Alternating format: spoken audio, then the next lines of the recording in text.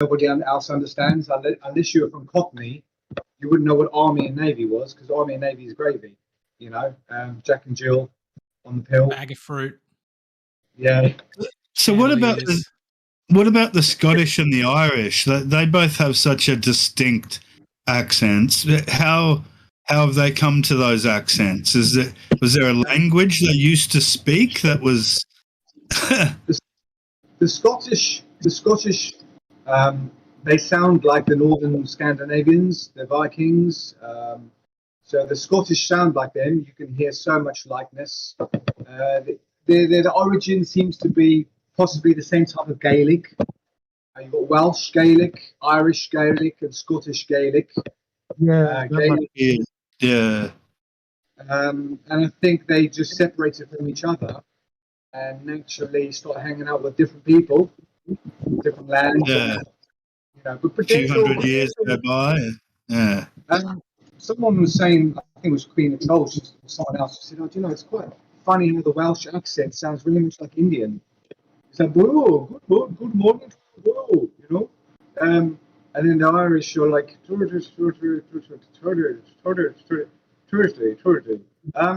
know. The Irish are more sort of secretive sounding when they talk. They don't raise their voice. Yeah, you get the lager louds, whatever. But generally, the general folk of mid to south Ireland, they're very peaceful. Very peaceful. Just to get on. Don't say much really. Ish.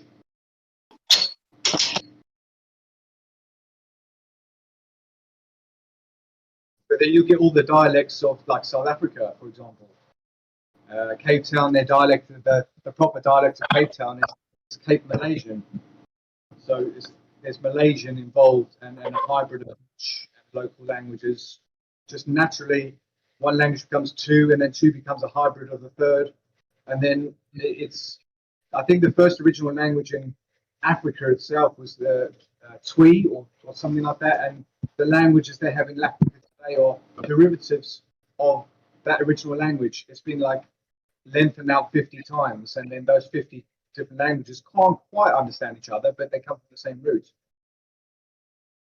Oh, the room's building. Dawn, infidel. You've managed to get in. Yeah, definitely. Just cooking.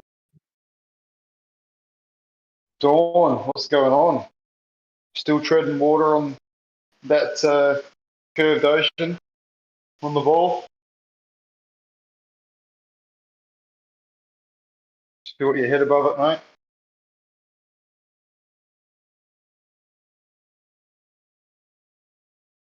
JJ, it's the latest.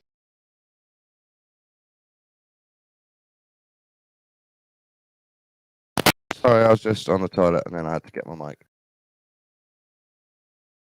Oh, you're all right, mate. You don't have to respond within seconds. Yeah, I've been chilling, been thinking about balls in the sky and stuff. Do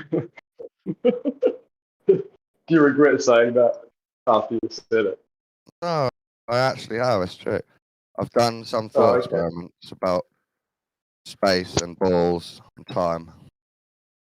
Not Nathan Oakley teabagging from above, like dropping them down, not those balls, different ones. The celestial balls. Ah, I think that's what Nathan calls them. Bodies, spheres.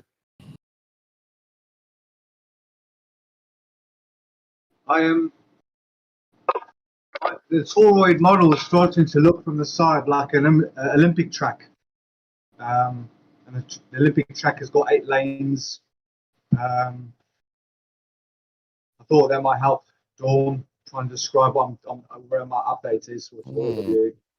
The Olympic track seems to, even the 8 lanes, one being the outside, being the ground, and the other 7 being the argon gases, because there are 7 argon gases, noble gases, sorry. So that's where I'm at the moment. And I'm kind of working from there. I've actually made that sort of model, and then just the concentric rings going, not concentric, but you just make the rings smaller and smaller and smaller until you get to the center. So at the moment I've got 8 layers, including the ground. And then I think after that it's going to come the halogen gases. Going to be bromine, iodine, fluorine, and chlorine. And I'm kind of just going with the order of things, checking the temperatures, making sure there's some type of order, ascending, descending, that type of thing, that people look at it and go, yeah, that makes sense because those are lighter than that, and that's lighter than that. And it's almost like our first half, 2,777 kilometers between us and the first half going to the sky. And that will probably be your noble gases. And then the second half, at the first half, it's fucking hard, man, because even to get to minus... Let me ask you, do you believe in the ether? I think do I believe in it? I believe in electromagnetism and that, and the ether being that. Yes. Like one layer band above the surface. Yeah, above the surface. Moving around with energies, could be electromagnetism, could be a type of energy, wind, and people use it. Yeah, and coming up from the center, if the center is a shape that looks more like a UFO, that type of thing there, 2 plates facing each other. If the center looks like that, then naturally the outside is going to look like that as well. You know what I mean? Energy. You haven't got the rugby ball rotating, have you, in your model? You've got the sky rotating inside it. It's inside, but the rugby ball is how it would look, possibly if it was geocentric, just on measurements and so if you've got the whole of the universe spinning around inside your Olympic track, maybe part of that is the ether. You could draw one of the layers like a special unknown ether band. I think the ether is controlling it all, to be honest with you. A bit like solar. That's probably something as simple as... Sorry.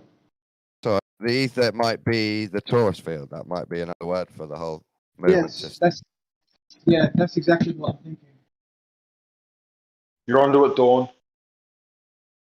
I'm helping build a new concave model right now. I like it. With the ether, toroidal field, but there's also thermals involved as well. Thermals to make things move. When something's hot one side, it's going to push. Thermals are going to try and take over each other, but also cause convection and then circulation.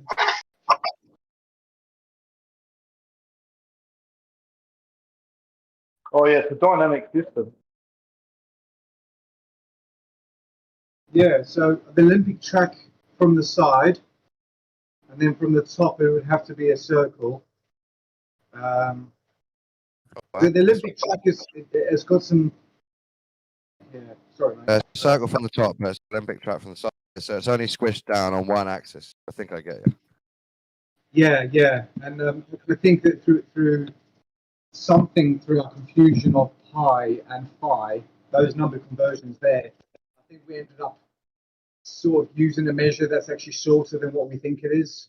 And then naturally measuring 40,000 kilometers could be just 36,000 kilometers. It just could be fact. Yes, we've measured it, but we don't know how this measure it relates to our world. So that way we're not. Yeah, it's slimmer equator, Olympic track.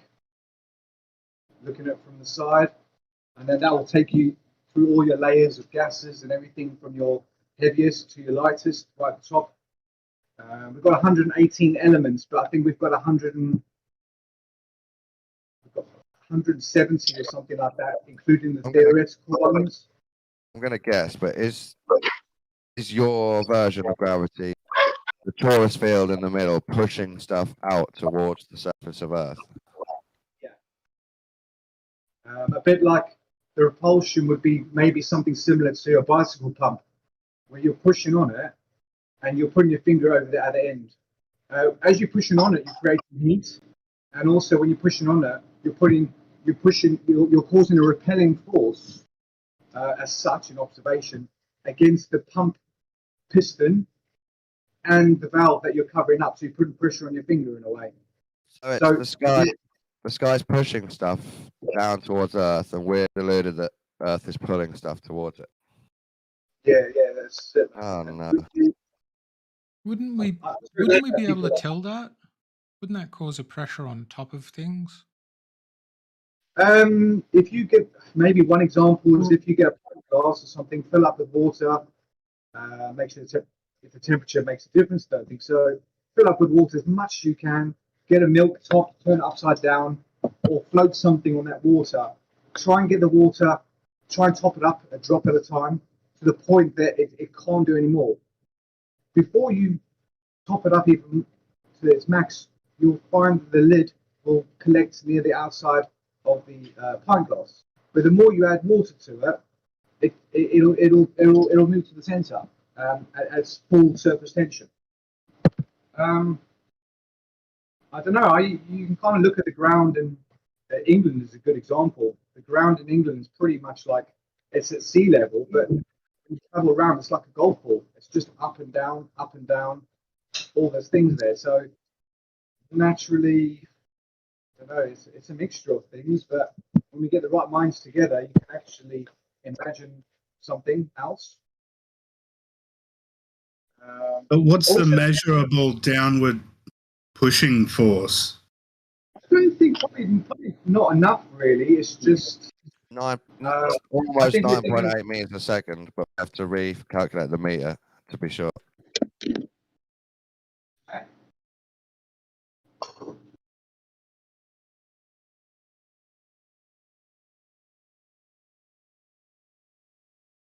It's 9.8 meters a second, but a meter is 1.1.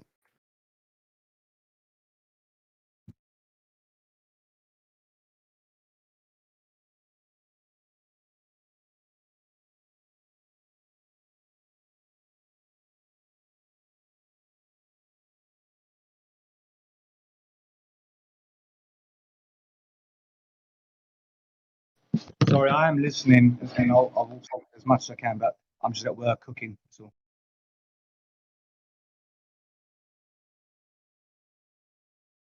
No whacking furries.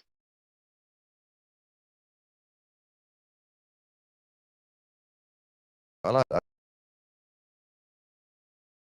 Yeah, same.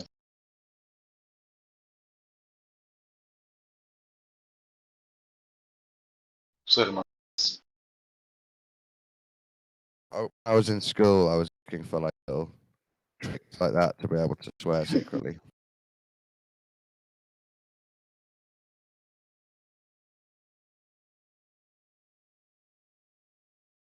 Can any of you guys remember being into toilet humor when you were really young? I'm just wondering why. Yeah, there was. Why are we into I had a it? friend that was a very potty man. I've got a memory of being like 6 years old and making up a rhyme 1, 2, 3, 4, bum poo wee more, and thinking like I'd made up the best thing ever. Awesome. I don't know why. It just came into my mind. Probably because you were reminiscing about the secret swearing. Yeah. We used to like say bum and then laugh, didn't we, to each other as kids? I don't know why that happens. Well, have you seen the movie Idiocracy? I don't think so. I've heard of it. Yeah, well, it basically shows whereby everything's just fucking gone so bad because everyone's fucking bred and gone retarded because the school system is shit and everyone's all woke. And you go to the cinema and the only thing that's on is someone with their bum cheeks exposed, and everyone in the cinema is just cracking up laughing. And every now and then the bum cheeks fart, and then everyone bursts out laughing, and all the cinemas are booked out. So there you go.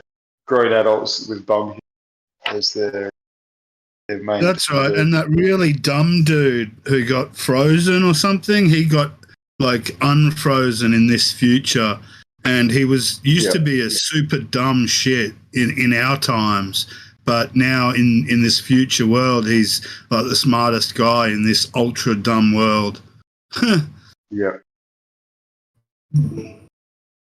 Pretty funny. There's a psychologist, isn't there, who talks about how we regress to the toilet because it's just funny for some reason. Well, yeah, no doubt. Regress to toilet is, Freud, isn't it? well, I don't know. Is someone playing something in the background, or am I doing it? We're playing BattleBots. You can turn the sound off, or just not watch. Yeah, I can hear. Yeah, kickboxing, is it? BattleBots. I thought I heard kickboxing. Oh, Kenny Florian's a UFC champion, but no, definitely BattleBots. I'm watching the new Oh, it is sequel to Texas Chainsaw Massacre.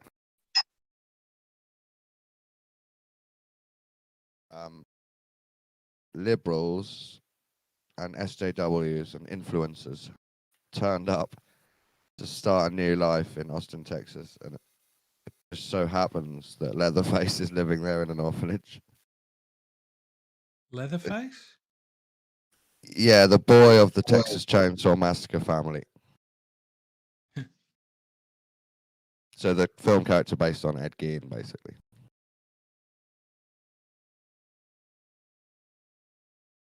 It got really bad reviews, but anyway, I like the setup so far, so I'm just hoping he kills as many of them as possible now. No, he will, mate.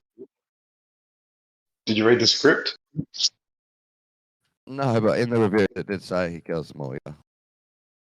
Excellent.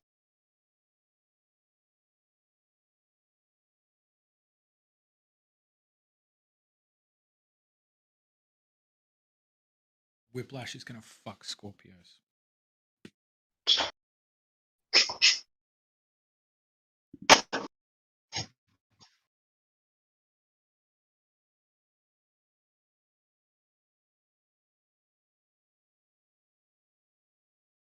Always impressive. But his wife doesn't. So. I've thought Which about... is totally incorrect. Scorpios is shit. It's always disappointing. Are you talking about BattleBots? Yeah. Yes, Eggshells is live streaming BattleBots. I can turn it off if you want. No, I don't know what it is. You don't know what it is? It's like people build combat robots that go into against one another in a cage. It's awesome. Oh, okay, live. I thought it was a game. They've got computer game versions of it, but they're shit. There's a movie, isn't I bet there? they do. That's similar to it. Yes, I mean, where they use humans. Or humanoids, I mean. There's a movie where they sort of... The dad and his boy have a robot and it fights in these futuristic... Yeah. The Hugh Jackman movie, that's right. oh, yes, yeah. Oh yeah, in this one you're actually doing the punching, aren't you? The robot copies you? I can't remember. Yes, that's No, it. this one you just fucking pushing buttons. No, this one you just got a radio controller. It's like similar to what you do, Dawn, with your like quadcopter. In fact, they sometimes have quadcopters in this that like are flamethrowers or something, but generally like that one just has a horizontal spinning blade. There is a really cheap version of BattleBots for drones. Is there? Fights, yeah. What, you smash drones into one another? The last one Yeah, flying wins. We have Robot Wars where they're just RC toys on the floor with weapons. Yeah, that's basically the same thing. This is the BattleBots is a spin-off of Robot. Yeah, that's the same thing. Oh, I know. Well, it's not quite a spin-off. It's a totally different thing. It's This one's like an upside down lawnmower. The ones that used to win, yeah, the ones with the perfect straight ramp on the front and a spring flipper mechanism. Yeah. Apollo and ones like that used to win. You scoop them up and throw them upside down, even if they've got a huge weapon. Yeah, there's still many. Yeah, but if the weapon's spinning fast enough and it has a reach long enough to hit that thing before, you know, it can get underneath it, then That is but in It's a some bit of of- these it's a- Or it's- better yet, It's a bit of chess better because yet, Sub-Zero, you can like flip it if and it still goes. It's exactly. the same upside. Yeah, so if you've got an invertible bot, and the other thing about it is, like, let's say Sub-Zero does get a flip on that one, it'll be very hard because his blade goes all the way around the outside, whereas Sub-Zero's only got a flip from one point. But if he flips it, the advantage is that guy's already got his very heavy AR 500 blades spinning up to speed. So he doesn't need to cause much damage. He just needs to flip it to the point that it'll ping itself around the arena and smash itself to pieces. So it becomes a little bit of like paper, scissors, rock as to what design wins. Razor was The the one best. I would build was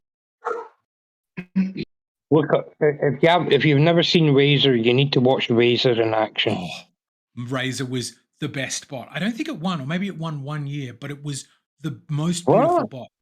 Those No, guys, Razor did it was win? world champions for like 4 years running. Really? I didn't think it won because I thought it kept having issues. But they entered a bot in Battle Bots. They had one they called Warhead, which was the same kind of idea. Very different idea, but the same beautiful design that makes it look almost organic. Yeah, no, it took them, I think it was like 4 years or something to win the UK Robot Wars. But yeah, no, because it was funny because they were world champions, but they couldn't win Robot Wars. It was quite funny. Yeah, somebody's there. Dawn. Yeah, that's the best UK robot. It was actually, I'm not sure it was, I mean, it was a very durable robot. The driver, he was just so good. Yeah. I thought it was actually quite weak with big weapons. He used to just drive around the back and flip everyone out the whole arena every time. Yeah. Yeah. Wow, they've all gone I to these. can't remember if it's a he or a she. It sort of looks like in between. Not the guy. There used to be virtually zero teams that had chick drivers. Now they've got a couple actually. What did he say there? Razor did used to just go through the middle of any robot. Like, Yeah, if it cut through tried the to get a middle. pierce on, it just would. Yeah, if Razor got a grip of you, that was you were done. Because on, I think it was Series 7, there was a lot of the fans thought it was cheating because the Team Tornado, which was just a square robot that pushed things, they had an extension thing, right? Which meant that, see, when Razor tried to drop them in the pit, because of their extension cage, they were too big to fall in the pit. Yes, and it was I remember that one. they shouldn't be allowed to do that, you know? Well, there That's was a partly similar true, there was a similar challenge in this one where, let me find it, but it was a robot that's two robots that are in this season. One's called what's it called? Huge, that's it. And he's got these giant frangible wheels because every robot is doing it currently in the meta is a race to the bottom to see how low you can get, because if you can get under another robot, you can probably beat it. So it went the opposite way and it built these giant frangible wheels, like breakable wheels that are about 1 meter high. And this guy was going against it and he just knew it was going to beat him. So he built this giant thing on the front of it that was like a fence. Oh, look, he's got a drone. And he could just hold it back because its wheels would hit his fence thing before it got to his bot. And everybody was like, that's cheating. You shouldn't be allowed to do that. And he's like, it's in the rules. So he just boxed him into a corner and then won on points. And it was terrible. Everybody hated it. The other good one I thought was Hypnodisc. Yes, Hypnodisc was good. That chopped some shit up. Yeah, and it was a similar idea to this where it had a blade that spun almost around its entire body, so it was impossible to get at it once it was spinning. Yeah, I mean, the key to beating Hypnodisc was to get in quick. You had to get in quick before the disc actually built up speed. Because see, once the disc built up speed, that was it. It was, you know, it didn't matter how tough your armor was. It was, it was doing damage. What did that do damage to Sub-Zero? Sub-Zero's not moving too good now. Oh! I would watch Flat Earth versus Globe Earth Robot Wars. Who do you reckon would win? Who do you reckon would build better robots? I reckon Globe Earth, because they're more nerdy on science.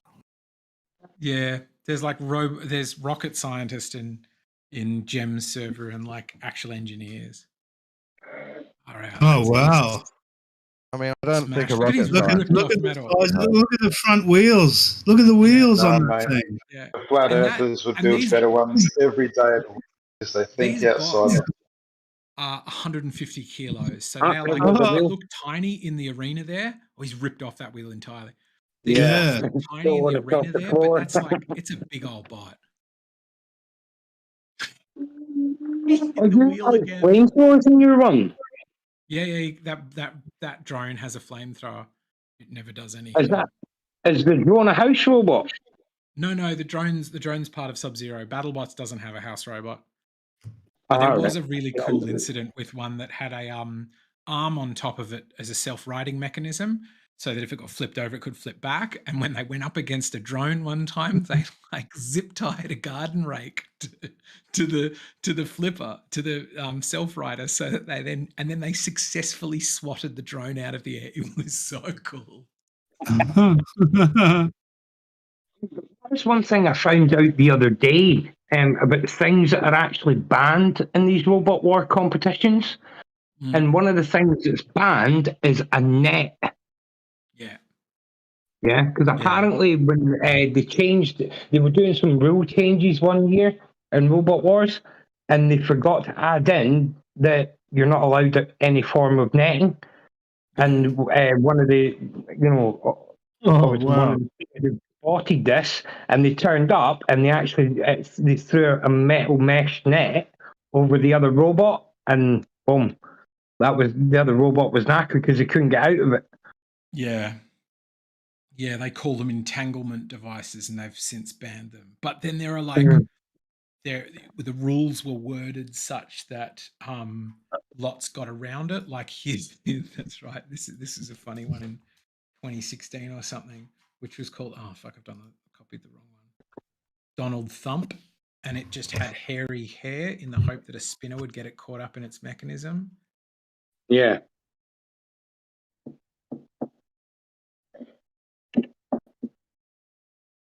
Donald Thump. That would still be technically a entanglement device, really. Yeah, that's the thing. They were flirting with the rules for a bit there, where there was also one, I can't find it. Oh yeah, here it is. Where this guy's got a choppy one, but he just attaches cables to it.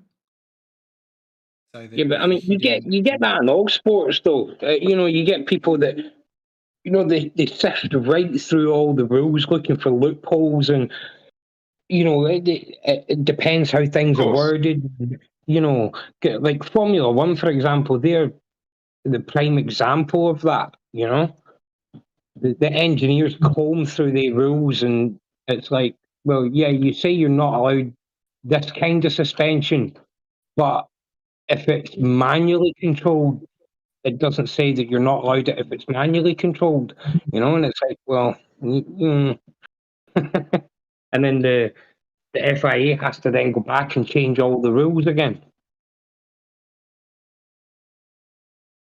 Yeah, well, I mean, if you're the type of person that knows that there's a rule and you're going to try your best to get around it so that you can still use what they're trying to outlaw, and then feel good about your win, I think that's just silly. Like if there's a rule and you're aware of its premise and you're going to try and go around it, that's cheating. In my book. I know it's a loophole. And I find them all with the tax man through the accountant, don't you worry. But I'm just saying. Yeah. Well, there's an interesting, because my dad actually won an air race because he checked the rules, and usually the rules say you can't call a Mayday landing. They didn't put it in this air race because they were like, well, nobody would do that because that's just not on. Plus, you have to pay a fine if you call a Mayday and you don't have a good reason. And he was just like, it's like an underarm bowl. Yeah. Anyway. He's just like, I just don't give a fuck about paying the fine. I'll do the Mayday. So he called Mayday, got put to the front of the queue of these racing planes waiting to land, and he's like, boom, there you go. Won the race. That's pretty funny. Yeah. Yeah, Well, that that's day why when when what's you his make name the told rules, us you've got to think cricket. hard.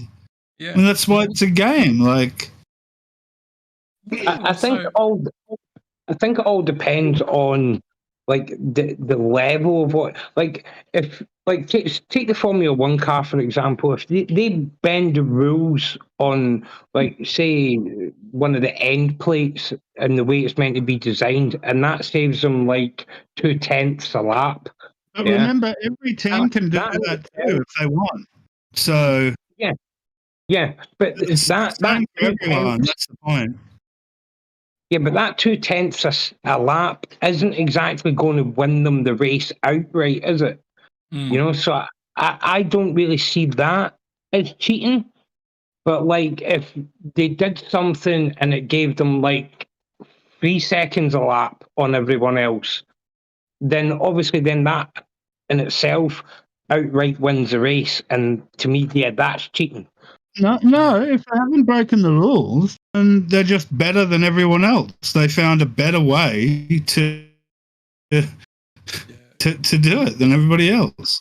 Your view is Good very on similar them. to my dad's. Because any other team could have done the same thing. Yeah, it's like your job when you're playing a sport is to know the rules, and so that's part of the sport. And Yeah, yeah, it I is. remember he But asked I me mean, one even time in when cricket, I'd prefer to win based on the skills and not manipulation rules. Like that's the thing. a sporting attitude. He counts Yeah, that as the yeah. sport. Like I remember he asked me No, about but it, it's and he's like, it's "You not lost that trotting race," and I was like, "Yeah, because I couldn't make my horse trot fast enough." And he's like, "So why didn't you just canter?" And I was like, "Because that's against the rules." And he's like, "But what happens if you canter? Are you disqualified?" And I said, "No. The judge just calls it, and you have to do a circle." And he's like, "Well, how long can you canter before you have to concede and do a circle?" And I was like, "Well, that's actually kind of a bit messy because it's not really written in the rules." And he's like, "Well, then you gallop your horse to the end, do one circle, and cross the line first." And I was like, I never did it because I thought it sounded dodgy, but like that was the way he looked at things. Yeah. If it's that big of an issue, they can change the rules. They get can the footage make up, it more specific. on your computer of the underarm bowl. And I bet you people will all agree that that was a fucking dog act to bowl a fucking grubber. Underarm bowl. Even though it's within the rules, isn't it? It's within the rules, but so unsporting.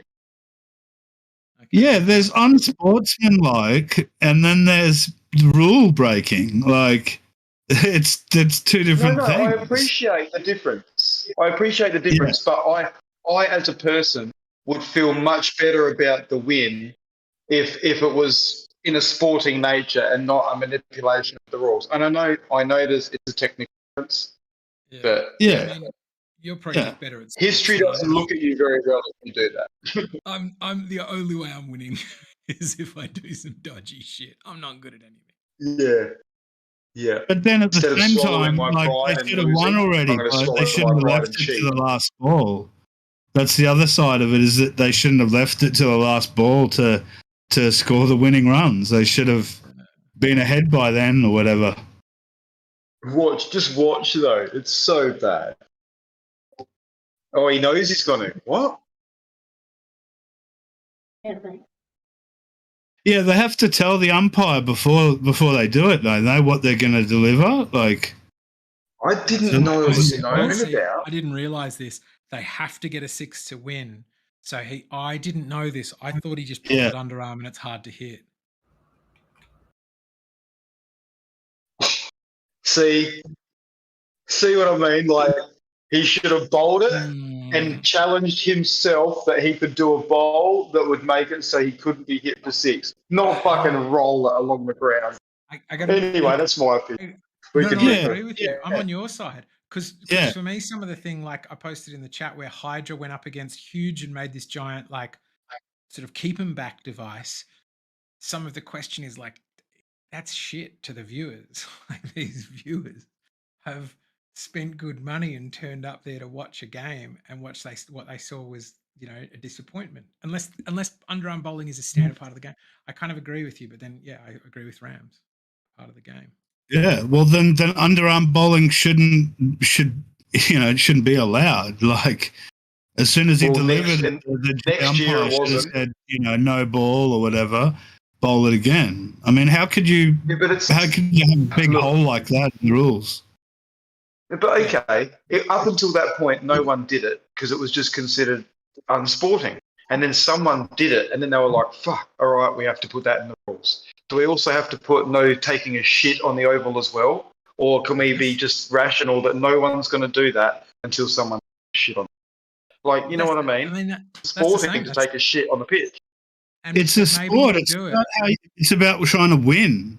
You don't give a shit. Yeah, but if you drop the shit on the pitch to upset your bowling or to make it so that the shit was fucking where the batsman was standing, like that's fair apparently according to it's not in the rules. You can't. But fuck, that's just dodgy as fuck, man. What advantage would that give you? Because the batsman is just going to be disgusted. He won't even stand on the crease. In fact, while he's walking away, you could probably just hit the wickets and get him out. Yeah, but anyway, sportsmanlike conduct and your etiquette in the game is what makes the game enjoyable for others and yourself.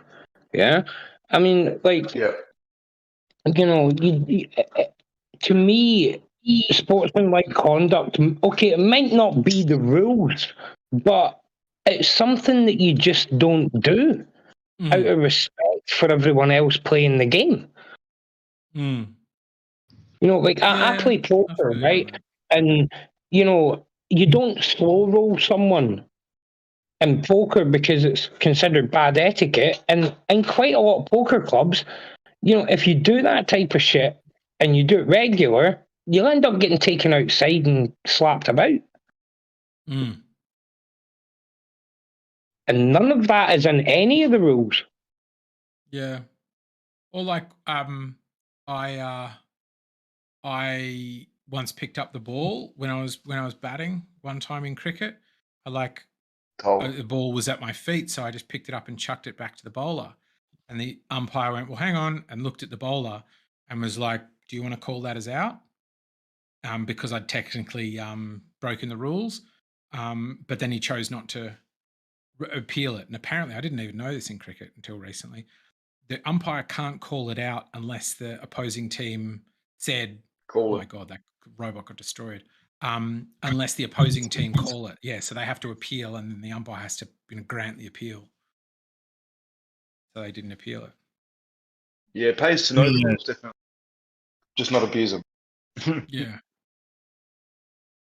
Yeah, if you have to appeal in cricket, otherwise, even if it's out, like the umpire can't do anything. It's funny.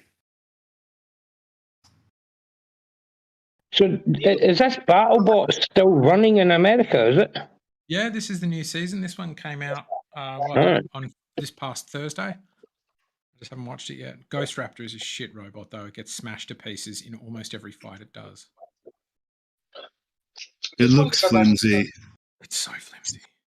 I just want to go back to you were talking about cricket, and the shape of the cricket field has like 3 shapes involved. There's like an oval outside, a circular boundary, and then it's got a rectangle pitch. I just saw interesting how our sports have shaped in a way that represents the world we live in or something. I know you might say, oh, that's fucking stupid, but I think that's how they thought in the 1800s. And even the game of cricket, if you look at the field, American football, I was trying to think, you've got one type of game that uses circles and stuff, and then you've got another game like football, American football, that sort of thing. They all use a square or a rectangle. Sorry. No, that's all right. I think it's just, a handy grid system, I suppose. Whatever. But you were a mind reader. I'll give you that. Does that dude from Cobalt not remind you of Team Skeptic? Team Skeptic. Yeah. Google. This is again another crossover bot, though. Cobalt he's not here this season because his wife's having a baby or something. But he made Carbide that was in Robot Wars, the last season of Robot Wars. He won it, I think. Team Skeptic. Yeah, he's not the spitting image of Team Skeptic, but he just sometimes the way he stands and the way he looks, he reminds me of Team Skeptic. Trying to find him, I can't. I can find videos he's made, but not. Oh yes, I see. So yeah, he does look like him. Yeah, definitely.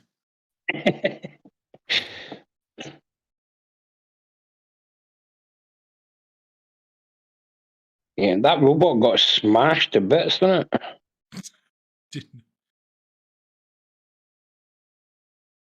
Yeah.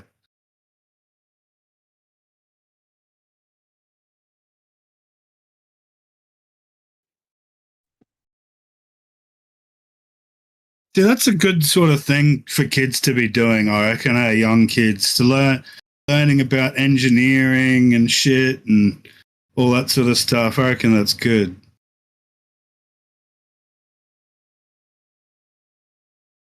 Yeah, but the problem is the graded school, like in England, there's a lot of schools that aren't graded, but they're not inspected, kept up on. And those kids, they end up learning nothing. They learn a quarter of what the equivalent school that is upkept locally.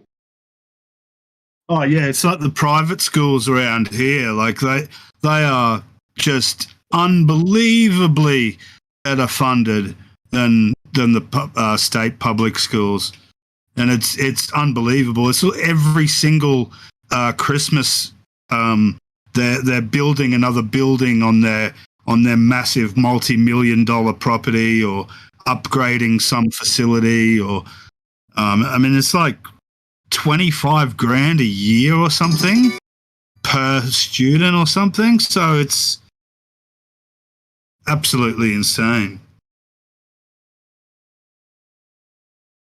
Yeah, definitely a separation between education is like a society. They've separated education as well. When I went to school in South Africa, pretty much every school was the same level as everything else. And then now they've abolished that, so they've got things like academies now, which is the underperforming schools, and they inject a bit of money into them, call them an academy, but it's still an underrated school, or underachieving school.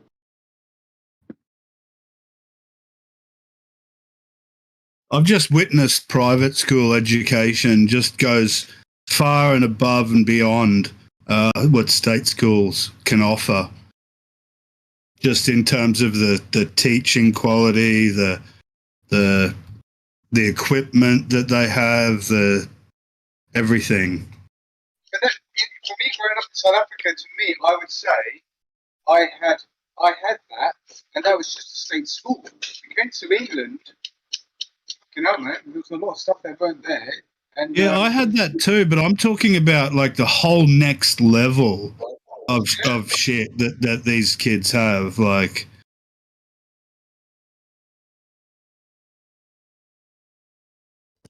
they have cutting edge shit in their labs, and like they're just so. I totally agree, but I think that there's funding involved. What I'm saying is that in South Africa, these schools already had all that stuff, and that was just funded by the government. That wasn't the parents paying into it. In the UK, our medical system, education was a lot more pristine and a lot more money available in the 70s and 80s. And then it's just run out of funding. My county, there's some schools in the county that ask the parents to bring in toilet rolls because they can't even afford toilet rolls. But yet they're paying the headmaster $60,000 a year or $100,000 a year. But they can't even afford toilet paper or hot water. And then they're shut, and then it happens.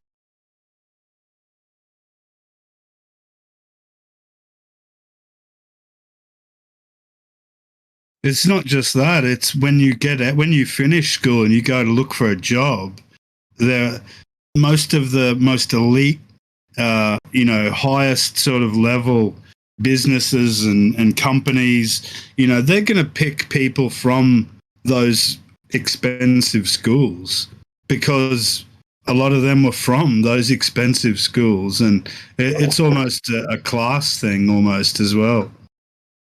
Oh, totally agree, mate. And if you've got the money, you're doing all right. Money comes from money a lot of time.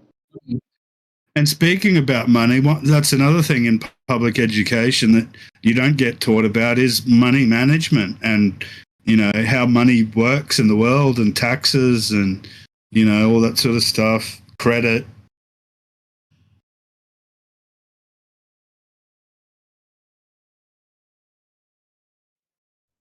Well, I think parents are working a lot more, and they're spoiling their kids on the weekend and treating them with the excess money that they've earned. So the value of money depends. Yeah, society. Yeah, value of money.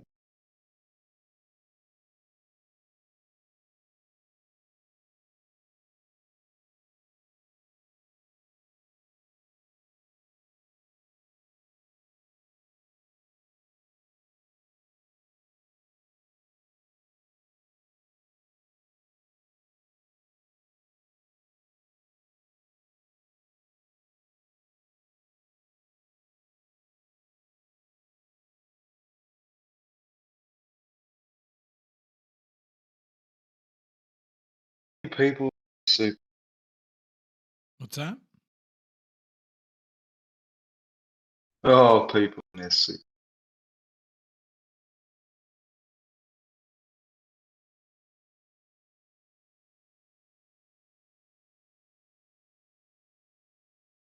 Just going through my fucking spam box. Get people try and fucking hop you, mate.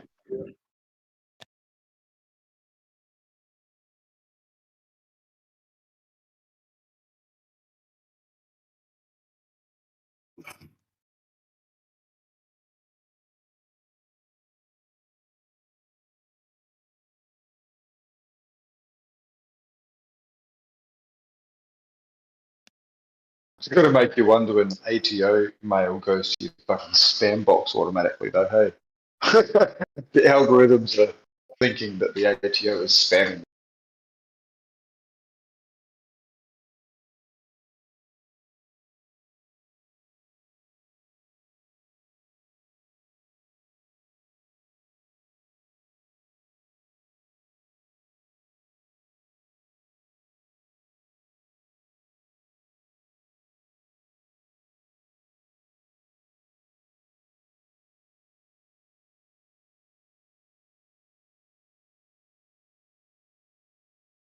Is that news reporter around piles of burning weed?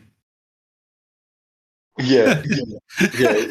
It's coca leaf and weed, so it hits it real quick. You should watch it.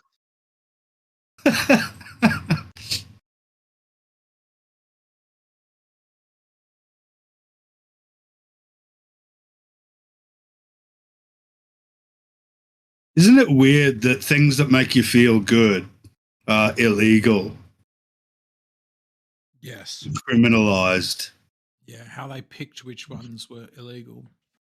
Particularly because I think that, like, when they were making those laws, they largely were like, not for us. These are laws for workers, the proletariat. I'll smoke whatever the fuck I want. Well, it's like, look at the alcohol bans of the past and how they were. Like that they again weren't for the rich. Yeah. Alcohol. But marijuana. Actually, I saw on the telly just the other day this new show called Moonshiners, and it's about these dudes in America that are actually moonshiners, and they make this shit out in the bush trying to evade the law and shit. And then in the same TV show, they're following around the lawman who's trying to hunt down these people that are just making liquor in the bush and shit. That's called non-reality reality TV. I think that's like Jerry Springer. It's all just made up for the show. Yeah, it's super weird because how come the producers of the show, or the cop that's in the show, all he has to do is watch the show and he knows who to go and catch. I mean, No, you missed my. Okay, yep, it's real. Go enjoy. It's pretty funny.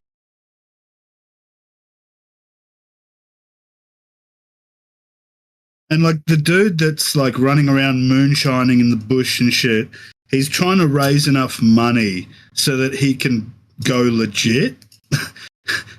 So he wants to go legit. He wants to do the right thing by the law and shit. But because it costs so much money to get a fucking license, he has to do it this way. Like, it's a fucking joke, man. It's just not the legal system, eh? It's like fishing. Trying to get a fishing license. Well, yeah. I found that pretty easy. But yeah, I did some sessions with some guys in prison, and this one guy there, like, God, I felt for him because he was like a nice, really gentle guy in a proper, like, bad guy prison, and he was like really low level of intelligence, like couldn't read properly, like knew what the letters sounded like but couldn't put them together. So I had to sit next to him for the whole week because I was just assisting on this thing and like help him read sentences, and he kept being like, tell me what this one says. I was like, no, you can read it. And he'd have to, like, you know, sound out his way, work through the words. And Wow. and they're like, oh, don't ask them what they're in for. That doesn't mean like don't entertain the conversation or cut it off, but don't be like, hey, what did you do? And he was like, you know, I broached the topic of what I got sent in for. And so I was like, oh, what was it? He got busted for doing door-to-door sales. And I was like, oh, what does that involve? And he would, actually quite a genius thing for a guy that was pretty simple. He would go to the supermarket and like buy off-brand cleaning products and then package them up together, like put them in a kind of basket thing and then wrap them with some sort of plastic, and then go to someone's house and go, oh, this is this, you know, incredible cleaning product that's only ever sold door to door. And then show them how the cleaning product worked, you know, offer to clean something for them.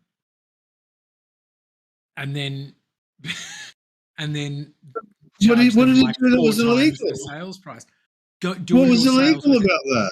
Door-to-door sales without a license is illegal. What? So he was in a proper category CD prison, which is like the rung just under serial killers and terrorists. What? A or B for fucking door-to-door sales. And I was like, you are fucking kidding me. How is that illegal? Oh my God. Right? Just what the fuck? Atrocious. Just atrocious. And this guy, I was going with him. With the other guys, you could be like, what kind of job can you do? And because they can read and write, actually a lot of things open to them. Like many of them go and get a construction certificate or something, but they've got to be able to read and write to do that. Whereas his choices were like, I couldn't think of anything. And he's like, yeah, there's none. Like, nobody will hire me because I've got a criminal conviction, and I can only work for myself. The only job I can do is door-to-door sales. Like, you ever heard of that guy in Washington State? He got 30 years for collecting rainwater. Oh my God! What? Really? That's a signal. That's a virtue signal. A fucking, you know, climate change warning to people. That's what that is. That's not what rational. What was he doing? Seriously Googling. Man, Well, yeah, what was he doing? Was he selling it on? Well, no, he ended up, he collected so much. Sorry, go ahead. The first thing that's come up when I Google it is Snopes. Yeah, well, he collected so much that he ended up like deviating the where the natural water, the fresh water, was coming to this town. So he basically he changed up the whole water system so much that the whole town was getting a lot less water. So that's different. Oh, yeah. that's so different. If you're diverting the natural, my dad got in trouble for that as well. He gets in trouble for everything. Where he sort of he sounds like he writes a lot. Yeah, he does. But yeah, if like somebody else's bought a property, it's got a creek that runs through it, and you dam it, that's not. I mean, but yeah, but essentially he was only collecting rainwater, but he just was collecting a lot of it. Yep.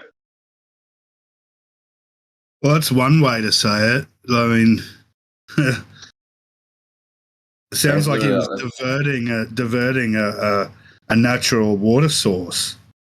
Yeah, but it was only by collecting the rainwater. Like he wasn't. Yeah, it's just damming it up, holding it back where it was going. Yeah, but how is he collecting it? Is he just from what lands on it? Well, he had like tarp and built these like dug out these big holes, and I don't think he stopped like a river or anything like that, or a stream that came from somewhere else. So how was it affecting the rest of the town then? How was it having an impact on anyone else? That water would normally have run on to other things.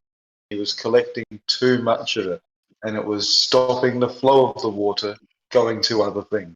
That's completely ridiculous. He was placing dams. So what they say is it's totally legal to collect it with roofs and tarps, but it is not allowed to, but property owners need to obtain permits before altering or collecting flowing bodies of water.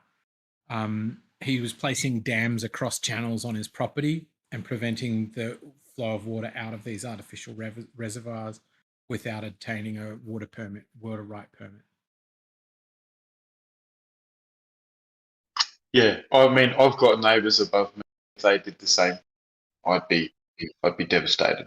Yeah, right? I mean, it's arguable what the Liberals have done to the Darling River, right? When I did my trip out to New South Wales, Darling River like hasn't flowed properly in 5 years because the Australian government sold the fucking water rights to China and other places and all these like cotton farms. Yeah.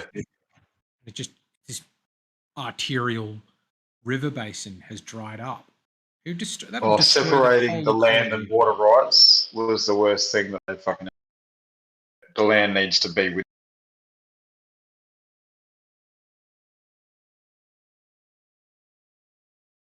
Obviously, making water a commodity, fucking was the worst. Yeah, Putting that should just be a right. The stock exchange, all that sort of shit, like a tradable. Disgusting. Maybe if you can't pay up, then you have to give away some of your land, but like Risk.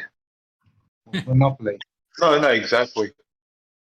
We're in debt to China, mate. Take whatever they want, whatever we can't pay up, without a doubt. That is a bit worrying. Fuck yeah. And can we seriously expect to just live off our resources for the next 50 years?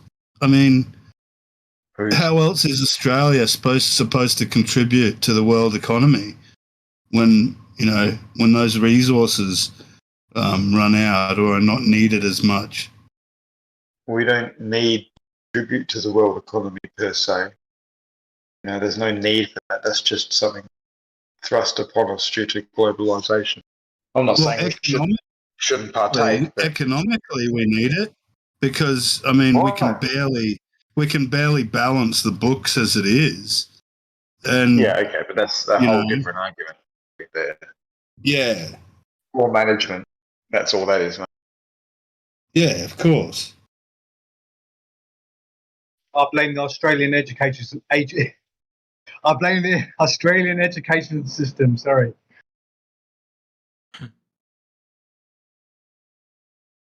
No, it's always the politicians. It's always them. No, it's not, because we vote them at the end of the day. It's the like I'll give the other one current credit. It is the education system to a certain point, in the way that it does not teach anyone about the political system, and there's no real education in regards to the three different levels of government and everything involved in how it all runs. And so people can't really ever make a truly informed decision on vote. They don't know what they're doing, most people. And that's a sad truth. We have to vote. It's compulsory. Most people don't know what.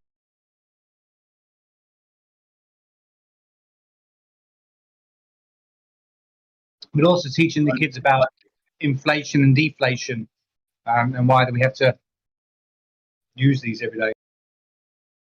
Well, that's where I have the biggest problem is with the media and the lack of an honest media that, you know, is genuinely asking questions of leadership and authorities and investigating shit.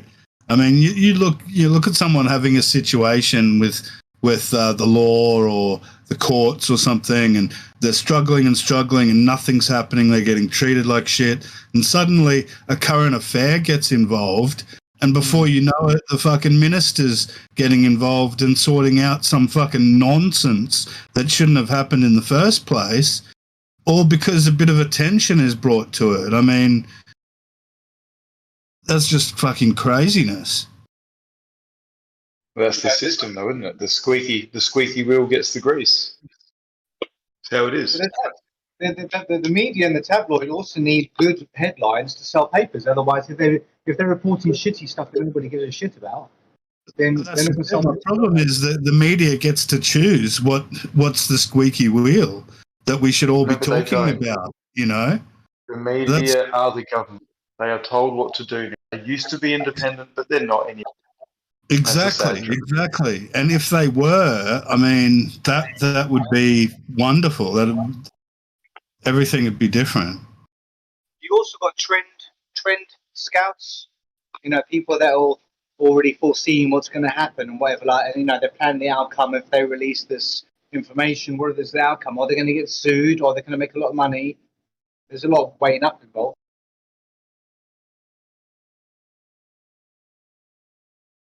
Definitely, mate. All part of the R&D. It's even tax deductible for half of these bucks.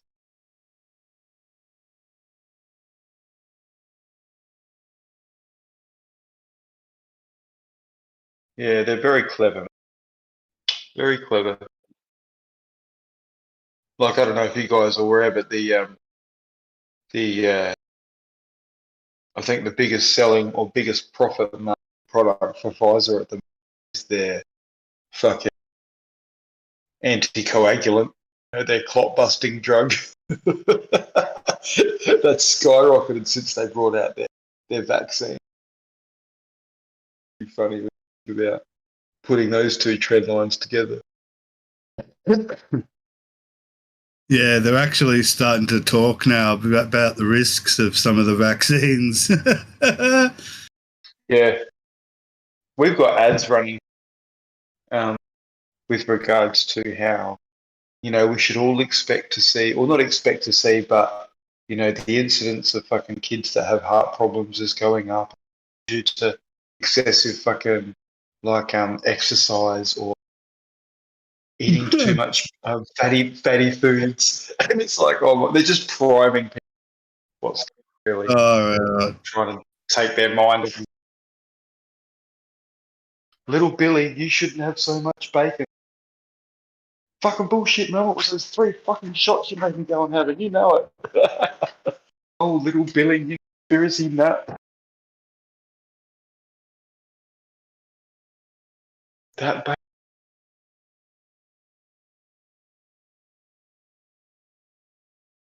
I can't believe anybody would even consider giving their children this. I'm just. I can, mate. There's fear and there's a lack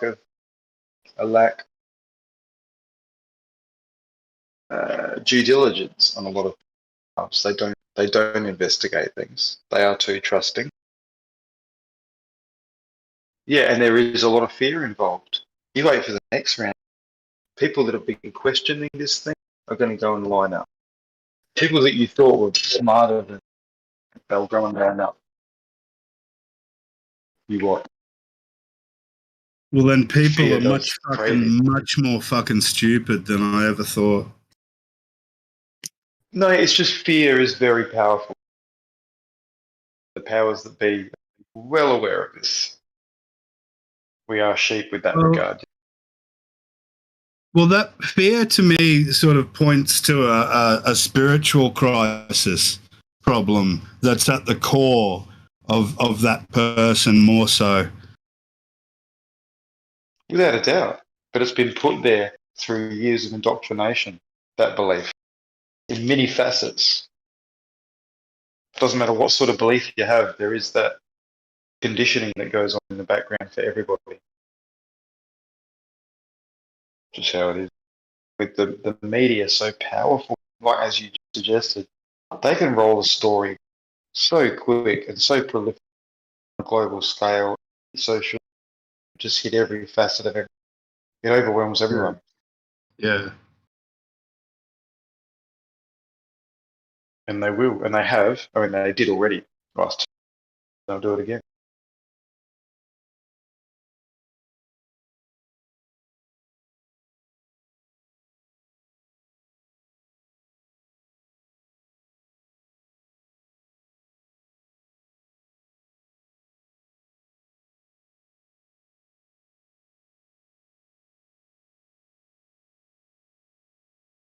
Like a chess Did you, match, and just waiting to see what are the people going to do? What are they going to do when they get backed into a corner? Oh, exactly, mate. How much shit will they take? How much shit will they take as long as they get to keep, you know, their few things? Go back up. I'll post it again.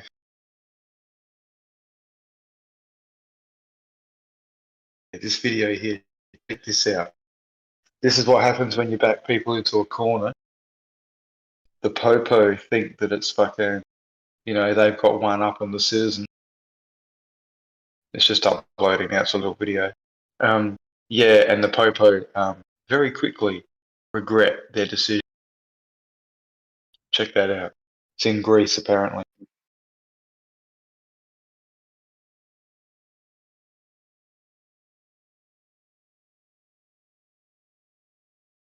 The cops are in full riot gear. Fucking very regret the decision that they've made.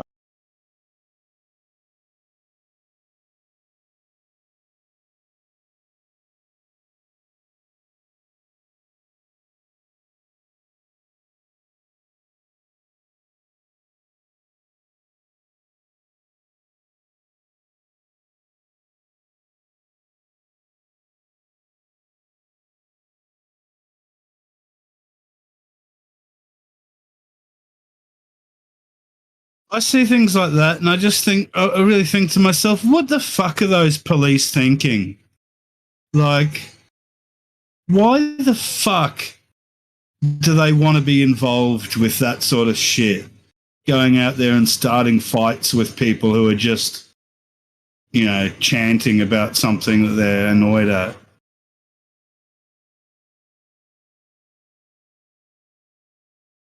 It is strange, but I personally believe that almost all the police forces that we see around the world that are just going over and knocking old ladies over and macing them in the face and just being fully brutal to girls and children and all that sort of shit.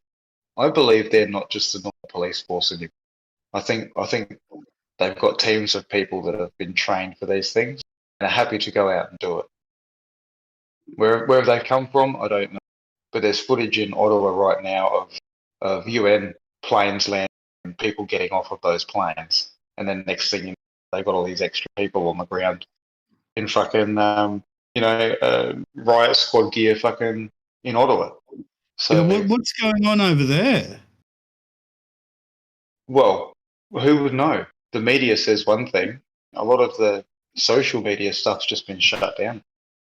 Well, that's what I hear, that the Prime Minister there, what's his name, has basically made himself dictator of the country and is choosing who to, like, close down people's bank accounts and, like, anybody supporting these fucking truckers, he's, like, coming down on fucking hard and shit. It's just, it sounds fucking insane. It does sound like overreach. They shut down the GoFundMe and then they shut down the other one. you know, in between them both, they were fucking. And I heard a the lot of policeman came out and said it was a crime to contribute money towards the truckers and what they're demonstrating for. What the fuck? Terrorist act. Yeah, what the fuck? That idea of money supporting terrorists, that's pretty old though. I remember dentists in Australia got busted. Tamil guy from Sri Lanka for donating money to the Tamil Tigers, which I thought was a bit bullshit because I think the Tamil Tigers case is pretty strong. Like they're pretty reasonable, and they'd only just been listed as a terrorist organization. So this guy just like missed that. They've changed their designation from a rebel group or whatever you might call it to a terrorist organization. Then he gets busted and put in prison. Yeah, that's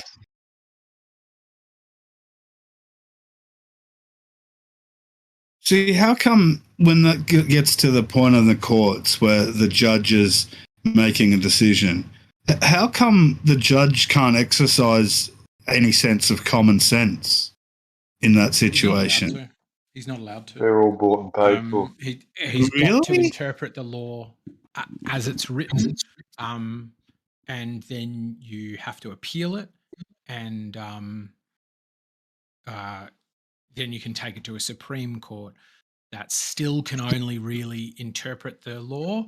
To change laws, unless you find that, I think there are some where the Supreme Court can change the law, but it has to be changed because there's like ambiguity in it, or it's in contradiction with a different law or something like that. But my understanding is to change the law, you've got to do that at the legislative level. You've got to get the party to change it.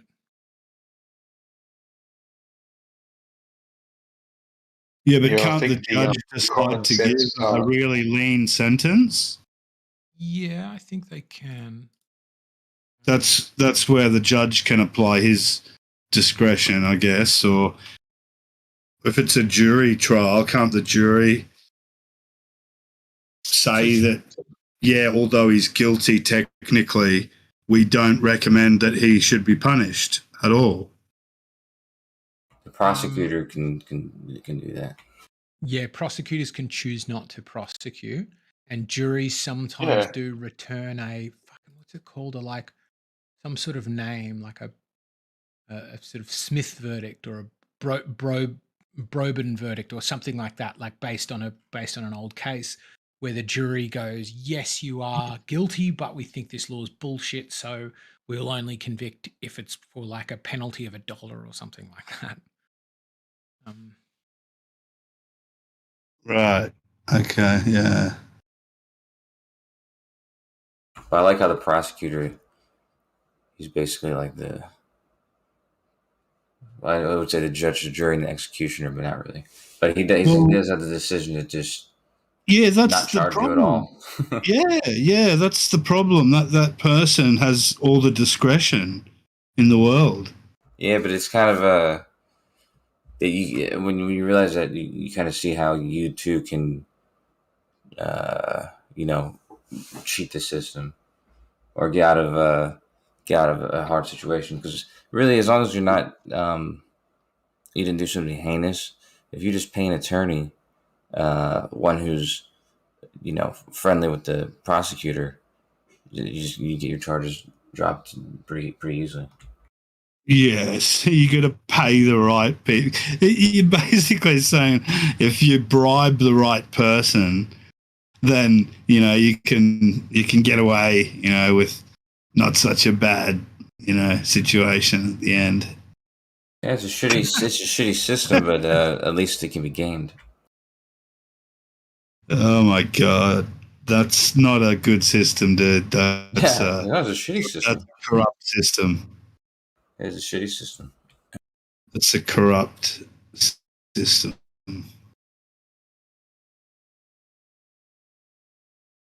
So who here knows about social media? Say again? Does anyone here know anything about social media in China and what's trending and things like that? A bit. Like I went over there for a month and got downloaded Weibo while I was there. I find social media meaningless. Yeah, but I'm just trying to get the angle because there's someone I've come across recently who has a camera, a fucking chicken somewhere in Australia, and I don't know how, and I don't know why. Obviously, some random thing, but there's like a million something people who tune this chick's fucking every day and watch the chicken, and I'm just like, shit, that would generate some revenue, I'm sure. It's all on some social media, Weibo or something. And, oh no, it was on I think Chinese Twitter or something, Instagram or something. Yeah, and I thought, fuck, I've got some shit going. So I was just wondering how I fuck up with that. It wasn't Weibo though. What else is there? Okay. What other social media platform? WeChat? WeChat. Is that video or just chat? I just made it up. Oh, really? Okay. Yeah. Ah, that sounds like that could be something. I'd probably try and register that. WeChat. Sounds good.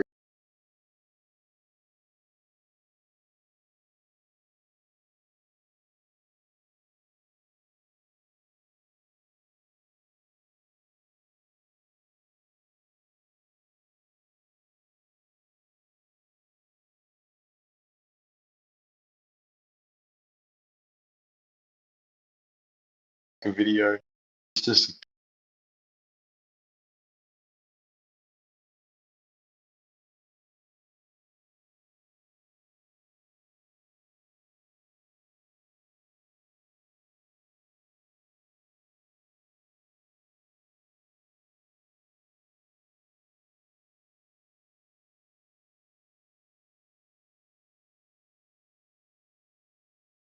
You know how we can just get a VPN and and pretend like we're in Netherlands or the US or whatever and get access to outside websites from other countries.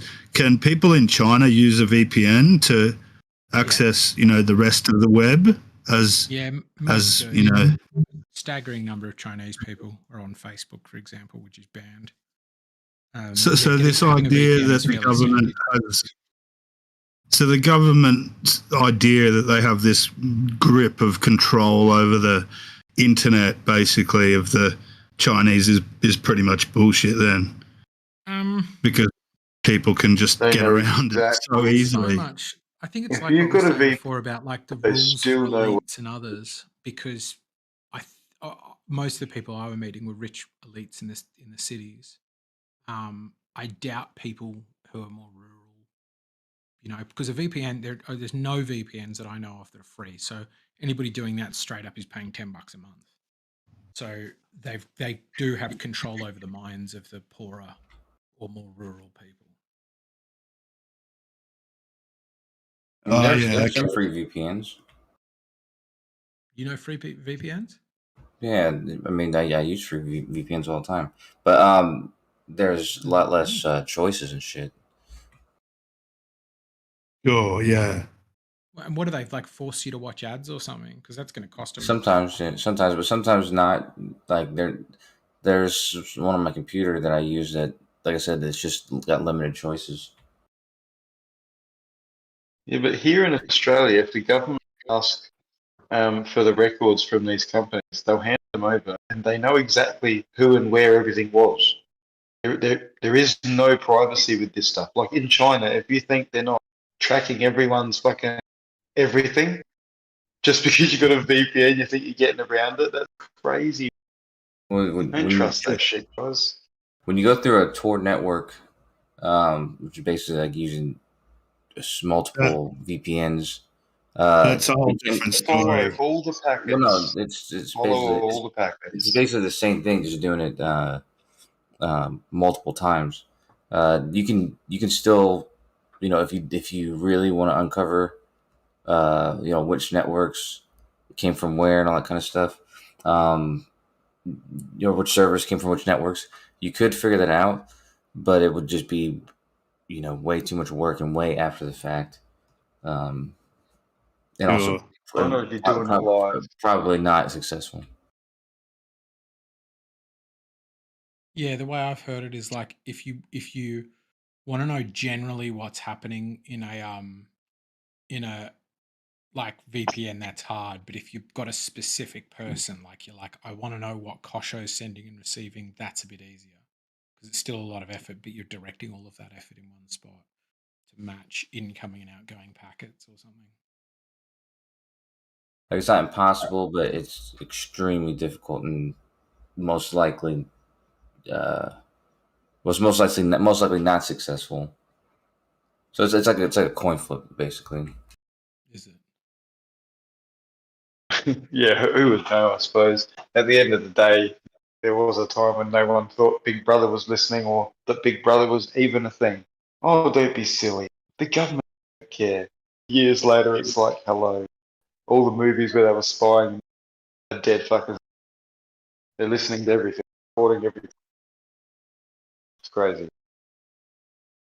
Yeah, I was watching the Born Identity movie the other night, and the whole movie is about him getting revenge against the people that made him to these turned him into an assassin and shit, and these guys in the government trying to get away with it, and in real life they're doing exactly the same thing. It's hilarious. Eagle Eye's a good movie. Eagle Eye, do you remember that one? Yeah, where the fucking AI takes over the whole city. Yeah. Fucking that's full on. Not the whole city, but whatever it needs to take over to correctly. And that first one with Will Smith and Gene Hackman, when what was that called? Enemy of the State. iRobot. Yes, that's it. Enemy of the State. Yeah, I thought that was. I totally thought all that stuff was like legit and real, but there's so much tech in that movie that's just impossible. Like they would follow him, but then they would also have satellite cameras that could like watch him in real time, like up close. Yeah, you can't do that. Why not? Because there's no cameras that can do that. That can get somebody that you can buy. Get in detail like a person from and moving in real time.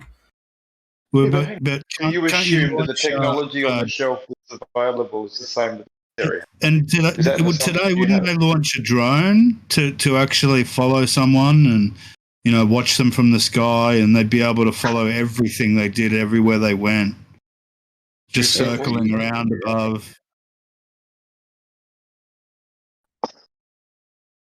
Yeah, so all that shit in the movies is fucking already possible. Well, no, like you said, if you had a drone and you knew where somebody was, you could get the drone to where the person is, and you could follow them around and stuff. But I'm talking about in real time, like you locate somebody, like okay, we got his position, and then in real time have a camera that is, shooting down to this person and collecting a detailed image. Actually, I saw a television program just the other day. It was about this SAS or ex-SAS or Delta Forces dude or something. And he would go into a foreign city. In this case, it was South Korea.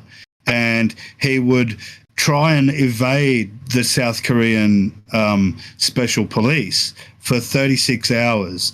And they would have his picture so they know what he looks like.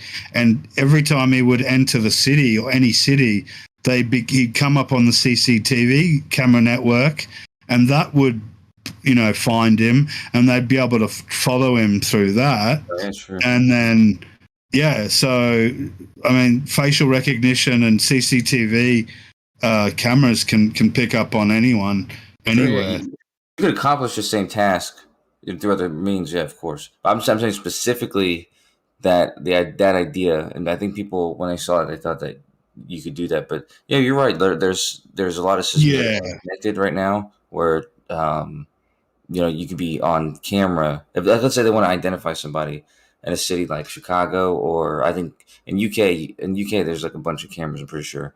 CCTV and all that everywhere. But yeah, in cities like that, where there's cameras everywhere, yeah, they can now they can recognize all you with the mask on too, just from your eyes. They don't even need your whole face. Well, yeah, they don't even need that. They can do it with your bones, with your posture. And they can track car registration numbers, so they can actually track the movement of a car. Yeah, of course. Just saying, facial recognition now. No, but I mean automatically. Enough you just tell it the registration number of the car you're looking for, and if it comes across any of the cameras out there, the AI or whatever will automatically pick up on it and alert you to exactly where that car is.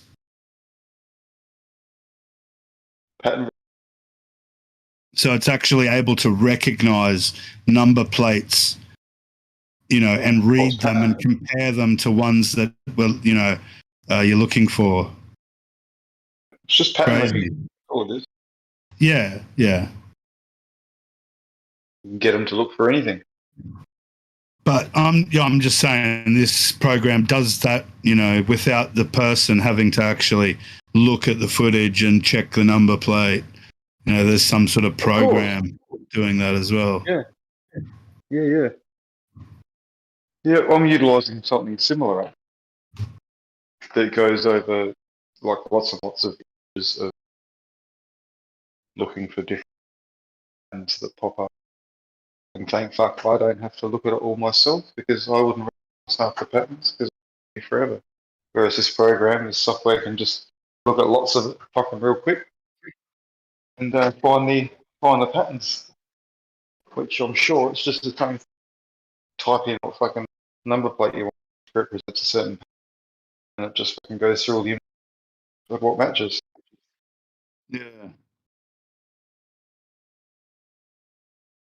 it's good shit. Very clever.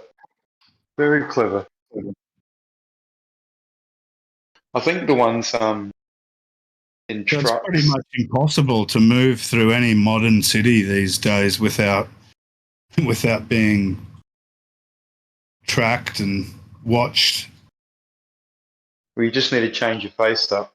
If you go to YouTube and look up how to avoid facial recognition, there's certain shapes or colours and patterns you put on your face to fuck all the facial recognition thing up. So you could walk through the city. Yeah, see, I wonder how show you that on that documentary with that SAS guy. Oh, see, I wonder how does COVID affected that? The COVID affected security by having everyone put masks on. So Didn't you hear me before? Doesn't work. Can't you hear me very well or something? How come? Oh, because I mentioned that before. I said, thanks to the last 2 years of COVID and everyone wearing masks, the AI only needs to see your eyes now. They've matched everyone up to just their eyes. Yeah. Oh, so that's okay. the impact COVID's had. Oh, really? Just needs to see your eyes. That's all they need now. Fuck. Thanks to all the obedient people out there. Unique. And do they have that resolution? Is that good? Oh, definitely. Yeah. That's insane.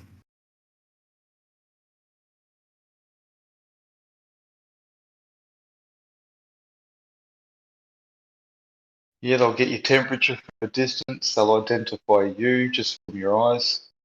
Boom. Excuse me, fucking John Doe. Your temperature is 3 degrees above where we like to see it. Please come with us. Follow the drone.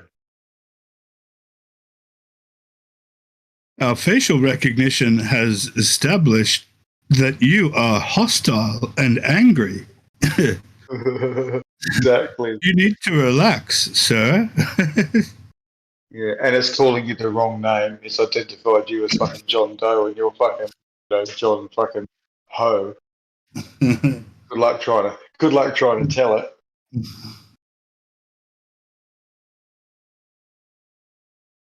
no, you've got to look up how to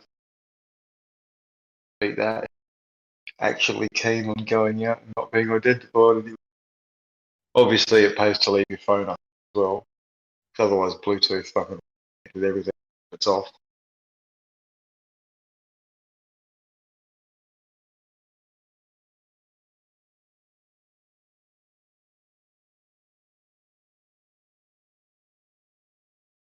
I just fucking I'm gobsmacked by the size of the warehouse on the planet that are just storing all this data. You know, like everything is being collected, like all of that Bluetooth data, all of that is logged and collected.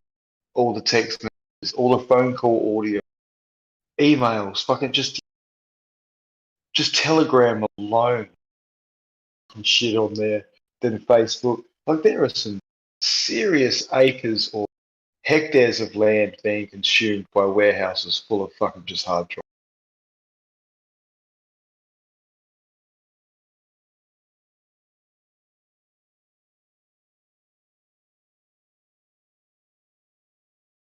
Hopefully everyone here appreciates that there actually is cloud in the air. Everything has to be stored somewhere physical. I hope everyone knows that.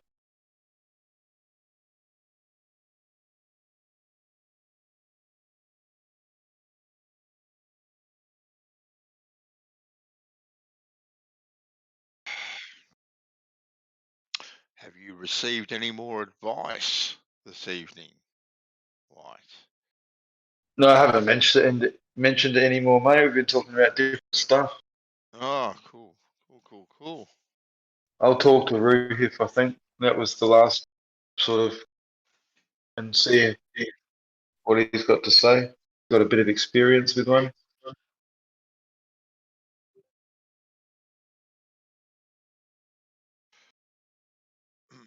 I think you'll find them a difficult thing to use at all, friend. No, Eggshell's actually helped out a bit with regard to that he's fairly confident they can do degrees, minutes, and seconds.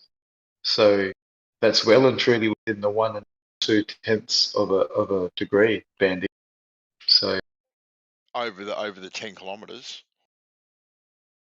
yeah, but I'm just saying the actual device is sensitive enough to like pick down 0.2 of a degree. Okay, then yeah, but what about how is that sensitive enough to get an angle at every 100-meter increment? Well, at the end of the day, I probably wouldn't do it like that, even though it could be done. I would, instead of recalculating at every point that you move to, I would probably just be looking to line the two that you've still got in front of you again. You know what I mean? So because you know you've already set those two in front. So from your first point, you set 2 points out. So one, right, and then you move to just in front, just behind all of that second point.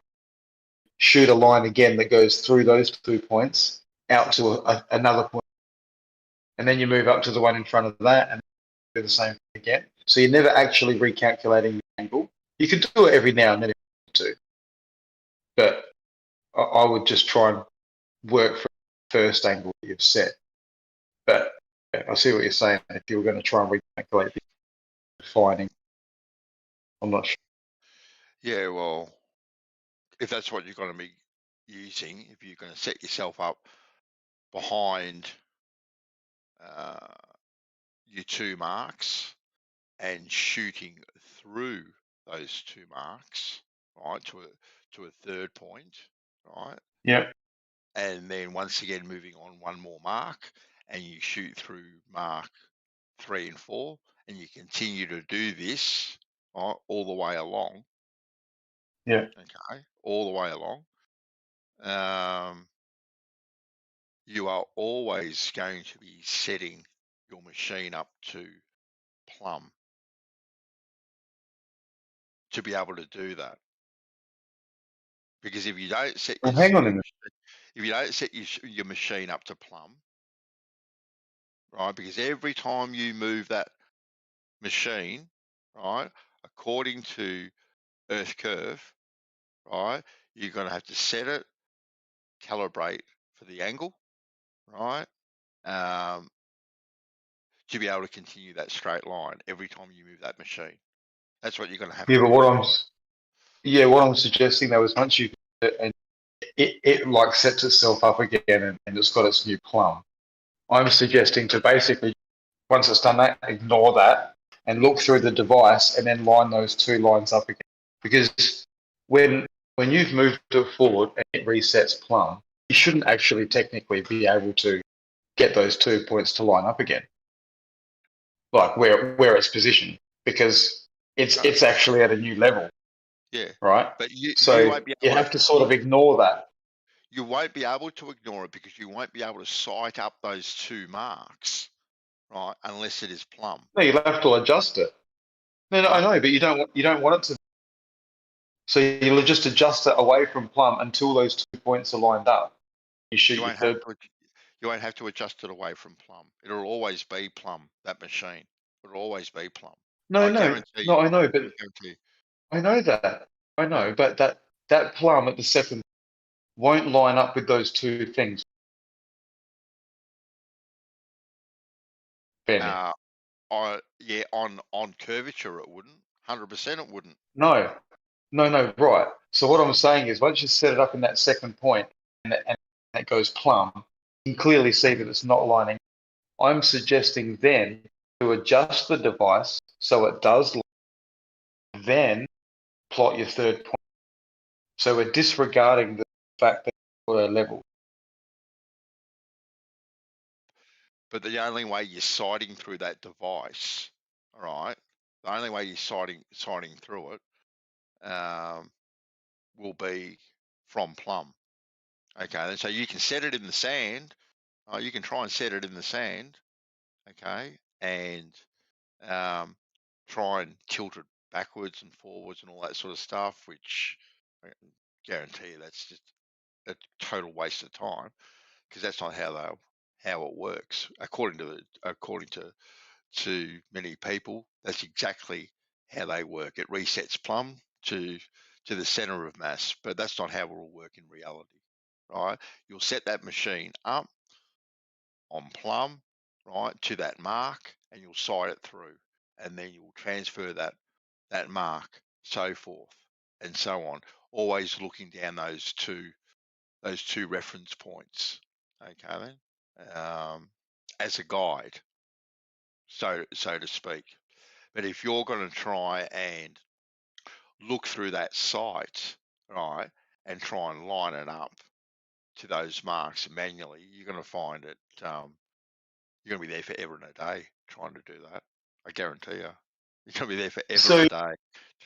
So, but you're saying to do the daisy chain thing, but then you're also saying it won't be possible.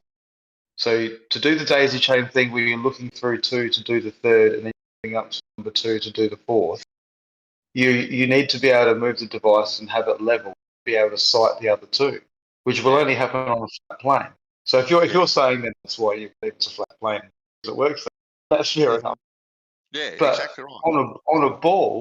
On a ball though, obviously let's see, I'm under the impression, right, that these modern theodolites, for example, you press, turn it on, whatever. You've tried to get the tripod as level as possible. Like you said before, the device itself auto levels, it finds its own plumb. I'm thinking that in a modern device, I can click up and down on a setting and have the actual sight move and change the angle of that thing. So I can actually then sight through to, instead of 90 degrees, I can sight through to maybe 89 degrees or 85 degrees. But I might be mistaken. Maybe you can't adjust that. And maybe what you have to do is just look through at 90 and then physically have someone at the other end go, like, here's 3 degrees below where 90 is 5 inches below, and that works. Like, I'm just assuming I can press a button and it changes. So maybe I'm mistaken.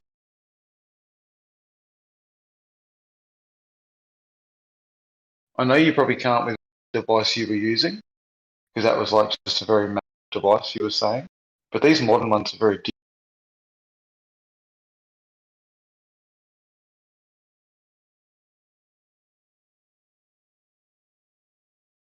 Because otherwise, how are you going to get 89 degrees from this if all they do is set a horizontal? You can't actually adjust. Yeah, the ones that I use, like I said, which the old-fashioned ones, you had your staff pole. You would make your marks, and then you would calculate your grade, right, manually. Drop. Right? Yeah. You'd pull out your calculator, you'd work it out, and bang, you would just work out from there manually what it would have to be. And that was Now, like an inches of drop or centimeters of drop, or not exactly. Exactly. Right. Now, and you'd mark it from point A to point B, right? You'd work out what your drop was, okay, and then you just run a string line along, and your pipes would follow that string line all the way along. Now they have lasers that you can set a grade to, that you can sit on top of the pipes, and you set it, right, and you follow the laser. And that's the more modern way of doing so. These things can be calibrated in and done with these new tools. But like I say, if you're going to be moving that theodolite from point A to point B, and you're going to be putting in a angle that is going to be allowing for the curvature of the Earth, those two marks are never going to line up when you look through the scope. They're never going to line up at all. They'll only line up. Yeah, I know. Yeah, they'll only line up if you set that machine plumb. They'll only line up then. Okay, but you're just basing that on the fact that you're on a flat plane. Oh, 100%. I know. And you're whatever and else. Yeah. my experience, like I said, granted they were older tools and stuff, and things did have a degree of tolerance in things, right? Most definitely.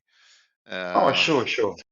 And because also too, because of the lengths of stuff, Earth curvature wouldn't have even come into it, to be quite honest with you. A lot of the time. But on the few of the bigger jobs that I've worked on, definitely that could have been a consideration with some things. But yeah, you're looking at doing this over however many kilometers you're going to be doing it, and daisy chaining it all the way along. Okay, I think it needs 3 points. So you start off at point A, you go out and you project 1, 2, 3 points ahead, all from that one point that you've initially calculated the angle.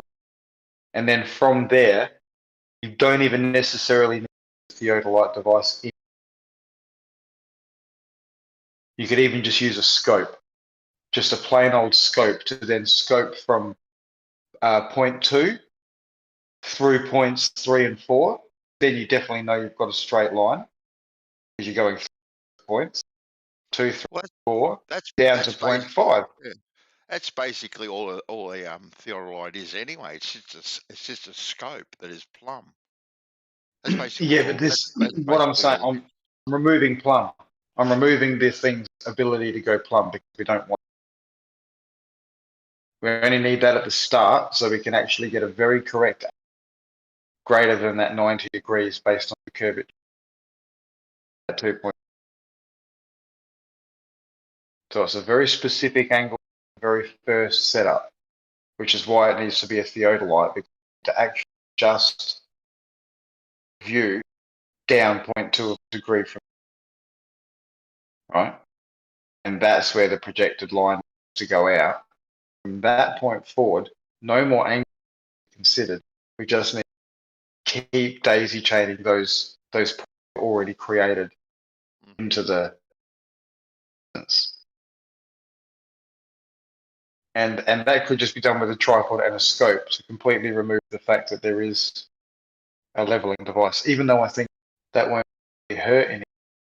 But if it is trying to find level and trying to move and to mine the other thing, probably not the best device to use for that, you know.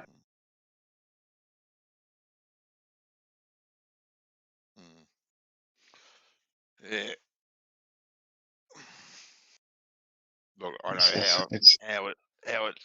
how it should be done, and working out all these angles and degrees and radians and all that sort of stuff to me is just wow. To me, look, I personally think it's a total utter waste of time myself, because I know how it's going to work, and you know, speaking to people that in this forum that have done long runs and stuff, I'm quite. But they haven't done this, Bandy. No, they haven't done this. No, they've projected what they think is a horizontal line, compared it to what is the supposed drop. And although I completely agree, they've got varying results, and one of them drop like close to.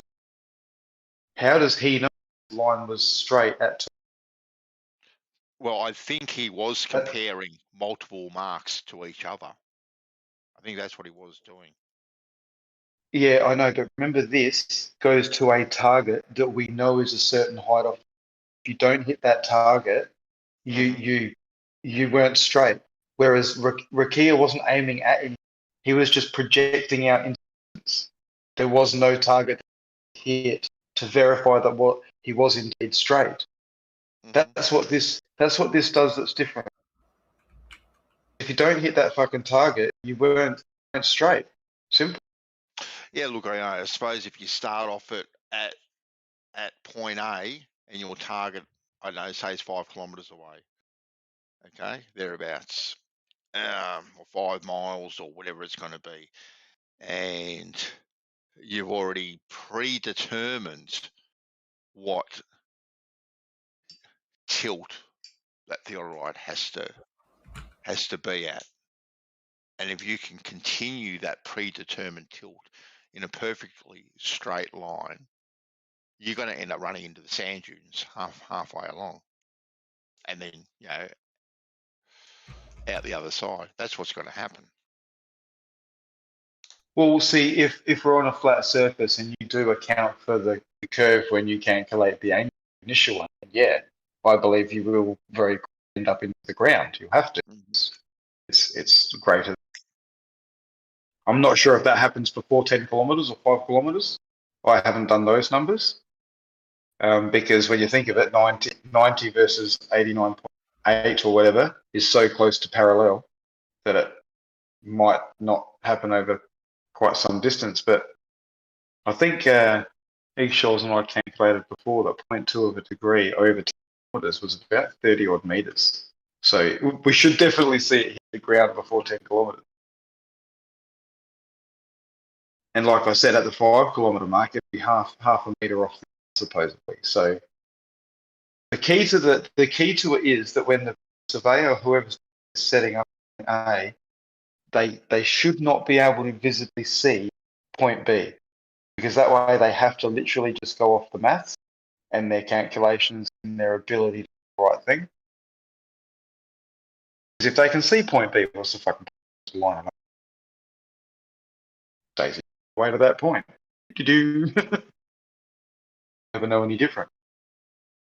But yeah, see, Rakia just he as good as what he did, and it took him a long time. He was just projecting what he thought was a horizontal line, and he may have done exactly that. I don't know.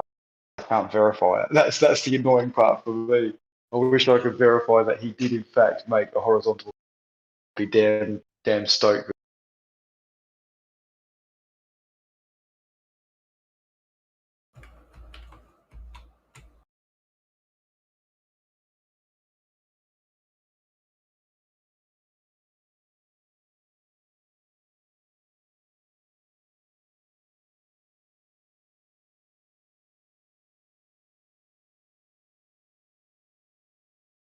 Can someone message? I can't see the things. I'd like his opinion. Even Sean G. I'd be willing to listen to Sean G's.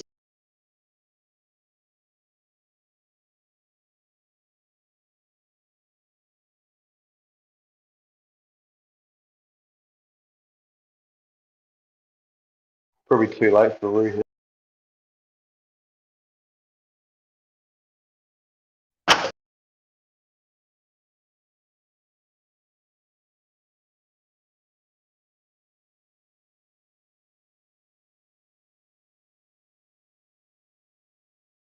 Yeah, how's that, Bandy? 34 meters, I think it was, at 10 kilometers. That's the difference, that 0.2 of a degree, mate. There you go. And I think, Wyatt, it is better to speak to someone like Rakia or Sean G well ahead of someone like Ruhif. Well ahead. Like, these people use them every single day, extensively, Yeah. and on larger scales too than what I have. So they're the avenues. If you were going to reach out to someone for some advice and run things past, they're the ones that I would reach out to. Ruhif is just what he's read in a book, basically, and he may have taken it out to the beach and pointed it at a ship on the horizon for argument's sake. I wouldn't put too much credence in his advice. I'm not going to say that his advice would be wrong, but I would put those other two, well ahead of those. Even someone like Bev, Ryan, who has studied it and done a course in it.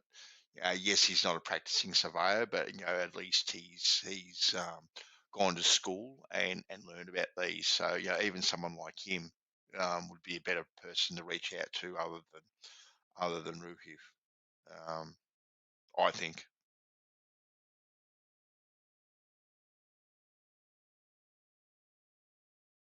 No worries, mate.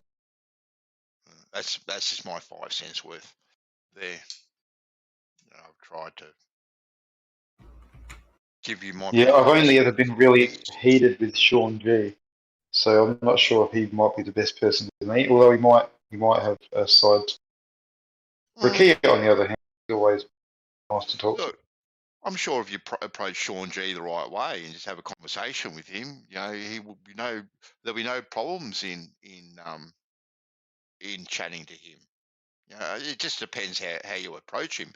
Maybe the other conversations you've had with him have been on a much more heated topic. I don't know. Because we Well, it always was all about surveying. well, So, yeah, yeah. but look, at the end of the day, you're asking his advice, and you got to, if you're going to ask someone for their advice, you got to be willing to listen to their advice too, mate. You know what I Of mean? course, mate. Yeah. Not be in a position where once before you may have told him what he's doing and the errors of what he's doing and all that sort of stuff. That's probably not the best path to go down. Yeah, I mean, with I went into bloody 24/7 service before, and I thought I was doing the right thing. Boz gave me a chance. I said my little piece, and fucking no one was reasonable or rational. So, I'll give Sean G a chance, sure. Hopefully, he can hear me out at least what I've got to say and actually listen and answer what I say. Because all the other people over on that server, they gave me time to speak, but weren't listening to me, and then answered with something that they already had loaded up in their minds, which just didn't even acknowledge what I said. You know what I mean? Like, so it's like sometimes there's not even any point talking to some so keen for the argument or not even keen for an actual discussion. To say their point. So I don't know. Hopefully, Sean conversation because I'm cool. I'm cool until I'm not cool, man. That's how I roll. I know.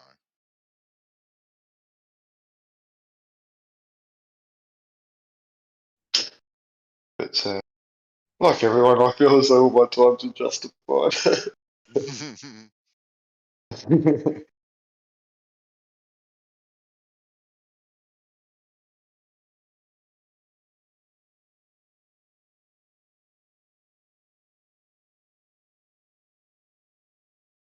I won't fucking stand for verify. They can say they verify. And if they can tell me how they've done it and it's like a good verification, cool. If they say they don't need to, it's accurate up to, therefore I can turns out to ever. That's always going to be accurate because it's accurate. It just doesn't. So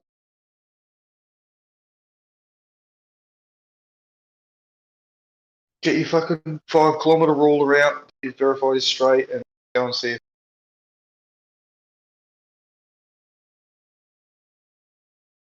essentially that's what the rectilineator was trying to do, obviously, as we all know. Avoid the fucking pickle and get an actual physical fucking thing going on.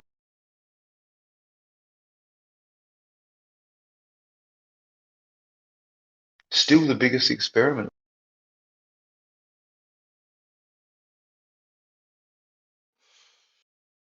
I hear the chatter amongst people is all this will be spoken about and never done.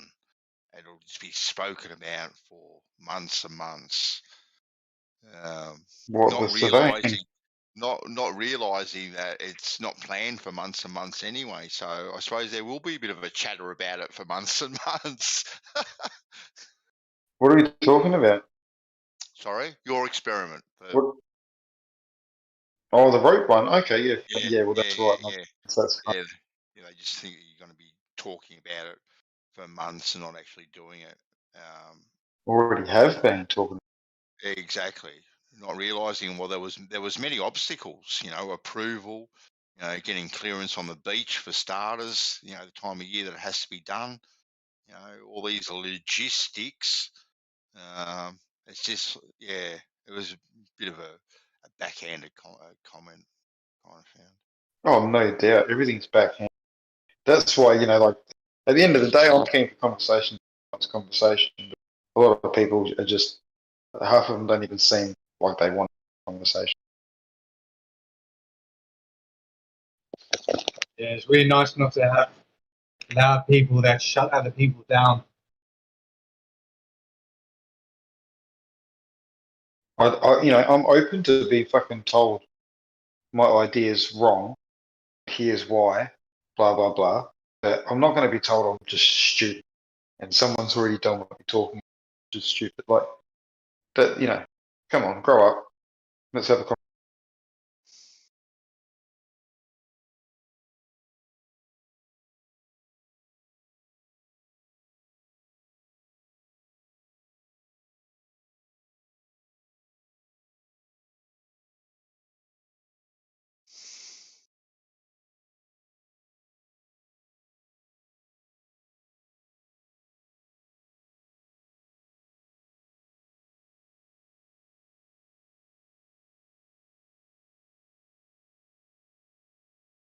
Or did you hear, Ben, someone was talking before that there's a device that's accurate within 1 millimeter to a kilometer.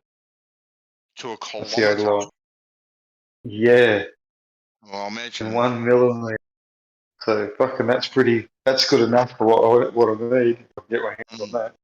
Well, Yeah, I wonder Kosho's here now.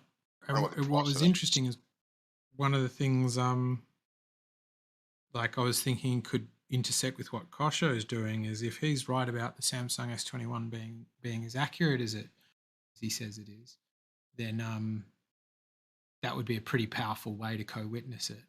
So you get your angle of elevation or deviation from Oh yeah, horizontal yeah. line. Check it along with GPS points and stuff. Yeah, you'd be able to check it with GPS. Very interesting. Obviously, those 2 points should line up as well. That is another way to do this, eggshells. Start off from point A 2.5 meters above the ground, and literally track along until we get to the other point at 2.5 meters across the,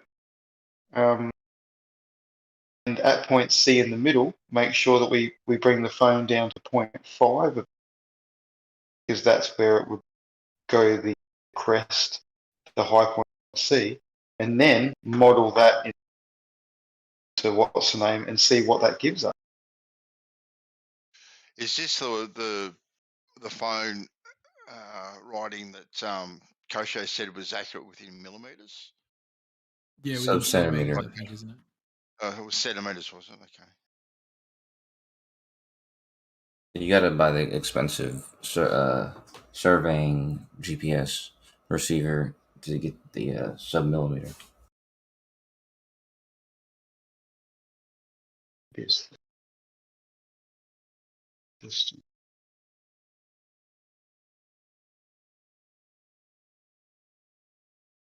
Kosho, are you able to calculate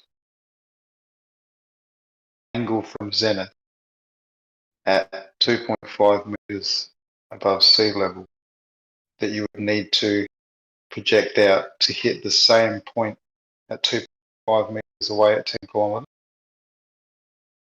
Yeah, it's 0.02 degrees. Did you just pull that out of your ass? Because that's what I thought it was. But I'm asking for a calculation. Well, if you were paying attention yesterday, I'd given you that number several times. You gave me that number yesterday. I'm sorry, I didn't. It's in radians, but that's 0.02 degrees. He did. Oh, yeah, okay, right. And so Eggshells and I calculated that over 10 kilometers, You 0.2 gave me degrees 0.2, would not. be. You gave me 0.2. He's just said 0.02.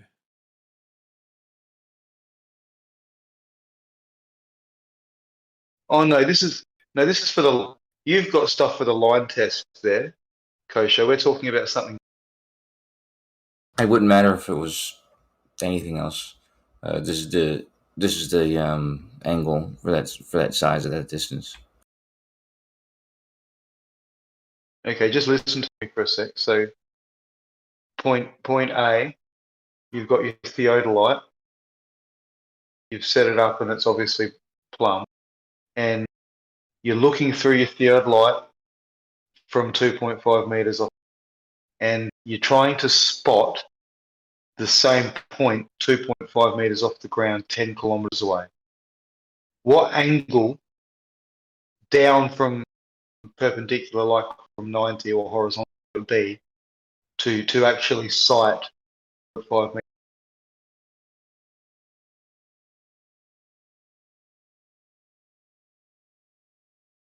Do you want a different answer? No, I don't want a different answer. If it's 0.2, it's 0.2. That's fine. But this is for the rope thing. 0.02 degrees. That's the size of that. 0.02. It's a 0.02. Yeah.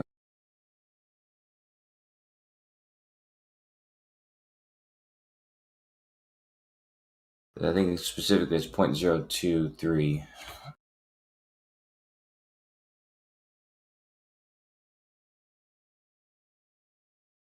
And how did you calculate that? Just trigonometry. And then the cosine, what do you call that? The what do you call it? Yeah, I mean just trigonometry. I'll show you. So, I mean, the way I would do it would be, what are you using from the center of the Earth? Are you just doing a smaller one from above, from the surface? I'm just using the angles. I'm just using I think I used 90 degrees. 90 degrees. At point and, C? So what? So 90 degrees at point C, like in the middle at the 5 kilometer mark? Yeah, it's just That's where the 90 degrees. Stick yeah, that out to the other one. Yeah. And the distance 5,000 5,000 meters, and then 2 meters. Then solve for the other ones. Okay, so in this particular circumstance, I want you to take away the 2 meter option. Create that that same angle, 5,000 kilometer mark with the 90, but calculate the angle from zenith down to that. Forget about the 2 meters.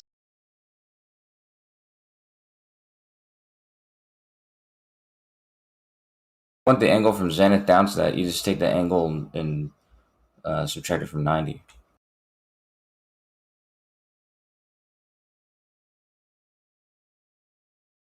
Okay, so in your the way you've calculated that, 2.5 meters above the ground at point.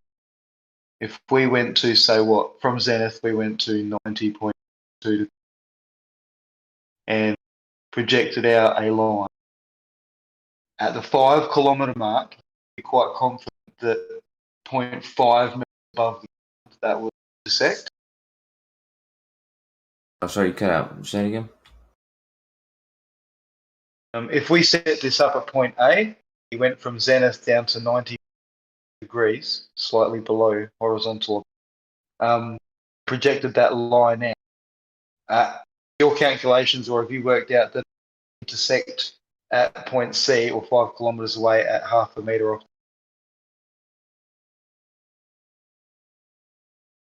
I still didn't hear the last part. Okay, that line projected should intersect point right. half a meter off the ground. The line projected. It should intersect the column there, or what exactly? So you're saying that the 2 points should line up then? Okay, and so the if angle we down, you should be targeting that exact point. Is that what you're saying? Yeah, what I'm trying to establish is that you've got points A and B, right? The post. If we start off at point A at 2.5 meters, and we draw a line for this paper like across the page, a straight line B. Point C in the middle on the Earth, if it's curved, is only 0.5 of a meter below that line, that theoretical line, right? Because point C is higher than, half a meter lower.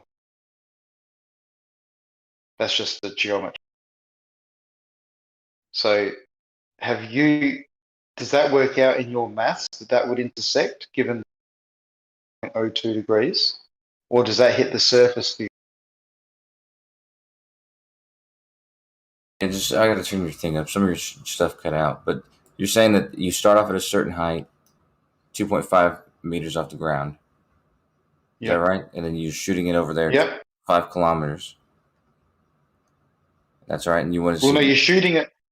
You're shooting at 10 kilometers to another point that's 2.5 meters off the ground, right? But halfway, the 5 kilometer point, that line intersects half a meter above the ground. So I'm just trying to confirm that that works out with what you've given degree. Yeah, give me a second.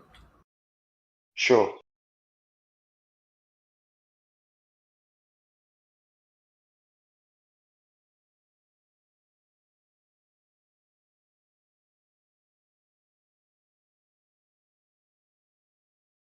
Because Eggshells and I before worked out that, mind you, we used 2 of it. Yeah, I mean, what we'd I worked could out just tell you, before Matt, was 10 kilometer ahead. length with 0.2 degrees. If it's 0.02 degrees.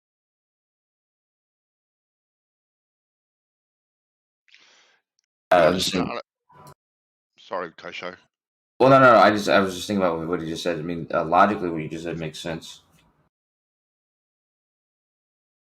It would have to be the case if you were on a globe of our size and you were pinpoint looking at the other object, the same elevation as you, then the object right in between you two, the point on the ground that intersects should be half a meter off the ground. Okay, fantastic. You want to start at your first point, White, at being 2.5 meters high, don't you? I do want to, because that way it just clears the ground at point C, and we'll actually be able to like physically get a tape measure out and go, how high are you? Yep. Okay. And so you're at 2.5 meters high. So this height is going to continue along for some time. Okay. Yeah. How do you intend on having the tool at 2.5 meters high? Is that not possible? The tripod? I thought it was on a tripod. 2.5 meters high. No. Well, I don't. I've never used one. Do they not have a You won't- tripod that can go that high? Yeah. I don't know. No, you won't get them 2.5 meters high. They generally come up to eye level. Well, fair enough. Then we'll have to drop the height down and make it so it'll actually hit the ground then before it gets to 10 kilometers. Yeah, No, that's fine. I just thought of that just then. So. If it auto levels though, why can't you just put it up higher? If it sets its own level, you can just extend the legs out of the tripod and put it up higher. What's the problem? You're not going to get it at 2.5 meters high, I don't think. Or my tripod would go nowhere near 2.5 meters. No, I'm just saying, Bandy, couldn't I physically just put it at 2.5 meters without the tripod, and the device itself will auto level and stuff? Okay, yeah, but what are you going to put it on? Is my question. Are you going to put it on, a few pallets in the back of your ute type of thing? Like, well, I mean, I could set the tripod up in the back of the ute. There's an idea, but I mean, I didn't really think about it too much. Yeah, no, I'm just spitballing with you at the moment. So now it's on the back of a ute. So now, depending on where your center of gravity is, like that ute's moving too. So being able to look down that scope. Well, I park it. Well, of course. But no, I hear what you're saying. Yeah. I hear what you're saying. I just honestly get a bigger tripod. Like, I just get longer legs for a tripod, because I don't see the difference between a tripod that's 6 foot and a tripod 2.5. Yep. Device work. Yeah, just throwing that one out there is all. Yeah, no, fair enough. I just assumed the tripod legs, you could flick a lever and they just extend out like a camera tripod. Yeah, they do have telescopic legs, but I don't think you can get them to 2.5 meters high. Then they make them. No, fair enough, and it's probably because there's no one that tall. Exactly. Yeah, I think the average. There's nothing stopping you getting on a ladder, is there? No. Good call, Bendy. Good call. Yeah, too easy. So 180, if we make it fucking 180. Yeah, I think if you're a starter at about 1.80 meters, all right. Yeah, I'm just trying to work out where that intersects. Who can work out that for me? Kosho. If we start point A, well, I don't want to hurt my back, so make it 190 and see where that takes us. Can you please? It's in terms of whether we hit the ground. 20 centimeters under the surface. Say that again. So 20 centimeters under the surface. Under the surface, what, at point C? No, okay. I'm sorry. You said you're moving it down to 1.8 meters. 1.9, please. 1.9. You move down to 1.9 meters, and you're eyeing the other one that's also at 1.9 meters. Yep. Right. So then, yeah, it's what did I say? Yeah, so it'd be 10 centimeters under the surface. Okay, so you wouldn't physically be able to get to B first. I mean, you could, dig a hole there or something. Now, could you calculate something else for me, just quickly? If pretend we're on a flat Earth, and we set point A up at 190, and we use the same angle, so 02. When will it hit the flat Earth?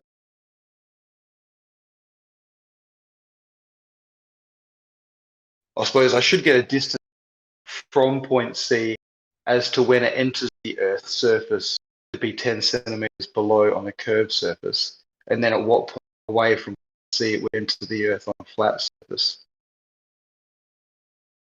Because if they're the same point, I'm going to fucking blow my mind. Are you changing something with your test? No. Just an extra test, a different test, something to check surveying.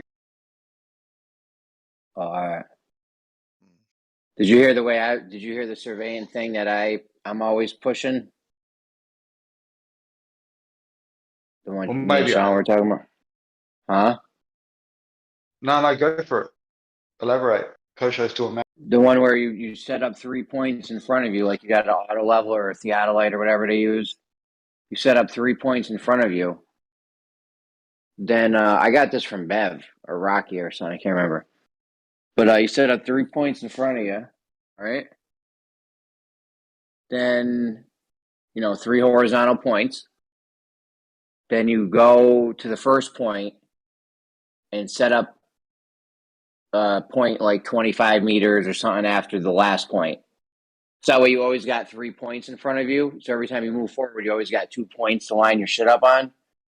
So you're not really going off of you're not even worried about what's level or not anymore. You're just sighting those points up. I think it's called double riding or something.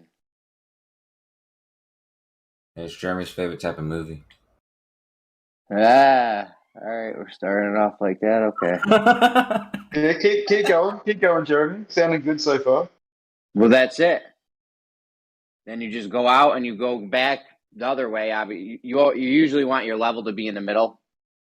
So you're going to go back the other way and go the same amount of distance that way, and then you got your horizontal line. I mean, it's not going to be perfectly horizontal because I think there's still an optical, there's still those optical effects, but I think there's the exponential drop that they're seeing that they're claiming is Earth curve, 8 inches per mile squared. That squared function is just as a squared optical effect. So over distance, it would get rid of that squared function. You still might have a little drop from the optical effect, but you're gonna get the exponential part out of it. You know what I'm saying? Yeah, what you're talking about is exactly what I've incorporated, but giving what I've suggested, Jeremy, is basically just giving the surveyor a point with which he needs to hit based on him setting up a horizontal or a certain plane at whatever angle he chooses parameters, he or she. You know what else I like? So, oh, my bad. Go ahead. No, I'm just want to say there's no visual target, so they don't know the target. They've got to go out and project a line, but then they will get to a point where there is a target. They don't hit it. Obviously, they didn't make a straight line. It's not just projection. Oh, it's like a pop quiz. What are you gonna make? You're gonna make your line off of. Yeah, so basically on a curved earth, my test. Yeah, presuppose a globe. Get a horizontal from point A, takes it to a point at point B, and then make them just start projecting out from the angle required from zenith. And then if they can create a true straight line from that point, they will intersect a point 5 kilometers away or more that they can't really see, very close to where they need to. But if they can't actually create a true straight line, they'll end up fucking way off.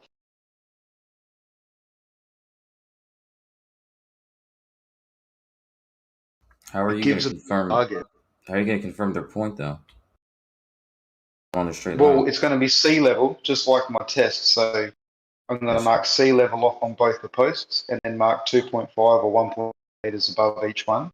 And because there's such a distance apart, the person at point 1, starting off with the right angle, isn't even going to be able to sight point 2.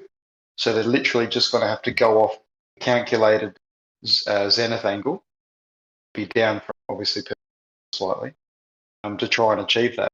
And so they'll just project that line.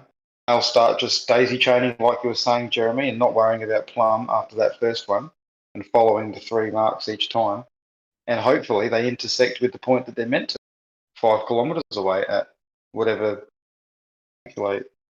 Well, that's not very likely, but that test though, that test should, if you do that on sea level or 2 ends of a lake or something, that'd be interesting. It'd be interesting to see if somebody could do the daisy chain thing and intersect the two, but I don't think it's very likely because the error in each measurement is going to confound and. that goes against all the surveyors saying that they can fucking produce a horizontal line as far as they want. Well, They all claim they can. The best thing to do would be, I think, if you had a huge bankroll, would be to just start hiring surveyors.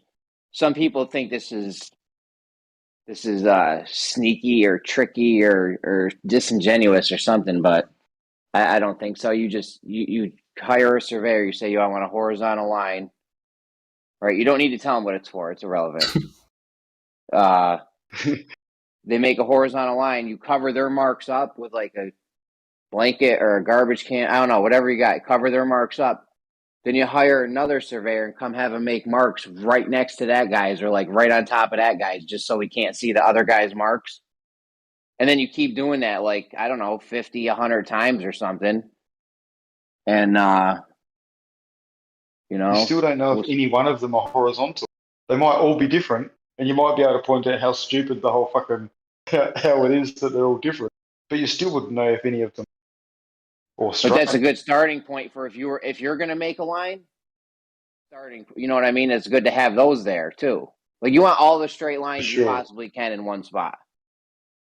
But Jeremy, do you understand that what I'm proposing is they're going to have a target that is a straight line, whether it's a flat plane or a curve, points A to point B, both at 1.8 meters above the sea level, is a straight line.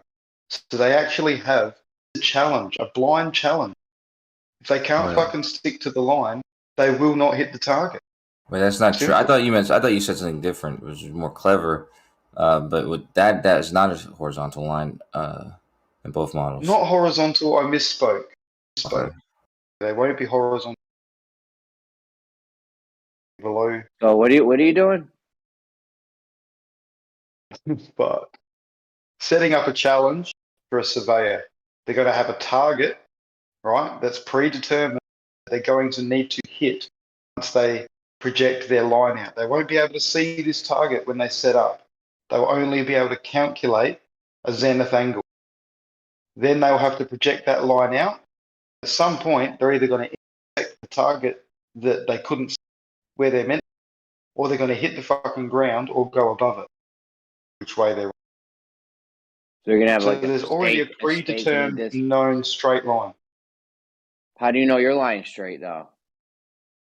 Because it's at sea level and it's measured above sea level, both points. What's I mean, are you presupposing a globe? Are you presupposing a globe or a flat Earth when you say your line's straight? Huh? It won't matter. If you're using water to make your straight, how are you making your straight line in the first place? No, you're misunderstanding the point. So surveyors say that they can measure the drop of water, right? Because they can create a horizontal. They can set up plumb. They can create a horizontal line, and they can measure from that down to the water and measure that it's dropping away, expected rate. Right? They can claim that they can. But our argument's been, how do you keep your line straight and you're not curving up? You know what I mean? That's our argument. They can't ever prove that they've created a straight line. So you're going to make a test for them, and you're going to make a test for them, and you're going to say, I got a straight line. I'm going to see if you're on point, but how did you get your straight line? No. I don't have a straight line. They're challenged to create one to 2 points that we know have a straight line between. But every 2 points is a straight line between them. I don't get it, White. No, but and also too, White, with those 2 points being, say, 2.5 meters above sea level, right? So how are you going to determine that sea level? Are you going to go down to the lapping waves and measure off that? I know, the same way I was going to do it for my line test. Like, picture I'm in the same spot bending. I've got the post. The tide's going out. I've marked all the water levels off, so we know that every post has been marked off at water level at the same time. So we've got water level. Then we're going to mark 1.9 meters above that, so that we don't have to have, right? And get the tripod out, set plumb from point A, project out. But you're marking water level with moving water. that's lapping in. Right, waves are rolling in, waves are rolling. Yeah, but in. that. Okay, yeah.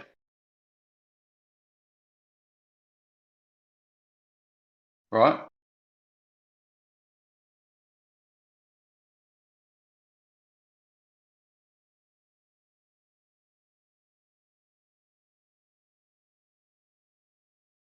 Sorry, we're gone. I don't get it. If you're gonna test this guy on if he's making a straight line, how do you know the line's straight in the first place? But how else to explain this? Let's pretend, Jeremy, we've got a flat plane, and we've got water level marked off on our posts because let's just say, for argument's sake, Bandy is a nice still lagoon, and we've got water level marked off. We can go to 1.9 meters on each of these posts. Posts are 10 kilometers away from each other. So you get your theodolite at point A, post A, 1.9 meters. It's auto leveling, so it automatically sets a horizontal, and you project that line to the same point. Well, obviously, it's going to intersect 1.9 meters above the water. Hold on a second, Whites. I don't know if you're on push to talk or something, but like your voice is like clipping every sentence. Oh, my bad, mate. It's probably my. I'll just change over. I didn't even hear that because you clipped. My headset's fucked. I'll change over. Someone else. Sorry, bro.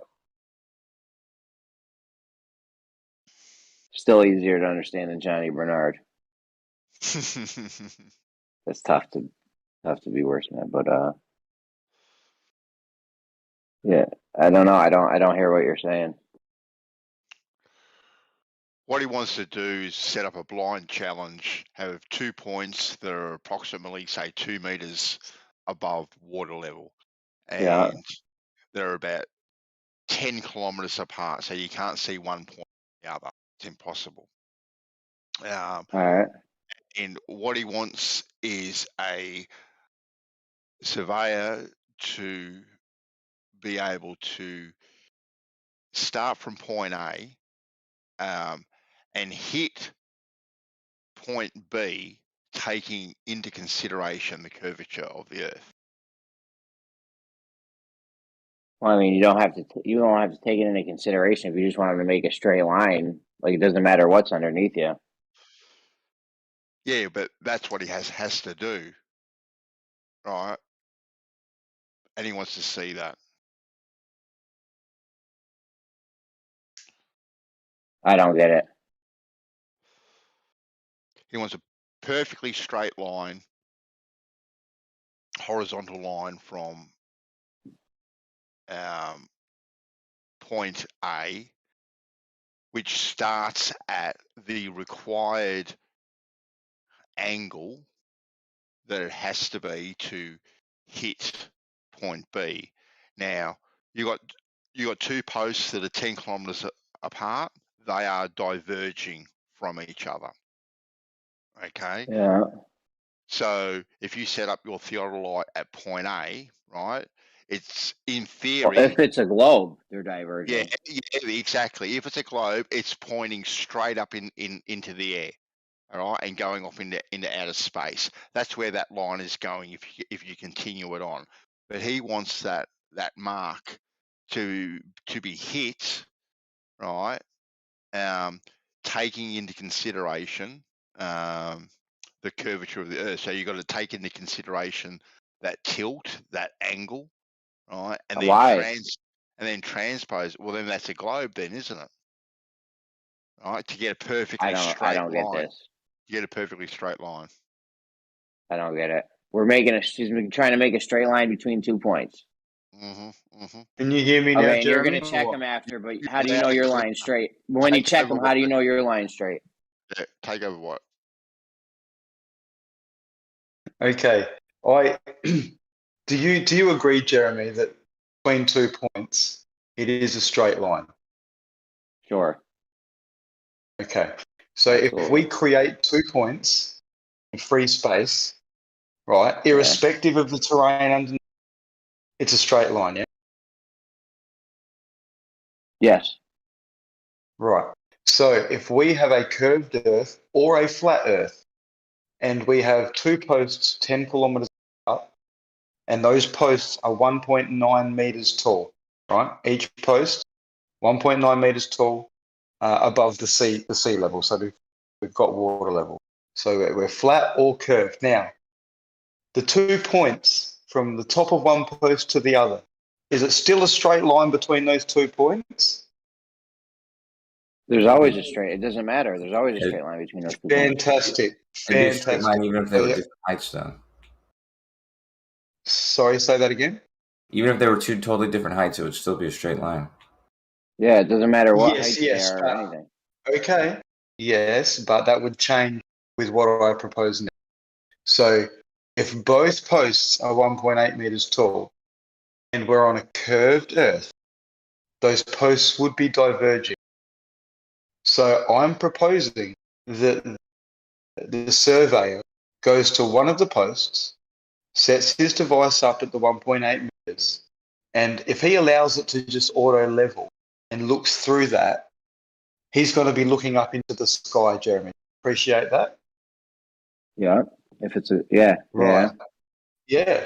Right. So what I'm proposing is for him to look through that and drop the angle down until he hits the top of the other post. Right? So the angle from zenith would be greater than 90, because obviously perpendicular is 90 and that would be pointing up the sky. So he has to drop it down a few like arc seconds or whatever it needs to be to get it down to actually to spotting the top of post B, right? Which we know is also 1.9 meters above the kilometers away. Now, in reality, Jeremy, he can't see that second post because it's 10 kilometers, right? He can't see it. Yeah. And there's actually possibly even a little bit of earth away at 1.9 meters, about 6 centimeters, right? He can't see it. So at point A, he's going to have to base his initial setup on the calculated angle that we just talked about that's greater than 90 that would have him intersect with the top of that post. So I'm proposing that he sets up, he gets his calculated angle out, whichever it might be, 90.02 degrees, whatever, and he projects that line out, knowing he can't see where he needs to go, but he knows the general direction. And I'm asking him to project that out and go all the way and see if he hits the top of the second post. Because if he actually does, if he can do that at 10 kilometers or 5 kilometers, whatever distance we decide, then obviously the daisy chaining, although there's some discrepancies, they're very accurate and they can create a straight line. Now, do you understand that so far? Does that make better sense?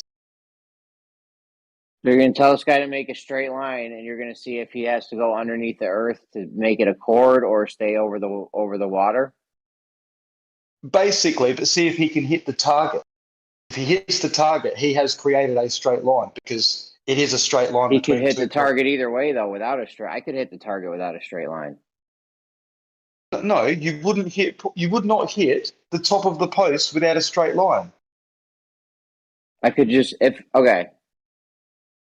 Earth was a globe, you could just like cock your angle a little bit, and you'd have like straight line segments going around the top of a globe, and you'd still hit the post, but it wouldn't be a straight line. Okay, but that's why I proposed.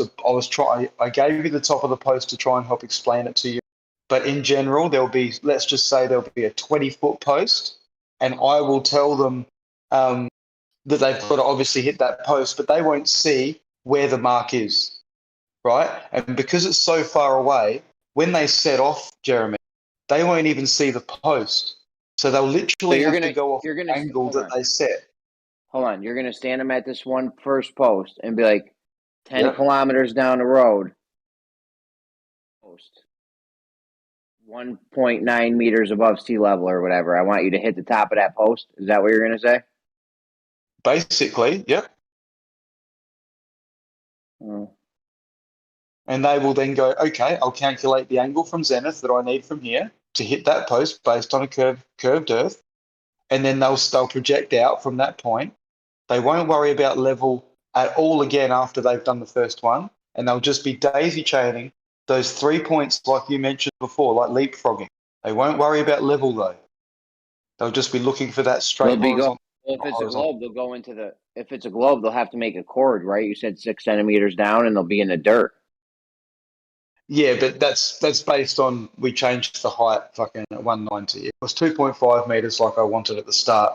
It would go just above the hump in the middle and would continue on. But either way, Kosho's worked out before that if it's a globe, it'll end up in the dirt at such and such a 4 or 5 kilometers. If it's flat, Kosho, where's it going to end up, mate? Quick, you would have done it by now. Yeah, I was thinking while you were asking it before, and there's no need to calculate it. It's the same spot. You're kidding me. So whether it's curved or flat, it hits the ground at the same spot. No. If it's a globe and you fire it, okay. So if you have it exactly 1.9 meters off the ground. Yep. No, hold on. Give me a second. And when we say ground, we mean water level. Is that what you're going with here? Yeah. Or just the known circumference of the Earth? I mean, radius. What are you doing? I don't know what that's involved, but yeah, what you said the first time. Hold on one second, though. What I would do is I would just hire a whole bunch of surveyors, like I said, and not let them see their marks, tell them to make a horizontal. See how they're going to make the horizontal in the first place. If they're like, yeah, I can make a horizontal, just measure up from the water because we know how much the water is curving. I'm like, all right, you're out. But if they have like a reasonable way to make a horizontal, or if they say they're going to use water because water's horizontal, you can't use them then either. No, but this gives them a target. If they don't hit the fucking target that they can't see, they're fucking useless. I don't care if 50 of them rock up. And No, but with mine, there's no target either. They're making the target. No, but that's worse because let's just say 5 of them all match and they all produce the exact same line, Jeremy. Does that mean that they're actually horizontal or that they just did the same method? Like this, what I'm proposing shows whether they can actually create a line or not. Well, I think the method of where you leapfrog forward with your points and shit, I think that's a good fucking method. And that would take the exponential factor out of it. It has to be used. Yep. It does. It takes the level, takes the plumb right out of it. Exactly. Well, there's an exponential optical effect that's happening. Like, it's undeniable. You look at a building that's 10 miles away and it looks like it's dropped 8 inches per mile squared. So yeah, well, there is that too. So if you just go forward a few feet, or a few meters at a time, I don't think you'll have that that exponential effect there anymore. You get rid of it. Like if you're in a plane would have to drop from horizontal crazy. But as the plane's flying, though, if it's a globe, obviously, but as the plane's flying, though, it can just fly 1 mile and drop 8 inches and adjust. And now it only has to drop 8 inches per mile. It doesn't have to drop 8 inches per mile squared. I mean, from the original horizontal, yeah, but I don't know. That might be a bad analogy. I no. I mean, if the ball is the way the ball is, planes don't nose down and like that. They just fly as they. I know. I don't want to get into a whole plane thing, but no. I don't know. I think you get you knock some of the optical effect out by doing small things, and they say, well, you're making a new level every time. You don't worry about level, and you just cite targets up. Jeremy, someone said before there's a device that is accurate to within 1 millimeter over 1 kilometer. So if there's a device that is that fucking accurate, you don't need to. Well, how'd they check that though? Would they check that against? Are they talking about GPS? I don't know if it was a GPS phone or not. I hope not. Apparently, it was like laser or Wi-Fi or some other device. But But either way, if that's within a millimeter, Jeremy, what I'm suggesting now is a way to check it, isn't it? No, I still don't know how you would check it Oh. because you don't have a straight line. Yes, I do. I'm creating 2 points that are equally above sea level at a distance apart. That is 2 Okay. points. That is a straight line. Boom. Yeah. So how are you going to know if they're lying straight in the middle? Because they're going to start at one end and they're going to try and make it to the other end. If they don't get to the other end at the right height, they haven't created a straight line, Jeremy. Sure, but I could get to the end of the line and hit the other point and still not have made a straight line. How would you get there? How would you get to the other point when you can't see it? Oh, you could just stay above the surface a little bit. I don't know. Exactly. I'm just You saying, don't know, you have and the no way to surveyor check wouldn't know either. Check their line, bro, because you don't, No, but I do. I do, because if they don't get to the target, they haven't made a straight line. It's simple. Even if they do get to the target, it doesn't mean they've made a straight line. Well, if they get to the target from the initial angle, which won't be level, if they get there from that, then it can only be based on the fact that they've created a straight line. Because at the distance I'm talking, if they're off very much at all, it's feet or meters away from where they need, up or down. Like, there is no room for error. What I'm proposing, they claim that they've got that little error that they can measure the picture, God forbid, from the horizontal that they claim they create. So I'm just going to put them to the challenge. All right, here you go. Create that horizontal you claim, or not necessarily a straight line. And if you can't, then good luck trying to tell us that you can measure the Earth curve from it. At the end of the day, Kosho, have you come up with anything? Is it different at all? Should be. Why should it be? Well, if you think about it, like if we're on a flat plane, then the angle at the bottom is 90 post. And I appreciate that our lines are almost parallel, but they're not parallel, so there should be a different intersection. Yeah, but it's probably somewhere slightly different, but you're talking about over a curve that's what is it? It's, like two arc minutes of a curve. There's not really much of a curve at all, so the place where it intersects would be almost identical to if it was a flat plane. Yeah, but almost isn't the same. So if it's 2 inches, 5 inches, what would be the difference? I don't even know what the distance. I mean, the numbers I used were rounded off, so I used we said 1.9 to 190 centimeters, and I used 500,000 centimeters as a distance. What did it give me? Hold on. Okay, right, and then I worked, and all I did was do the same thing in reverse, and of course it gave me the exact same angle. That's what you're asking, right? At what angle? No. You asked at what distance. What distance would it be if I shot down at that angle? But the equation I'd use is the same equation for both. Like on the equation over the globe, like whenever you're figuring out if the sagitta is right there, and you're at one point, and the other dude's at the other point, and the sagitta in between y'all two is that exact height, then it's gonna intersect at that distance. So the math for both situations at that range is exactly the same. So at what range is it discernible? Is it the full 10 kilometers then? And back to the 2.5 meters? You said 14 kilometers?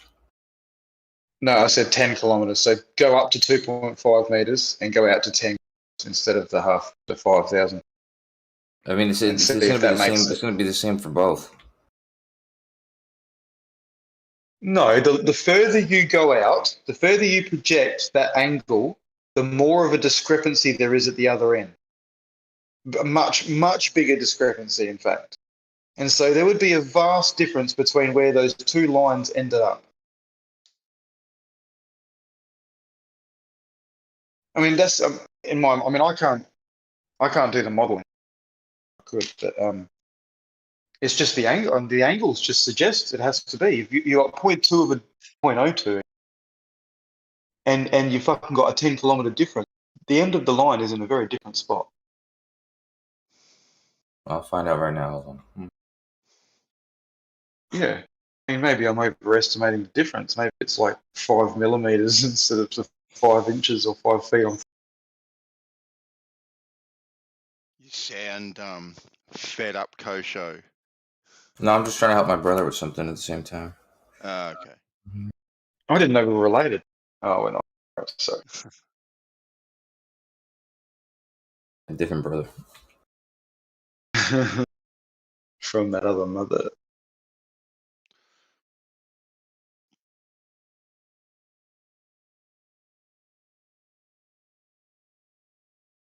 If it turns out that there's no fucking difference, and this is just another one of those anomalies whereby it just so happens that the ball math, flat math, just happened to work out the same. It's like, fuck. I mean, the range you're talking about, there wouldn't be that much difference. It's the same thing as looking for the. Oh, of course. If you look for the length over that distance, the arc length, and you look for the chord length, they're probably pretty close as well. And if they are pretty close, then why would the why would the place where it intersects be any different? Just because the angles are different. There's literally like no over 10 kilometers. You're looking at like a centimeter or something of arc length to chord length difference. So Is that all? Is that all? I don't. It's tiny. I'll tell I you don't right know. now. It could be 3 inches. I don't know. It's very No, it's small. over 10 kilometers. It's about 1 millimeter. What? A millimeter? Yeah. The arc and the chord aren't important in this particular. The angles are. If the arc and the chord are the same length, and you're making a triangle using the same angle for the 90 degree at the base, they're going to intersect at the same place. Yeah, but it's not the same angle because it's not 90 at the base. One is tilted back, one isn't compared to the other point. Well, you asked me to use the same angle. You said if No, the same small angle. Yeah. You can't use 90 on both. Yeah, of course you can't use 90. What do you mean? Is that why you're getting the same? How are you going to get if you're going to measure that angle off from your zenith angle, then it needs to be at 90 degrees. You draw the triangles out properly. You've got the flat earth one that has a 90 degree. And then you've got the round earth one, which doesn't have a 90 degree. It opens up more than 90. So I don't know how you use 90 for both. That makes sense as to why you've got the same distances. Well, if you're 90 degrees off the surface because you're horizontal, and the other angle is going to be the subtracted angle from, the added angle to your 90 degrees. In my case, I subtracted it. Then yeah, that 90 degrees is perfectly usable. No, because if you think, let's just go from so we're at a 10 on a sphere, and let's just project follow the surface around to 5 kilometers away, right? That's a curved surface, right? And then at that 5 kilometer point, you've got your plumb line.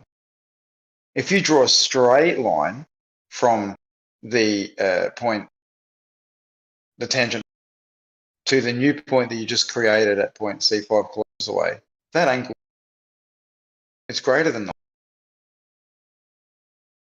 Yeah, but even in your example, if you're at one point, if you have one post and then there's another post 10 kilometers away, and both of you guys are vertical where you are, and vertical where you are, and you make a straight line that goes straight from one post to the other post at whatever. What did we say before?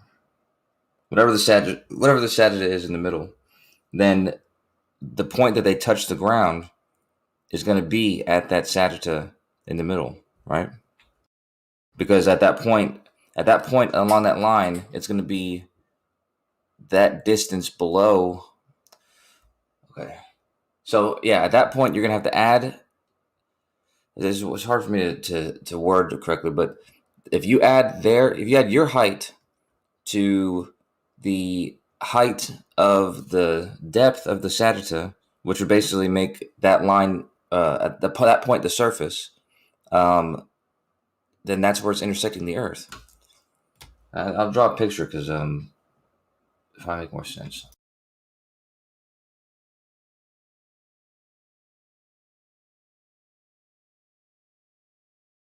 Yeah, so we appreciate that the posts A and B are diverging. So if we drew a straight line from the bottom of those posts where they both meet the Earth and drew a straight line across, those aren't both 90-degree angles, are they? Those angles are bigger than 90. And yet you're using 90 there. No. 90 on the surface. Not the other angle. The other angle is if the horizontal angle was also 90 degrees, then it wouldn't intersect the surface. That's why you have to angle it down slightly. But the angle that you're using, to calculate what that angle has to be to intersect it, that angle could be 90 degrees. Here, let me finish making this picture real quick.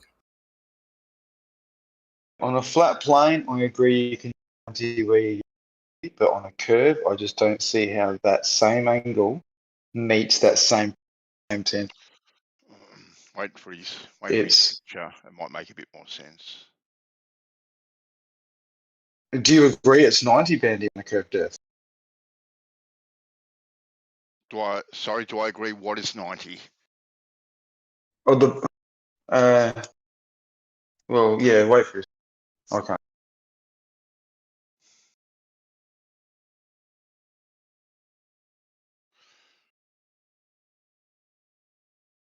I agree to make a straight line. You always have to work from plumb and perpendicular. No, the bottom line. If you were going to make a triangle, like using one of our posts as the high side of a triangle, and you were to join a bottom line and a top line to like a tangent middle, like the top of the hump in the middle of our two posts, like the 5 kilometer mark, right? If you were to make a triangle in there on a flat plane, obviously you'd have a right angle triangle at the bottom left or bottom right. Yep, So 90 degrees. You'd have you'd have whatever angle down the top one that you need to be to get to the tangent point. Yep. Because but on a curved Earth, that bottom left hand, no, it wouldn't be 90 degrees. No, not to marry they're up. slightly bigger. Yeah. Yeah. Yep. Yeah, it would be whatever it would be, 90 point something or 91 degrees, whatever that would be to hit your target. Yeah, to point to that same target mark. Yeah, because those posts are diverging. So otherwise, if you keep it at 90, it's just going to shoot up into outer space. That's right. That's a different angle, though. That's different than the one we're talking about. Okay, then. Okay. So then there you go. Yeah, I'm talking about the bottom angle. So you've got your post, the angle where it meets the Earth, obviously at the post is 90, right? Yes. Because next to the post is. Yeah. But if you were to draw a line on the bottom of that post to the tangent at the top of where we're talking at the top of that hill, to form a triangle with the top of your post and another line, that angle would not be 90 at the bottom of the Earth. It can't be, because the post is leaning away. That's how it is. From point C, almost done. the post is leaning away. Almost done? Yeah. I should probably look. Well, not yet. Hold on, sorry. It's live streaming. No, I'm not live streaming, man. No. I was just saying. No, you were the other day when you're in your car, though. Put your pants back on, mate. Put your pants back on. There was a dude Did in you? Gems. 2 days in a row. One day he got caught. He went in the shower and he had his camera on, and then the next day he was fapping on. I guess he forgot to turn his phone off or something. No, he wasn't. Losing. And Oh, Chemo what? recorded it and put it on YouTube. Oh, Jesus. Good on him. He was an Aussie. He's like an Aussie lawyer, dude. Awesome. Oh, You know this guy? yeah, I think I know the one you're talking about. He left for a Actually. little bit, but he came back since then. Yeah, not Bazza. Oh, what was his name? Yeah, no, I can't remember his name either. Yeah, Yeah, no, I know. Bash Prompt is cool though. Yeah, I know exactly. Basher? No, was it Basher? I mean, honestly, it could. I can't remember his name. Yeah, it doesn't matter, but I know exactly who you're talking about now. Yeah, he left Man. for a while after that, but I've seen him back since.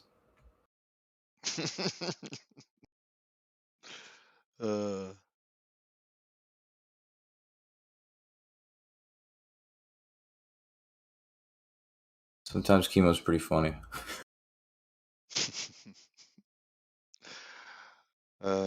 He's still flying the flag over there in Gems. Are you still about Jeremy, or are you gone? No, he's gone. Oh, okay. I was going to just mention to him what happens if we got two surveyors together. One sets off at 90 degrees, like we discussed before, Bendy, and the other one sets off at the assumed zenith angle of 90 point whatever. Mhm. I wonder if that in his mind would have clicked that they're going to end up in a different location and only one of them actually a straight line. You know what I mean? Because he had trouble. He didn't quite get it. Well, yeah, if you start from point A and you assume both models at point A, right, your direction has to be going in two completely different directions. Right, so you can assume both models. You can assume flat. You can assume curved. Now, obviously, Yep. assuming flat would be far easier to do Fuck that. yeah, But I'll do that one. yeah. But assuming curve, that's obviously when it's a lot more mucking around. With your That's what they claim it calibrations is. and setting Good everything luck. up. It would be an absolute nightmare. An absolute I nightmare. personally don't think so, but I don't know you, son. So that's just my thing. I just you set up and you do your first one. I agree that it might be crazy trying to get the right angle. Like that might be really fiddly. Like that first set up to get the right angle, but after that isn't just the daisy chain just a matter of time. It's not hard, is it? Yeah, see, this is why it confuses me so much when they say that when they built LIGO, they had to take into consideration the curve, which is written all over their website. Yeah, to me, the mathematics of doing that and the calibrations that you would have to do is, just incredible, really, to get it as accurate as they wanted to do. Whereas to me, even if Earth was curving, to build what they built, you wouldn't have to take into consideration Earth curvature, because all you're just working from point A and it's horizontal from point A, and all you're taking into consideration is the topography underneath that point A Your all the way foundation. along. Yeah. All the way along. So you just go Yeah, along, but bang, bang, bang, bang, bang. Yeah, how what, is that Trish? at all going to be? The accuracy they needed was incredible. Yes. How are you going to use the contours of the Earth and then one horizontal, which is not accurate, or the contours of the Earth, which is, I mean, how are you going to know? How are you going to know how the elevation is changing at every point? That would be you'd have to assume that the radius is the same in all those points, and then that the contours is. No, you should just be able to set a horizontal from your starting point and project that out, can't you? And then just carry that out. Why do you need to know what's happening underneath you? You lose first of all, for two reasons. You lose accuracy at any point that's not that horizontal. It's not going to be. You can't just assume that 10 feet away is going to be perfectly accurate to where the same horizontal you were back then, to the precision of what they needed, which is what they say 1,000 times smaller than a proton. Yes. But the Earth, and plus the Earth is changing the whole time beneath you, so. I guess hang on, just how worry about wide's this horizontal, tube? that wouldn't matter. Yeah. I thought the tube was like a foot wide. Yeah, but they're not just trying to hit it into a tube. They're trying to. They have to be perfectly lined up, perfectly parallel. No, I know, but if the tube's a foot wide, they could actually be a full 8 inches off, and they could still run a straight beam. The tube doesn't matter. No, but yeah, I'm not sure what you mean when you say they, because it's not the fact that they have to be perfectly lined up. Like the angles of both of them have to be facing each other, and this is the entire way along that corridor. The beams, so like the actual they send down have to be accurate. Well, the mirrors, they have mirrors on each end, but the tunnel has to has to correspond to those mirrors. So yeah, they use GPS to do that. Mirrors adjust inside to make up for the errors that the tube. No. The mirrors have to be facing each other. The tubes have to accommodate that. But the mirrors can be slightly calibrated to slightly correct any error. Yeah, they had to have them. They did. That's how they got the accuracy of under the 1,000th of a proton for those laser beams. But yeah, but still, even the precision for the tunnel, and they have to do this for all tunnels. Any tunnels that go through the Earth, they have to take into consideration the curvature of the Earth. But ones that have to be precise. Yeah, we hear all this all the time. Love it. Propaganda machine, Kosho. Well, no, I mean, did you work that out yet? It makes sense. You'd have to. Wait, which one? Well, the one that you were working on, you didn't do it? Sure. Yeah. Hold on, I'm about to post it. Oh, it's a drawing. That's good work.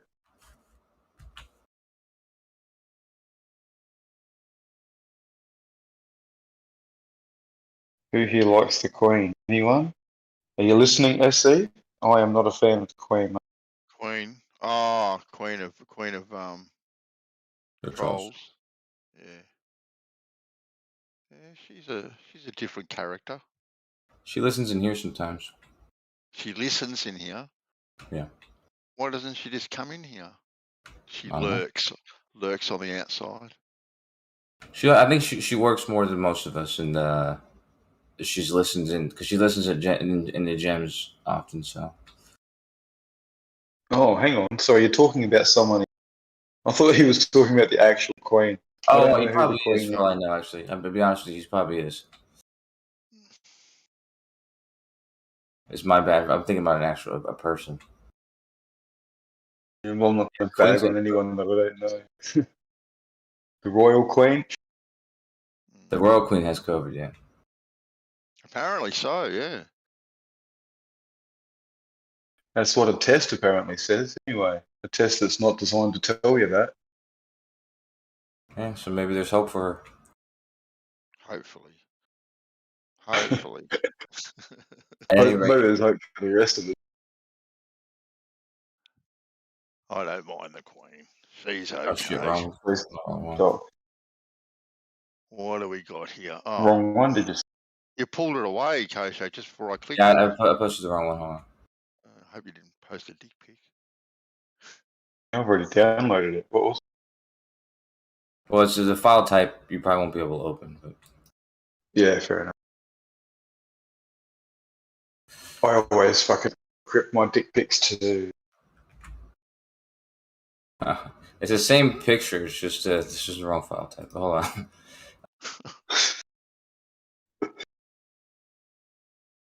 There we go. Anyhow, yeah. So at each of these posts, I waited for that. I didn't draw the other shit, but let's just pretend that this is 10 kilometers across, and let's to scale. That's right. Let's pretend that the So- heights of each of those posts are 1.9 Yep. meters, whatever it's supposed to be. And let's pretend that Yep. that's 10 kilometers across. In this case, the angle at the bottom to create a horizontal, he's going to need to be 90 degrees.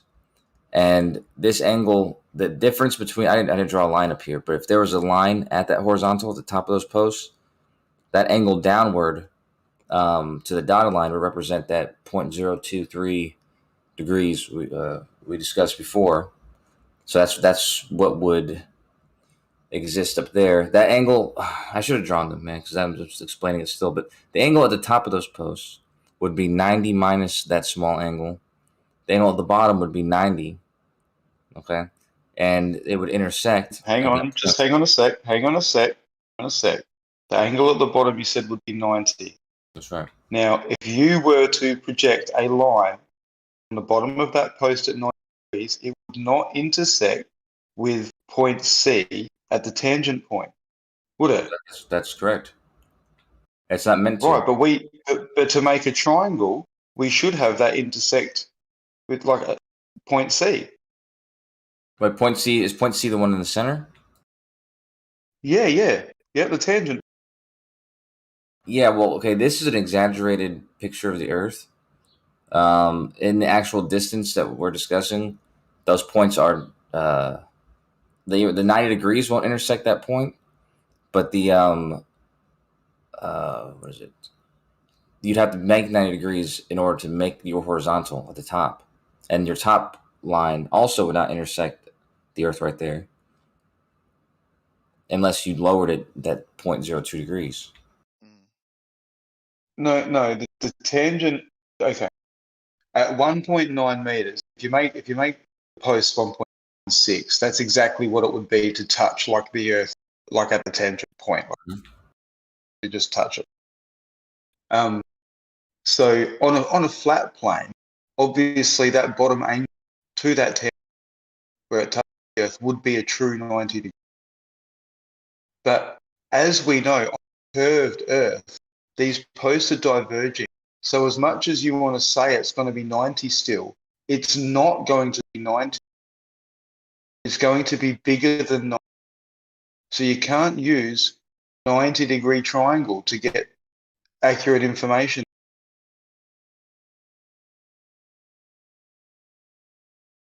Like, I know this is not to scale, but even if you drew it to scale, it's still not 90 degrees. Well, if you drew it to scale, you're right. It wouldn't be 90 degrees, but the difference would be negligible. Because remember yeah, but you're including that difference at the top, though, the 90.023. You're choosing to include it there, but not include it at the bottom. Well, first of all, the base of the triangle is not even being used in any of these measurements. It's only the top but angle. It has to be, because aren't you right angle fucking mathematics to work out shit? Yeah, but that's what I'm saying. The only reason you're allowed to use this is because it's a close range. The distance between difference between those two distances is what I say, that's 1 millimeter. I'll work it out myself. It's okay. Thank you for your help. I do appreciate it. Honestly, I mean, you're not going to work anything out because it's the same distance. Remember, there's 1 millimeter difference. It's in lengths of that base. So at 5 kilometers or 10 kilometers, when you change the angle just like 0.1 of a degree, 0.01 of a degree, whatever, the other end of that line moves significantly. Do you agree with that? The other end of the line? Yeah, so if I have a line I'm projecting from point A, let's just say I'm going with perpendicular, perfectly, and I project it out 10 kilometers. Now think of where the other end of that line is, just waving around free space, right? There it is. Now, if I change my angle 0.02 of a degree at point A, how far away is the other end of that line now from? Is it like an inch away? That's a different angle, though. No. I'm just asking. When you move a very small amount at one end, it makes a big difference 10 kilometers away, doesn't it? Sure, but if you move Okay. that distance 10 kilometers away 1 millimeter, does that make a big difference in the angle? No. No, but that's not what we're doing here. It is At what all, we're doing. though. You're not even doing that. You're Okay, even but less I than that. disagree. I disagree. So I'll just do my own thing, what I think. Try and disagree on what. That's like we're allowed to disagree. Thanks for working it out anyway, Kosho. Putting in the effort. No, it's fine. I mean, I'll do you one better. I'll show you exactly what the difference from 90 is, and just don't be shocked when it's almost the same number. Yeah, but to me, 90.023 is almost the same as 90. But it makes a difference when you're calculating stuff out and makes a big difference over 10 kilometers to where shit ends up. That's all I'm saying. It's going to be less than that, though. But we'll see. Just give me a second. So if it's not 90, Kosho, can you still, in all honesty, use the right angle triangle mathematics, or should you technically use different work stuff out? Well, I didn't use right angle mathematics. I used trigonometry to do it. I could put in whatever the angle was. If we find out it's a different angle, whatever it is, however minute the difference is, I can recalculate it, and the numbers will be the same. Yeah. Because you have to remember the different numbers. The distance between the arc length and the chord was 1 millimeter. Yeah, but to me that's irrelevant. No, it's not We're irrelevant. Not talking about the length of that. We're talking about an angle. Right. You're saying if you shoot at the same angle on the globe Earth, where does that same angle intersect if you were to stand in the same place and angle it down at the same rate, the same angle? What distance would it intersect? And if the distance between those 2 points is 1 millimeter, then why would that even be brought up? They're intersecting in the same place. Okay, but I cannot agree with you that by changing the angle at one point 5 kilometers or 10 kilometers away, can it only move 1 millimeter at the other end? Eggshells and I calculated it before that if you change, it was 0.02, admittedly, or I can't remember, but either way, it's only a function of 10 different, that it was going to be 34 meters difference.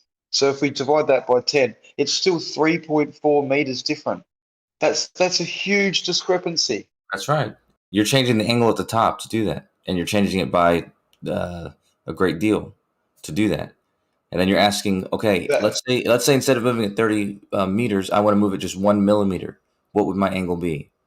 And you're going to find out that it's not a very big angle. No, why would you do that? Why would you go to the other end and say, oh, let's just move this up 1 millimeter and see what the angle difference is? Why wouldn't you go back to the angle and say, let's change the angle by 0.01 of a degree, and then let's calculate what the difference is at the other end? Because that's what I'm asking. You arbitrarily, no, you're not asking that. You literally said, if you're at the same position and you're on a flat Earth or a globe Earth, and you're shooting down at the same angle, the angle that it's required on a globe Earth to intersect the Earth, where the Sagittarius is in the center, what would happen on the flat Earth, or what would happen if you shot it down on a flat Earth, the same angle? Where would that line intersect the flat Earth? That's what you asked before, and it turns out that that's the base of the triangle, and the base of the triangle on both models, the difference between them is 1 millimeter over 10 kilometers, so over half of half that. I personally don't believe that mathematics. I think you've done something wrong, because logic just dictates that the end of the line, with even the smallest adjustment of angle on one end, is going to be well and truly different to 1 millimeter out from what the other one was. Like that doesn't even make any sense in my brain. I can't fathom why you think 1 millimeter makes sense either, personally. Well, the difference. I don't know, Bandy. Fucking, how are you feeling about this? 1 millimeter, really? Now, the 1 millimeter is the difference between a straight line between 2 points on the curve of the globe Earth. So 2 points that cuts through the Earth, that length, and then the length over the surface connecting those 2 points. That's what that. But why are you telling me that? But that's not what I'm asking. Oh, Yeah, I'm I know. I know that. sorry, That's Bandy, that's off not, you. that's not what you're asking right now. But what you're talking about before Never was asked. the triangle created on the surface of the Earth, and how the base of that triangle, and the line that you're at, it's not going to be 90 degrees. And I'm Yeah, telling of you course. That's the because you difference used between that those in the two. maths to calculate that they were going to intercept at the same point, which is why I understood that you got that wrong, because you're using the same angle there at the bottom. So it goes back to the same point at the end of the day. But yeah, anyway, agree to disagree. We can move on. One thing I do know, you know, this is Kosho loves his mathematics and his coding and all that sort of stuff, and he doesn't seem to have for it. So I'm not gonna question it at all. I too would have to sit down, put some thought into it, work it out. But yeah, I'm not gonna disagree with what with the results that Kosho's come up with. Not at this stage. I'm not asking you to agree. I was asking for your logic brain to kick Look, in and say, if you tilted something back, would it be 1 millimeter away difference, or would it be substantially different at 10 kilometers? Hey, Van, Like, didn't you that's say there all. was examples when you were working that you would have had to take the curvature of the Earth into account? Never curvature? once. Never. But didn't you say earlier in this conversation that if there were curvature, you would have had to use it? I would have thought at times, especially with some of the bigger jobs, one would have Well, thought that you would have had to, but maybe never. maybe the reason his math is working out on as if it's level is because it's level. And that's just the way it always works out. You know, otherwise, they'd have to deal with curvature that's not there, Yeah. and they would make all their measurements wrong. Yeah, you know, I know every single time I had to set up my machine, I would always set it up plumb, and the theodolite would be perpendicular to plumb every single time. And on the bigger jobs, the longer runs, you know, I never took it into consideration. And at times, you would think that, especially when you're trying to marry up 2 points, you know, to a fairly tight tolerance, you would think that, you know, I would have been aware of it, but I was never aware of it. I was given datum points to work off, and that's what I worked off, and just transcribe those datum points down the job line from point A to point B to point C, and then just set everything up plumb and perpendicular to plumb every single time.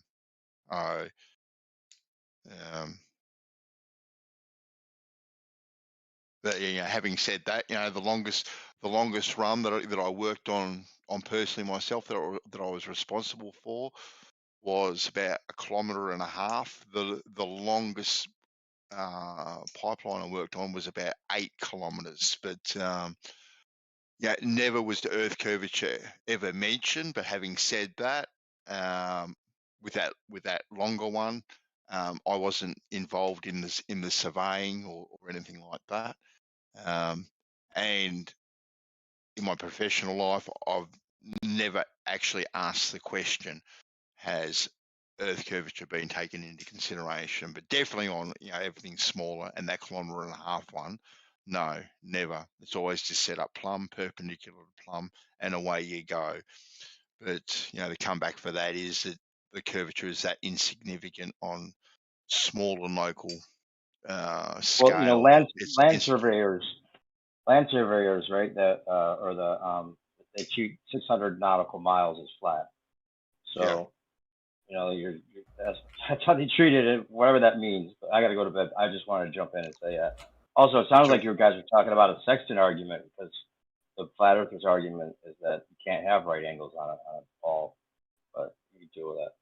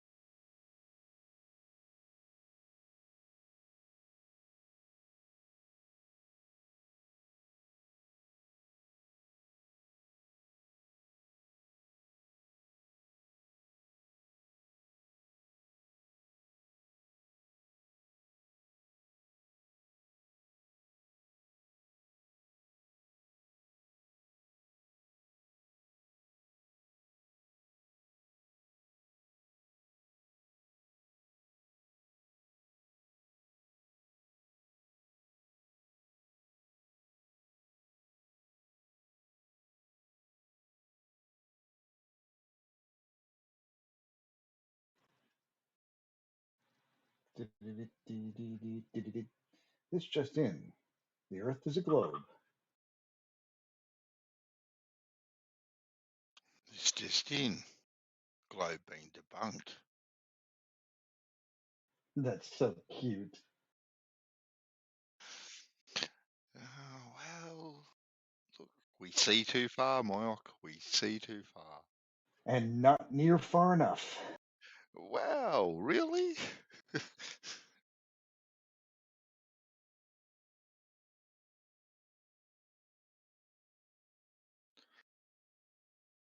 Morning, gentlemen. SE, how you going, mate? What's up, Bandy? Hey, buddy. Yeah, buddy. See you in the chat there. Trying to create a bit of few waves. Yeah, I'm surprised Kosho will not comment on the Queen. On the Queen. I did comment on the Queen. You know, you should be Oh, you more didn't? surprised at how nobody answered your question when you weren't in the room. Like when you All asked right, a question, we all talked about your answer, and you didn't hear it because you weren't here to hear it. Would you care to repeat it for me, please? I said the Queen has COVID. The Queen has COVID? Mm-hmm. You sound shocked since you brought it up. I never brought up anything about that. Well, that's what I responded to. I said that, the Queen has COVID because you said, has anyone heard or does anyone like the Queen? That's the only big news I've heard about her. If there's something else, then I'll be open ears. Oh, I don't wish that on anybody. I was just interested on your opinion of if you like her or not. That's all I asked. Yeah, she's fine. She's all right for an old duck. Don't tell her that, Bandy. She'd probably get a chuckle out of it. Actually, I heard she's got a good sense of humor. I met this lady the other day who's from UK, and she said the Queen shops at normal stores. I was Really? like, what? Does she She's like, what? She's like, put on Haverty's or something like that. Haverty's or in like sunglasses and a hat? I don't. Yeah, I don't know which. I don't know what world she was living in when she said that, but she was trying to make it seem like she's like, you guys think they're all proper and stuff, but she shops at like a normal stores. You know, she's you know, being frugal with, you know, the gifts she gives, and so like, what? She's rich, apparently, Kosho. She tells me she's got lots of money. Well, this lady told me that that land and all the things that she owns, it doesn't actually belong to her.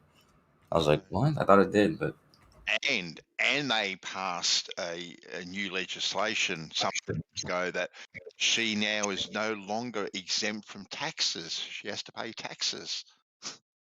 I mean, that's fine. So that's why she has to be more frugal now and go down. Where do you think her money comes from in the first Exactly. place? Yeah. I was in the military and I had to pay taxes, and my money came from the taxpayer, so it's like it didn't bother me.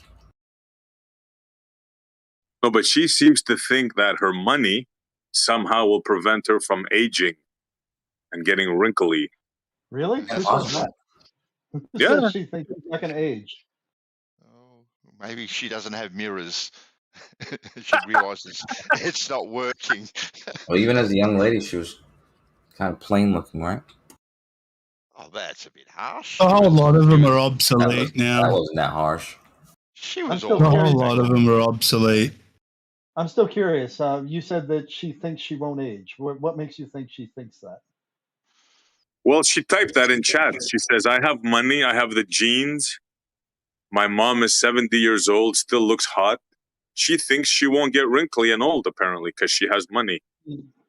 Well, her mom got old, and she got old, and she thinks she's not going to get old, or does she think she's got good genes and she will last longer than average, which she has done. The Queen was in chat. The Queen was in chat. Okay, see, remember when I originally thought he was talking about the other Queen? I think it turns out he was. Talking about Trish. Yeah, Trish that's what live. I originally thought. Whenever I actually originally commented on that, and then I was like, wait a minute, maybe he's talking about the actual Queen. So a second ago we were responding to the actual Queen. The actual. No. I'm talking about Trish. When I thought you asked about her, I said she sometimes listens in here.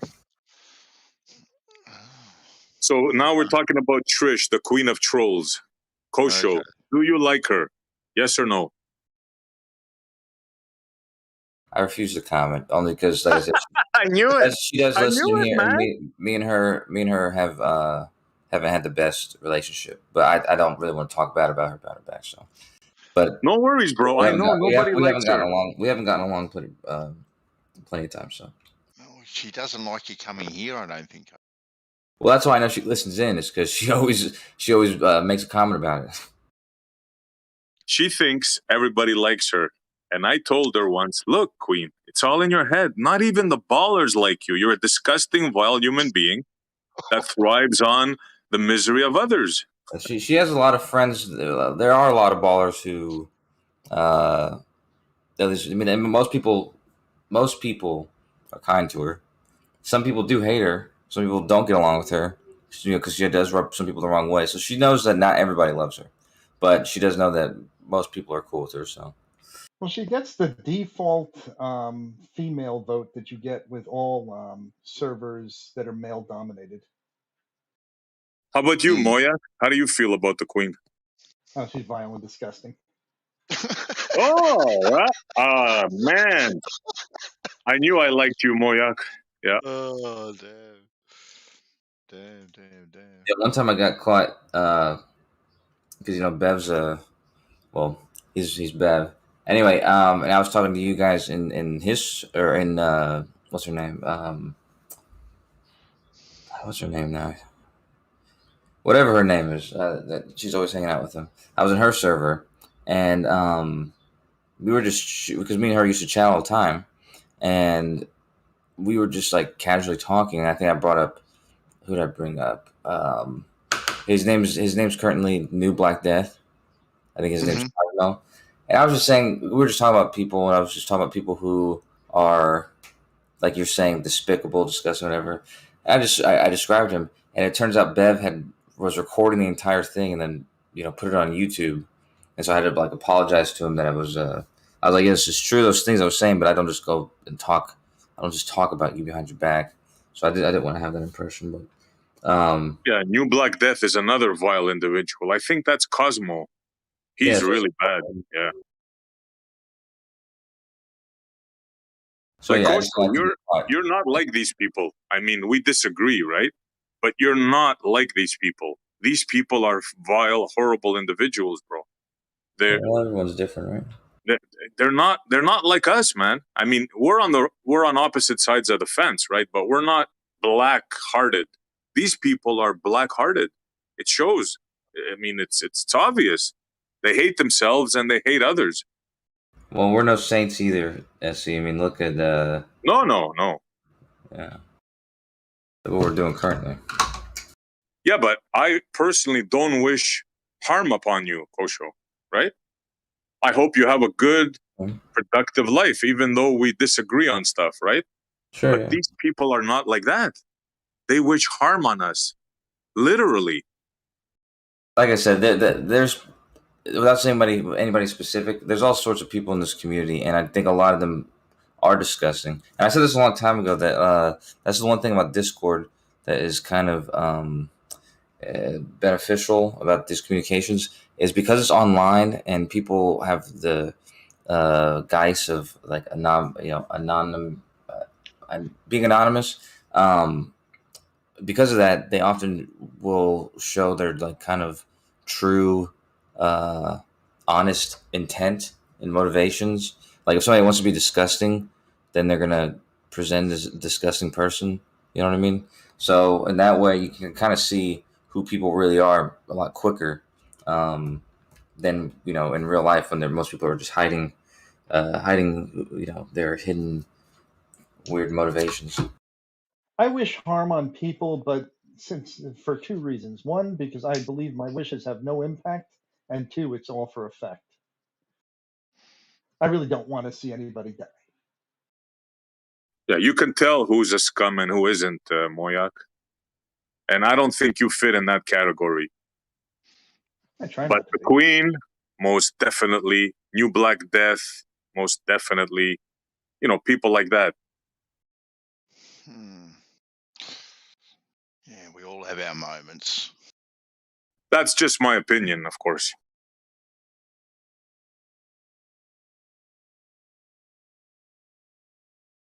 Did you say that you killed a hooker when you were 16? I don't know where she got that. She thinks that I frequent hookers for some reason. I don't know what's in her head. I never said that. It's, I guess, one of the things she wants to put out on me. I didn't even know that she said that. Yeah. She, in her head, she keeps saying that I frequent hookers. I don't. But even if I did, what business is that of yours? You know what I'm saying? Exactly. Yeah. Maybe she's hoping you'll hire her one day. Yeah, maybe. I mean, she might be in the know because she is one, so she thinks she knows personalities based on that. Ah, good one, Moyak. Maybe she's a call girl, yeah? All right. Can you imagine that obnoxious voice saying, "Ow, baby"? Oh my God, bro. I'd run. I'd run the other way. Like, Perhaps it'd be a good idea if we moved on. Yeah, I was Yeah. gonna say, yeah. yeah. You remember Sorry, that man. dude, we're Just wanna say- you know, it's hard to say something bad about somebody when you're almost to the point to you know, displaying the same behavior. Yeah, but I just want to say, Moyok, man, like you spend a lot of time. Well, you spend a lot of time gems type of thing, and I've spoken to you in gems or via text and stuff like that. So, do you find yourself coming here for a better crowd and less hassle, or do you enjoy it here more than? There's I enjoy both places, but there are a few detestable characters that I don't enjoy, and they'll chase me out when I get sick of hearing their chat. Yeah, cool, man. I just hope I showed you that I can be honest and I can. Cool, man. It's the realm speaking. Just nice to see you, man. All right, cool. Hey, Moyak, I gained some respect for you today, bro. Good on you. Queen. Yeah. you've just gone down a notch in my book, Moyak. There you go. That's 2 notches, bro, in one day. Now, Queen made false accusations against me at one point, which was really offensive. And she really lost a lot of my respect there. My point was more the fact that it's nice to make a second group of people that actually want to be here, and not to fucking debate and fucking shout and all that. Come to. It's better here. It gets pretty shouty at times here. Definitely. Well, there's impassioned people. Yes. Normally when Branch is interrupting everyone, though. I've heard some very feisty discussions between Moyhawk and Travis. Travis is one of the people who chased me out of here.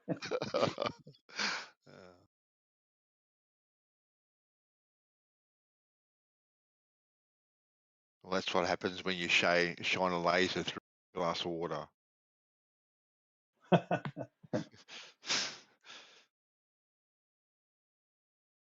So I'll catch you guys later. Nice talking with you guys, and thanks for being frank there, Moyak. I really appreciated that. I see. Catch you around, man. My name's not Frank. Take care. Later, guys. Now that laser thing and the bending down of light, it takes a little doing to actually get like the 3D geometry of what you would expect to see if light bent down. Mm-hmm. But once I found it out, it's like so hard for me to understand how somebody else can't see that would be the effect. Mm-hmm. Whether you think it's happening or not on Earth is irrelevant. Just the idea that if you bent light down, it should make something in the background move up. is like, wow, okay, it's so intuitive to me now. It drives me nuts when even with examples you can't convince somebody.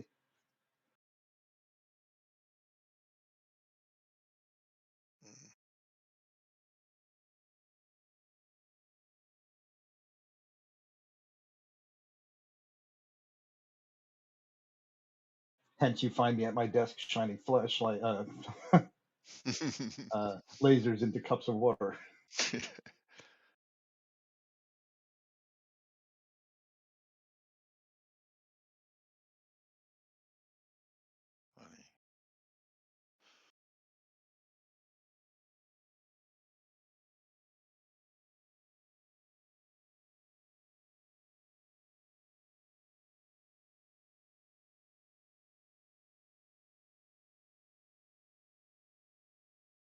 Just a quick question for the room. Why does anyone care if someone buys subs? I've got no idea. Crypto. You know what? It's chest puffing out. It's something in order to, unless he's doing it to get monetized, where I could see like a practical sense to it. It's so petty to buy subs. Well, not only can you buy subs, you can actually donate subs too. If you've got a big channel, you can donate your subs to another channel. How do you go do that?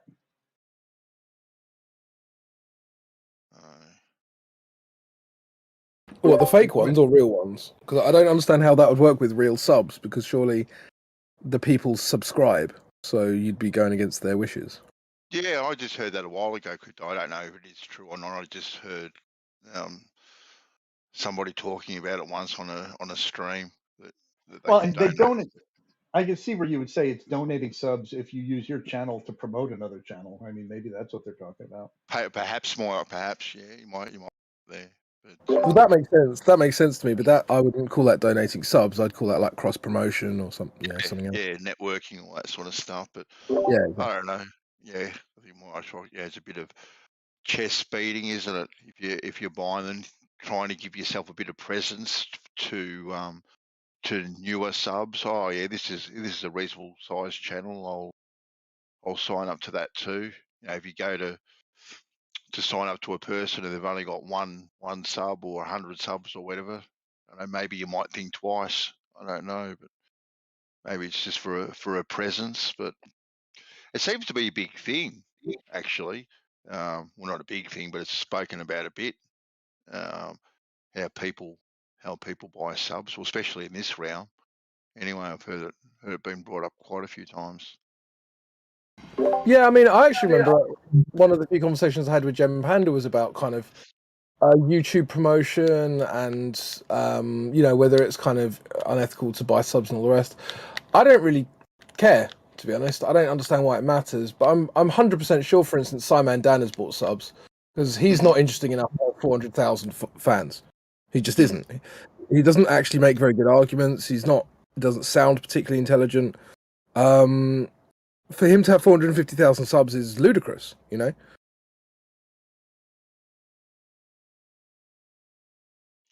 Yeah. Yeah, you're probably pretty spot on there, Crypto. But anyway, once again, it is what it is, I suppose. Where do you go to buy subscribers? Subscribers are us or something? Like, what the fuck? You can go to Fiverr and someone will just give you like 1,000 subs or however many you buy. There's other ways of doing it, but Fiverr's the one way I would do it if I was doing it. Isn't that one of the metrics that YouTube uses to pay you? No, it used to be based on views. You used to get paid like a few $1,000s per million views or whatever, but now it's purely a share of ad revenue. Subs is the trigger point, though, for starting the process, I think. That is correct. Over 1,000 subs or something. Yeah, that is right. But after that, it's a share of ad revenue. I think they give you 45% split of the ad revenue. So if all of your subs are fake and no one's watching any ads, you're not going to get paid anyway. No, not at all. Although there's different levels of buying subs. Like you can buy active subs where they just have somebody who comes in and actively views your content as well as making the account. Okay. At least that's what I understand. But then if you're buying that, then what's the like? You're not going to make money off it still, are you? I don't know. Unless you're kind of hoping that they're going to stick around. But then there's better ways of kind of if you're just doing like a pure marketing exercise. There's much better ways of doing that. But see, maybe that's the sort of thing that that Jeremy does with his phones. Like he does all clicking stuff. You know, his phone farming, where he's constantly watching YouTube clips all the time, and he gets a whatever it is, say it's a penny a video or whatever. I don't know what the amount is, but he's getting paid just to watch YouTube clips, play games, this sort of stuff. So yeah, maybe that's how they're doing it.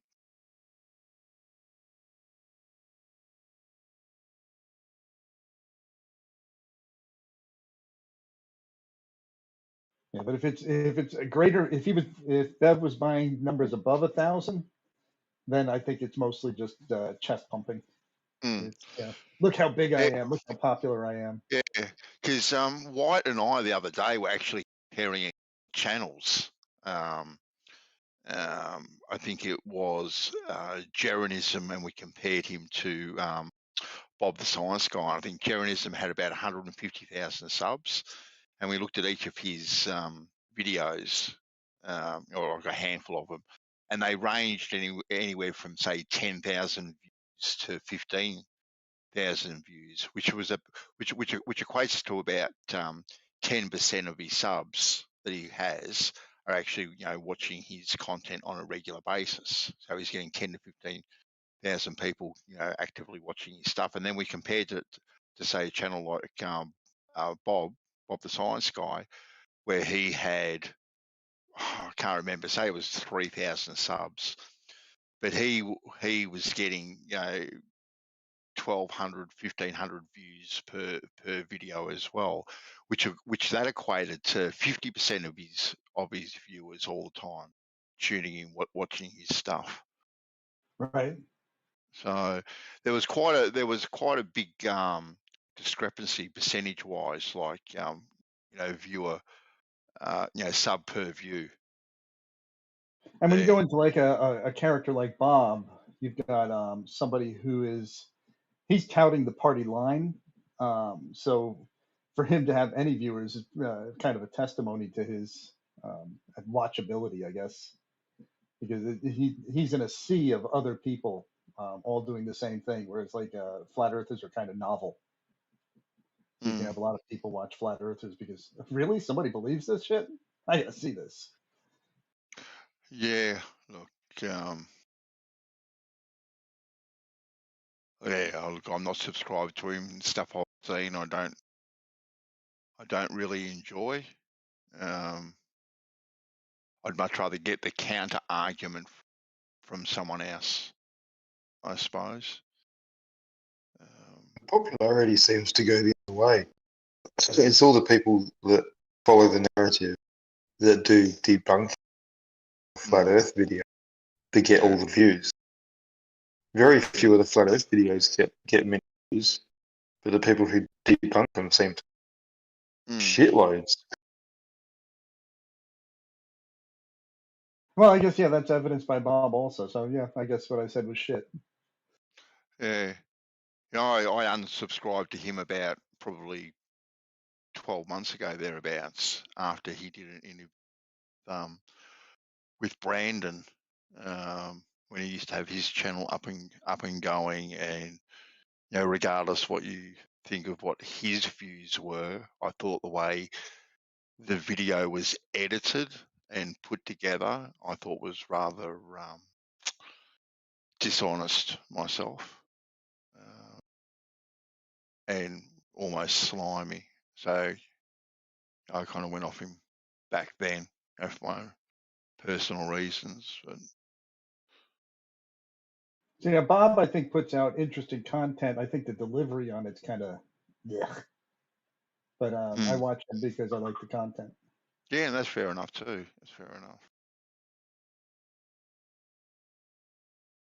Yeah, I think there's a lot of very big egos in this, and I think they just need to leave their egos aside, because a lot of them, they kind of, I don't understand why you would come into this if your sole motivation was to kind of shit on other people, but it seems to be like Cool Hard Logic comes to mind, but there's other guys as well. Simon Dan's a good example, Professor Dave. All these people, they seem to only be interested in talking shit about people that disagree with them. And for me, that's not a good motivation to be in any discussion, you know?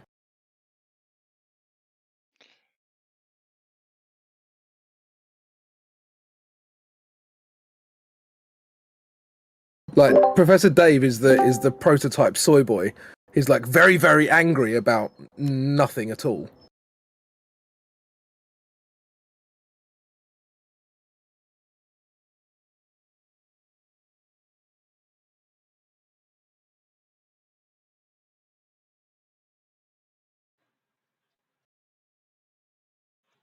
Am I still here? Yep. Yeah. Okay, he's got very quiet on my earpiece. Yeah, Professor Dave, again, he's one of the guys. Yeah, I like him. He goes through pretty good content. But why is he so angry? I think that's again for effect, and also because some people find it offensive when a lack of knowledge is touted with such pride. But he has absolutely no humility to realize that he could be the one lacking knowledge.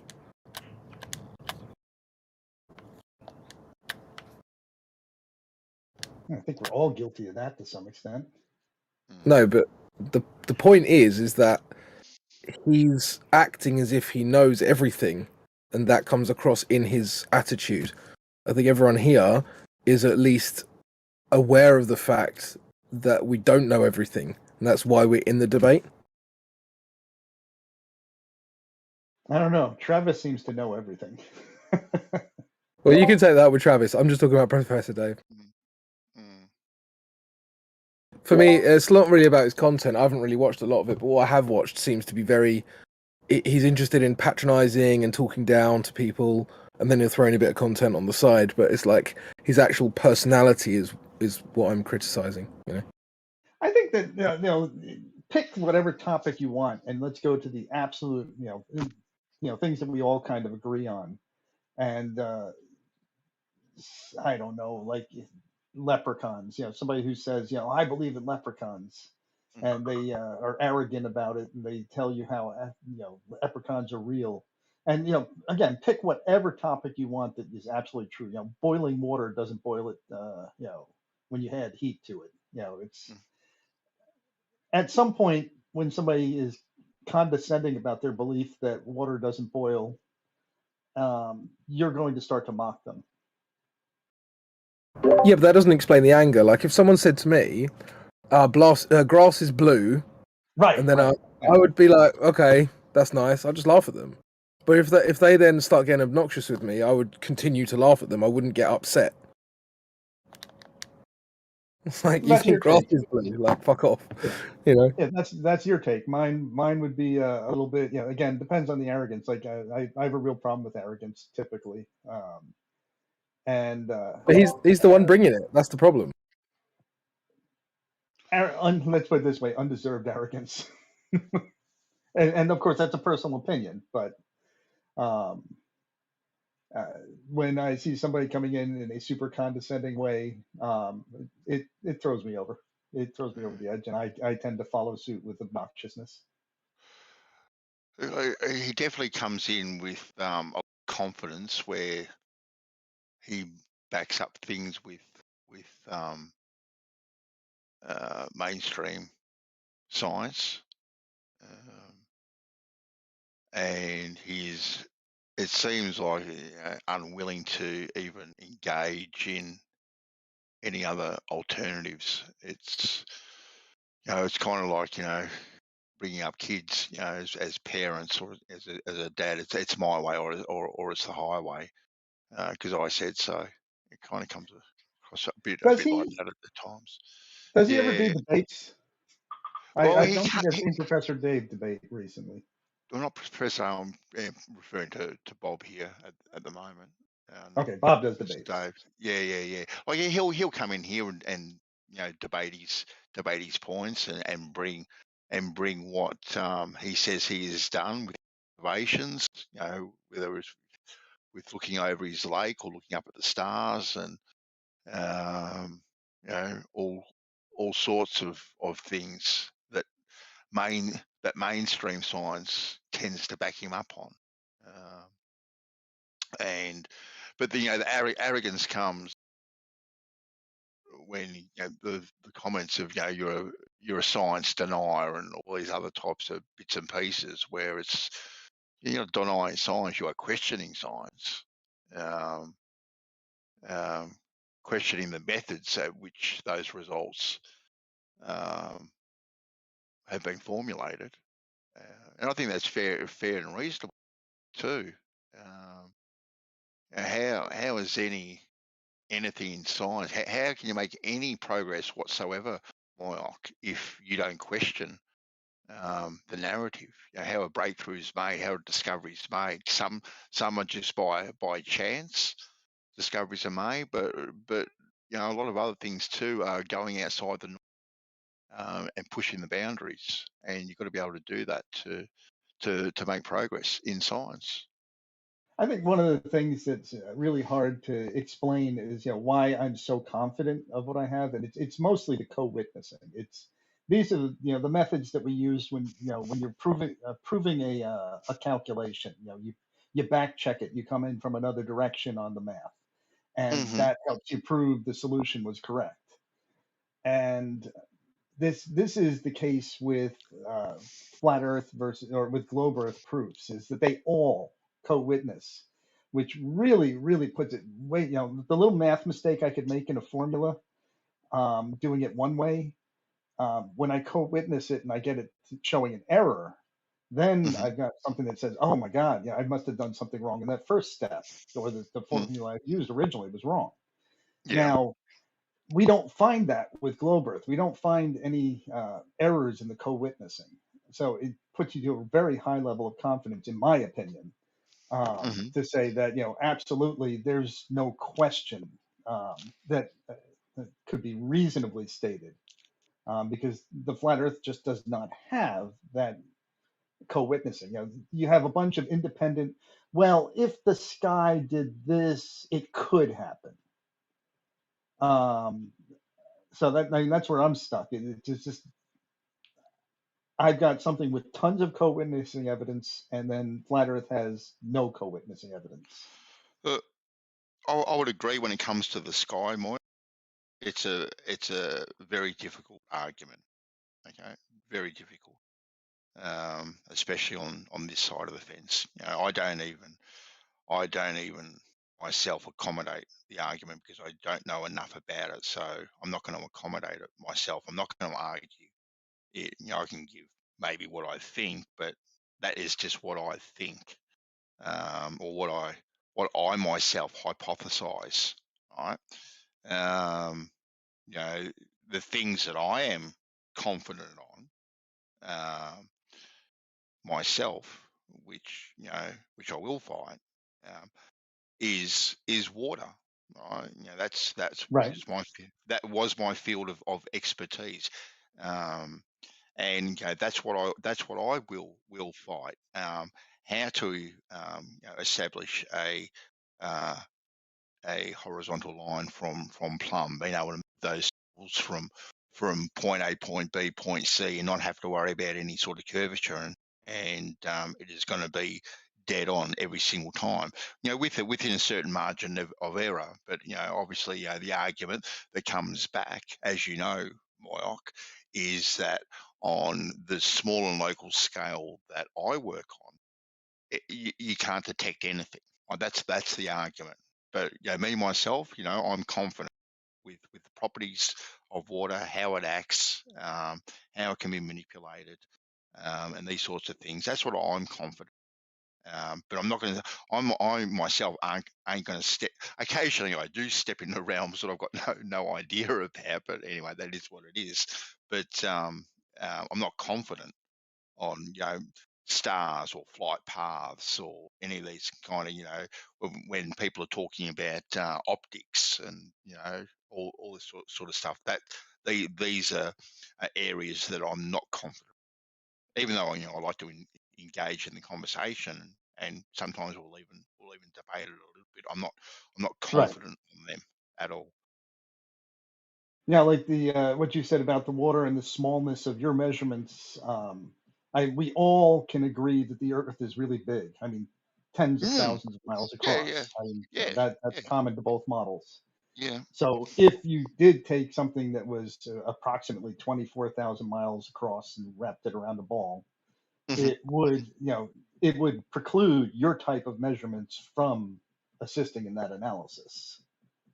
I would agree, Mike. I would agree. Really. So I'm pushing shit uphill, so to speak. You know what I mean? Because I'm local scale.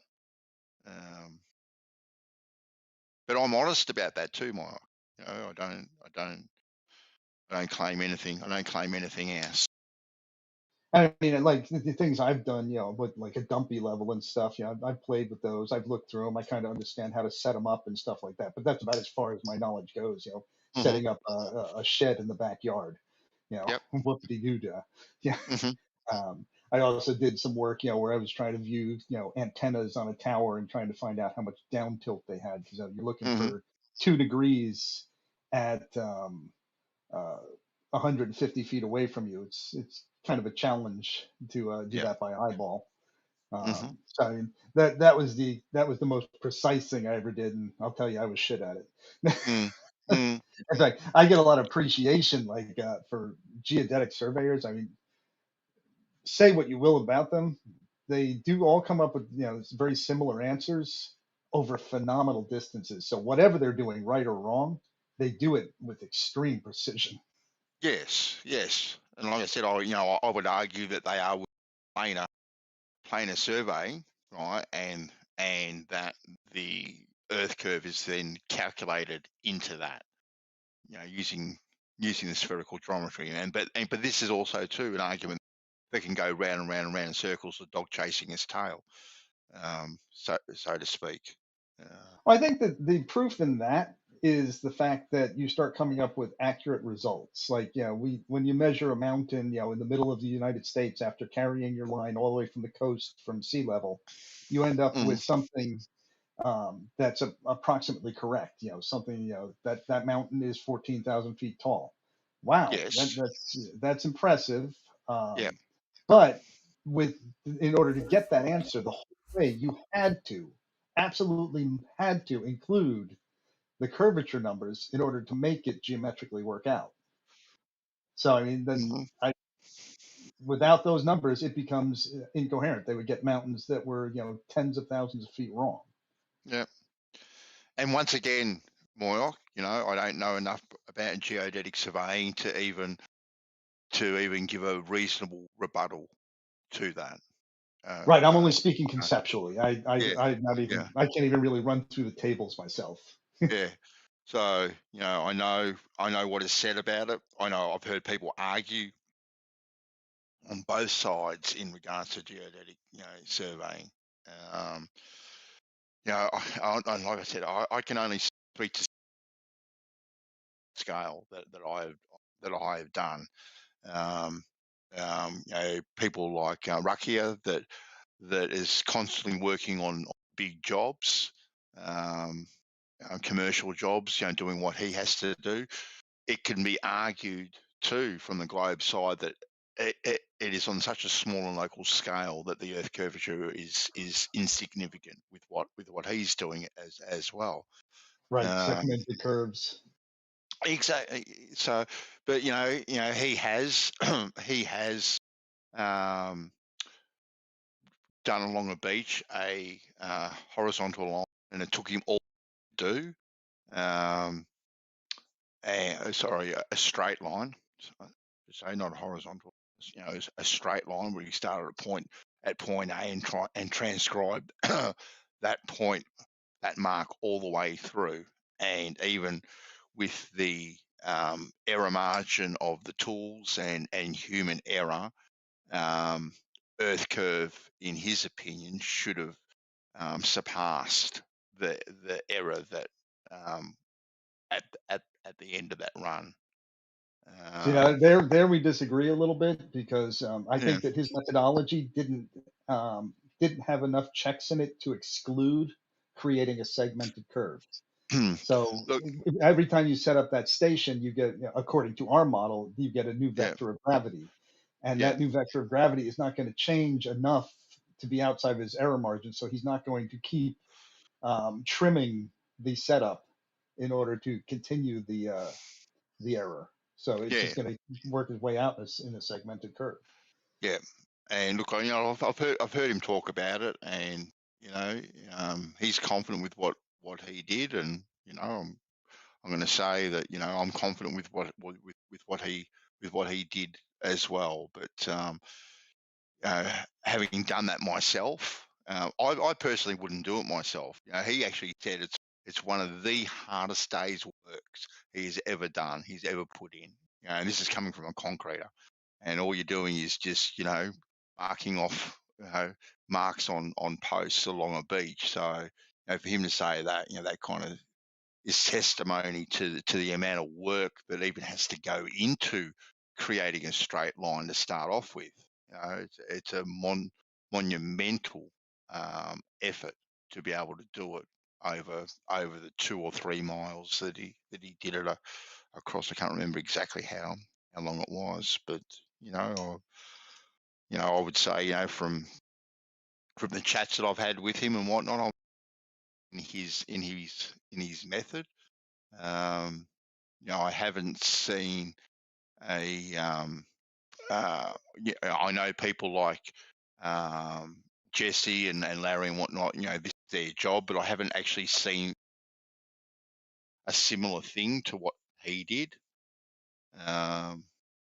So I can't, I can't really compare what they do. Them driving over Lake Pontchartrain is something completely different to what Rakia did. It's completely Yeah, it was more accurate, which is the crazy part. well, you can Absolutely. No, I mean, it was more accurate. Like what Jesse did over the lake, he used the GPS. He definitely was more accurate, but you're right. It was less work than, Oh yeah, Rakia worked his ass off. But if you were setting that setup, and you understand how surveying gear works, if you were consistently coming up with it down like a half a millimeter at 200-foot increments, Mm-hmm. do you adjust it so that it matches, straighten it up so that it comes up to the line, or do you leave it to say, oh, that's close enough, and say, yeah, that was right, half a millimeter low? And then you go set up the next station, you do that, and you got a half a millimeter. And you keep adding those half millimeters around a curve, and you'll get a curved segment. So, I mean, I don't see how he isolates, how he says with confidence that I have eliminated the possibility of that happening. And that's the problem with his setup. And I don't know the actual proper way of doing it, like how I could. I think I've asked Larry a couple of times, and he gives me a lot of jargon that I don't fully understand what he's saying. Mm-hmm. I just don't have the lexicon to But fully understand him. Larry says he uses GPS for that type of precision. Right. But I'm saying, how would you physically, with a total station, continue effectively build LIGO? What would I do to do that? Now, they may have done it with a water level and just made the calculated adjustment for curve. Just saying, it should be 18 inches higher than the water over here. Okay, yep, there we are, we're done.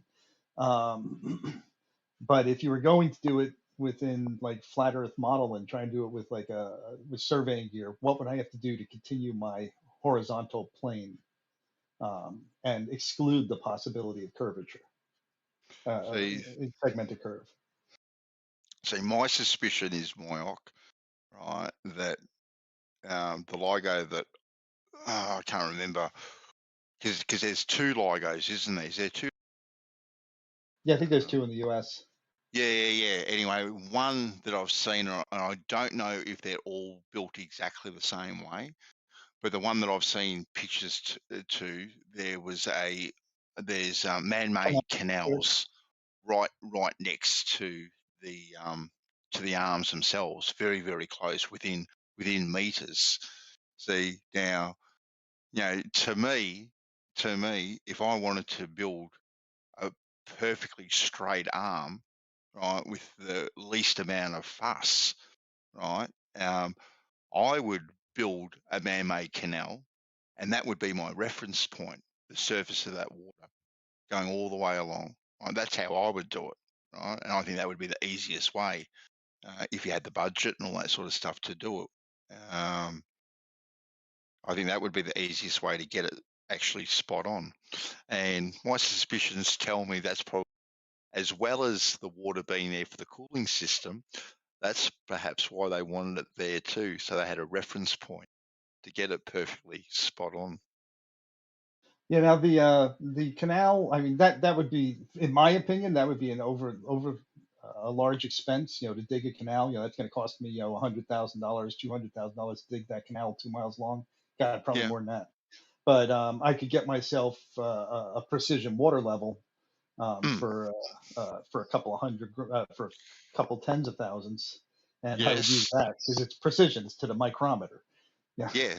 But But if you had to build something that had to have a water source, built into it as well, so the canals had to be there, right? That to me, that there's no extra expense. You've already got to build the canal, right? So it's all already part of the budget. So right. it's not costing you any more in the Oh, in the absolutely, long run. absolutely. Yeah. So me personally, that's how I would do it. But we're told that's not the way that they. Well, I don't think I've even actually suggested that thought until just now. But we're told that they calculated it. They worked out Earth curve. It's all over their websites that they had to take in Earth curvature when building it. All this sort of stuff, which to me, it doesn't really make a great deal of sense that they had to. If they're working off point A, I don't see how they would have to take Earth curvature into account. Yeah, I'm not quite sure I understand that because they Well, absolutely have to have it straight. I mean, exactly right. And if you're working from point A and you've got your two arms going out from, be perfectly straight and horizontal to point A, no, right? straight, straight, Yeah, not no, horizontal. no, but but they are horizontal to point A, right? At point A. I'm not talking. Okay, not, yeah, at the yeah, let's say the origination of the yeah, arm where they started. yes, Yeah. exactly right. So those are point A, right? So to me, that's all you need. That's your starting datum point, right? So now all you have to take into consideration, if you transcribe that mark down, is the topography of the land. You don't need to know the curvature at all. And I think I could. Well, no, see, that's where do we it. disagree because Yeah. as far as the model goes, it has, the land will curve, and if I Mm-hmm. was to try and transcribe it over 2 miles, that's actually a challenge optically just to get it within millimeter precision over 2 Oh miles yeah, with one shot would be impossible. yeah. You wouldn't do it Um, exactly right. Impossible. right. So I so you agree. have to carry that measurement down the length of it. So you have to know Yes. whether curvature is real or not. Mm-hmm. Mm-hmm. And I think that the proof is in the pudding in that we got a straight line with the assumption that it was curved, an Earth that curves. But Well, that's yes. Yeah. That's what we're told. Wyok, I will agree with you there. That's how they did it. So I can't argue that one at all. now the thing that I think you could do as a layperson, you could possibly, I tried actually to talk to them. I sent an email off to them and asked them if I could do any testing out there, and of course they Yeah. didn't respond at all to me. So I was like, yeah, okay, fuck you guys. Exactly. They got one attempt and that was it. But the way I would verify is I would go to that little retention pond or the canal there. I would set up my transit. Now the structure itself is not as high tolerance as the tube, the laser tube, which is like I don't know 4, 8, 10 inches inside of that building. But the structure itself, I believe, was built with high tolerances. With very tight tolerances. Yep. And so you should be able to measure from the water to the concrete footings. Yes. And you should be able to come up with a very reasonable measurement. You can transcribe that, 50 feet with extreme accuracy. Yes, any yes, surveyor can exactly. do that.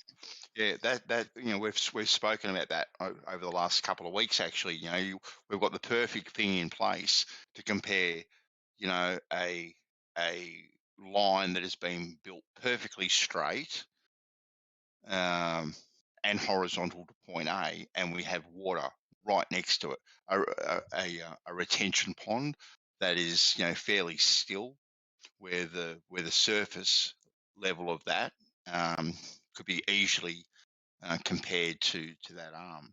But Yeah, I'm wagering you don't have 18-inch waves in that canal. No, exactly. But as you said, getting a response to an email or even getting permission to go on site and do anything like that is ain't going to happen. I wouldn't think. I don't know if you could come at it from a school standpoint or any kind of a legitimate organization. You could do it, but of course, getting a school to go and try and prove the Earth is a globe is going to be a challenge. But like I would think that a guy like Bob might have the. I use Bob loosely. Any buddy in academia should be able to leverage their networking to get somebody over there to say, "Hey, yeah, come on out. We're doing service on it. Yeah, come on out and go ahead and do whatever you want." You probably would think so. If it was what they say it was, right, and all these considerations were taken into account with the construction of it, you would think there's nothing to hide. It's just, yeah, cool. Yes, come on down. Come on, school, come on down. We'll show you exactly. Here's the curve. You can measure it.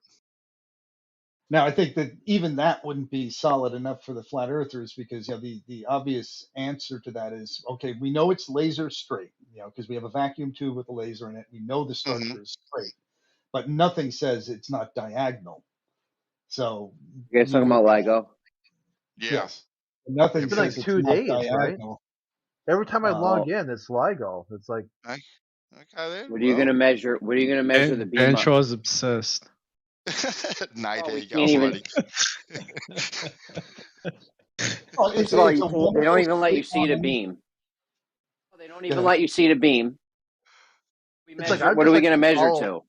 Wait, hold on. Why would they let you see the beam? And why would you want to see the beam? How would you see the beam? What are you talking about? The beam up against. We want to measure, or detectors, or some way to detect that the beam's there, so we know where the straight line is. inside the casing, inside the tunnel. Inside a metal pipe. They don't even look at the beam. One can see the beam. What's the beam got to do with the shape of the Earth, James? I'm just wondering how we know this shit's horizontal. Well, it doesn't have to, it's not horizontal, first off. That's by design, it's not horizontal. Only at one point. Got to be horizontal somewhere, no? Only at the very, if I remember correctly, the starting point of it is actually at the center point of the L. If I'm correct about that, that's where you would say it's level. Everywhere else would diverge from horizontal. Yeah. So how are we gonna know? How are we gonna know the line straight? What do you mean? Metal tube. We're just gonna go up up to the tube and measure against that. No. They've built it. They've built it to be straight. They've built it on a platform that makes it straight. You can tell it's curved by how straight it is. What are we measuring up to? What? Laser beam. So we're measuring to. We're gonna see if we're gonna measure something to the tube. Like, what are we doing? I would measure from the surface of the water in the canal to the concrete footings of the structure. Jeremy, did you see Footings. Blue Marble Science's video on this? He went Oh, over you weren't all talking of to it. me. Now we're talking. No, I'm just asking you a question. Did you see Don't Blue ask me no Marble questions, Science's then, bro. video? Don't ask me no questions, dude. If we ain't talking, All right, be that's be fine. like that with me. Play nice, Jeremy. Come on. Yeah, Jeremy, that's not like play nice He was on being a the high dickhead the other What day. is going on? Jeremy, if would you're no, gonna think- it's play true like though. this, It's I'm like gonna high school teenager stuff where I'm gonna duck teenagers out. Jeremy, and what knock Jeremy, you out. Jeremy, what One at a happened the time, other day? One at a time. One at a time. Jeremy, could you tell us what happened the other day? Well, Have get it very from simple Bob. questions. Very simple questions. He was being obtuse and shit. Now he wants to come in here and start asking me questions. I would think, Moyoc, that those footings that they have in place to put that pipe on would all be at exactly the same level, because they would have had to make all the brackets and all that sort of stuff all exactly the same. So Right. everything would just in situ. So they go along and place each piece of pipe in section, join it in all up. You know, they might have had to shimmy it a little bit here and there, just due to the the slight variation of the footing itself. But I would say that they're all probably at pretty much exactly the same level, and you could use. They should be relatively straight. You know, Yeah, and Are you the going to footings build are gonna be Lego? the least straight. Come on, Manzo. The Yeah, footings Very are going to be the different least Lego. straight. Concrete piers are higher the further out or further away you get from the central point. Right. You're going to build Lego. You're going to build Lego, right? Do we put the laser down first, or we got to put something to put it on, right? You build the platform first, Jeremy. So the platform they've built it so that the vacuum tubes and the canal on that platform are flat. They're on level with the curvature of the earth. Yeah, they went through a painstaking process of setting the laser beam up straight. So they did that same thing for the foundation. Mm-hmm. No, well, that was for even more precision. We were talking about this earlier. They had to be precise for the foundation. Then when they had the mirrors set up in there and they had the whole place set up, then they had to collaborate. Calibrate they the make the mirrors, foundation and flat. that was even more precision. Yeah. Make the foundation flat. Yeah, but Lego is Foundation flat. The foundation is roughly flat. The tube is getting to be extremely flat, and then the mirror cool. adjustment is super precise. How'd they get it roughly flat? GPS. Roughly flat. I don't know the physical process. Bob might, but GPS. was it GPS? Yeah. Okay. Yeah, I would have used GPS. Yeah, I would have used as one way would be a water level, and then using the curve calculation to adjust from there. But Yeah, but that's not going to give you the precision that they needed or that they had. Probably not. That's why I didn't build it. Yeah, but I would say that all those footings, the tops of those footings, are all horizontal to the starting point, Moyoc, like we said before. You know, where those two arms meet. I say the tops of those footings are all going to be pretty much horizontal, right, to that starting point. So if we know, so if we know that they are all pretty much horizontal within, a small fraction of tolerance, then it should be a really easy reading to compare those to the water surface level, and be able to easily measure a difference. And I think you and I both agree on that, Mike. Yeah, I don't know how we would isolate whether it was slanted. I mean, that'd be the only question at this point. Is it tilted? I don't understand though. If they use GPS to make the foundation straight and flat, then why don't we just get a GPS in an open field? Why even have to go fuck around with Lego? You could. Well, we kind This of is do what that I've been with. saying for a long time. I don't know why dude, we're and even you make arguing. fun of me, dude. Yeah, but I mean, Jeremy, we kind of use GPS and stuff when we're doing what is that type of surveying, taking into account the curvature of the earth. Yeah, I've been telling this Jeremy for. But I mean, you guys don't believe that, so. Yeah, I've been telling this for years. How do we verify that every the time I bring GPS it up, it makes fun of me. verify that the GPS line is straight? Well, that's Well, the what this first whole thing you do is you learn how to do surveying. The whole Verify that the GPS line's straight. Dude, the thing about the GPS Learn line, how to do it, and then you'll know. the thing about the GPS, Jeremy, is that what it gives you is the precise positioning.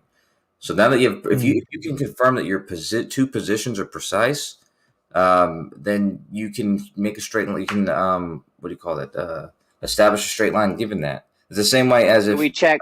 Okay, but if you have, but hold on. Well, let me finish How do we check this final point, dude? Because the difference is a surveyor with a total state or a auto level or whatever, he'll have a horizontal point where he is, but where it's sighting to, the precision of that point being in his crosshairs is going to be, whatever that precision is. It's going to be whether it's a meter, a couple meters, a centimeter. In this case, the one with the GPS, you can confirm if you do it correctly, you're always within the sub-centimeter of those 2 points. Oh, you said two things: a theodolite or something, or whatever, a total station. So you have only given me things that are subject to refraction right now to check. No. I was comparing a GPS with what would happen if you had a auto level. An auto level. How are we checking? Hold on, Kosho. How are we checking that to make sure your line's straight? You wouldn't need to make sure that your line is straight. You need to confirm that the points are accurate, and you can. So we don't confirm that.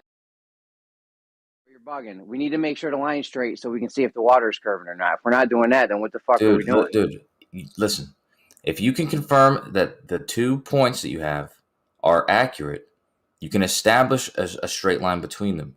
The same way, if you have a auto level, you know that your point is accurate. You don't know that the point that you're sighting is accurate. You know that there's, depending on how far it is, there's going to be some error. And so because of that error, that line is going to be less accurate. But that line that you're creating is only created because you have a point where you're starting and a point that you're sighting to. And the horizontal line that you've established is conceptual. It's one that you've created because you have those 2 points. And the GPS works the same way. The only difference is those 2 points, both of them are within a centimeter accuracy. So the straight line is confirmed by the fact that those positions are confirmed. Well, the only problem with that is it's using kind of assuming what must first be proved if you're using GPS software that already kind of works in the globe assumption. So for a flatty, what would be more satisfactory would be a third-party metric that is free from those sorts of assumptions, like a laser. Such as what, Lemon? Such as a laser. But we're going back now. We're going back now because we're already past that. We're not asking about is GPS accurate. He's asking why don't we use GPS since it is so accurate and it is what the surveyors use. He's agreeing. Accurate enough. I don't know what the accuracy of a precision level is. Like, how precise could I get a regular level? Just essentially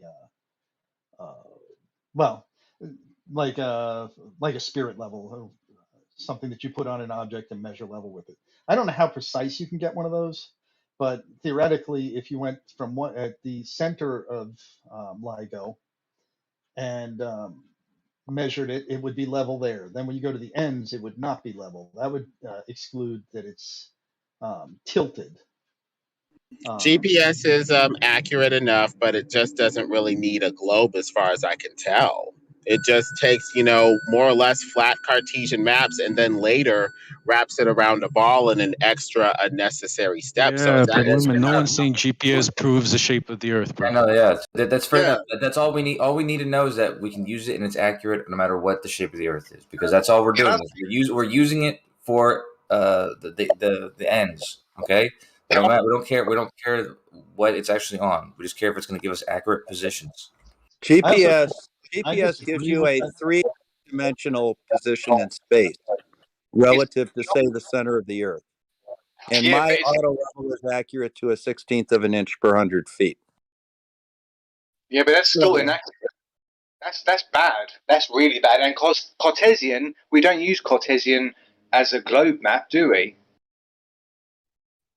You could. Let's go back to what you're saying. It's really bad. Based on what? What did you say? It was 1/16 of an inch over How 100 many? feet. 100 feet. So how many inches are there? Sorry. And how much? Could How you? much is the water curve over 100 feet? There are 12 inches in a foot, so 12 How much is the times water curve over 16. 100 feet? Is that That's more or less than the margin 96. of error for 100 feet of earth curve water? No, but it is measurable at 2,500 feet. You're off a 1/16 of an inch for 100 feet. How far can you go with that before it's? Is it exponential? That's 16. You can go as far as you want to. Well, 16 times 12 inches And would what if give you you measured how it far up you can against to go make sure basically that for that a is a foot. straight line that you're doing and it's not an exponential optical effect? Yeah, but that's It not is, true though. it is a straight line. There Nothing. are effects of refraction at 2,500 feet. That's a quarter of an inch. The error bar on the level You know it's a at quarter of an inch. 2,500 feet is approximately just over an inch. So Measure that against.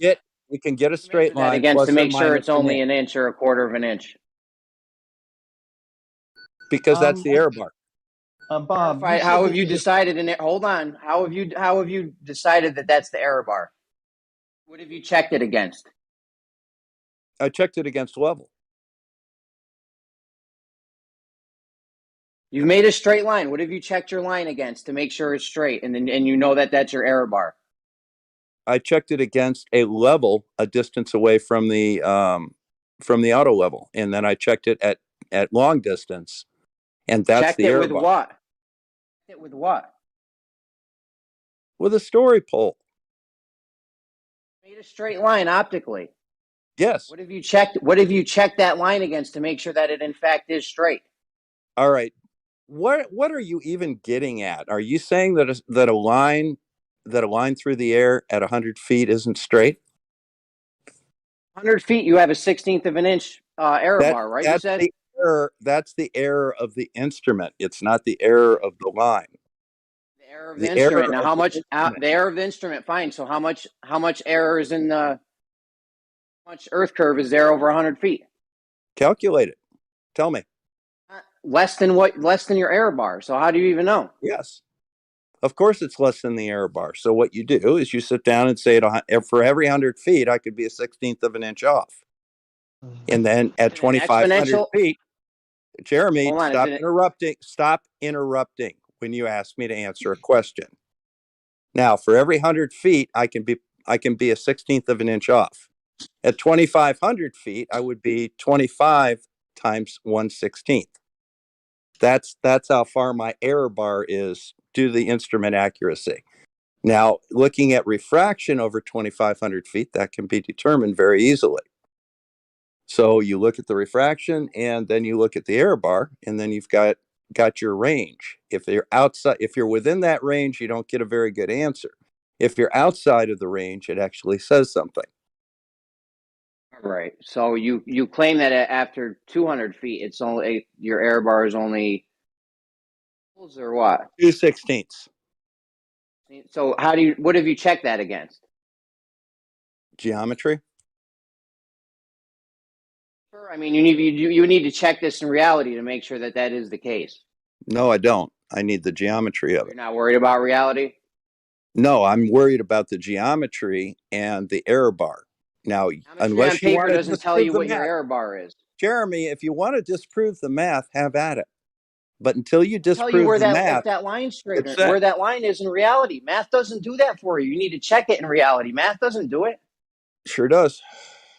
No, it doesn't, dude. It's fucking bullshit. Have you ever done it, You Jeremy? guys are so full of shit, Have dude. you ever done it, Jeremy? Have you ever used an auto The level? math, I know that in reality, Jeremy, if you answer say the there's a question. straight line. Have you that in ever reality, if you say used there's a an straight auto line. level or done surveying? Yes or no? In reality, if you say there's a straight Give me a line, yes or no. and then you ever write. done it? Have you ever done it, Jeremy? Okay, we're done. Me and you are done. You're right. We are. Talking to you You anymore. haven't done it. Your opinion. You need to is stop worthless. talking though, because I'm trying to talk. Well, I guess we need to see how accurate this is. Let Jeremy finish what he's saying. Is Jeremy done? I'm just going to make a closing statement on this. Shut the fuck up, everyone. I'm just going to make a closing statement real quick. This guy is claiming that he's got a straight line in reality. He has no way to check it. He thinks that math or writing something on paper is checking if his line is straight in reality. That's absolute nonsense. That's all. The end. Well, it's off by 1/16 of an inch for 100 feet. So when you multiply that out times 16 to get an inch, it's off by an inch every 1,600 feet. And then when you multiply that out to get, the distance, it would be off by a foot. You'd multiply that by 12 and get roughly 3 miles. So every 3 miles, this GPS would be off in accuracy by roughly a foot. He's not talking about GPS. It's not a GPS, Lemon. Try and keep up. Yeah, Whatever GPS the is hell not, you were the talking GPS about. errors. GPS Well, errors instead of spewing out some silliness, why don't you listen to what people are talking about and then address? Anyway, what they're my actually numbers are talking about? fine, whatever the hell you're talking about. GPS, theodolite, or whatever the fuck. Yeah, It's it was off by a not foot level, and your within numbers 3 are miles. correct. Bob made So a good since point we're there. dealing with 8 inches per mile squared over a supposed ball, we're going to need to take out, I guess, a foot of instrument error then at that point. Hell yeah. Not an instrument error, Lemon. It's a You measurement. said it was off by a Curvature. 16th of an inch. Doing It's the off math. by a It's 16th off by of a an foot inch. for 3 miles. It's off by a 16th of an inch at 2,500 feet. That'd be roughly 1.5 inches. And you have no way to verify that, though, except for writing numbers down on paper or lines Sure on do. paper. Sure do. And Yeah, here's a really good point. Jeremy, How? you're I asked done. you You've how never several done any of times, and this. I asked you how several times, and you said you were going to do something on paper, math or geometry or something.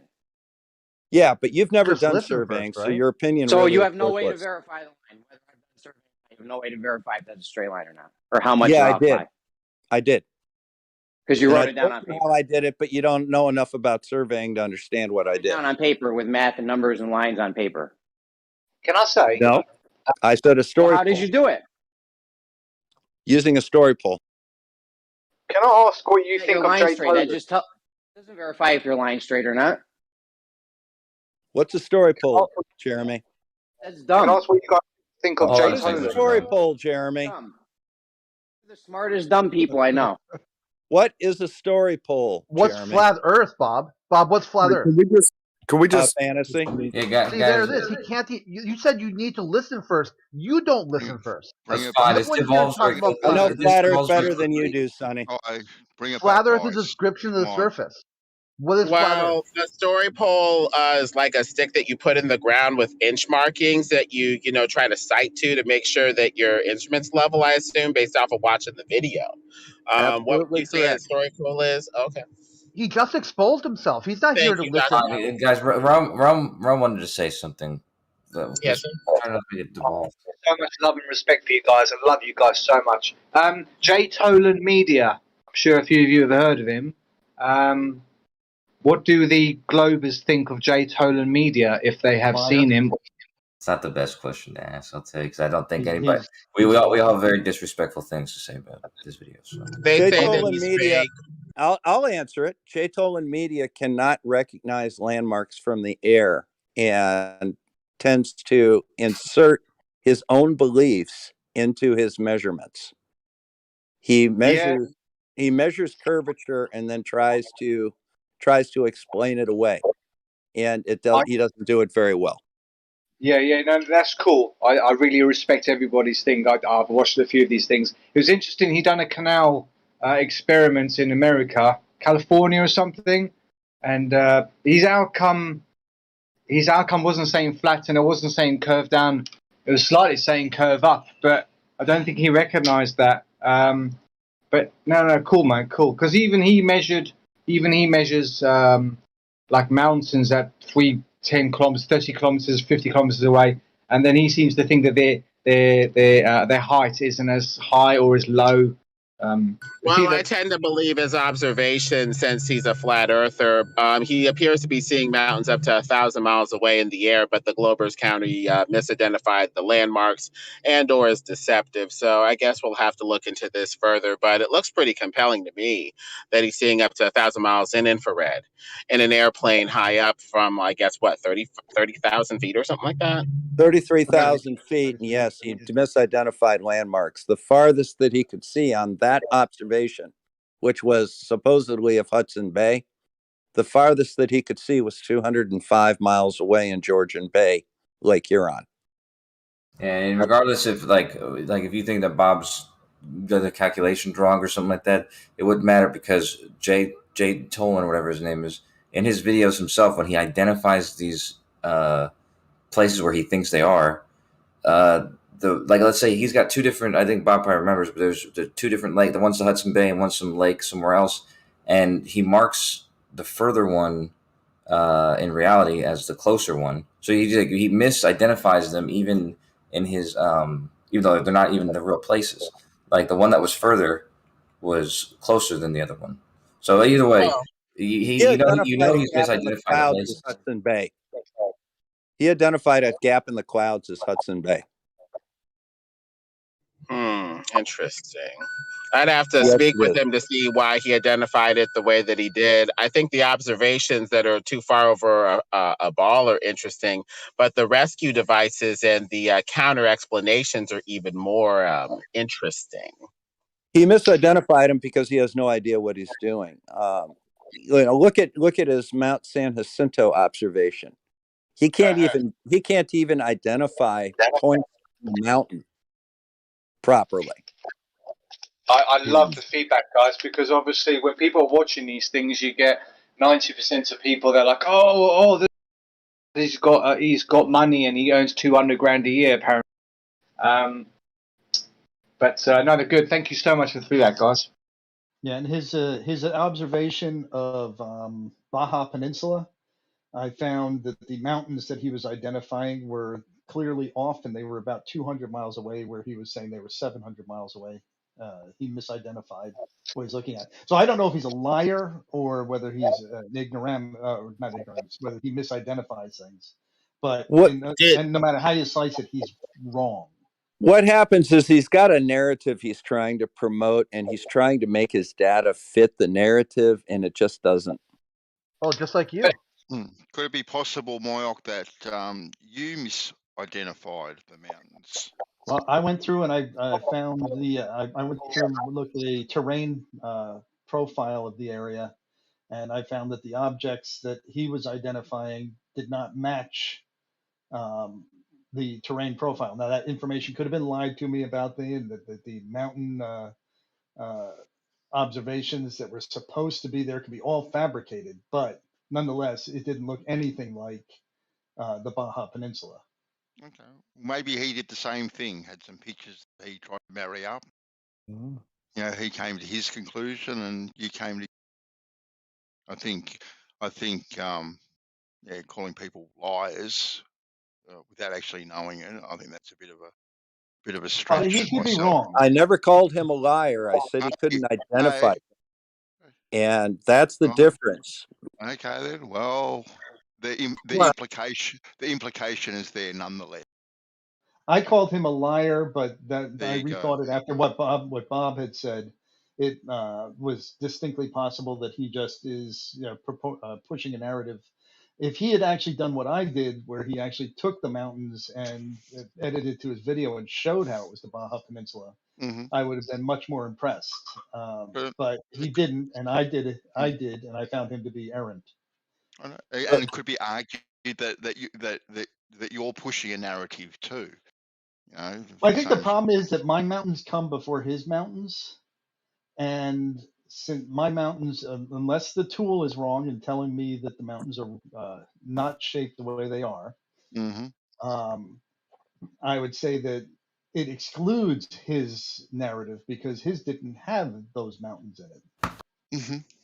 The bottom line is, I'm not saying he's a liar. I'm saying he's incompetent.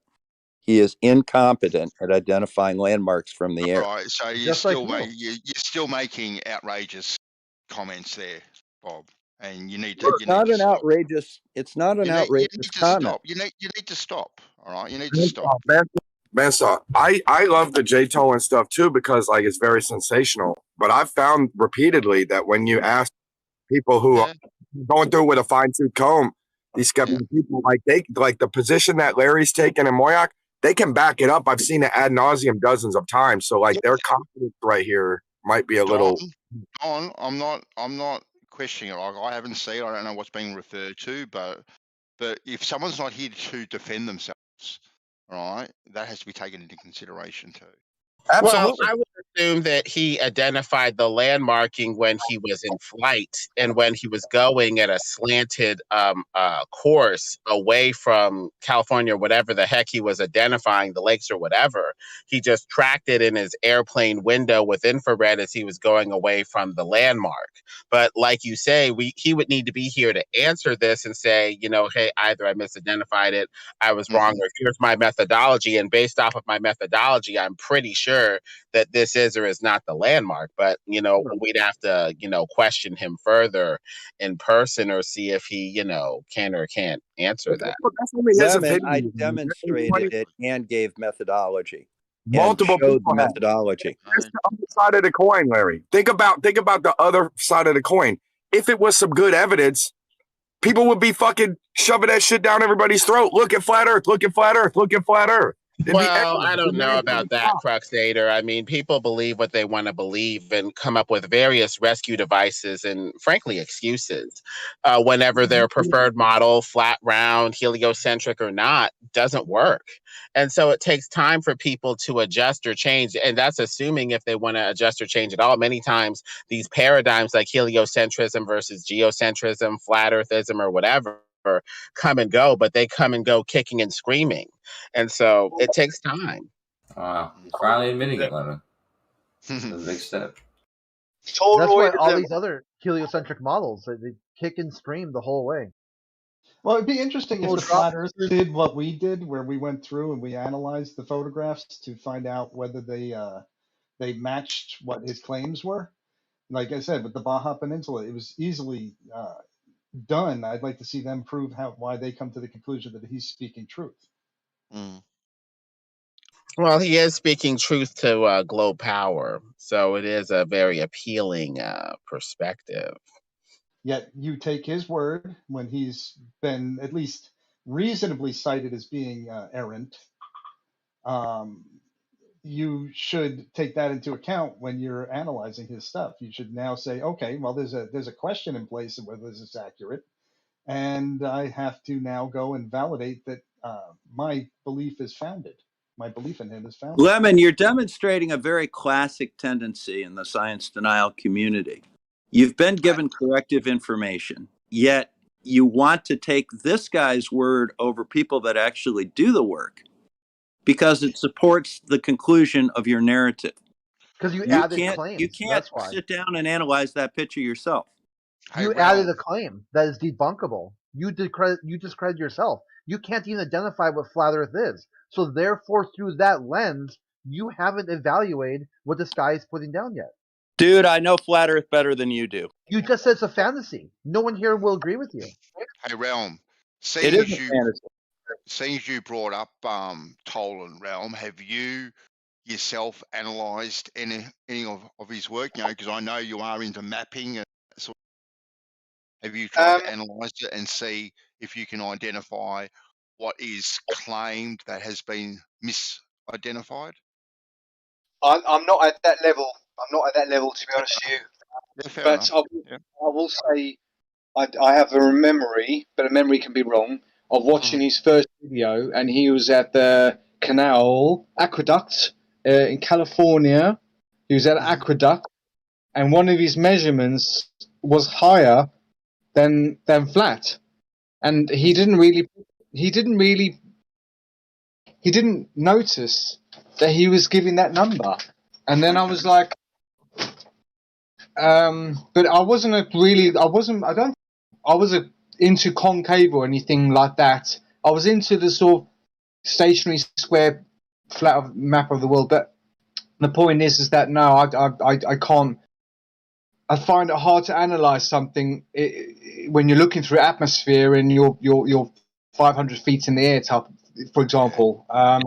I don't have the expertise, and I think the only way that I could have those expertise is if I was standing where he was with his theodolite, and saying to him, well, you know, he's done all the things that I would do, but naturally when you get in a situation, you're into it because it's a basic tool. It's just more refined, it's more this, it's more that. But the most interesting thing is the word theodolite uses the word theo, and theo comes from the word of God, faith, belief in something. I guess that's why they call it a theodolite, because you're looking at the gods on you. Well, you know that Ruif actually reproduced J. Tolan Media One's observation on the canal, right? I don't know who this ruler is, but this is why we talk about these things, to talk about where I left off, and then you update me. Have a look at Ruhif, Roohif, and he Yes, actually reproduces it. The problem is Ruhif is a fumbling idiot. He thinks you can use straight lines when you're doing spherical geometry. So I mean, he doesn't even know what's going on, really, right? Yeah, but he gave us Actually, the drop he's very numbers, good at what he Jeremy. does. Yes. So you think you can use Euclidean straight lines when we're doing spherical geometry, Bob? Did you just put in the word Euclidean to a non-Euclidean surface? That's what What's the I'm non-Euclidean saying. definition of a straight line, Jeremy? Straight Jeremy line doesn't. What's the straight line that doesn't bend on non-Euclidean? any axis. Oh God, this That's is the wonderful. Euclidean definition. What's the non-Euclidean definition of a straight line? Okay, Ruhif thinks you can use a straight line that doesn't bend in any axis while doing You never said spherical that. geometry. While doing spherical geometry, he absolutely Never did. said that. Wait, Bob. I think I talked. Definitions didn't matter. Just try to clarify this confusion. He I tripled think down what on it. Jeremy is objecting to is when we take an azimuthal angle. What I'm objecting to is you don't need to. I can explain myself. Thanks. I don't think so. I don't think Bob What is I'm getting objecting what to your is him objection using is. Ruhif. What I'm objecting to is him using Ruhif, and Ruhif's a fumbling idiot and doesn't know jack shit. I'll back you up on that, Jeremy. When you're It's true. when It you're is true. taking Jeremy's right. when you are Anything taking presented azimuthal by angles, Ruhif, I'm if they trying can't to even tell you what flat Earth is, trying to I make a don't want point to here, hear Craig. anything about your version of flat Earth. Bacon was trying to talk, so you. Yeah, Bacon's trying to talk for Jeremy. Jeremy already told him not to. Just be aware that he was going first. It doesn't mean you can bulldoze him. So let him make his point, and people can then rebut it. Right? Yeah, he's saying the same thing over and over again. We have to let one person speak at a time. One. How did I say over and over if I didn't finish the first time I tried? Go Bacon. Right, Say thanks. what you gotta say. So when you're taking azimuthal angles, you're taking an angle between two lines of sights, right? Those two lines are straight lines. That's correct. But the angle between two azimuthal angles is going to be the same angle as the angle on the surface. And so the objection that he's using straight line to do spherical geometry, those straight lines are going to give you the same angle as the angle on the surface. So it's the way you actually do spherical geometry. Good morning, Vietnam. Can I get a question in here? Go. I don't know when somebody else is talking. Go SC. Go on. Thank you.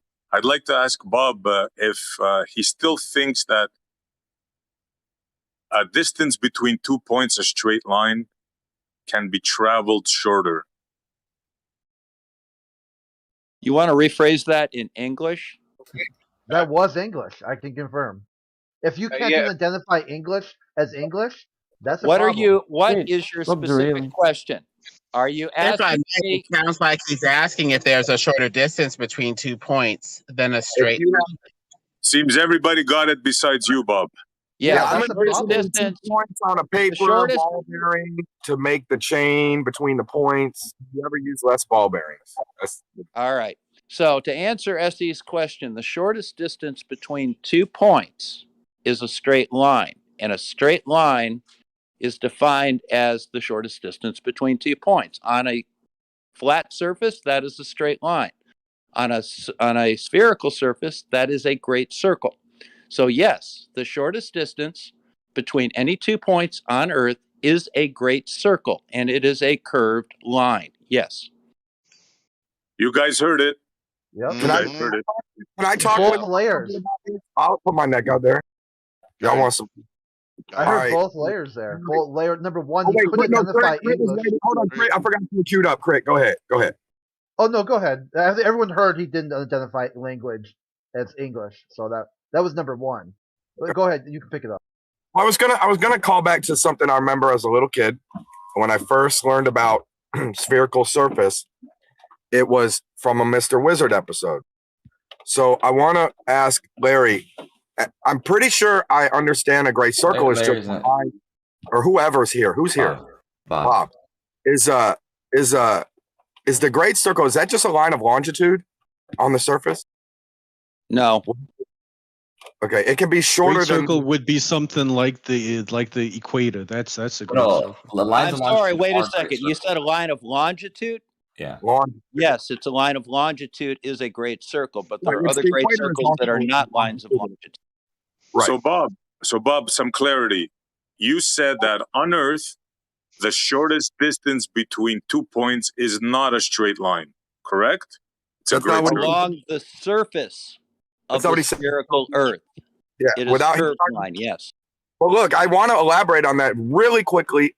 Prove myself a dumbass. Maybe it'll be worth it. I remember Mr. Wizard taking a chain across the surface of the sphere. And he said, let's go from New York to London. And he put the chain from New York straight to London. The string, yeah. The string, whatever. And he had the little helper there. And he asked he showed the helper make the straight path or whatever. Then he kind of like pulled the string up the side of the ball and showed that it created slack. I think, if I'm remembering correctly. And I thought he called that a great circle, the shorter distance. But maybe no, it's the opposite. It's the opposite. Okay. If you take 2 points on the surface of the Earth, on a globe, for example, and you stretch a string between them and tighten that string, all right, it will show the great circle distance. If you take any other route, you have to add string, which means that it's longer. Okay, thanks. Okay, sorry, SC man. Sorry, man. Also, I just want what he was saying about because you guys all laughed at Bob a second ago, but the straight line and the great circle are both subsets. Well, basically, okay, a geodesic is the shortest path between 2 points, and a what do you call it? How do you say it? On a curved surface. The geodesic is the surface. The shortest distance is a great circle. Say again? The geodesic is the surface. The shortest distance is the great circle. Exactly right. Yes. Right. So but the shortest distance is the geodesic. A geodesic is the shortest distance between 2 points on a curved surface. That's all. So if I was to plot a course, a flight plan, no, hold on, from New York to Chicago, would that be a straight line? Yo, Kosher wasn't done though. Yeah, I interrupted. So I'm sorry. Right. No, but I'm just saying that what a great circle would be on a curved surface, or on a sphere, I mean, is analogous to the straight line on the flat surface, because they're both subsets of the same generalization. Correct. Okay, so basically we're saying that the straight line distance is still the shortest distance, but you're saying we have to go on the surface of a curve, so it is deviating from what we imagine to be the idealized straight line distance that we would otherwise be able to take. Exactly. But deviations from perfectly straight can happen from other things. Topography, just deciding to go on a flat plane in a circle instead of straight across because of current or wind or something like that. There are other possibilities, even with that, to explore with the distances that we supposedly see with GPS or whatever. Right. So a flight plan, would you plan that as a straight line distance, New York to Chicago, or would you put in a curve there? How would you plot that course? It would be a great circle. It would be a great circle, huh? Yes. I mean, not all lines of longitude are great circles. It would be the equator, and then any line you draw that is perpendicular to the equator. You only have 2 great circles on Earth. Actually, you can make a great circle another way. If you take your starting and your ending point and you draw a triangle between those 2 points in the center of the Earth, that forms a plane. If you dissect the Earth, if you divide the Earth along that plane, that will be the great circle between those 2 points. Exactly. Yeah, as long as it cuts the Earth in 2 equal halves, it's a great circle. Yes. a second ago you said the longitude lines don't do that though, Nate. But I think you meant latitude lines because the equator and all the longitude lines are all great circles. Correct. But look, Larry, Yeah. Bob, what was I missing when I'm thinking back to the demo on the globe when the kid took a string and he put it from New York to London? How was that right there just not creating the great circle? Oh, because he wasn't going over the center point of the Earth or something? Like how was it does that? create a great circle. It creates the great circle path between the two. Okay, so what? But I'm saying, what phenomenon was I missing that Mr. Wizard was like highlighting? Like that any course other than that, the course outlined by that string was longer. See, that's not what I saw.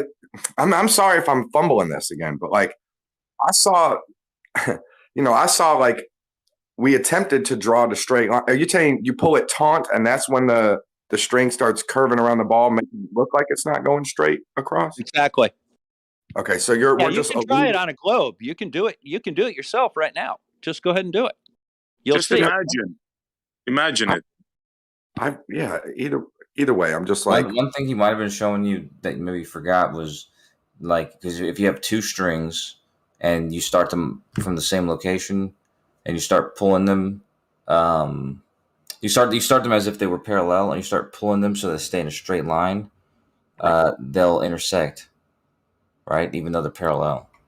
Here's a great way. This may be what you're thinking about. Take 2 points that are on a line of latitude. Say 2 points that are on 45 degrees north latitude. Okay. Now, if you take the string and follow along 45 degree north latitude, you're following along the latitude line. However, if you pull that string tight, you'll see that it curves. It goes off of the line. And that's the great circle. So, Bob, you're saying a plane now traveling on cruise control, on autopilot, straight and level from one city to another, you're saying it's not traveling in a straight line. It's actually traveling in a curve, in a great circle. That's what you envision in your mind. No, that's what I do in an airplane. So you fly your airplane straight and level, but somehow it flies in a circle? It follows the great circle course, yes. How? What makes it do that? If you got it on autopilot, you're flying at a constant speed, constant elevation. What makes your plane follow a circle? Your course. You follow your course, which is a great circle course. As long as you follow that course, you're following the great circle. Simple as that. What course? Expand, explain. What do you mean course? Do you pay attention to your own from question? A to B, right? Do you pay attention to your own question, SC? You asked me if I flew between two cities, would I follow a straight line or a great circle? I answered very clearly, I would follow a great circle. That is the shortest distance between those 2 points. Yes, I think the contradiction appears to be very subtle here. If you're directing your path in a very direct way without purposely turning or purposely nosing down the plane, one would assume that would take on a straight line, not a curve. The only way that it would take on a curve is if some other force somehow directs your action outside of your own purposely directed and otherwise straight line vector directing your flight or your action or whatever. That's contradictory. If you're saying there's no other consideration than your destination, you would be thought to go straight toward that destination with no deviation and no curve. And that was all English. I can confirm, Bob. That was English. All right. So 100%. no, that was all nonsense, and it demonstrates the basic misunderstanding of the process. They don't really. There is an external force acting on the plane. What's that, Bob? Set us straight. How can you fly straight and level in a straight line from A to B, but while being curving? Go ahead, set us straight. Define straight and level for me, SE. Come on, man. Oh God! No, just tell me what straight and level means to you. Does it mean like a laser? SE, sincerely, like a laser, yeah, like a laser. Okay, well that's wrong. All right. You fly straight and level means that you do not change your altitude and you do not deviate left or right. That is straight level flight. It is not a straight laser-like path. That would be a straight path. And what's curving your path if you're not directing your actions to curve and you're The not doing anything altitude. to curve? The You don't altitude plot is. chord line. The altitude is changing it because the You mean your altitude is constant following altitude? the curve. Yeah, the altitude is changing it because the altitude follows the curve of the Earth under you. So you're That's kind saying of like the assuming altitude what is must first curving be your proved, plane? then. Hold on, Lemon. You're saying the altitude is curving your plane for you? No, I'm saying the surface of the Earth is curved and the altitude above it, a fixed altitude above it, curves with the surface of the Earth. Yes. Yeah, but you're in air. You're not traveling on the surface of the Earth. You're traveling with What is your altitude, autopilot in a SE? level. What though? is altitude, SE? Can we stop this Explain it. kindergarten? Explain it to us. Essie, if you got Altitude hula is hoop in your front of height you, man, above mean sea level. come on, That's man. what altitude is. And if mean sea level curves, your altitude will curve. And that's exactly what happens. Well, Bro, the problem you're with this what we're model of talking about here, if I may, I see Montreal, is that undermines your claim of us knowing that it curves because we're not taking any appreciable actions to actually show that it is curving. It appears that we're kind of assuming what must first be proved and assuming that the altimeter is just correcting for the plane, making our knowledge of the curve effectively irrelevant. It could just be taken care of by the altimeter around the supposed curvature of the Earth, or there may be no curvature and we're assuming that there's curvature when it's actually flat, especially since we're not directing our actions in any appreciable way to show that the proposition of the Earth curving by us curving the plane is actually a thing. So that could potentially be detrimental to the claim of us knowing and acting like it's a curve when altimeters and equipment supposedly take care of it for us. Oh, look, I love That's that. why you can use a non-rotating plane as a flight model without fear of having any significant error. You just brought up a mythical thing that makes the not fly in a straight path on the autopilot, but curve. You just invented something which you don't want to name. Are you afraid to name it, Bob? That's what you think, SE. That's not not what I said. That's ridiculous. I didn't hear none of that, SE. And SE, imagine you got a bike wheel in front of you and you're rolling the bike wheel in a straight line. I mean, it's going straight, right? The wheel curves, but it's going straight. Now imagine you're on the surface of the wheel's stationary, and you're traveling along the rubber. You're a little tiny person running down the bike wheel like it's a racetrack. Bro, even though it's curving, you're also going straight. I don't know why you challenge this concept without making a point of falsification of evidence or anything. You're just like kicking around baby fucking kindergarten concept. Well, You know, the contradictory. bicycle wheel is also very. I'm talking. The bicycle He wheel didn't is also address a you, very Bob. good He addressed example. me. Do you mind, Bob? A bicycle wheel is also a very good example of what we're talking about. The Guess wheel not. itself is round, yet the hub of the wheel, as it goes down the road, stays the same distance above the surface of the road. Yeah, you can keep telling yourself these delusions, okay?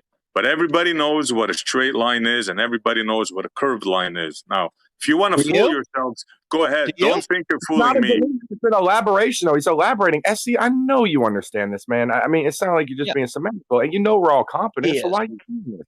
Well, SE is you're pointing out delusional something too as very well. If suspicious. you believe that crux, you're delusional as well, my friend. Sorry. The problem a straight is we have line something- does not deviate whatsoever.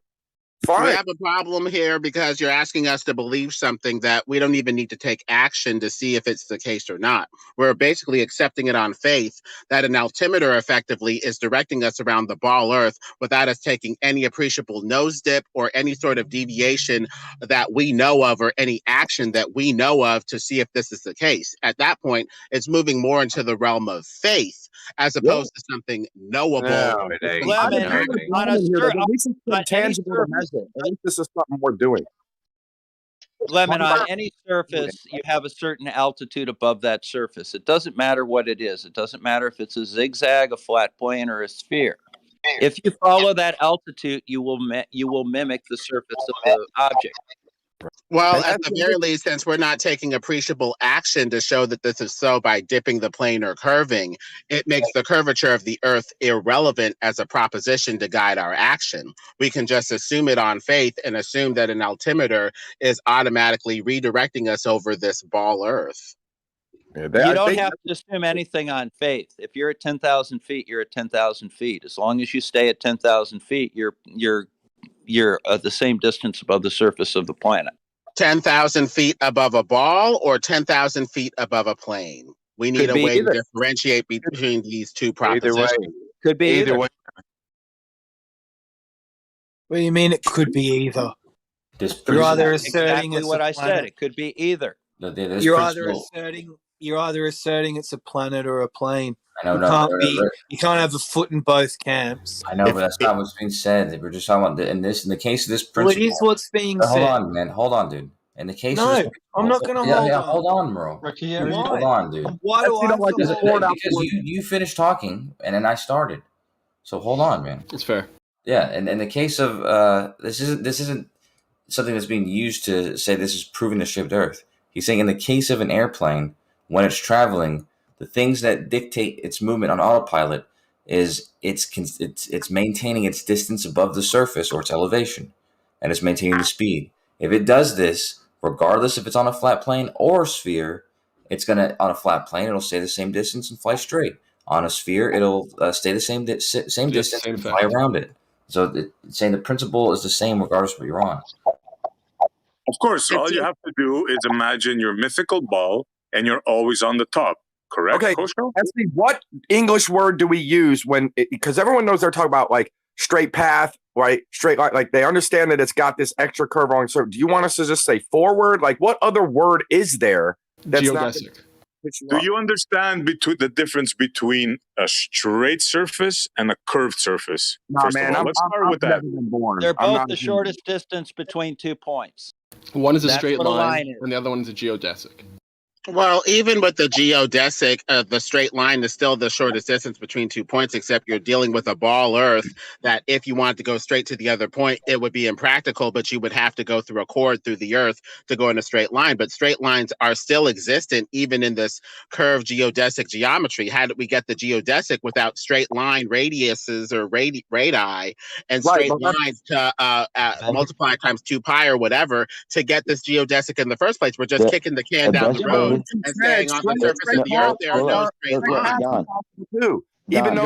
Hold on, guys. I'd appreciate it if you didn't clip him at the end of what he was saying, because like the last 3 seconds, none of us heard it. Just going forward. Go ahead, Don. Yeah, and just let me know when there's an opening in the. Look, let me. You're right. I'm gonna mute him. What were you saying? No, my bad. Realm, you're leaking. I can demonstrate that the Earth is a sphere very easily. So No, you can't. what's the problem? Go ahead. Go ahead. Couldn't even demonstrate. Hang on. All right, I'll do it right now. Bob, hang on. The best way to be saying this is instead of saying straight line, here's the best way to say it, and you can't argue it. It's a great circle. The flight path is on a great circle, and as long as it doesn't change its altitude, it's going to be 10,000 feet above the ground. Along its great circle. If you don't like the straight line, you don't like straight path. Great circle only refers to like around the equator or north to south, like the meridian. That's not true at all. That's not true. It's a line. It's that straight line you guys keep saying isn't there around the sphere. Okay, fine. It's a great circle. I can if demonstrate you're maintaining your very latitude easily. Anywhere other than the equator, it's not a great circle route. That's not true. Yes, it is. How? Any- How are you any- going a straight line when you're not at the equator? Any straight path along a sphere is a great circle. And I'm saying the only true straight path on the sphere, like this true geodesic, where you're like actually going straight, is at the equator. If you're maintaining your latitude. Not percentage. You can take that hula hoop of equator and rotate it all over the ball to get a great circle anywhere over the ball, depending on how you rotate it potentially. Fight your As way long in as you're there, going in a circle of Correct. the same circumference or length or whatever. Lemon is correct. Yeah, as long as that line cuts the Earth into 2 equal pieces percentage, it's a great circle. I don't know about Guys, hold on. Mill's trying to get in. Go, Mill. Get a word in, buddy. Can I go after Mo? Yeah. Well, I mean, I'd like to hear it from Bob or whoever, like how water is maintaining a shape with gravity. Don't talk about electromagnetic. Changing the subject. Come on. No, That's a good question, actually. it's not. But can we settle this great circle thing? It's not changing the subject, Nate. Now, Answer the fucking question. As I'll long as answer it there's afterwards. no net. Before we get to that, percentage, since it's my turn, percentage, a great circle is any circle on Well, the surface of the Earth that will cut the Earth into two equal halves. You've come Yeah, it goes through the center. Exactly. Any pose. Yeah, There's no but it doesn't have to be Hey, the nerd. equator. Nerd. It can be any Shut line the that goes fuck through up. the center. Well, how can you have? Let's say it's not at the equator, maintaining your Like latitude. all lines of longitude, right? The ones that go up and down, those are all great circles. Yeah, They but all cut the basically, equator in half. yeah, what you're the thinking Earth in half. percentage is all great circles intersect the equator. So basically, a line of Okay. longitude would be like a great circle hula hoop that has been rotated 360 degrees. Every 15 degrees of rotation would be like a line of longitude, basically. Okay, so let's say Every let's degree say of we're traveling rotation. from Can North someone America to answer Europe. my question, please? Fuck your question, Mo. Go Real ahead. quick. Well, I'm no, that's Go not ahead, going to Merle. Go go ahead. down like that, Nate. Go ahead, So, Merle. Go ahead. I'm someone joking. answer my Merle, I'm question, joking. please. Merle, I'm playing. Well, I want an answer. Someone answer Merle's question. Could you ask the question again? I'll try to answer it. Go ahead, Merle. What was the question? So, why can't water, a body of water, maintain its shape with gravity? It can, Merle. It can. It can. If you're going to ask a simple question, a simple answer will be required. It can, of course. Demonstrate that, please. All water responds to all forces acting upon the water. Demonstrate that, please. Because I And bet there you you go. knew how many pills it took to knock a woman out. So fucking demonstrate it. No, it's just more. He should just be ignored for the sake of this conversation. Yeah, he's Demonstrate it. Well, silly, when we're bro. talking Come on. about these You're forces, just trying to be the generally center of talking attention. about something that is a little abstract that we're reasoning back to, but that we don't necessarily see like the force of love or the force of momentum. At that point, we need to see if we're correctly identifying it or if we need to take additional steps to go in another direction. Maybe it's surface tension that is taking that glob of water and turning it into a ball, not gravity. Wait, Water Lemon, responds to forces acting upon it. So let's those forces that you demonstrate talked that. about, Lemon. Let's Do you demonstrate a actually body see of them, water. or do you see the quote unquote effects of them? John, you're talking We over the infer top. back to them. We don't see their color or their shape or anything like that. We infer back to them as comfortably as possible. Listen, we can get back to By the its normal effects, right? programming in a second. Yes, in our attempts to try to investigate it and explain what's going on. Well, Lemon, just back off for a second. So surface tension appears to be the best candidate for what, if anything, water What responds the to. fuck is going on in What here, creates Bandy? that surface tension? Allow it, man. No, I'm not going to allow it. I've asked a Merle simple wants to be the center question. of attention. If we don't answer his question, nothing. Like we're not going to move forward. You all want to be the center of attention. Your fucking egos are out of control. Merle, you're hijacking the whole VC with your question. Do you support rape, guys? Let's get back to your question, Merle. You asked if water I'll ask responds some to real gravity. shit. Somebody No, did we wanna know respond and about say, Earth. yes, it does. Hold up. Did that question address Lemon, what you were can talking you- about or not? Lemon, Was that good hold enough? up. or I what? muted him real quick. Can you repeat his question and give the answer just so it's been asked and answered officially? He asked something to the effect of, "Does water respond to? Why doesn't water respond to gravity?" And then Biodual said, in response, he said, "Yes, water actually does respond to gravity there." Okay. And then he asked somebody to demonstrate it, and that's where it just went off. Often don't. This is a You really good support point, but it rape. can't rain This on the room globe. supports Merle, rape and rapists. stop saying some weird See, shit, this man. this is why That's we what you often do. ignore Merle. That's why. It That's won't what you rain do. on the globe then. There's a It's rapist in the over. All right. Everyone, we've got to calm So- our farms. Calm our farms. So in terms of my great circle arc question, so let's say we're traveling, on a plane from like New York to Portugal, right? We're maintaining our latitude. It's not cutting through the center of the sphere. Is that a great circle route? It's No, part of the that's great not a great circle. circle. That Take a could shortest be distance on that. Go ahead. That's the geodesic. That's a geodesic. That's not a great circle percent. Okay, that's what I was saying. I don't know if you guys were talking specifically about great circle routes without us. Do you want me to just go ahead and settle this and show that the Earth is a sphere? I mean, I can Man, easily. let's talk. You said that like 5 minutes ago. Well, do you want me to go ahead and do it or not? I just want to respond. No. Can you say it after? Follow the latitude, like the slices up and down the ball, the flat cake slices. When you follow those, that's what me and Bob were talking about. You'll be able to pull that string tight, and it's almost like there's that sideways path has like a little bulge, and if you were to cut like up over the top a little bit, it's going to be a shorter path, right? Like it's gonna, and then that creates that will be a new center point, a new equator or whatever. That's a great circle, line of longitude, whatever. It's all those. Well, things. you'd be traveling along the Great Circle route in a piece of a Great Circle route. That's what the Globers say when you go from New York to LA. It's not the whole Great Circle, but they assume that you're going along a piece of Great Circle route to go in the shortest distance between those 2 points. That's the assumption, anyway. Exactly. That's Does everybody agree? that's a geodesic, and if we travel from New York to LA, it wouldn't be on a Great Circle path. That would be what we call a smaller circle. But that's just a geodesic. There's nothing to do with the Great Circle. Does everybody agree that the equator is a circle centered at the North Pole? Center. Does everybody agree that the equator is a circle centered at the North Pole?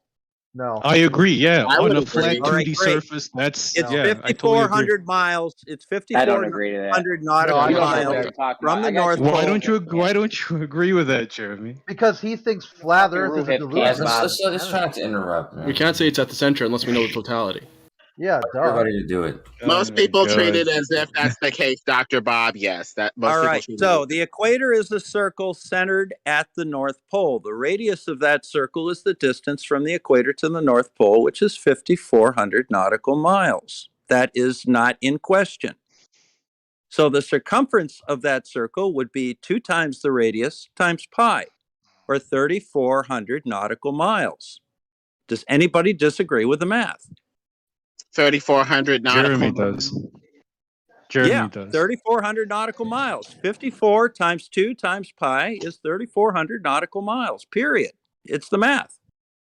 Yet the actual measured distance of the equator is 21.6. That excludes the possibility of a flat Earth and demonstrates that it is a globe, because the radius of a circle of circumference 21.6 just so happens to be the radius of the Earth, period. I guess I would have to disagree with the math of the distance from the North Pole to the equator. I don't think that that's been accurately Based on what? cataloged. Is it not 90 degrees from the equator to the North Pole, Lemon?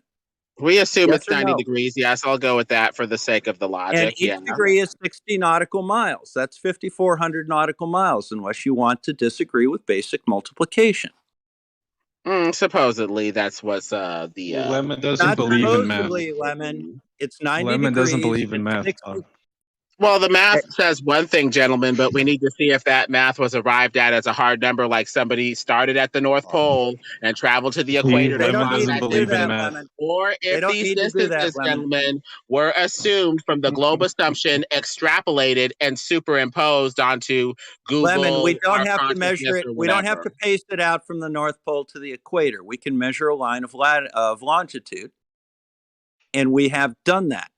It is 60 miles per degree. It is 90 degrees to the North Pole. That's Has anyone 5,400. traveled from the North Pole to the equator? I don't think so. In a straight line, I definitely don't think They don't so. need to. They don't need to, Lemon. It's not a requirement. All we need to know is the distance per degree, and it's 60 nautical miles. There are 90 degrees between the equator and the North Pole. That's 5,400. You multiply that by 2 pi, you get 34,000 nautical miles for the circumference of the circle formed by the equator. The But we have actual two ways. circumference is 21.6. But we have two ways to calculate those distances, Dr. Bob. No, you don't. We can go straight from the axis going through the supposed ball to get the radius or a radius that is more flat at that band of latitude for one distance, or we could go with the 5,400 nautical miles or whatever you said, going along an arc on the surface of the said ball. So we have two distances there between the arc of 90 degrees versus going straight from the axis of the Earth straight out as a radius. radius. Lemon, So which distance you're are we going to trying go to with? deny basic math, and quite frankly, it doesn't look very good for you. But right there, you have hold on, 2 hold on, points that could lead to equivocation. You could go straight from the axis of the Earth out, or you And could go there's on the arc of the supposed ball. Now, if you go straight from the axis of the Earth out, you would tend to get a flatter line. So why don't we go with that? Why don't we go with the band of equator that we have divided by 2 pi to get a straight line from the axis of the Earth out or something like because that? Why there's are a we better picking the way. arc automatically?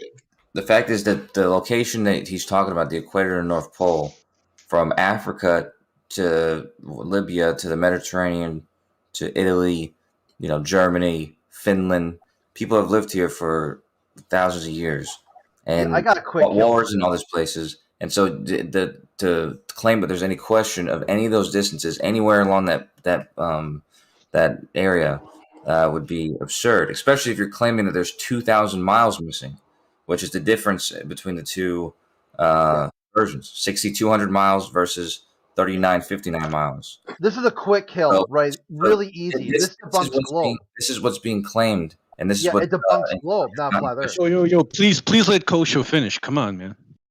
Yeah, this debunks globe, not flat Earth. What you did here is Yeah, you it took doesn't the matter. globe- Just let Kosho finish. Kosho Kosho, are you was done? about wrapping it up. Go ahead, Crit. You took globe, then projected globe, and then debunked projection. So which one's wrong? The math or the globe? God, One Crit, of those you're two things retarded. You're has to wrong, be wrong. Crit. That's what's wrong. You are. No, you are wrong. You don't even know what flat Earth is, and yet you tried to assign something. I know to it better than you do, Crit. Now let you me explain it just to tried you assign again. a globe projection as Tranquilo. flat Earth. Let me Then explain claim- it to you again. The don't distance need between to. the North Pole and the equator along the surface of the Earth is 5,400 miles. If that is the radius of a circle, the circumference of that circle is 34,000 miles. The measured circumference of the equator is 21,600. Okay, It the is a problem. globe.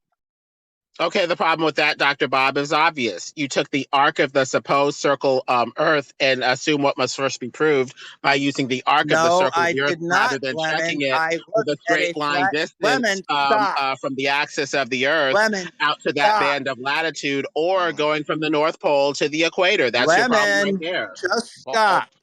I Bob, took a it's flat not conducive Earth to a good plane. conversation when you keep on yelling stop as they're talking.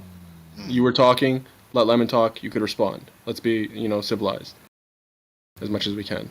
Well, Dr. Bob said something about using a flat map. Dr. Bob, what were you saying? Is it all right if I talk now, Lemon? Are you done? Yeah. Come on, man. All right, good. On a flat plane, if you look at the circle of the equator, that circle is centered on the North Pole. The radius of that circle is 5,400 miles. On a flat plane, that mandates that the circumference of that circle of the equator has to be 34,000 nautical miles. The actual circumference of the equator is 21,600. You have to fit all of that extra into that small little hoop. The only way you can do that is with half of a curve, half of a circle. So there you go. Spherical But Earth proven. we already went over how you could get two distances from the North Pole to the equator. One, you could get the distance from the North Pole axis out to the equator straight through the ball. That would tend to be a flatter radius. Number two is an arc along the supposed circle of the Earth, which is going to give you a greater distance and a fourth of the way around the ball. Which way are we going to go, Dr. Bob? Straight from the axis going through the North Pole to that line of latitude, number one, or number two, a fourth of the way around a circle of arc from the North Pole curving down to the equator on the surface of the ball in an arc? Which way are we going to go? 5,400 miles is the distance along the surface of the Earth for both models. Where did you get that from? That appears to be a globe assumption. 90 degrees, 90 degrees, 60 miles per degree. Not in question, not subject to debate. Oh, the 60 miles per degree, that's based off of what's happening in the sky. That's not That's his necessarily point, man. corroborated with what happens on the ground. We look to the sky and make assumptions, saying that the sky appears to be doing this, the ground has to mirror that activity. That's a huge assumption. But that's not his You need to go assumption, from the North dude. Pole to the equator. He's saying That's not my assumption at all. Taurus, dude. You already had that assumption when you said 60 miles per nautical miles per degree. That's based off of the activity of the sky, not actual That's activity. the measured distance, Lemon, between 2 points on the ground, 1 degree of latitude apart. Based off of the activity of the sky and the assumption that the ground curves in tandem with what's going on with the sky. A huge assumption, since you could get, say, a foot per degree of the lamp in the flat hallway dipping as you go away from the light in the ceiling, the lamp, as you go down the hallway, or go away from the light in the ceiling, Polaris, over the flat plane. Lemon, do you believe in latitude and longitude? And Obviously. Do you? Yes. Then it's 60 miles per degree, period. End of sentence. Based off of the way the light in the ceiling dips over a flat plane. Okay, let me connect this together because you guys are saying the same thing again. What Bob's saying is that Polaris in the sky, correct, but we use that point in the sky to know that if you're at 30 degrees north, if you travel 60 nautical miles north, you're going to be it's going to be 1 degree higher in the sky. And every 60 nautical miles you go, it's going to continue to move at exactly 1 degree. This is what he's using. He's just using that fact. But the nautical miles are based off of what's happening overhead in the sky. Does that translate to what's happening on the flat ground? Maybe. Nautical miles are not based on the sky. Travel to the equator in a straight line, barring ocean currents, wind, and other factors. Lemon, nautical miles are not based on the sky at all. It's got nothing to do with it. Then This what is are a nautical nautical mile, miles Lemon. based off of then? What is the nautical mile, Lemon? I asked you first, Dr. Bob. You can play the question game with everybody else, but I don't play that shit. I asked you first. How did they make the nautical mile go? It is the circumference of the Earth divided into 360 degrees. It is 1 minute of arc of a degree. That's what a nautical mile is. Curved. It is impossible to mark that, Bob, because you can't travel fully around the equator in a straight line. You would have to deviate constantly to go around land masses. You have currents and you have winds. So the conditions aren't there for what you're implying, a circumference of the Earth measured at sea. We would have to make huge assumptions to even calculate that. And that's where the sky comes in. We look at the sky, we see how long it takes the sun to travel at noon or whatever from 1 hour to the next, and make assumptions based off of the circuit of the sun at the equator. Does that translate to the rest of the flat plane? Probably not. But it's a fairly safe assumption as long as you're within decent bounds of the assumption, within the land masses that are within a couple degrees within that, supposed circle. That's it. That just demonstrates your complete lack of understanding of what a nautical mile is. And nautical miles do work. It's how we use circles of equal altitude. It's how we use a sextant. And I can use a sextant to find my position on the surface of the Earth within 2 miles. Can you do that, Lemon?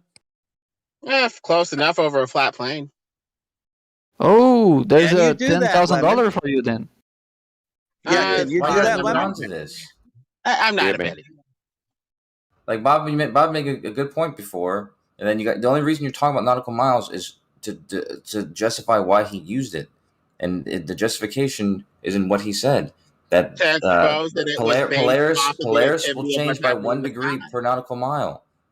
To expose that it was based off of the sky activity, not actual activity on the ground. There's a divorce between what's happening in the sky based off of the sun's nautical mile activity versus the actual miles we're traveling here on the ground, on the flat plane. He pointed it out very clearly. If you take a reading and get a degree of latitude, if you go 60 miles due north, your latitude will change by 1 degree, and that goes for any latitude.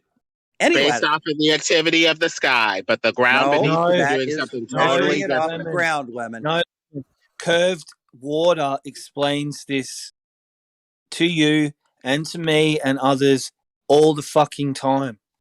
You're obviously not listening to you him. can't get around the facts, Lemon. I'm sorry. It's 1 degree is 60 nautical miles. Well, that was I can based off of the measure globe nautical. assumption, Dr. Lemon. Bob. So since we're assuming what must first be proved, Doctor, we need a third-party arbiter between the two sides that isn't as linked to the globe or something flat like a laser that travels straight and true over the land, and we measure the deviation of the land away from that straight line You third-party interrupted me arbiter. last time. I tried to say this to you, dude. I'm sorry. Is the Nautical Almanac a good third party? That's pretty good, I guess. Sure. Well, it says 1 degree is 60 nautical miles, so there you go.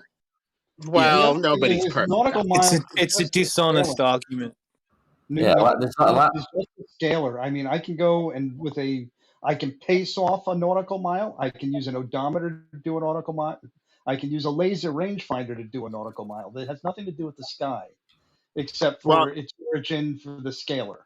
Well, as far as I can see, Moyak, we looked at the sun and how long it takes to travel in a degree of arc per hour and assumed that the land was doing similar arcs underneath, but you could have a sun circling overhead in a flattish circle over the flat plane. And so the globe assumptions that we're deriving based off of the sky activity, Moyak, appear to be questionable. We need to go back to the land and double check the land and have a way between the two models that is neutral to try to, break the tie.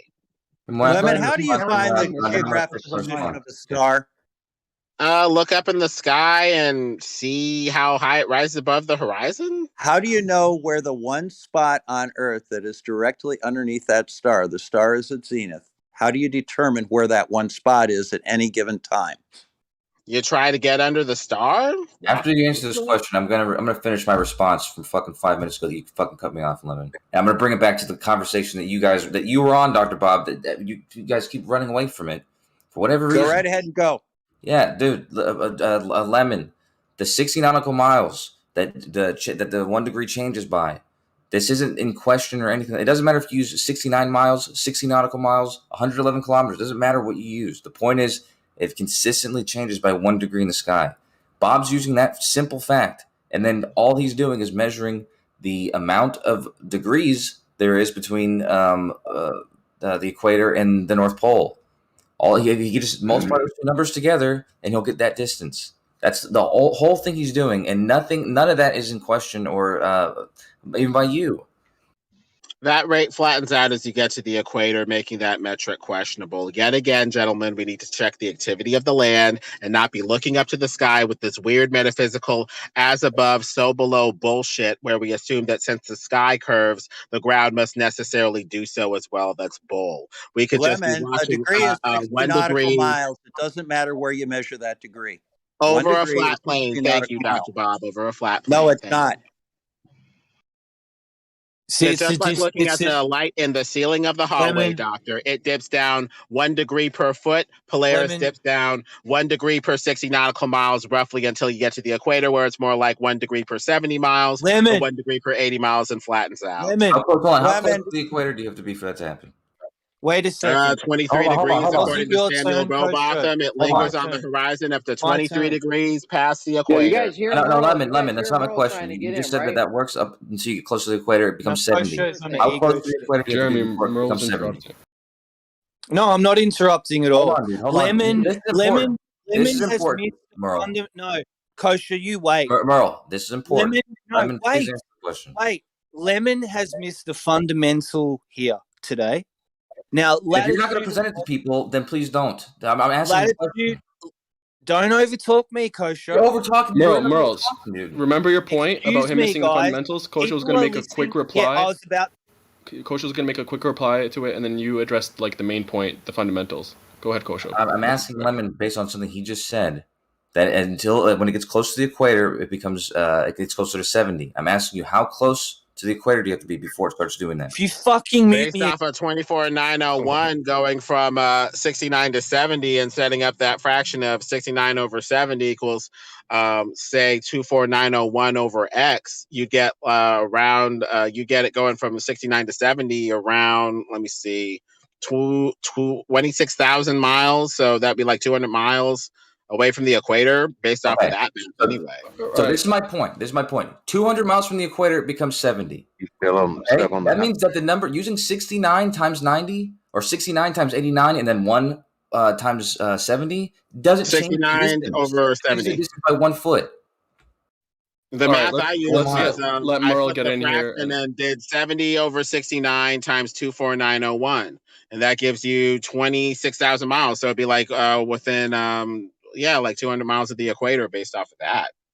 Okay, But Polaris is lingering up to 23 degrees south of the equator. So according to Robotham and them, so it appears to be flattening out. So that would flatten out the rate from 1 degree per 69 miles to something more like 1 degree per 70 or 1 degree per 80 miles. And since it's flattening out, it probably flattened out even when it got to 69 miles per degree or whatever. It probably flattened out from there from 65 miles per degree, 60 miles per degree. Who knows? This rate is not constant, all right, according to Robotham. Are you guys good with letting Merle address this alleged fundamental thing that Lemon missed? Go ahead, Merle. Time, man. Real time. Right. So, Lemon Bird, you miss something definite here about latitude and longitude, and that having definite parameters, definite dimensions when it comes to the Earth being a planet or a globe. Now, when you move inside those parameters, that's why latitude and longitude works. You understand that, right? The general skeleton of latitude and longitude is preserved even over a flat plane. The key difference being that latitude and longitude are more like spokes on a bike wheel, with a central hub being the North Pole and the longitude lines being straight lines that radiate out from that point, and latitude being concentric circles around that point. But the central skeleton is there, just flattened out like spokes on a bike wheel. So since the essential skeleton is still there, the differences would be minimal at best between the two models. The key difference would be lines of longitude would expand ever outward on a flat plane, where they would taper down to a point on a ball, one would assume. That's the best part. They project their globe on the flat Earth, call flat Earth a fantasy, then debunk their globe with their own math. Lemon, And here's also- the problem that you run into. All right. You know basic triangles. If you have a right triangle with sides 1 and 1, your angle is 45 degrees. You know, the acute angle is going to be 45 degrees. If you change that to a right triangle with sides 1 and 2, you just double the distance of one of the sides. What happens to the angle? If it's a 45-degree angle and the side across from it is 1, it would go from 45 to 30. Yeah, about 26. Yet, when we do that on Earth, it goes to 0. How do you explain that? Because we're drawing visual angles that aren't physical. Visually, things converge, merge, and disappear. Therefore, the math derived off of that visual math, if you will have angles that converge, merge, and disappear. Physical angles that you actually stretch a ruler out on the physical Earth to double check up to the star or whatever, or up to the building that you're measuring would be different. Those would be physical triangles, but we make a huge fallacy when we conflate physical triangles with a physical activity with visual triangles which converge, merge, and disappear. The angles are going to be all over the place potentially. So you're saying trigonometry doesn't work? Only if we're dealing with something physical. If we're not dealing with something physical, like something visual that converges, merges, disappears, and disappears at the diffraction limit, it's going to be very questionable if you go beyond visual range. If I measure my flagpole from a flagpole distance away from it and get 45 degrees, if I double the distance, is it not going to go to 26 degrees? As long as it stays within your visual field, yes. Okay, so can I see Polaris? Up to 23 degrees past the equator, yeah. All right. Can I? No, you can't. You can't see it 23 degrees past the equator. Just that's your attempt to justify your belief. You can't see it more than a degree or two past Robotham and the them equator. said. I don't care what Robotham said. He was wrong. You can't see Polaris more than 1 or 2 degrees south of the equator due to refraction. Even your own people say that when stars are near the horizon, their actual Yes. Yeah, they're elevated 1 or 2 Did anyone hear degrees. that beep? Hold on. I heard it too. I thought it was you, Jeremy. But when it's close to the Everything's horizon, it fine. lingers too, Jeremy. Yes. Yeah, maybe 1 degree. Close.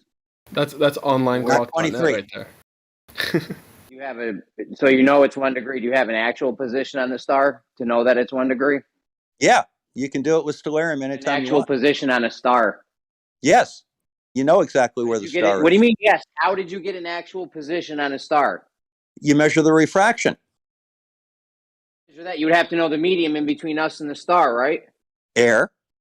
Well, The let's medium simplify between us that. and the star. You verified. Hold on, Lemon. Hold on. Not the time right now. So this guy's telling. I got you in the Ruhif camp right now. Thank you. Deeper hole. I'm honored. Deeper hole with this. You know, in the medium to the next star. That's stupid. I didn't say to the next star. You asked me what the medium was. I said Between air. us and the That's star. what we're Between looking us through. and the star. Not all the way, no, just in our atmosphere.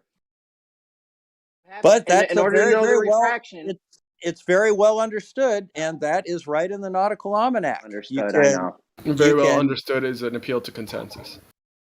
No, it's Do you not. and- It's right in the Nautical Almanac, and it is used to get accurate readings on the Earth. So not in a the problem at meantime, all. you can't. In the meantime, you can't verify the medium in between us and the star, right? Which is what you would need to know the refraction, right? No. You just need to know what You're the just atmospheric fucking- refraction That's is. stupid. That's dumb. I don't care what you think it is. It works. Bottom line. That's not what I You don't think. know It's that it works because you don't have a control.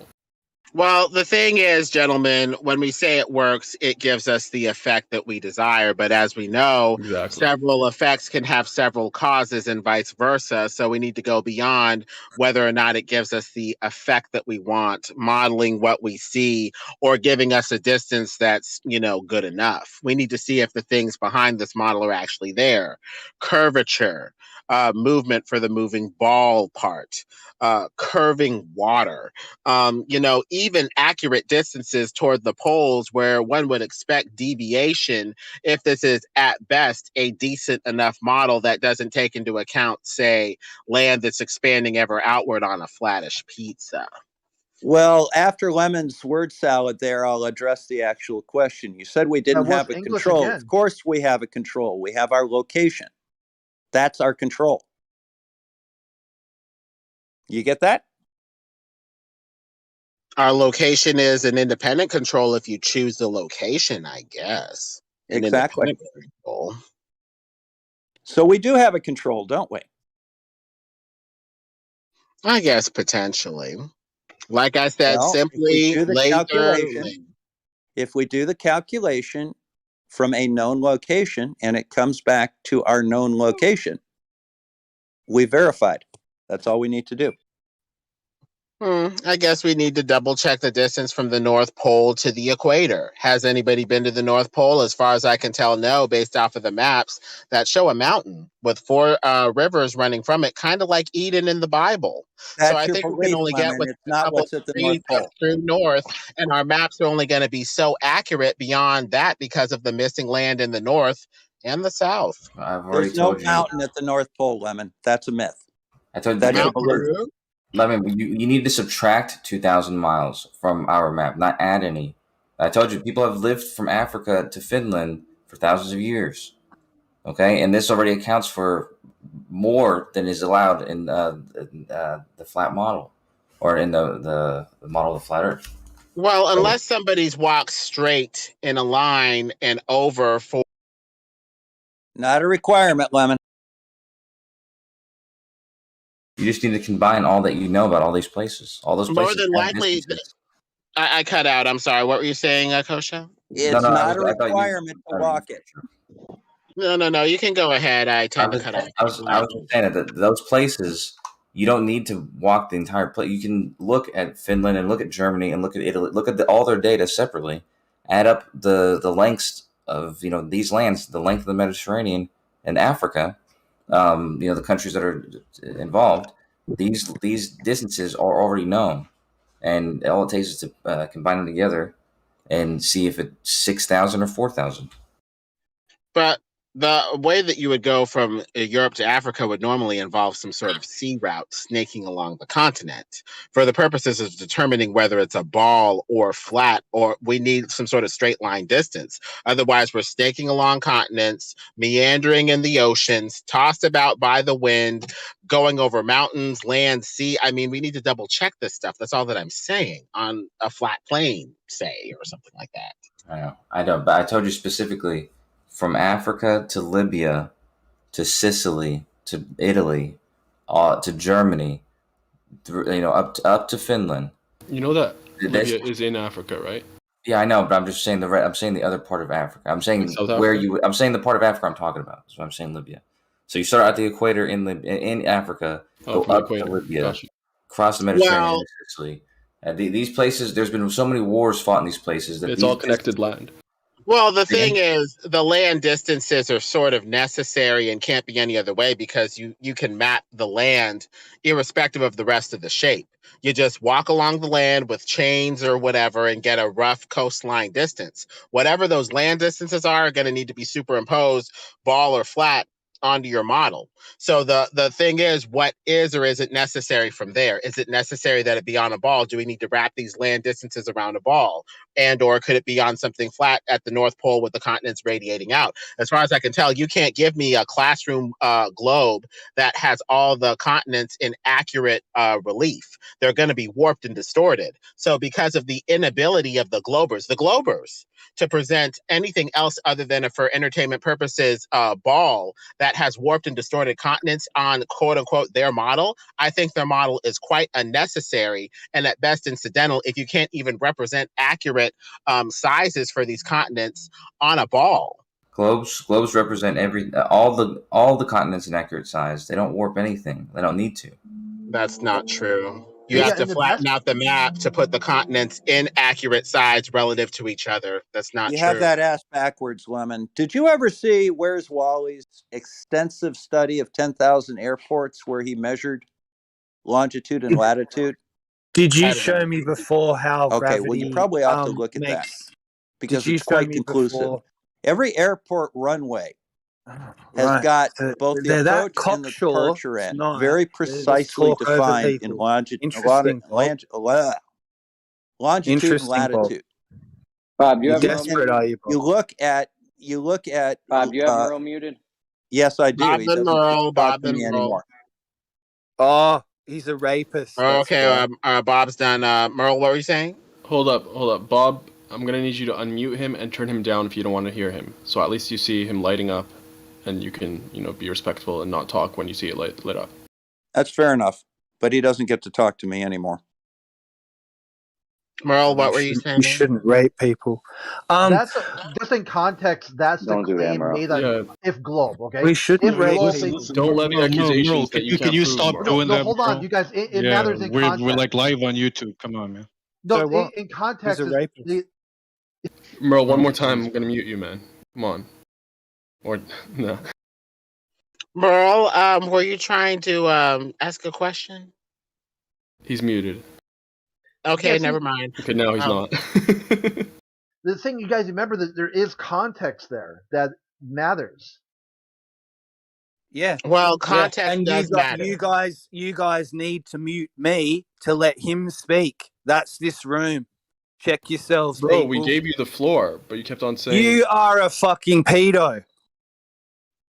Well, I guess the main thing with the flat Earth debate, gentlemen, is it looks like at best we have fairly accurate land sizes. But what map schema do we superimpose it onto? Do we superimpose it onto a flattish pizza and or a ball? The attempts to superimpose it on the ball appear to have failed miserably and resulted in distorted and warped continents. Show me one. Show me one I find example the of that. globe extremely unnecessary. I know, but you saying that, but this is something no one's ever heard before. And so please show me one of those globes that have these distorted land. One of the classroom globes where North America is half the size of Europe as opposed to what it actually is, half the size of Africa as opposed to what it actually is, a third of the size of Africa. Let me see if I can find one of these classroom crops.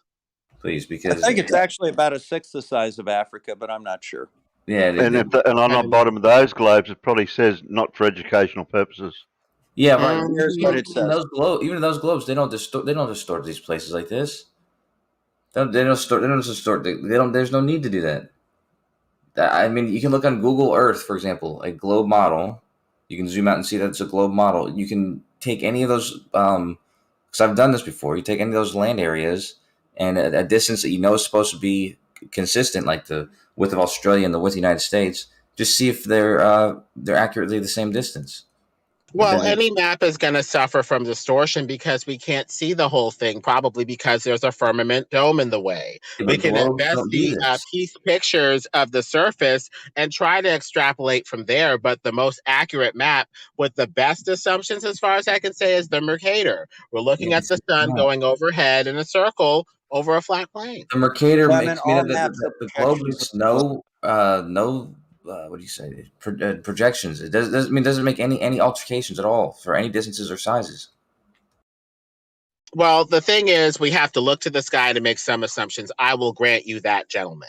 But according to Robotham, these lines of longitude are expanding outward because the sailors are saying we're clocking too much land down here.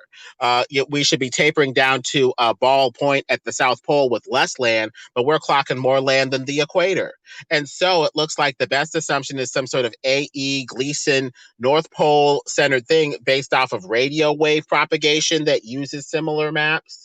And based off of the UN logo, putting it in our face, elites love to rub it in your face. They love to say, hey, I'm lying to you. I'm killing your children with, Lord knows what nefarious depopulation scheme. Ha, ha, ha. And you're just eating it up. It's on their map. We see it with radio propagation. Gleason said, it was an accurate map, more or less as is. I want to address one thing that you said, tweets. It looks like they're trying to tell us what the accurate map is, and it probably isn't a ball. You're making a lot of points. I'm trying to address one. You said a second ago that in Robotham's crew said we're mapping too much land. There's more land than there's more coastline, I guess you're saying, than on the equator. There's more land. Ocean, more line of latitude. They're clocking how long it takes them to go in a sea lane or something like that in the south, and it's not matching what it should be on a globe for the line of latitude. It's too much land. Would it be too much to ask you if you could find that quote, this one where they said that there's too much land, comparing it to the equator? Hey, Bob's gone, so can Merle come off mute? No, there's not catering to this guy or what? Merle's my friend, man, but I think what he's doing right now is kind of disgusting. So. Well, no, he got his victory. Bob got his mute of a flat earther on the flat earth server. He'll go mark it on his wall. It's not about victories though. This is a public. You don't need to worry about it. Yeah, and this is like a public VC live on YouTube. This is Geo's channel. Geo doesn't want his channel being taken down and stuff. By Google. It doesn't matter. We don't need to talk about it here, bro. Yeah, why don't we talk about that stuff? You talk about the flat Earth nowadays. You only ever speak up to do this dramatic stuff, man. No, I did. I tried to define terms at the very beginning. I asked Bob, "What is flat Earth?" It's a description of the surface of the Earth. He's like, "It's a delusion. It's a mental illness. It's people who just use gobbledygook. They word soup." He wouldn't even tell me he was following and listening what flat Earth is, but yet he thinks he's debunked it. Where do you go from there besides some sort of remedial training on the word English and what English is? Bob's gone, but the point he brought up, which I'd like to take credit for, maybe he didn't hear it from me, but it was my argument, about the distance from the equator to the North Pole and the distance around the equator and comparing these two values. The two models, or you can say that there's no flat Earth model, but I think everyone here that believes the flat Earth believes that the equator goes around the North Pole. That's all that's required for this math, because he's just comparing the distance from the radius to the circumference of a circle on a flat circle, and the distance from the North Pole to the circle that is halfway around the sphere. So basically the North Pole to the equator. So comparing these two distances, you can come up with a distinction, and you can try and figure out which one it is. Yeah, and when you look at it, you've used a globe projection to represent flat Earth. No. This globe projection was made using math. So which one's wrong? That's not what I just described. Wasn't a globe projection. I literally just said that you guys agree that the North Pole is inside of the equator. The equator being a circle around it. That's not any kind of projection. It's just y'all's idea of what the Earth is doing. No, even the equator is in question. You can look at ambient heat and see that the equator has something going on there that's different. And this equator it varies year to year. That's fine. I mean, that's regardless of what's Yeah, been this is not discussed a here. straight circle where you could just use your Photoshop snap tool and just snap a circle inside another circle and then be like flat Earth debunked. Yeah, you don't have to do that either. Even if it's not a perfect circle, even if it's an estimated circle and it's actually some wavy lines, the difference between these two models would be that one of them would require to be 6,200 miles, and the other one would require 4,000 miles. This is a massive difference that you'd have to account for somewhere. And they both account for an imaginary line. That's the problem. Hey, Percent, you there, mate? Yes. Yeah.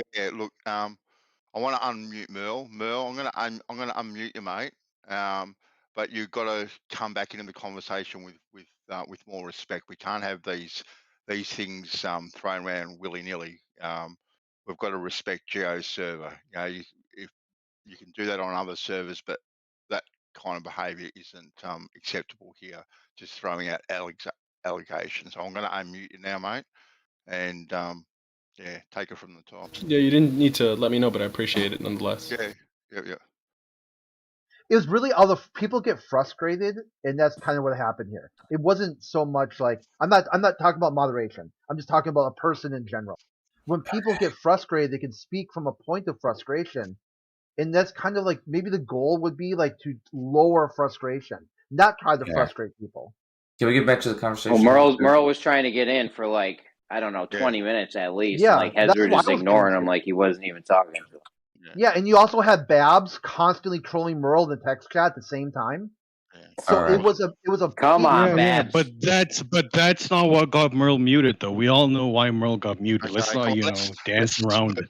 come on, breathe, calm the farm, and let's move on. Yeah, you were just Please. participating a second ago. Yeah, let's move on. So again, what are you saying then? Because okay, so right here you've got an imaginary line on an imaginary ball that you imaginary project flat, and none of it works. It doesn't work at all. it's fair enough. In real life, though, we have a place that we say you can describe it in a couple ways. You can say it's the GP of Polaris. Okay, you could say it's the center of where all the longitude meridians intersect at. I mean, there's a bunch of ways you can define what we're saying is the North Pole.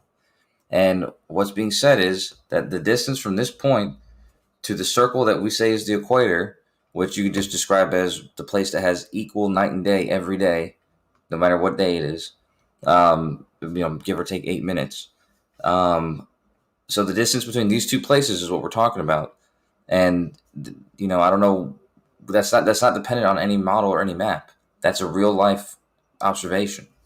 So there's no make-believe lines or make-believe anything. Okay, so you have a location where night and day balance out, plus or minus some sort of tolerance for refraction or whatnot. Mm-hmm. And through that, you say, well, now that means it's this far away from this location, which is also imaginary. And then if you spin it and then rotate it and tilt it on axis, see, you've got an explanation, but it doesn't match all the observations. You're only matching Which observations don't match up with it? Crit. Yeah, I talked about the heat, the temperature. What about the temperature? Or Mount Chambrozo. That's another one too. All that stuff matches, but none of that stuff's the point. The point is not about models, man. If you're pivoting, right? If you've planted your flag on the imaginary line, you have to follow that to its full logical conclusion. No, we don't. We don't, because all we're talking about is the distance from the equator to the North Pole. That distance. Like, I don't know why you keep bringing up models and all this other stuff. These things, those are real things. There's nothing fake about that. Yeah, I'm pretty sure Lemon talked about this distance thing too. What was that? They circled back around to the distance from the North Pole to the equator. Yes. Those distances at best are only good for as long as you can see the object. It's a high assumption to assume that this object would be visible to all observers. A huge assumption that you can see just by assuming that you're seeing the same street light from all over the surface. You'd only see that street lamp or that light or Polaris if you're in the neighborhood. So if you're in the intersection of the flat earth pizza, great. You can't just assume that you can't see it because you're on the underside of a ball of 69 times 360 degrees of circumference, 69 miles times 360 degrees of circumference. That would be like seeing the light in the ceiling dip down 1 degree for every foot. Multiply that times 360 and assume that you're on a ball based off of the activity of the light in your hallway. It's just a poor assumption. So these distances are good enough as long as you can see the object, but outside of the visible range of that object, it may become questionable. I heard it. It made sense to me, even though others will claim it was word soup. Well, when people say word salad, just say back to them ball salad. I mean, maybe these are new concepts that are a little hard to get, and maybe sometimes I don't make sense, sure. But with a little bit of thinking, I think we can get to the bottom of this. I agree with you. So that brings me to my next point. Not my next point. This observation, because while you guys were talking, I was making this. I'll post it right now. Bear with me, sirs. Lemon, you sound lovely today, by the way. I just want to say, have you been working out? I have. I've been pumping some iron, hitting that gym. That's fantastic. Okay, give me just 1 second. All right. You two are a class act. I was just buying some time. All right. How about them Lakers? I don't keep up with those guys. Still flat-footed. I was watching this guy make a funny joke. What was I watching the other day? And they were just talking about that's what I was watching. I remember what I was watching now. But it's talking about how Kobe Bryant. Never mind. I'm not even gonna get into it. Because right, danger zone. Danger, Will Robinson. Danger. The whole rape thing. Remember, that was off topic. That was like a no-go. Just bear with me on this map. It's not going to be.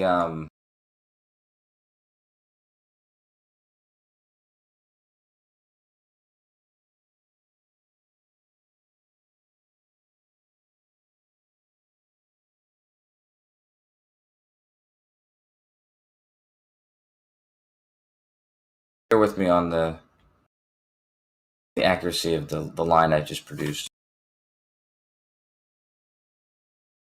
Okay. So to put your attention, text chat, Lemon. And all flat earthers, huh? I've made a picture like this before for you, Lemon. I remember that because I made it specifically for you. But Crit, you can answer this as well. This line, because this globe, don't just pretend it's not a globe, pretend it's a flat map. This line is not exactly accurately a straight line because it's obviously... So regardless, just pretend it is a straight line. It's close enough, okay? Anyways, this is the distance I'm talking about. Like in these places, people have lived here, right? Like in all of these places. That place in the Mediterranean, like up to Greece, all this stuff, people have lived there all the way up to Finland. And that's already over 5,000 miles. So, like, what part of that, what along that line are you claiming there to be a discrepancy with distance? Yeah, maybe. What chat did you put this in? The only thing I see is Conspiracy Santa's posts in Livestream 1 text. Do I have you blocked or something? Hold on. Right in between. It's a crit I sandwich. see. I got you. It's a crit sandwich. Well, most of that's over land coast show. The water distances would be in the most contention because at sea you can't do a straight line. You have to look up at the sky and make assumptions. So most of that is land coast show. So most of that wouldn't even be a problem.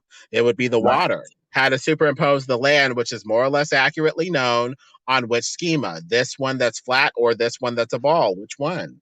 No, but that's what I'm saying. That this distance right here it goes from the equator to the North Pole. So this is what I'm saying, that whenever you look at this distance, you look at these lands, and you see that all the places along here are places that we can admit have been accurately, at least to the closest couple of miles, have been accurately measured. There's not going to be a discrepancy of 2,000 miles anywhere in this line. As long as you're within a certain range, you're fine. But with the satellites missing coverage in the north and south, it appears that there's more than meets the eye, Kosho. That's the thing. But you're saying that this gives a North Pole to Africa or North Pole to equator distance that's accurate? So, Lemon, would you say that the land distances that we know of, that we're told are accurate, and the only thing in contention is the distance over water? Is that the only That's thing what that's I in would contention? say. Yeah. I would say that based off of the inability to draw a straight line at sea, being bobbed, tossed about, ocean currents, storms, you name it. I mean, I just don't see the conditions being there for that to be possible. I see maybe the land, maybe for practical land purposes, but the water, no. So you're not suggesting at all that the land distances might have been slightly fudged as well as the oceans, just the oceans purely alone. The oceans mostly, because to have accurate latitude, guess what? You need land and ocean. And guess where the main rub appears to be? The ocean.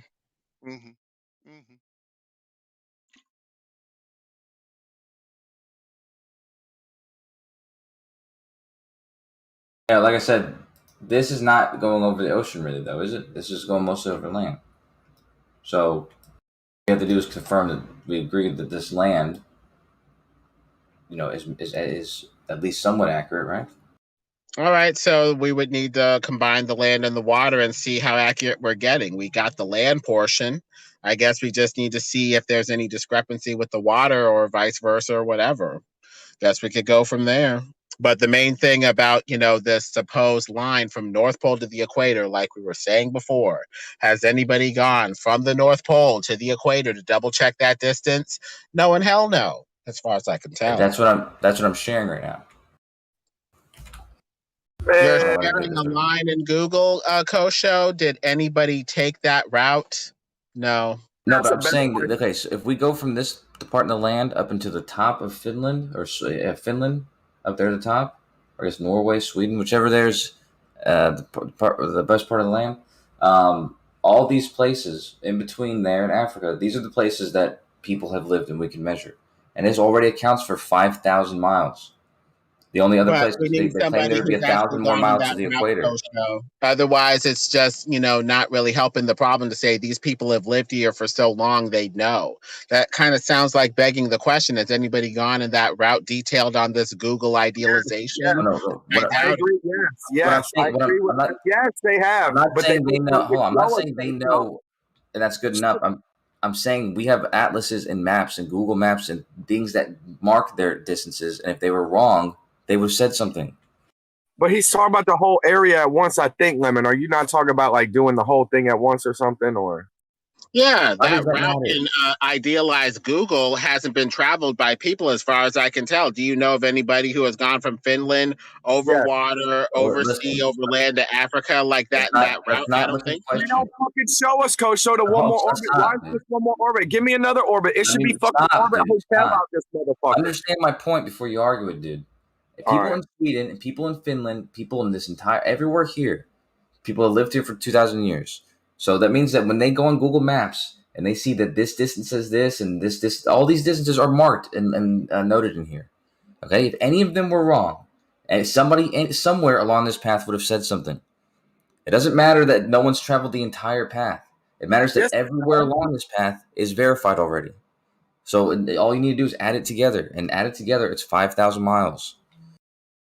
If you got the whole, but Lemon talk about it's just a quarter of it though. Okay, so Kosho, you mentioned 5,000 miles. Is that supposed to be what, the distance from the North Pole to the equator? No, this is the very top of Europe to the equator. So there's still another 1,000 miles to go to get to the North Pole. Because Kosho, we had a discussion about whether or not North Pole to equator, as figured by Dr. Bob and or myself, was correct. How does this help us figure this out? This is a fallacious argument saying the distances on this idealization are accurate, therefore the rest of the distances are accurate. That's a fallacy. No, Unless this has any bearing on the distance from the North Pole to the equator, the supposed distance of 5,400 nautical miles or whatever the hell he figured, well, then what are we even talking about? Yeah, he said the entire distance. I can use the entire distance too. Right now I'm using the confirmed distance. Okay? The distance on the flat plane needs to be about 4,000 miles. The distance on a globe needs to be about 6,250 miles. Okay? So this accounts for 5,000. All right? The only claim is, I can claim it right now if I'd like to. There's still 1,200 miles to go to get to the North Pole, as shown on this map. Your claim would have to be that not only is there no more distance you have to go, but you have to subtract 1,000 miles from this claimed distance. So somewhere in this line from the top of Europe to the equator, you have to claim that there's 1,000 miles that I'm adding into this thing to make it so that it's only 4,000 miles from the equator to the pole. I didn't hear Lemon claim it had to be the 4 or 6. I heard just you say that. No, well, because that's roughly what you that's get. You the roughly argument. get 4,000 miles when you divide 24,000 miles of circumference by 6. That's what you need to do to get the supposed radius, but that would be the straight line radius from the axis of the Earth going straight through the North Pole out to that line of latitude.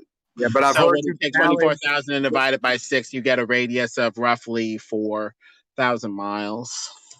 I've heard you challenge them on how they're making these fucking assumptions, doing the sky degrees and all this. But I'm saying, are you also claiming it's got to be the 4 or 6? Because I'm really just trying to back you up and say I heard him say that, not you. These are just generalized numbers that we're using to try to figure out some sort of model. My main contention is that they started with a ball and generated good enough distances from there that, roughly map to a certain area, but are increasingly inaccurate as you get to the poles. As long as you're within the range of the northern hemisphere, you're more or less good, but the discrepancies become glaringly apparent as you expand outward on the pizza or try to go to the missing land sections in the northern center. So the maps are good enough, Kosho, sure, but they're not 100% on the ball. That's all. They're missing land sections in the north and south and the flatness. I'll just close this out because I know it doesn't ever get to a conclusion that's useful. But I just wanted to just name very quickly but the point again, and this is for everybody. This is not just for you, Lemon. The point for everybody is just the argument that Bob made, I've made for a long time, is that there's a relationship between the distance around the equator and the North Pole, which on their model is a circle with a center, and our model is a circle around a ball with the point on top. And the difference is one is 2 times pi bigger than the other in their model, and one is 4 times the size in our model. So that's why the distance that's not correct. That's not correct. Right. The problem, Kosho, to get a radius, even with your flat model, you need to take the distance from the supposed axis of the Earth out to the equator. That gives you a radius. 4 times whatever you're talking about, you'd have to take 4 times the arc, 90 degrees of arc on a circle, which assumes what must first be proved for the purposes of this discussion, and trying to superimpose that arc, that idealized arc, on a flat surface may be a problem. Why don't we at least go with the straight line radius from the axis that goes from the North Pole through the center of the Earth out to the equator? That would be a bit more flattish as opposed to this supposed arc.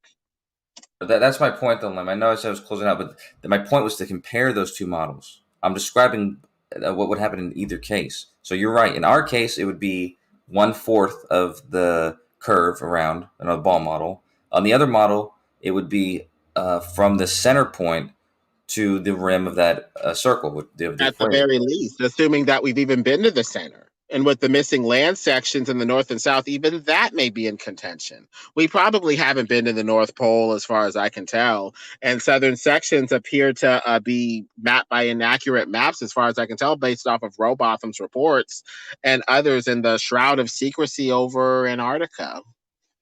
Fair enough. Hey, have you watched Jem's history of the flat Earth thing? Mm-mm. Did I miss anything?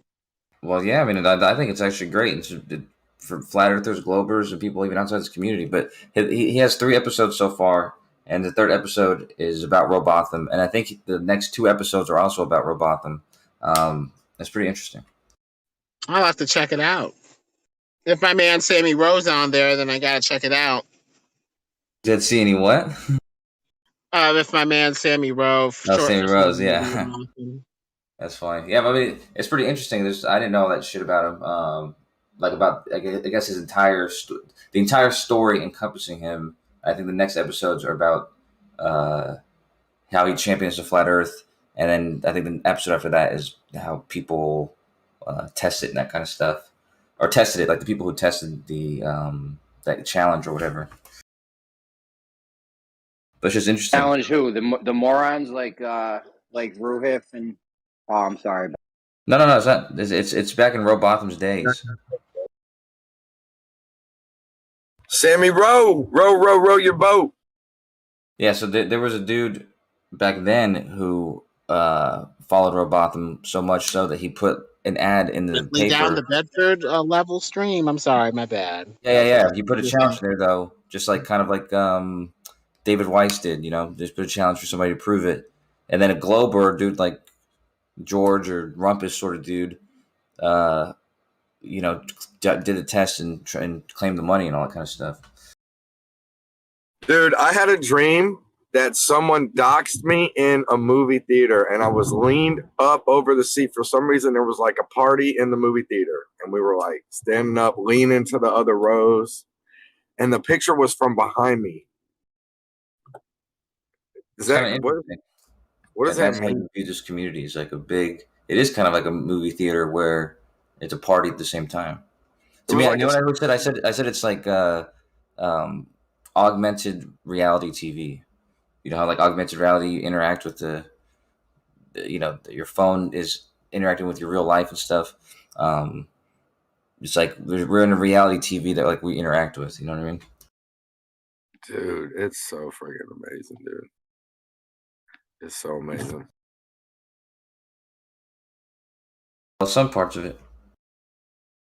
I put an interview where Dave Weiss went on there, and they had some interesting guests. They had him and this chick that they had at the beginning. She was going off. She went off on how Hollywood steals scripts and stuff like that, and steals ideas from people, and how they stole the idea for the Matrix movie from a much better book for Matrix 4, and she called the movie Matrix Regurgitations. It was so, oh my gosh, she went off, and she called it a tranny movie. And I was like, girl, you are so correct. Like the palette, the lighting, it looked like I was watching like a soft, a soft feminine film or something like that with the color palette and stuff like that. I'm like, oh my God, she's going off on this stuff. But check it out. It is and great. What's funny is they admit that though. By the way, they're both transsexual. Shit, what the hell? Yeah, they're both transsexual now. But they admit that the original movie, that character called Switch, that character was supposed to be a man. Originally, it actually was written as a man, and then when they get into the real world, out of the Matrix, it like turns. They show that it's supposed to be a woman, and then they get back into the real world, and you find out it's actually a man. But they changed it and just made it a woman the whole time. Yeah, Hollywood's big on that whole, blending the sexist, the androgyny. It all goes back to that whole, mystery cult stuff. The sexes need to merge as one, and it was looked at as this sort of Gnostic tragedy when the sexes were divided by God, when male and female were created. They're trying to undo that and unite everything back into the divine androgyne, the divine androgynous being. It's crazy. I think they're trying to do stuff like that in that Netflix series Stranger Things. 11, they got her with that androgynous sort of, haircut and stuff like that, and stuff. All of these weird Gnostic secret knowledge themes and stuff like that. It's very interesting. The blue, the red, the shifting of the sexes, with the color palette and stuff. Very interesting. You think the cabal got a secret agenda, like for some scientific reason or whatever reason, objective? Like what do they? Here's what I'm saying. is there some sort of problem with the the two sex thing as far as for the evolutionary? I think inevitably in the future. Well, actually, I've written about this, and so it's a hypothetical. But I think honestly, more than likely, if we live long enough, the human species will merge back into a single Right. gender. So, what's evolutionary? Only because that's what I desire, but it's only because it's not going to be necessitated. Why do you think we split in the first place, then? Oh, it's needed. Okay, that's why most animals are two genders, because they have to. It's our way of generating offspring. There's living things that don't do that. You know, like a bacteria. Well, there's certain things that don't do that, but why? I know, like bacteria, but I'm saying why did it ever go from bacteria single sex to dual sex? What does evolution say about? Different. I mean, there's different ingredients. I mean, what's the percentage might know more about this biology stuff, but I just know there's ingredients that each gender has. It's like a plant. Like you have the gender that has the what do you call that? I just call it I call it the sperm, but I forget what it's called. It's like the pollen sac. Yeah, so they just have two genders, and they have to interact with each other in order to actually make the offspring. I mean, I couldn't be sure what it's needed. Say there's a mutation, and then that mutation ends up thriving or being good. Like that's what they tell us about evolution, right? Is stuff just mutates and then all of a sudden now there's because stuff used to just divide itself, right? Or whatever. So I'm just saying, I wonder if that's a problem for evolution. And then so they wanted to go back to one, or like, because it seems smart to not need, like, to be able to be isolated system or like just whatever, self-reliant. It must be better, like, you know what I mean? If you can survive in the world on your own and just, you don't have to find someone else, that might be more. You can't share genes. You can't share genes like that. The sexual reproduction allows you to combine different genes. So if I have a good mutation and I have a good mutation, and we share genes, that would be sexual reproduction. But yeah, like there had to be multiple shit in the beginning, or what? But here's the deal. Well, you don't need to. There was the first stuff in the beginning, and it didn't need to share. Mutated on its own, right? You said just a second ago that there had to have been some evolutionary advantage to doing this, and that is the advantage. Like there was things that don't do that, and then certain things evolved that they needed, two different things to give ingredients to make a new offspring, and in doing that, they found that it was more. You get more variant genetics, which end up being beneficial. This place is an work of art. Just think about it, guys. Yeah, sure, yeah. Easy to like random chance and probability, and yeah, it is a work of art. Program. There's no way. There's no freaking way that one type of thing could go to the next and the next, but then it had to go to something where it needed extra outside shit to mix with it, although it was already fucking changing on its own. And then where did the outside shit to mix with it come from? It's that same leftover shit that it made before. It's like this shit is just it's just a combination. So imagine you have like a bunch of different imagine you have a bunch of different ingredients, and each of those ingredients where they come from. That doesn't matter. That's not the point I'm trying to make. That's the point. Different ingredients on their own, they only have the opportunity. You're saying it doesn't matter. That's the point I'm making. You say it doesn't. Where did these ingredients come from? That doesn't matter. That's not the point that I'm making. Like non-organic ingredients, Coach? You talk about just. I'm talking about inanimate matter made it inanimate what is matter. It? The single sex organism. Dead ingredients? No, I'm talking about the single sex organisms, right? Just imagine those as being ingredients for anything, for food, for chemistry. It doesn't matter. But let's pretend that those things, when they reproduce, they can only make exact copies of what they are. So you're gonna end up getting whatever. Okay, there's no way it's this quiet. I know you didn't get that, man. So I'm gonna reset. So what?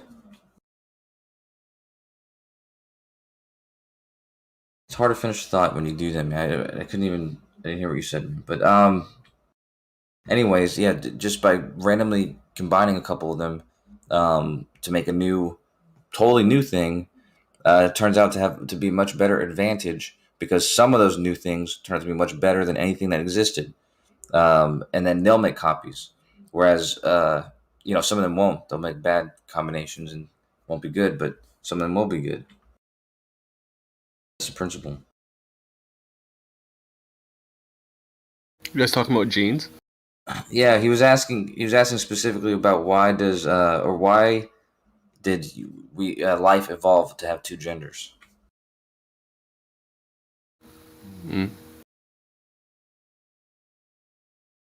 If it did evolve to have two genders. Yeah, I thought I said percentage might be better at answering this one. There's more biology stuff, but I forgot that you're not an evolution guy. Yeah, I mean we have the sex chromosomes, the XXXY, and the process is known, but how they came to be in the first place, how our genetics came to be, from nothing, only God knows. Yeah, right now. Actually, I bet you God doesn't even know. At least the God that I believe in is only limited by the experiences of all living things. So, yeah, I think that's one of our purposes on Earth is to, because all the information we either gather for ourselves, we're actually relaying to God, and God learns about the universe through living things, including us. Maybe. Some people says he's all knowing and all powerful. I mean, that doesn't make sense. I say his knowledge, it supersedes, it expands more than ours. Sure. Because there are things that we don't know. Yeah. That we can't explain, and he created them, so he must know them.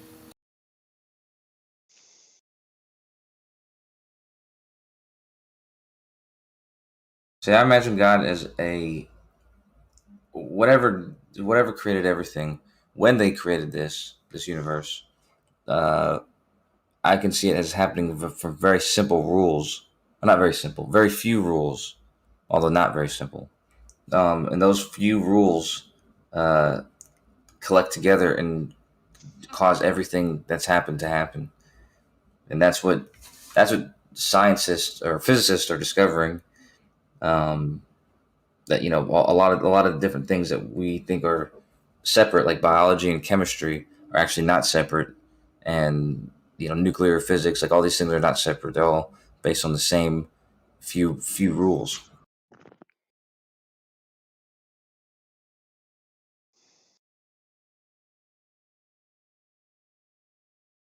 I think he made those rules and then set this in motion, but everything else happened from consequence of those rules. I absolutely agree with that.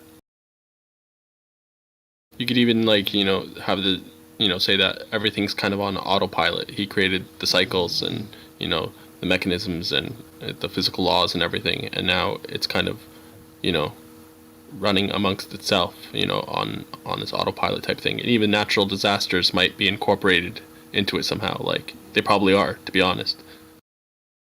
Yeah, what did you say, Kosha? That science is now admitting that they found the rules. What did you say? What was your last bit there? No, I said what I said about science is what they are finding out. I said that there's very few rules, very few laws that encompass and reach out in all these different fields like chemistry and biology, atomic physics. These things are all based on the same set of rules. They just they're just describing different areas of it, but they're all based on the same basic rules. And my point was that somebody could have made this simple set, not this simple, but these few set of rules, and then let it naturally just occur. Whatever started at the very beginning of the universe, it could have just been just it happening naturally based on those rules happening. And when scientists are uncovering laws of nature, they're really just uncovering the rules of the universe. Those simple set of rules, those few set of rules. I keep saying simple, but I mean few.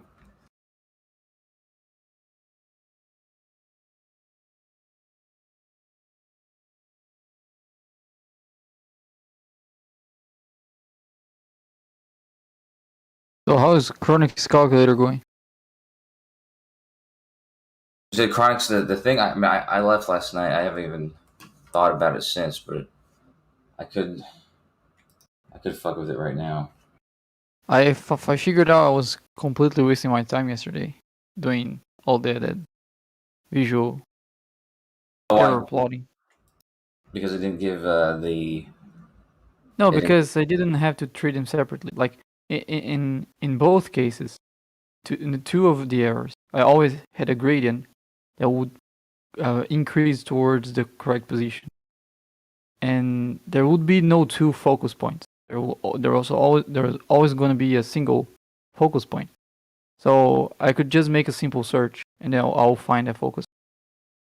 I was kind of traumatized by the algorithm of trilateration, because there you have sometimes like 2 or 3 focus points, and sometimes my algorithm would be stuck in the wrong one, and I was trying to avoid that, but that wouldn't happen for those equations, because those equations only create like this single point where the error minimizes, So if I just try to minimize the error, I'm always going to converge to the correct point. Unlike if I do the same thing in the search for the coordinate of the slash navigation app.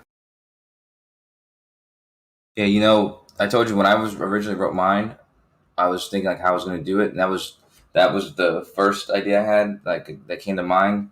But that was in lieu of finding a formula to solve that. And I know why you wanted to derive it yourself, and I'm glad I came across a formula that did it for me, but still. Oh, you did derive the formula, the analytical formula? No. I'm talking about for the celestial navigation. Oh, right. Yeah, I was gonna do it the way that you did it, like where it just guesses and checks. But then I happened to come across a formula that all you have to do is, I think all I do is I input my the time on my computer, and it'll turn that into the, what do you call that? The GHA for Aries, right? Mm-hmm. Which is all you need. Right. Oh, sure, it froze. How do you get the GHA of Aries? I use a formula I found. I told you. Yeah, I can show you the formula. Oh, right. And all you do is the input is just the second time, like the time on your clock on your computer. I transform that into seconds. Yeah, it's all. I'll give you the link for this thing because it might be the same. It might be the same formula as mine, or a similar one. But I'm gonna guess somewhere in your formula there's the constant of how many seconds the sidereal they have, right? Yeah. Which is, you subtract that from the number of seconds that you have. Yeah. Mm-hmm. Then you get the rest of it, and then you just multiply that by another constant, right? That's actually a pretty complicated. It's a pretty complicated formula. So. Oh, really? I'll show you. Hold on. How many modular divisions the formula has? How many what? When you make a division and you, instead of the result of the division, you just want the remaining, like mod, mod from. Oh yeah, okay, yeah. I see. Yeah, right. Yeah, there is a mod in there. Yeah. One only? No, I gotta look. I'm looking at it now. I think I do mod twice in mine, because the. Okay.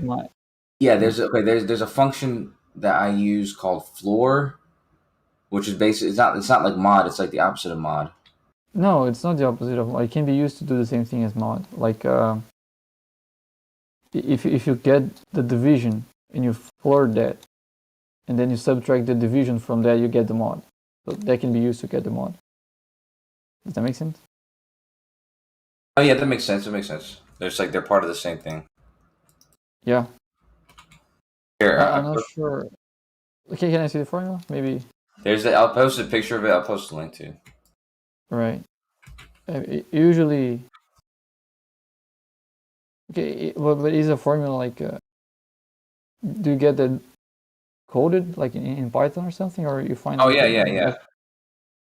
I don't use it because that freaking I can't get the freaking Cartopy library, the module for some. It's just like impossible to install that on my computer. So I'm working around it.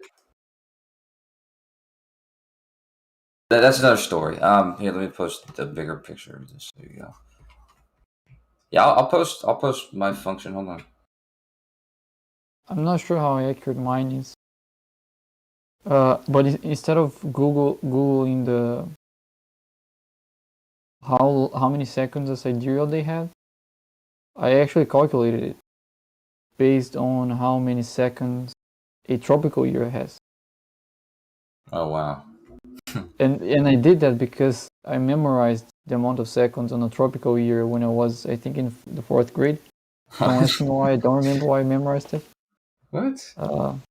That's got to yeah. be like something like 60 times 5 million. It's got to be something like 3 billion something. Seconds in a tropical year? Yeah, something around 3 billion. Yeah, it's 31 million 556,000 925 925.9747, I think. Holy shit, that's crazy, man. That you remembered all that. Yeah, I said 30 billion. I meant million. Yeah, you got that though. I'll show you some of my formula. Hold on. I mean, some of my function. But actually, when I memorized the number, I didn't know there was a tropical there was a tropical year. I just knew it was the length of an year, but I didn't know it was a tropical one. Okay, so hold on.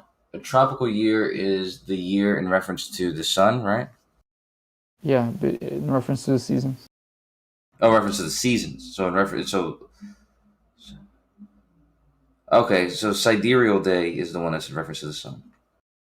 No, sidereal is referencing the sky. Okay, what's the difference between a sidereal day and a tropical day? I don't know. I don't think they're tropical days. I think tropical year. I mean. Okay, so sidereal day is in a tropical year. Is that right? Yes, you can use tropical year to calculate a sidereal day. Okay, I got you. Yeah. So there, that makes sense. That's what's up. I don't know how precise mine is, but it has more decimals than the value I found on Google, and it matches the same decimals that I found on Google. But I don't know if the rest of the decimals are correct. Yeah, it doesn't seem like that would be. It doesn't seem like that would that percent of a second seems like doesn't come up very often. Now, let me just say, how many days are in a century? That's a stupid question, but it's 365. Well, that depends on the century. Well, no. That's what I was gonna say is yeah. That's you're right. It depends on the century. So how about every 4 centuries? Oh right. Or millennium. Every millennium. Every 4 centuries is fine because the rule. That was the rule. That's what I was looking for. I was going to try to calculate the difference between. That's the difference between the tropical year and. Actually, you just have to divide the tropical year into 24 hours, and the remaining of that can be used to know exactly how many days 400 years have. But that's a less precise way, because the rule of you add a number every 4 years, except if it's a multiple of 100, except if it's a multiple of 400, that rule tries to get closer to that remaining division. Right. But But it they doesn't. do it perfectly.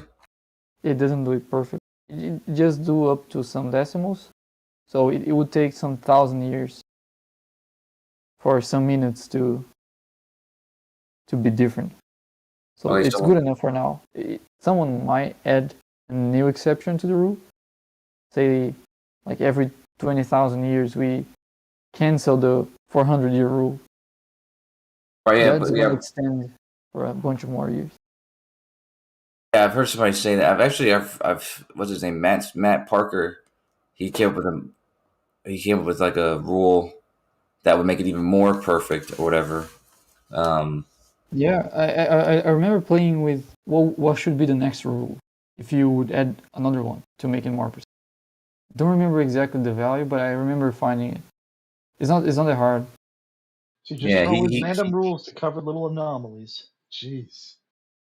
Well, I mean, it just covers the corrections because if you left it alone and just left the rule the way it is, people wouldn't notice until I think was it like something like thousands of years. They're not going to notice this. Yeah, I think 20,000 years or something. It would be.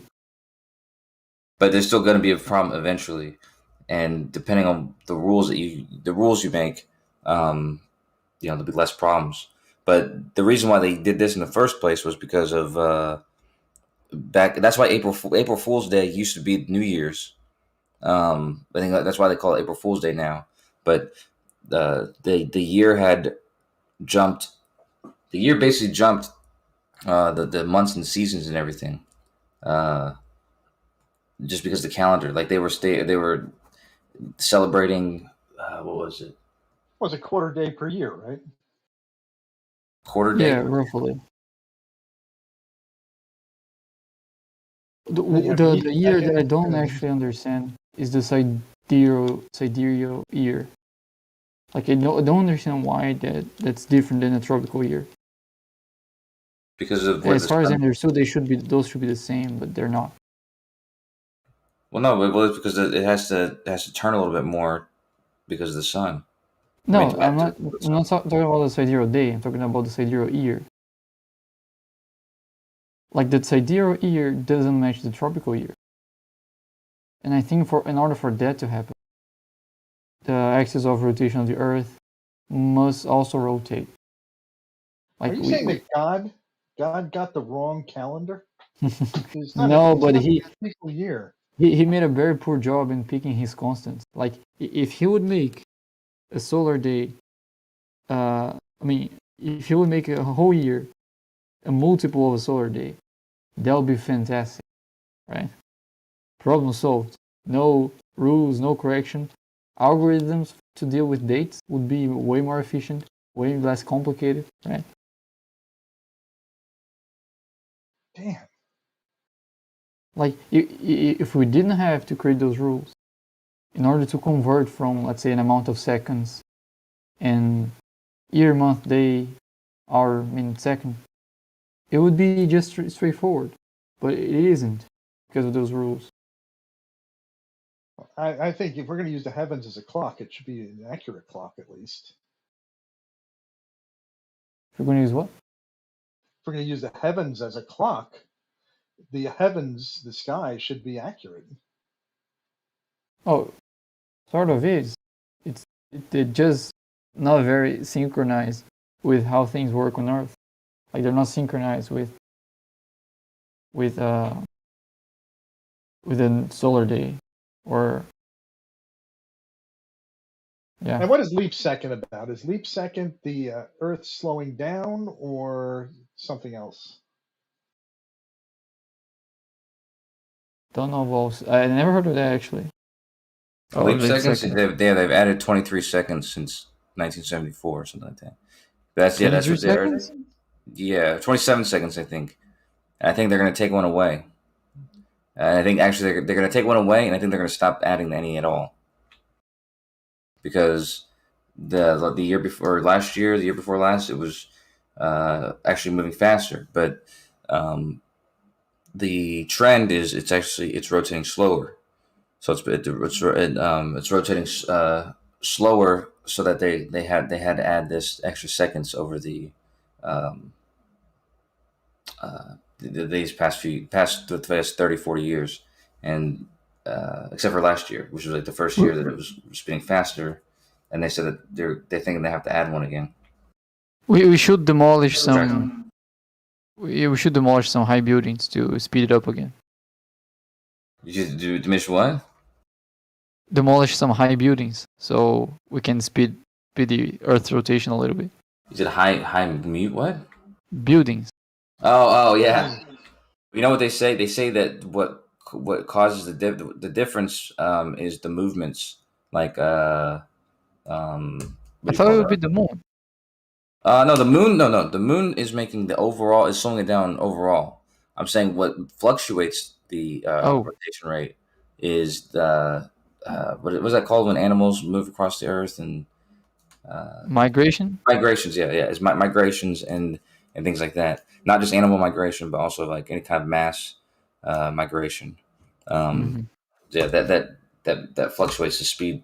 And I think the summer before last, it was they had one of the longest days in a long time. Not longest days, I think fastest days.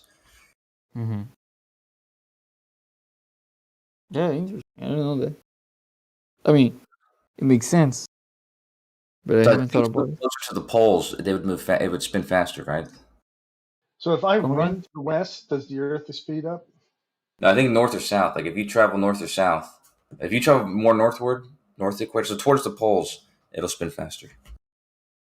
But I think to answer Moik's question, if you go west, I think it's only going to spin faster while you're going west. As soon as you stop, it will come back to its original rotational speed, right? Oh yeah, of course. But the pole thing, I think, would fall be down when I accelerate.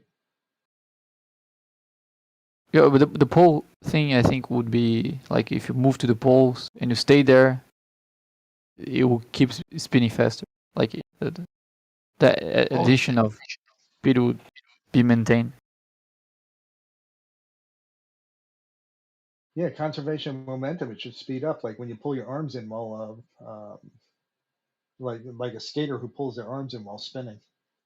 Exactly. I took all the mass and moved it up to the pole. I could get the Earth to spin really fast. Yeah, because you're carrying your your tangential velocity from the equator to the pole, and by slowing down your rotation, you're transferring that to Earth, right? Let's try that. Like get everybody on Earth to move to the pole for a day. It would take more than the people. I mean, that would probably do something. According to you ever see that XKCDY, whatever that book's called? That guy. according to Witsit, you can't, because if you try to get to the pole, you're going to face a force. Yeah, there will be a magnetic field, like a wall or something. You can't cross it. Well, let's all move to Canada then. And I guess you're the south of the equator, so you need to move to Argentina. And I'm not going to just move down there. I mean, you got to remember that each human comes with a car. So I mean, I'm going to drive up there with 2,000 pounds. I'm like neighbor of Argentina. I have to go to the tip south of Argentina, I think. You come across any Nazis at all? No, it's on the next state. Like the state I live in is called Paraná, and the one below it is called Santa Catarina. That's the one where you can find neo-Nazis. Neo-Nazis? Yeah. No, I'm talking about the old school Nazis. Oh. Oh, right, get it. So you're right. He's hiding in Argentina, right? Well, it is true. There's true that there were Nazis that hid there. I know Mike's trying to say something, so I don't want to change that point. But go ahead, Mike. Oh, no, go ahead. That's fine. I was just playing. Okay. Well, no, I was just saying that is true though, that there is indeed evidence of this, and I think proof that there was Nazis that moved down there. Whether Hitler, I think one of those actually died like 5 years ago or something. I remember in the news. Like yeah, that's true. He had to be kind of a young pup. He couldn't have done too much damage. Hitler? No, the anybody who died recently would have been pretty young in the Nazi party. Oh yeah, sure, yeah. The people, I think, like there was a show recently where a guy's like searching for these Nazis, but basically he's searching for their, like evidence of them, like that they gave to their kids or gave to, passed down or whatever. Because obviously, yeah, most of them are going to be dead. Now, with you living in Argentina, I don't. Where do you live? Brazil. Okay, Brazil. Same thing. Ah! Fuck you. Does Stellarium work there? Yeah, it does. By the way, Brazilians and Argentina, they're kind of rivals. Not sure if you knew about that. Like we don't like each No, other. I don't know the politics at all.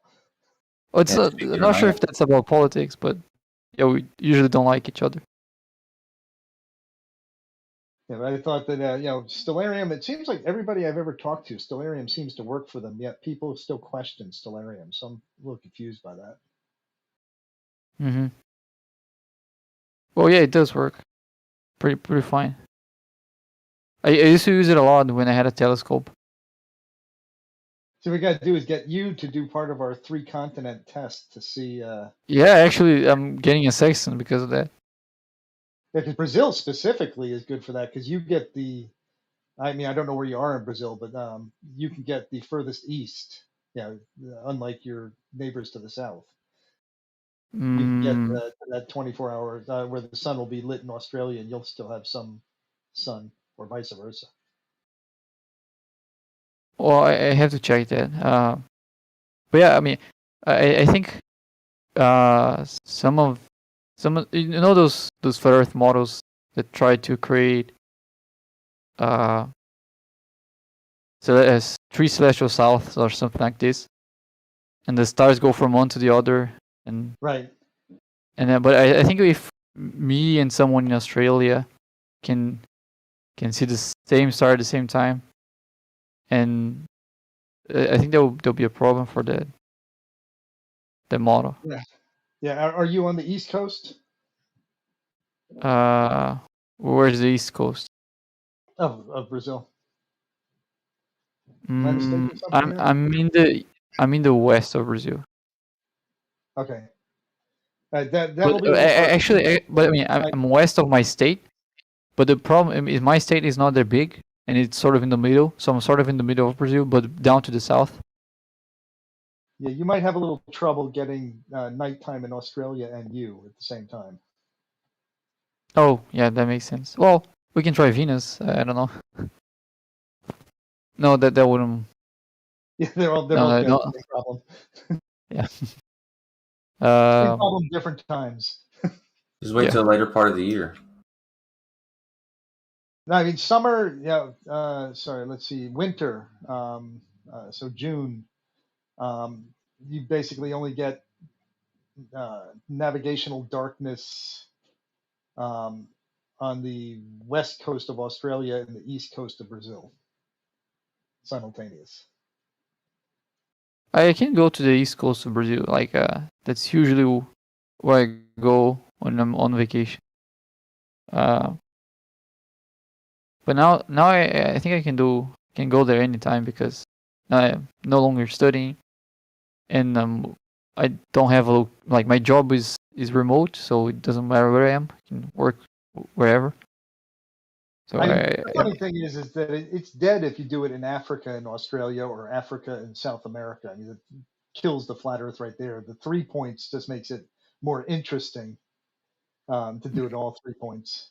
But yeah, you're dead if you can have the same stars in any two continents. Well, and there's something they can even add to that. Not sure how useful that would be, but there's an observatory in the city I live in. There's a very it's not that big or fancy of an observatory, but it has a reflective telescope. And that's like materialistic and Jesuit atheist. You can't use telescopes. Come again? Did I just hear that from Brazil, South Africa, and Australia, you can see the same set of or the same star all at the same time? or do I Yeah, see there's that? a little bit of there's like a little 10-minute overlap that you can pull that off. Well, Yeah, depends on the star. If you I toss guess in the an infrared filter, you could probably extend that quite a bit. Okay, well, that should be pretty easy for you globers to get 3 globers on each of those continents. I think Pull that off. another. should try and do this. Well, Sorry. I think I know someone from South Africa. Yeah. But I I'm mean, the not sure only if he's trick, still there. Go on. the only trick would be making sure that all 3 of them have the same weather conditions. It could take you 10 years to pull this off. If all 3 continents all not having clouds in the sky that day. Well, but I mean, the stars go back to their position every sidereal day. So, and that's pretty much observable everywhere. So I think it doesn't have to be at the same time, right?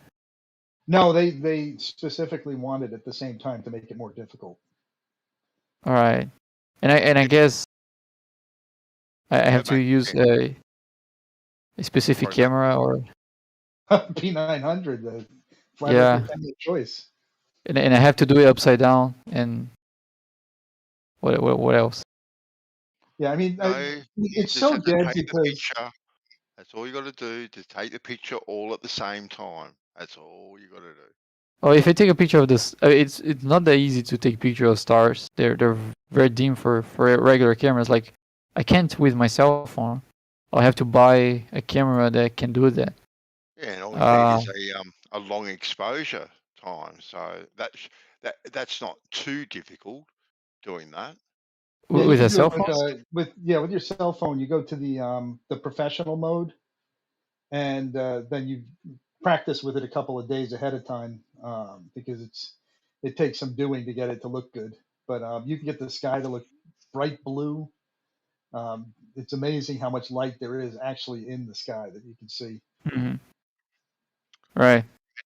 Okay. Hey, I'm about to buy a better cell phone. Maybe I'll try with that.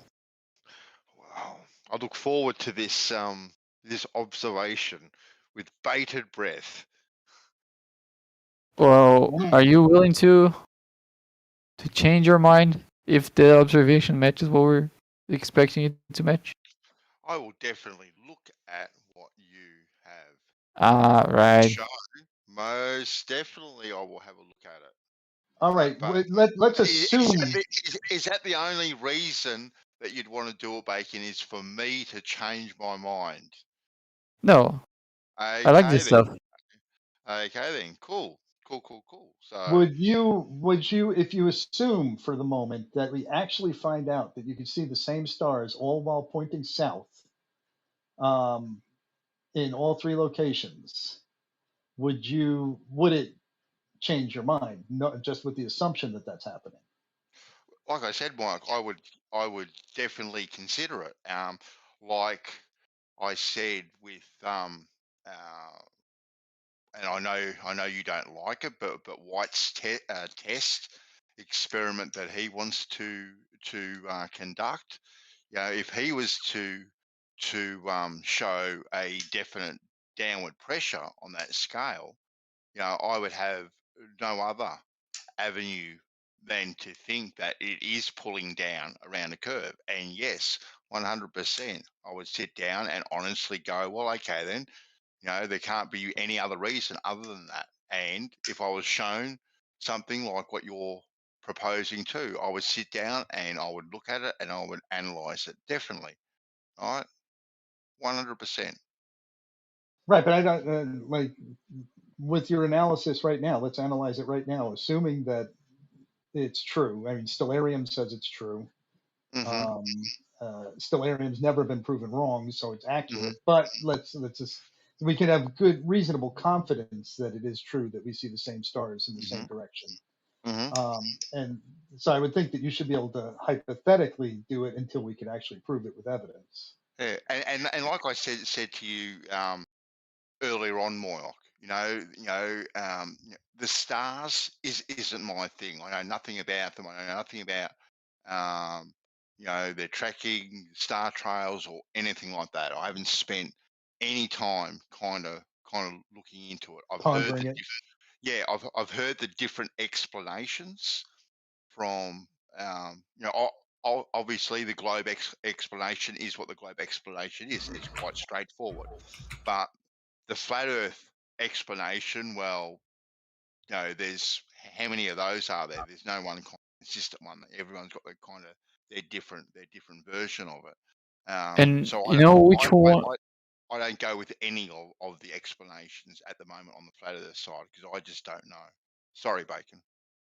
It's no problem. I was just gonna ask, like, you said, I mean, that there's the globe explanation, and there's the many flat Earth different explanations, right? Yep. And which of those are used in celestial navigation? Which ones do I lean towards? Did you No, say? which of those are used in celestial navigation? In celestial navigation? Yeah, Well, what is assumed to be the case? Well, see, look, I know that the stars have been mapped, and there's what is it, the almanac or almanac, however you want to pronounce it, that is used as reference points. Okay, now I don't know how that was derived. If they presume It's pretty easy. okay, it might be pretty easy, Bacon, but like I said to Moyoc, like I haven't Yeah, done I'll- any research into it whatsoever, and these things I've got to Right. research myself. I'm not just going to take some random person on the internet's word for it. I will listen to what people say, and if I have the inclination, I will look into it. Right. Sure. But if something like this was presented, Bacon, like what you guys are just suggesting now, that you can see the same star at 3 different points, and you shouldn't be able to do that on flat Earth, and the only way it can possibly happen is on a globe Earth, that is definitely something I would take into consideration, most definitely, and it would make me think, right? And it would Right. probably make me do further investigation into it. But I'm not going to Yeah, try. that's great. Yeah, I'm not going to try and put some hogwash explanation into it that doesn't make any sense either. Sure. But that's the thing. What explanation? I mean, explanations can be. You can have multiple explanations. They're all possible. It's not the same thing as they all making sense. Some are possible when they don't make sense. Yeah. But I mean, about the almanac.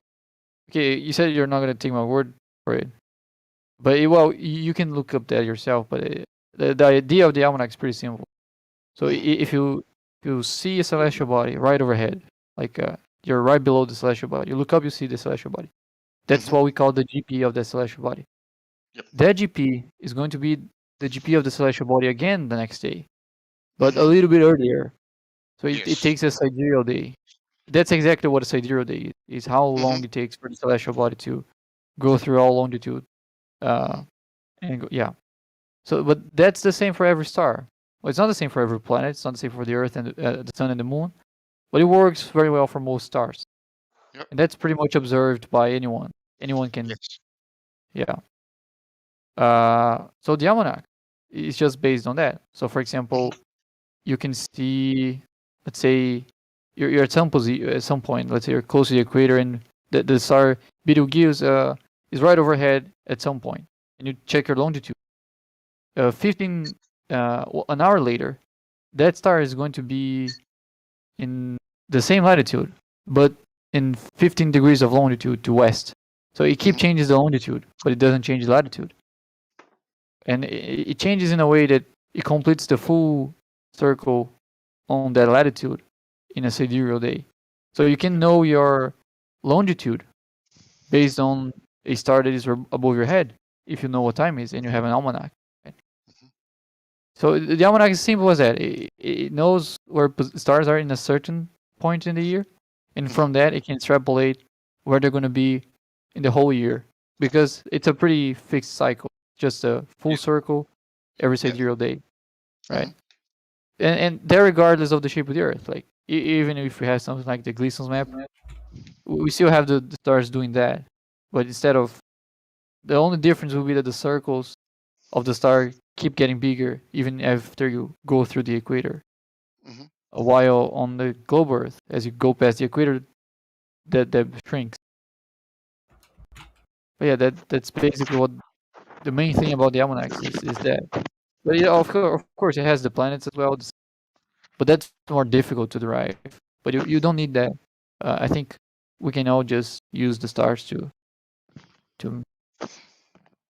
Yeah. to make this explanation. Yeah, and once upon a time, that's what they used for navigation. But I'm sure Well, they they still have. do actually. Well, they have way more sophisticated ways of navigating now, don't they? Use, Yeah, but that's more of a. GPS and all that sort of stuff. But I suppose if these systems fail, Exactly. they can fall back on it. They can fall back. Exactly. So many ships will have that as a backup, system of geolocation. And but a lot of people still do it as a hobby. So people like to ship across wide oceans and do that as a hobby. And then now it's the opposite. Instead of having that as a backup, they have the GPS as a backup. So if they're struggling to, like, there are too many clouds, there's a storm coming, things look dangerous, they might appeal to GPS again. But yeah, it's a hobby for many people. I know that you, 'cause I've heard you speak about the stars, a fair bit, Bacon, and you seem to, put a bit of time into, studying and all that sort of stuff. How they move and, the mapping of them and using sextants, all this other, bits and bobs, Right. Like I keep on saying, I'm being honest, I haven't put any time into it. I've just listened to the arguments on both sides. But to me, those arguments are not what get me to where I am, as I explained to Moyle. Right. I sort of tested what I thought about this subject. So I haven't looked to the formulas that they use. Like, I haven't seen a step-by-step on how to do it. I just got a general idea, and then I created a software that does that, but only with things I know. I didn't check how people actually do it. I just assume, oh, I'm just gonna use this assumption that we have a sphere, we have the celestial, the stars going around the Earth, and then I implemented that. I didn't even use the Haversine formula because I don't understand exactly how that formula works, so I didn't even use it. And the result of my software actually worked pretty well. I tried to many different locations, even using observatory data. Like, Chronic gave me some data from the observatory in Hawaii, and when I used my software, it spotted like Hawaii as a location. So it works, and I didn't have to copy any formula. I just used the idea of a globe, and it worked. And correct me if I'm wrong, Bacon, and I'm not I'm not trying to have any dig at mathematics here. Just 2 seconds. No problem.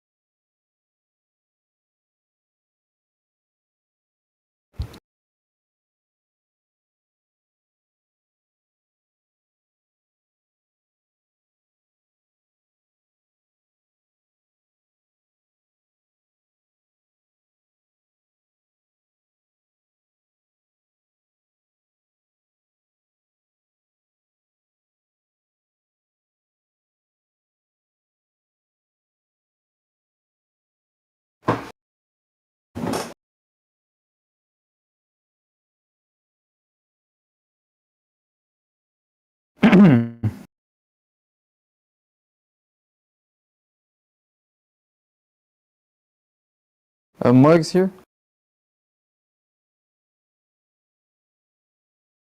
Moyak. I'm cooking. Sorry. I'm cooking. Oh, Making food. right. Okay. I didn't want to leave my mic open and have dish noises and stuff happening. Right. Yeah, I think, the things like, what would it take? I know it's often, would it be if I showed you this, would you change your mind? And to be fair, you would have to show me a lot of things to change my mind now from globe to flat.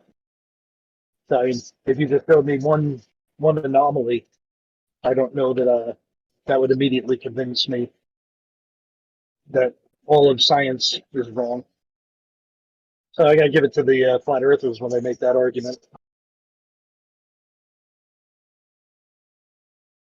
And that perhaps this observation that we make in South America and the 3 continents might not be enough, but it should at least start you questioning. So if you showed me different stars down there for all 3 observations, I would have to then start questioning my understanding of the globe.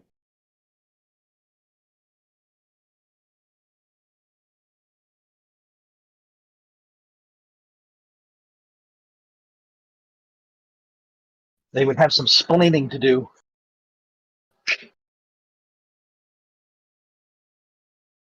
So I guess you have seen the $20,000 challenge.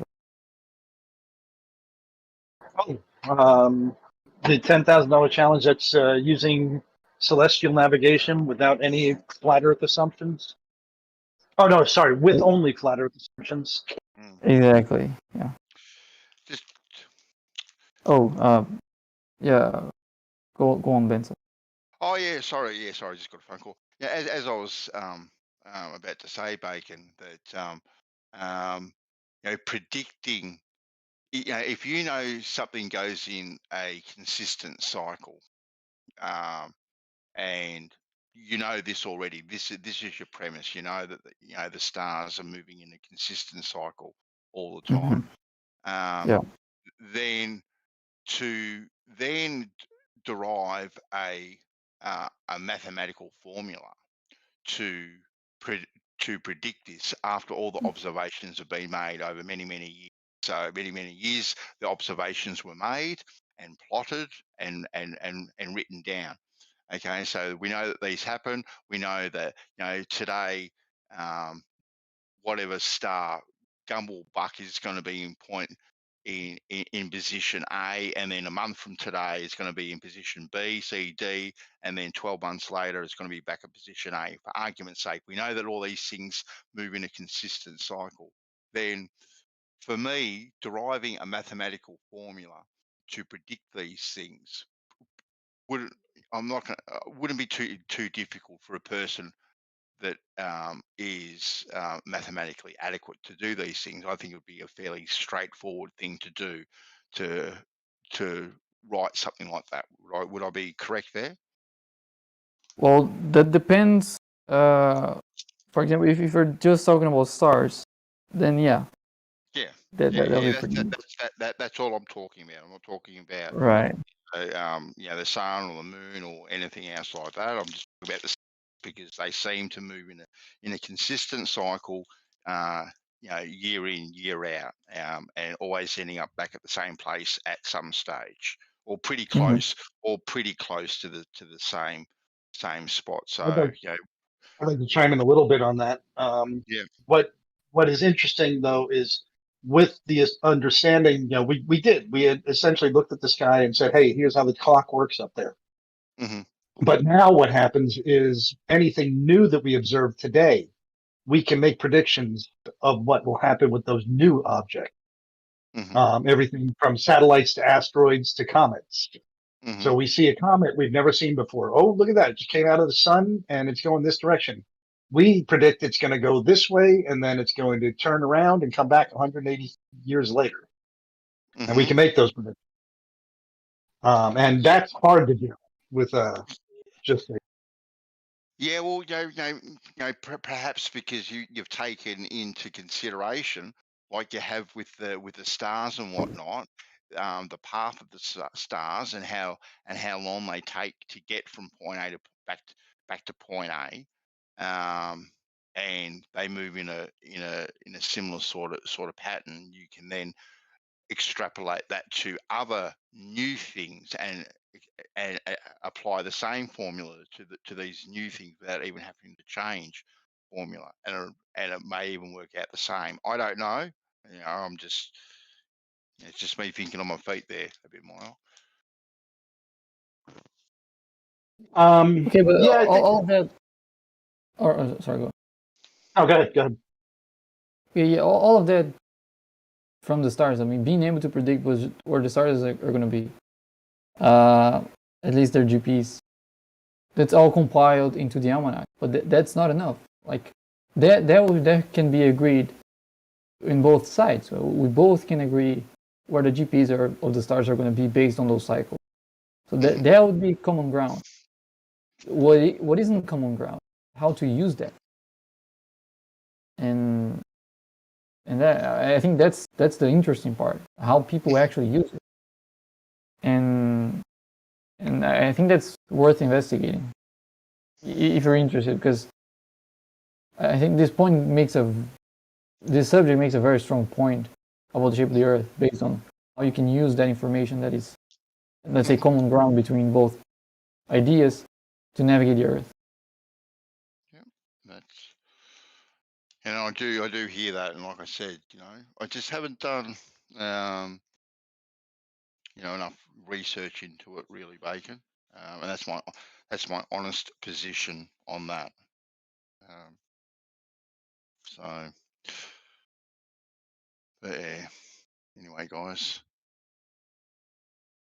To be honest, I You don't think consider many people yourself from the flat side did the research. Sorry, go on, Wayne. Oh, no, I was just going to say, can you say with relative assurity, are you convinced right now the Earth is flat? Yes, with my knowledge of what I said, I have knowledge on Moyoc.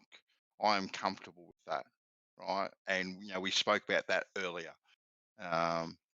But once again, that's on a small and local scale, right? I'm not going into, I can't feel the Earth move or wobble or anything like that. To me, coming from a plumbing background, it always comes back to water for me, right, at this stage. Right? And that's my honest position. And it is a belief, Moyoc. Right? It's a belief. No more, no less. It's a belief. Why And would you choose? Why would you choose the more difficult route of thinking that it's flat? Admitting that you're ignorant to a lot of the more detailed analyses. Why would you make the jump? Look, Moyoc, I'm not here to prove anything to anyone. I'm not here to, like I said, I'll get involved in debate on things I know absolutely nothing about. Probably like many of us do, to be quite honest with you, if you know what I mean, because this is the realm that we're in. But I don't come from a position that I've got to convince you of anything, or I've got to convince Bacon or Kosho or anyone else. I have to be comfortable with what I think, and I am, because I'm not here to make enemies, at all. I would like to think, Moyoc, that you and I could go down to the pub and have a beer, and have disagreement, but still have a good time, and still walk away going, yep, no worries, you've got your stupid belief, and I walk away going, yep, you've got your stupid belief, and then meet up at the pub again, and a month later or whatever the case may be. That's kind of the position I take, really.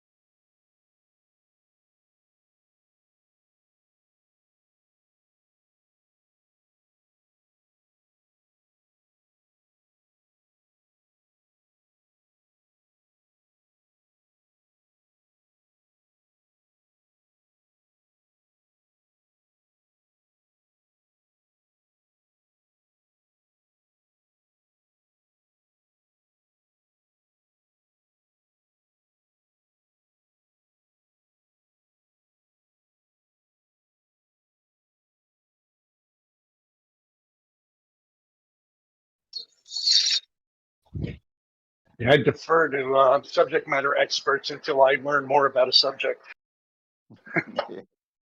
So basically, probably a good stance to take, really. But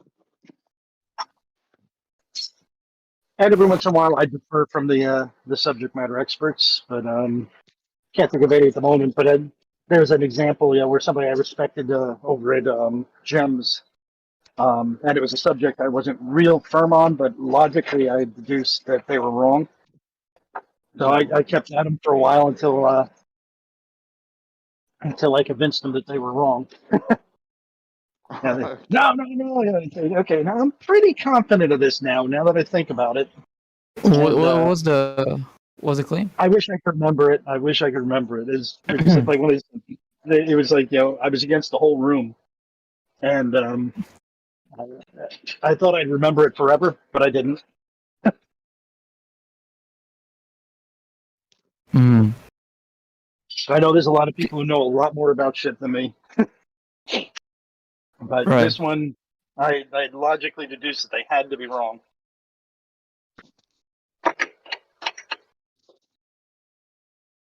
Hey, Lise, do you lost your other account? No, What was Bacon. that? This is my main account, man. I had to make that other account because I didn't have access to this account, but I finally got access back to this account. That other account was actually a friend's account, and they just gave it to me, and I just made it my own. Right. But you can I'll add you on this one as well, because I think I got you added on the other one. Yep. Yeah. What are you guys talking about? About Moyek's experience in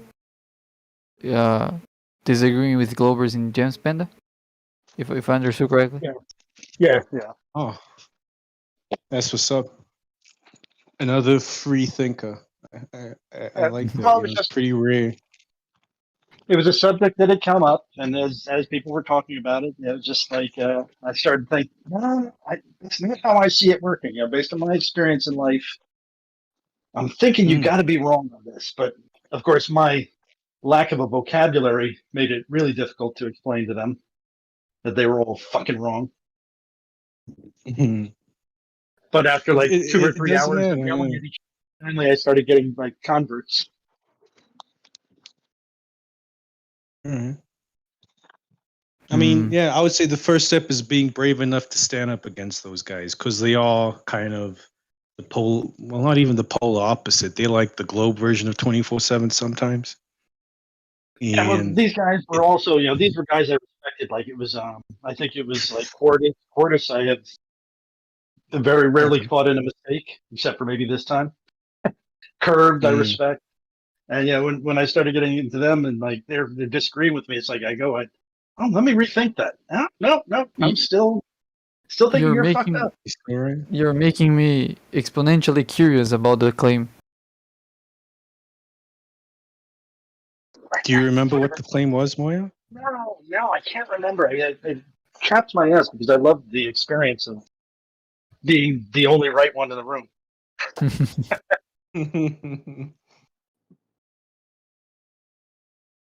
I thought about this, several times over the past year, and I've like sat there and hemmed and hawed. What was that about, though?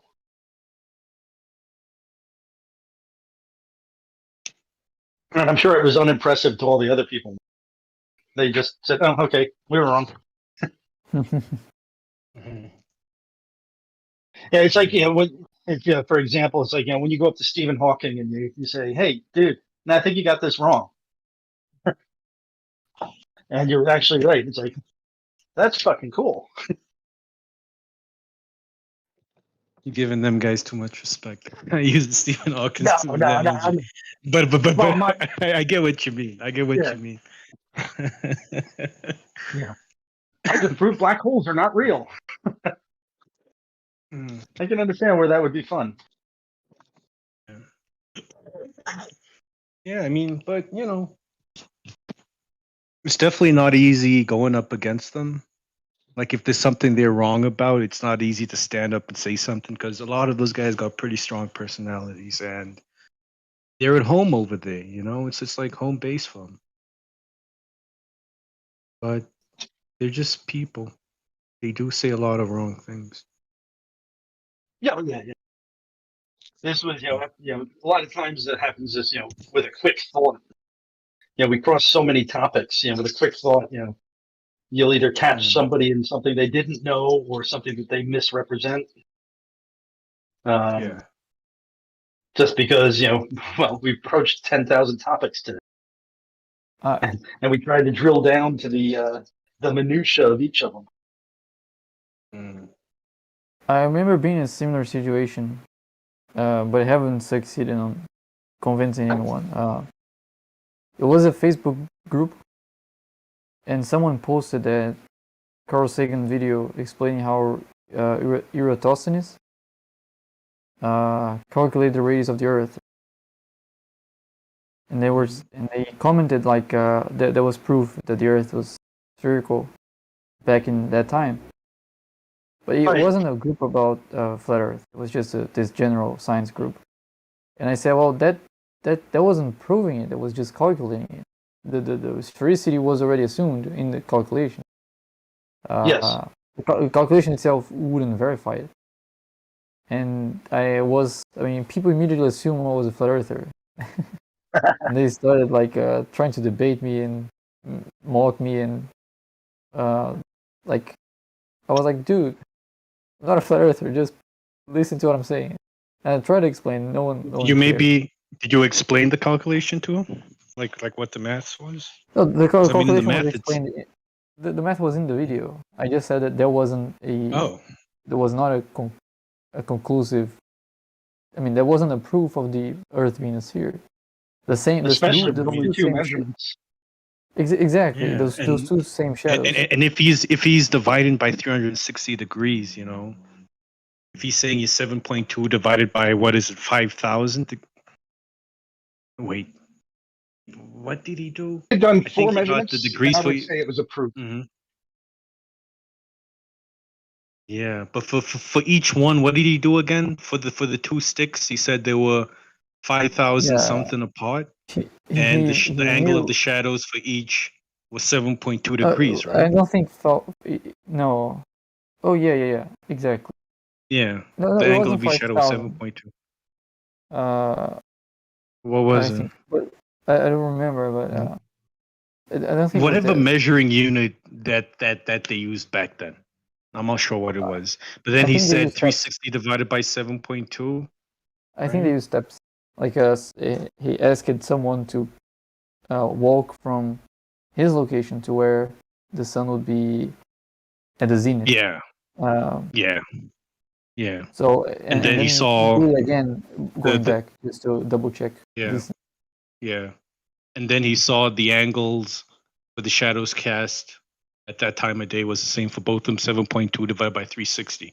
So if he's already divided by 360, that should already tell you.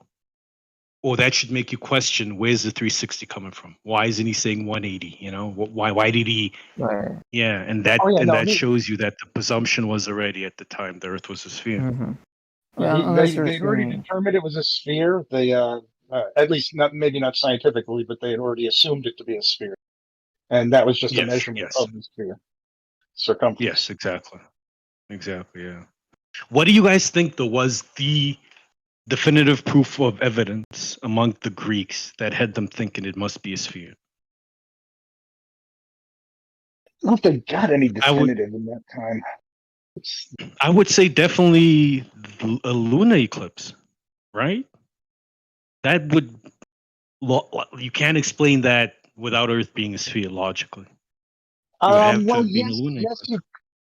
You could, I think, because essentially the number of people who saw it is in a relatively small area. So you could have an object move in front of another object until you start seeing these things happen across the Earth or across hundreds of miles, thousands of miles. Yeah, but even at the time of the Greeks, you know, there were the Egyptians, there was Great China, there was the Indians, and these places were in contact, and they all knew about eclipses. So if you know that an eclipse is not necessarily a local phenomena, right? But you could do stuff like that. You could do some post analysis prediction. Like I could say, well, if it's a sphere moving in front of another sphere, then the shadow would have gone from east to west at about this angle, so it should arrive at Alexandria and then wherever the hell else at this time. So you could do some post hoc analyzation and say, yep, I knew it was going to be there. Talk to some of the people over there and say, oh yeah, remember, right at noon or right at sunset we saw that. Right at sunrise we saw Exactly. that. Yeah. Yeah. You're hitting the nail right on the head because they would have known the cycles of the moon. They would know where the moon's going to be in the sky at this time of day. They could almost predict these kind of eclipses. Yeah. Whether it's post or pre, even if it's post, they could use what they've seen to now try and determine when is the next one going to happen. Because correct me if I'm wrong, but I think most of the calendars they used at the time were lunar calendars. So they had a great understanding of the moon. It was the sun that was a bit of a mystery. Yeah. Now I had a post prediction that I made, which I think, absolutely tells me the size of the Earth, because there's a lot of flat earthers who will say, we don't know how far away this continent is from this continent and stuff like that. The Tunga volcano that went off about a month ago, it sent that shockwave around the Earth. And what I was able to do is I could predict at any point on Earth when the first shockwave would hit, but not only that, I could predict when the second shockwave would hit, coming around the Earth antipode. And every time I check it, it comes up right against new evidence that I find. So the math works. Just pick an X and Y coordinate on Earth, and I'll tell you when the shockwave will hit. And that tells me that the Earth is of a specific size, and also to me, it tells me that it's a specific shape.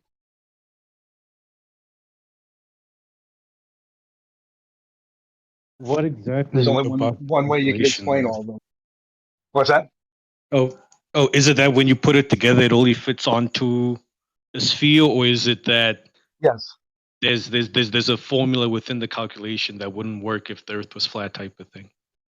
Well, it all had spherical assumptions in there that the Earth is 25,000 miles in diameter, essentially. Okay. Circumference. And if it is so, and we measured the blast, I took a measurement of the time it took to get from Tonga to Australia or something like that. And I said, okay, well, that means that the shockwave is moving at this speed. And then with those pieces of information, I was able to determine that when it would happen, when the shockwave would reach all the different places. So nice. And it matched, of course, the map of the Earth that's placed on a globe. Yeah.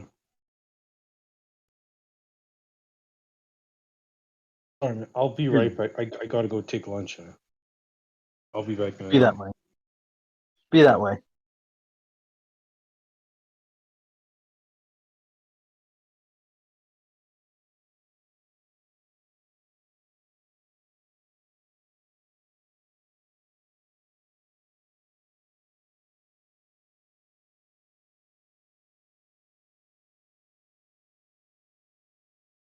This is a little subset of the data I got from GeoStreamer, and this is what I based my tool on.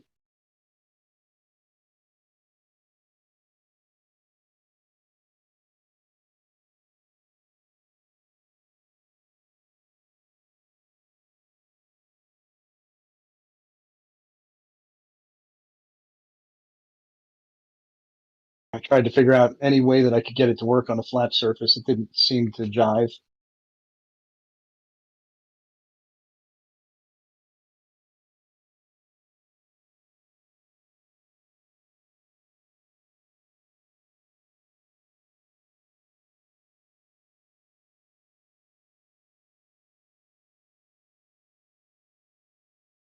And this isn't like some really complex formula where I have to go digging around and that you could lose or hide facts in it. It was 25,000 mile radius and time and velocity.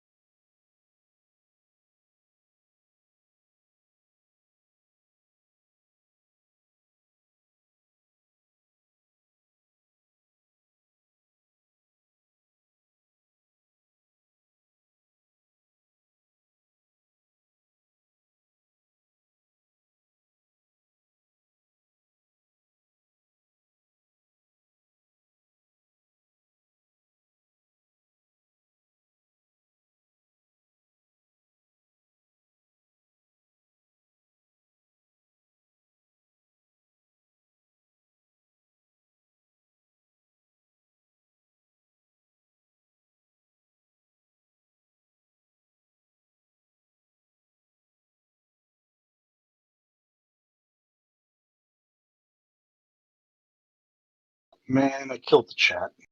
Killed the VC.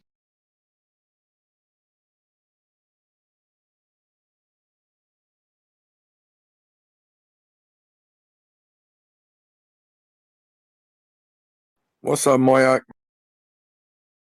Hey, how you doing, buddy?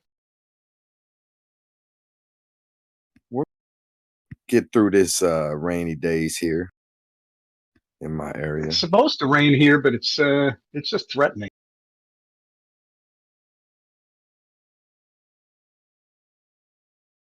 It's been rather gray. I'm about to go back to Florida. Where you at? I'm in right by. I'm in the Queen City, man. Queen City?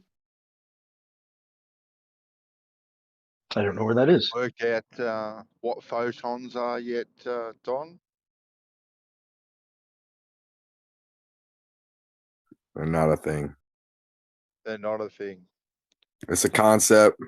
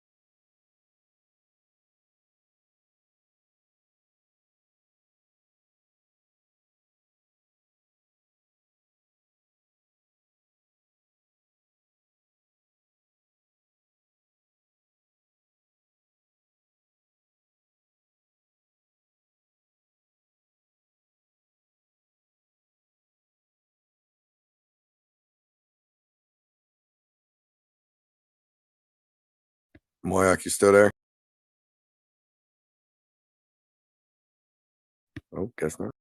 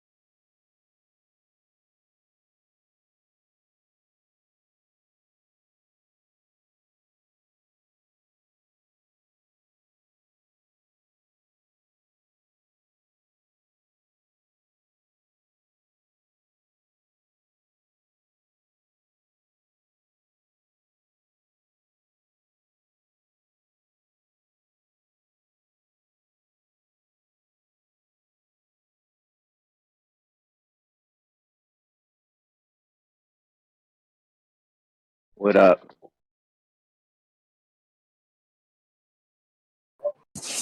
Hello. Bob was in here earlier. He said he was going to make a straight line, and he knew that the error bar was 1/16 of an inch off every 100 feet. Right? So I'm like, okay, that's interesting. How do you know that that's your error bar, right? You'd have to have like, you can't just make up an error bar, right? You just make one up, or If you know what the error bar is, you don't need the line anymore because you apparently already have it.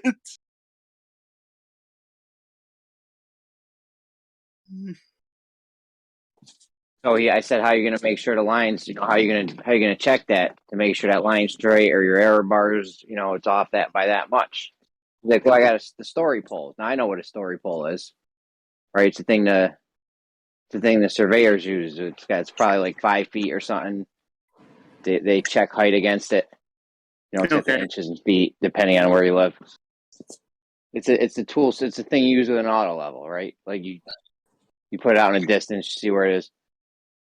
So I'm like, yeah, but that's not going to help you. I'm like, if you think that, first he said he was going to do math and geometry or something. So I was like, that's not going to tell you if your line's straight, right? In reality, that's not going to do anything to tell you if the line's straight. The only way to tell you if the line's straight is to check it in reality. Nothing you can write on paper could ever tell you if that line's straight. So he's like, well, I got a story pole. I'm like, dude, that ain't going to tell you. A vertical stick isn't going to tell you if your line's straight either. That ain't going to help you at all. Like it's ridiculous. Yeah. And it's like they either don't want to put 2 and 2 together, or they don't know that 2 and 2 go together, or I don't know. I don't know what it is. It's ridiculous. If you were able to calculate your error bar or your error margin, you must have calculated it from something. If you have that something, you must already have the straight line. Otherwise, you can't know what the error is. Yeah. That's what I mean. Like, they don't know what the error is because what did you compare it to? Right. What did you compare your line to know that that's what you're off by? Let's just use that instead. Why are we even using this thing if it has an error bar and you already know what the error bar is by putting it up against something else, Let's just use that other thing.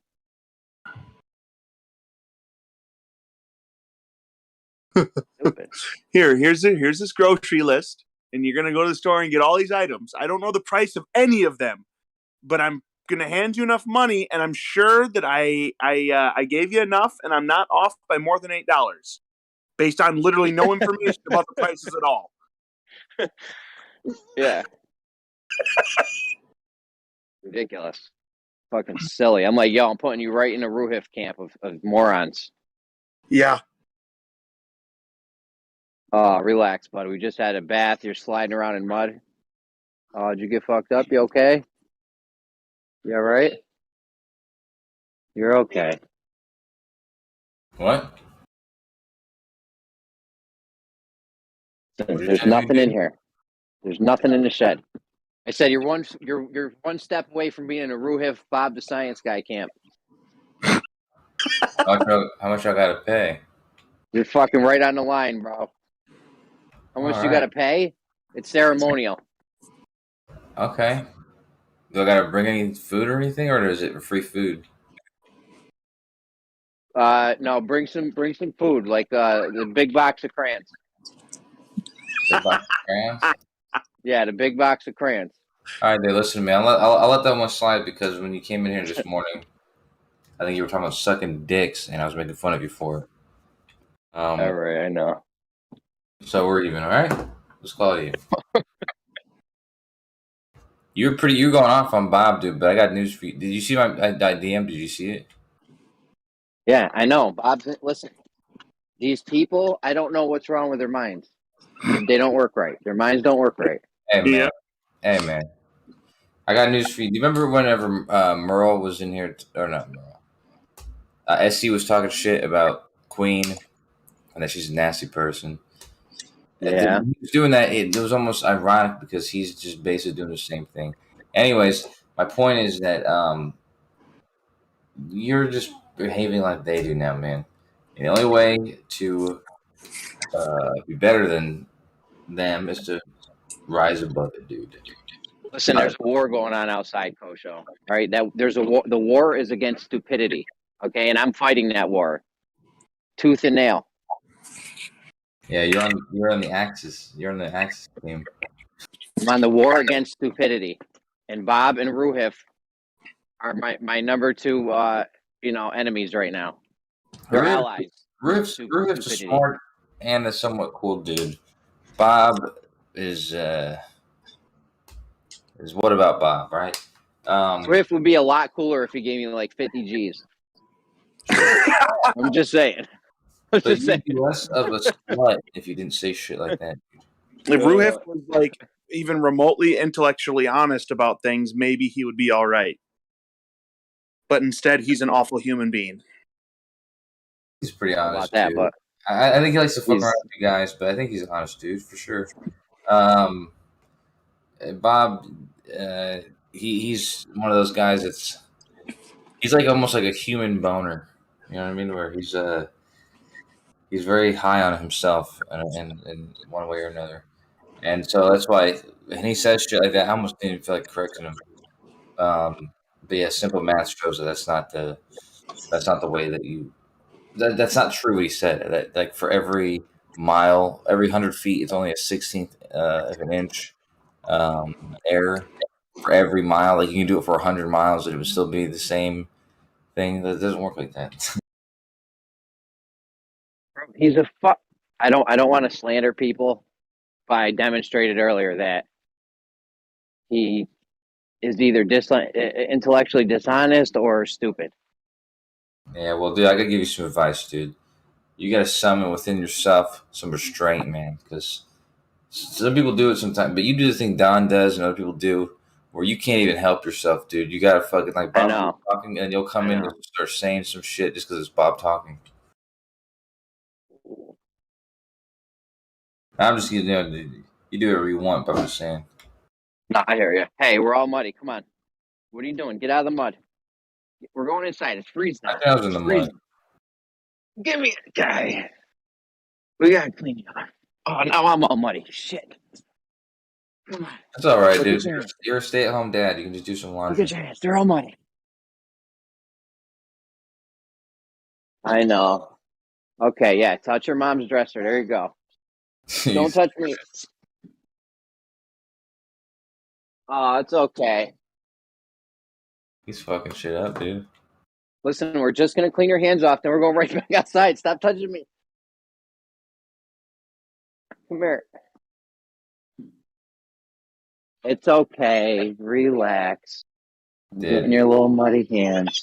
I was at my friend's house the other day, and I had to take a huge dump, and I used her mom's bathroom because I thought there was only one bathroom there, and it almost didn't flush. It was so big. Anyways, Hilarious.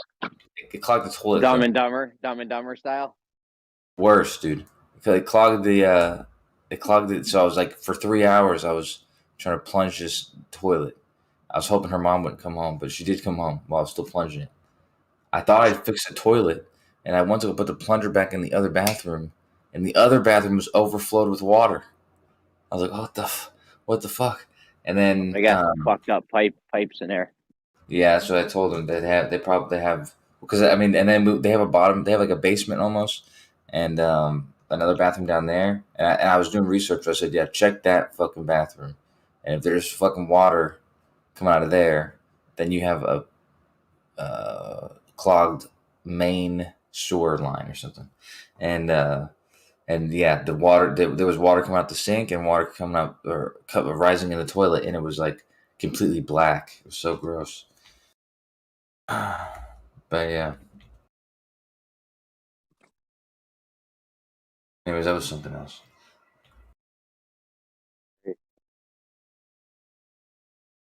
Yeah, I thought I would validate, vindicate you from the whole Bob thing, just because.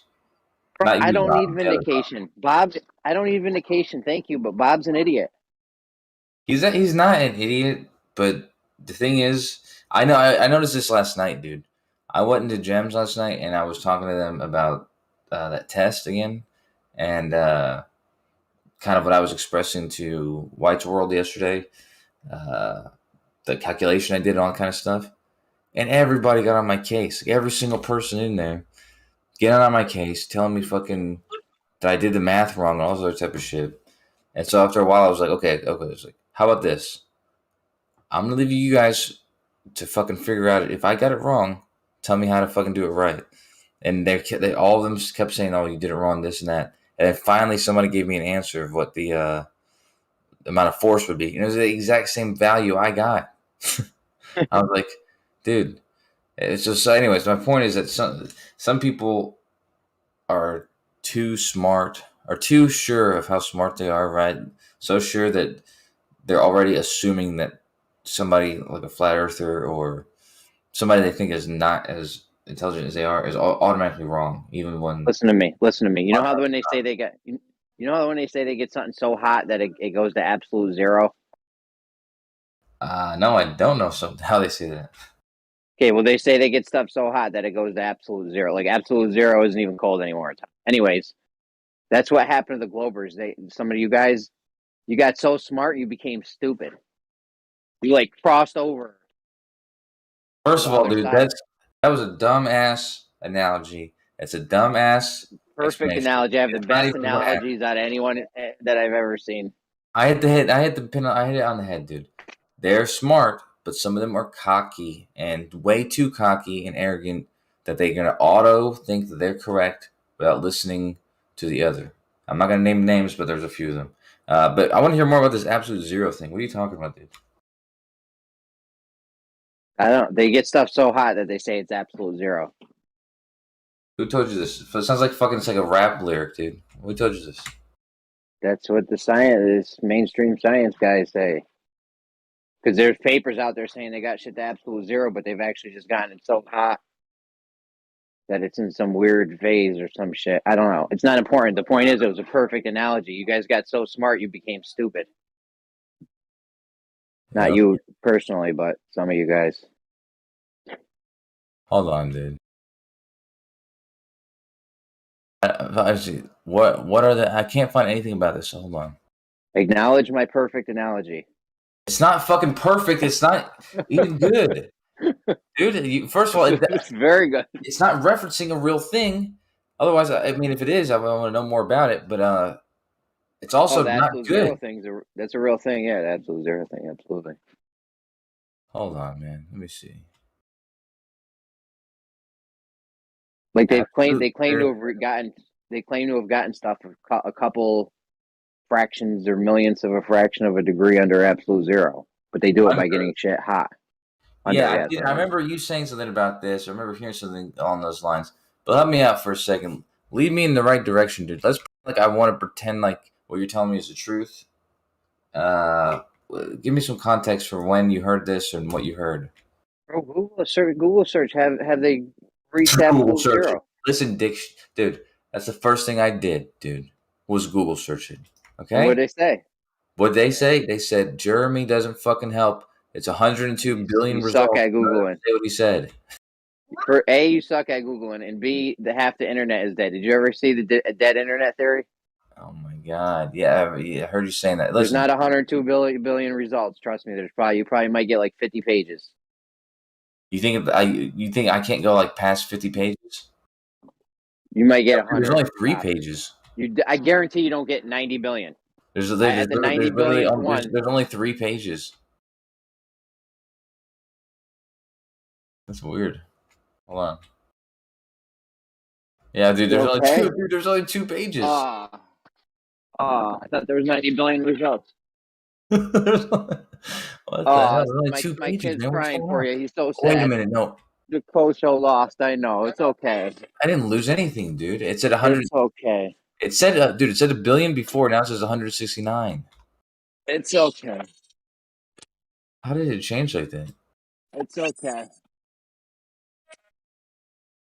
Dude, that was weird. It says 102 billion pages, and I go to page 2, and it says 169 results. Hold on. You're okay. What happened? Did you get messed up? Hold on. You're all dirty. Hold on. I'm going to go on mute in a second. Hold on. Yeah. Clean off your mud blood. Hold on.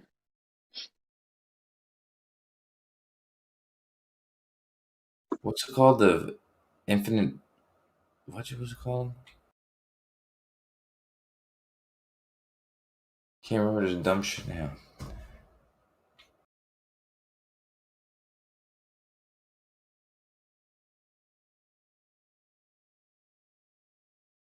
Damn it, Jeremy! Tell me the name of that bullshit again.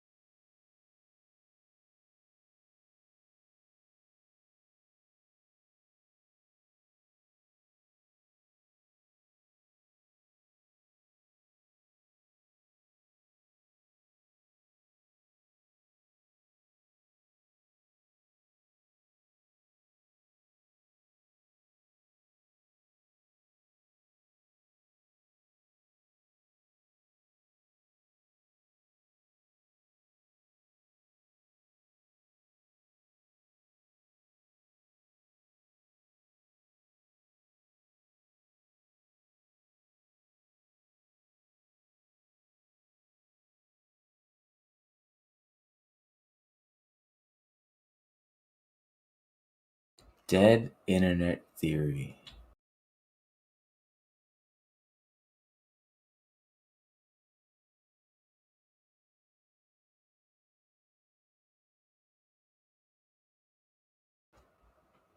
Dead internet theory. Let's see if I don't want to have a long one.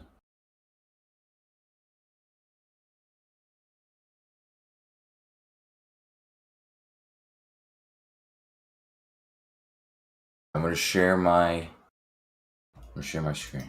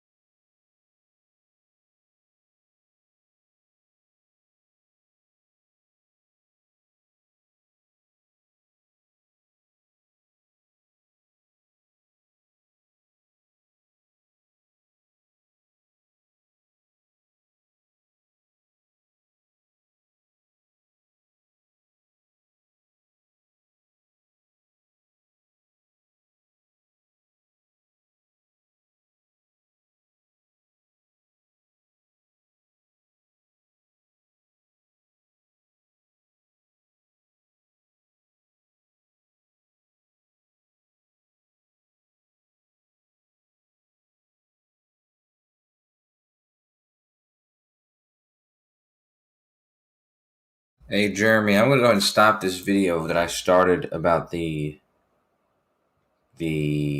dead internet theory. I'm gonna stop it right here, and I'm gonna call bullshit, not just on this video, but on your credibility now on fucking these types of videos, dude.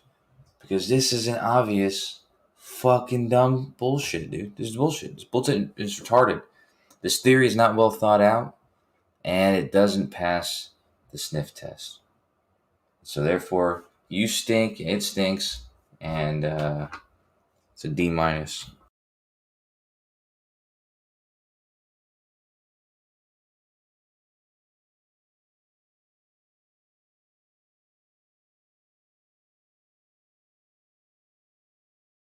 All right, if you're not gonna say anything, I'm gonna keep watching.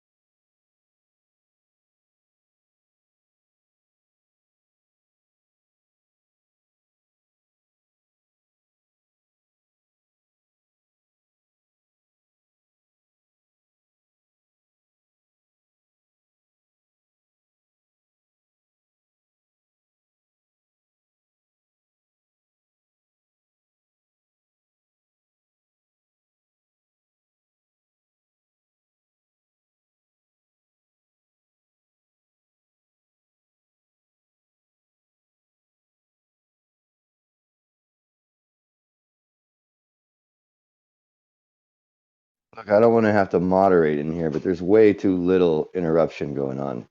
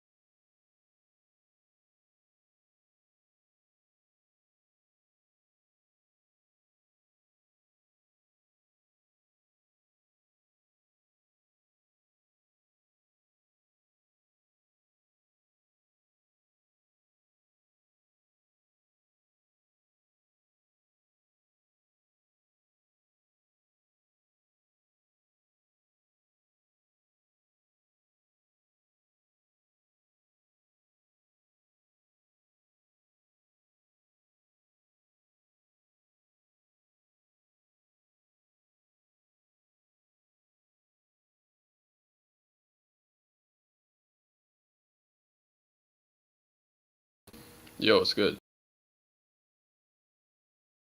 What'd you say? So what's good? What are you guys watching? What's good, dude? I was just looking into Jeremy's theory.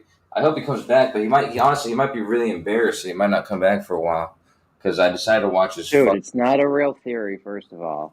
Okay? No one said it was a real theory. It's one of your bullshit colloquial theories. Yeah, colloquial theory. I don't care, man. I'm not saying it's not colloquial theory, dude. I'm saying it sucks. What's wrong with it? Tell me what's right with it, dude. What's the problem? I'm not a conspiracy theory. Well, I mean, I believe some conspiracies, but I'm not gonna Dude, just. it's not a claim this conspiracy theory, like but the I think, links dude. are I think this dude, the guy narrating this fucking video, I think he just made this up just to troll people. Okay, go check the links and see if he's right or not. It's easy. Check what link? The links. I don't know. Go search something. See if there's 100 billion results, like it says. But that's not what he's. Or if That's the not what links his are theory's broke. claiming. What? It's not what his theory's claiming, though, dude. The theory's claiming that most of the links are broke and they're not actually even there. So when it says 100 billion results, they're wrong. If that was the extent to the theory, I'd say okay, that's. Okay, what is he saying? What is he saying? That's what I took from it. What is this guy saying? I didn't mean I'm not a conspiracy theorist. I just mean I'm not claiming a conspiracy theory here. But anyways, regardless, yeah, dude. First of all, he hasn't even gotten to that point yet. All he's saying so far is that every single thing that occurs on the internet, everything that ever happens in your life as it pertains to the internet, is all manufactured and fake. And everybody only goes to the same websites and hears the exact same thing, and it's all manufactured and deep faked 15 years ago. Somebody deep faked all these people and shits that everyone talks about, and it's not, and none of it's real. Okay, this type of shit he's saying, dude. No, he's saying that there's a lot of fake bots and shit on the internet. So when all of a sudden you see someone has, there's a 3 million likes on this one thing, it could be because there's bots. People got phone farms. There's some maniacs out there that got tons of phones sitting around. Maybe I'm thinking a different dude. Maybe it's a different guy, man. Because that's true. That does happen. No shit. That's what he's saying.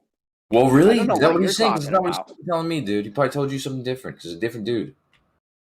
I don't know what video you're watching, but it's not the one I was talking about. Yeah, because you fucking never lead me down the right direction, dude. That's the problem. You lead me down I the can't wrong hold your hand. I can't Yeah, hold dude. your hand the whole time. I've raised you. I taught you about the birds and the bees, and there's nothing more I can do now. Your wife taught me about the birds and the bees, man. But, hey, when did you hear about this? In September? That internet thing? Yes. Few, 4, 3, 4, 5, 2, 3, 4, 5, 6 months ago, give or Okay, take. so yeah, probably the same video, dude. I don't. It's not worth. So all he's saying is that 10 a minutes lot ago, of I came on here and said it's not worth watching, but no one said anything, so I kept watching it, dude. But yeah, dude. all I took from it was that there's a lot of fucking bots on the internet. So when you see something has 1 million likes or it gets pushed to the top of the list because it's trending or something, it's not always because there's real people. So they're basically, it's forced upon, not forced upon you, but like, if there's an app where like TikTok where it's going to show you the most trending videos, it might be manufactured to influence you. Yeah. And not natural. Also, he's saying a lot of the links, when you go to Google and you get 100 billion results, like you said you just did for some bullshit, those links don't actually work. A lot of them. Like once you get to page 50, 60, you know what? There's like this almost reminds nothing. me of the flat Earth, dude. It reminds me of the flat Earth. I don't mean to cut you off, but I know where you're just going, man. But the flat Earth, when I first heard about it, it introduces you, intrigues you by telling you some truth, something you thought was true, that turns out you were wrong about, which they're right about. But then they come to a conclusion that's completely fucking not real. What conclusion? So the thing about the 1 billion views, I guess that is weird. That did trick me. I was like, what the hell? It's only 169. So there's just something going on there. But the stuff that he's saying right now is fucking ridiculously stupid, dude. Okay, so thanks to me and this guy, you now know that there's not 100 billion results. There's only 169 results. You're welcome. Dude, you're such a cherry picker, dude. You literally said all I got from it was fucking blah blah blah. It was mundane stuff. Yeah, I that you take the didn't even good say. parts Dude, the and I guy leave out says the 1,000 bullshit. billion things that aren't real, but all you took from it was something that you. Bro, because I'm able to distinguish from the real shit and the bullshit. Real recognize real. Okay, dude. Well, he hasn't Bob said any and real. all these guys, I don't know who I'm talking to. He hasn't said any real shit yet, dude. Okay, not in one thing. I haven't heard the stuff that you said. I agree with. He hasn't said any of that yet. Well, then just take what I took from it, and you'd be good. How do I know that you did just manufacture? You probably watched it, just fucking. You already all agreed of with it, the and first then thing about the the thing you just described was probably something that you came up with because it's true. with both things that I said. So what are you talking about? I just haven't heard him say that yet. We watched it all the way to the title page. I mean, did you watch? How long was the video you watched, Jeremy? I don't know. There was actually two of them. There's a dead internet theory, and then they did like a remix or a chopped and screwed version or some shit. I don't know. Yeah, it says yeah, it says there's a part 2. I saw that. Yeah, but I can just hear it in this guy's voice that he's a fucking bullshitter.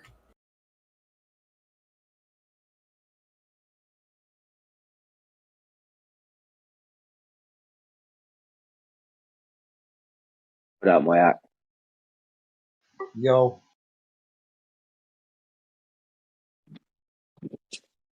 I was making 5G today, man. I am frying people.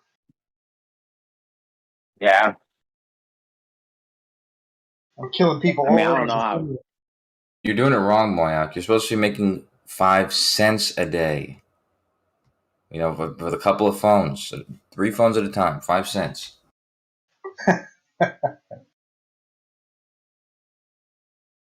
Give that $5,000 back, man. Although I gotta say, all the 5G I put up. I think he meant the 5G network. Oh. Fair enough. It's even worse than the Jeremy's fucking thing. How many 5Gs? 5G a day is crazy money. I designed 6 of them today. You designed them? Well, basically just the architecture, right? Equipment and what's necessary for a particular site. Yeah, like where they go up and everything. You know, I gave a ride to a guy who he does that for Chicago.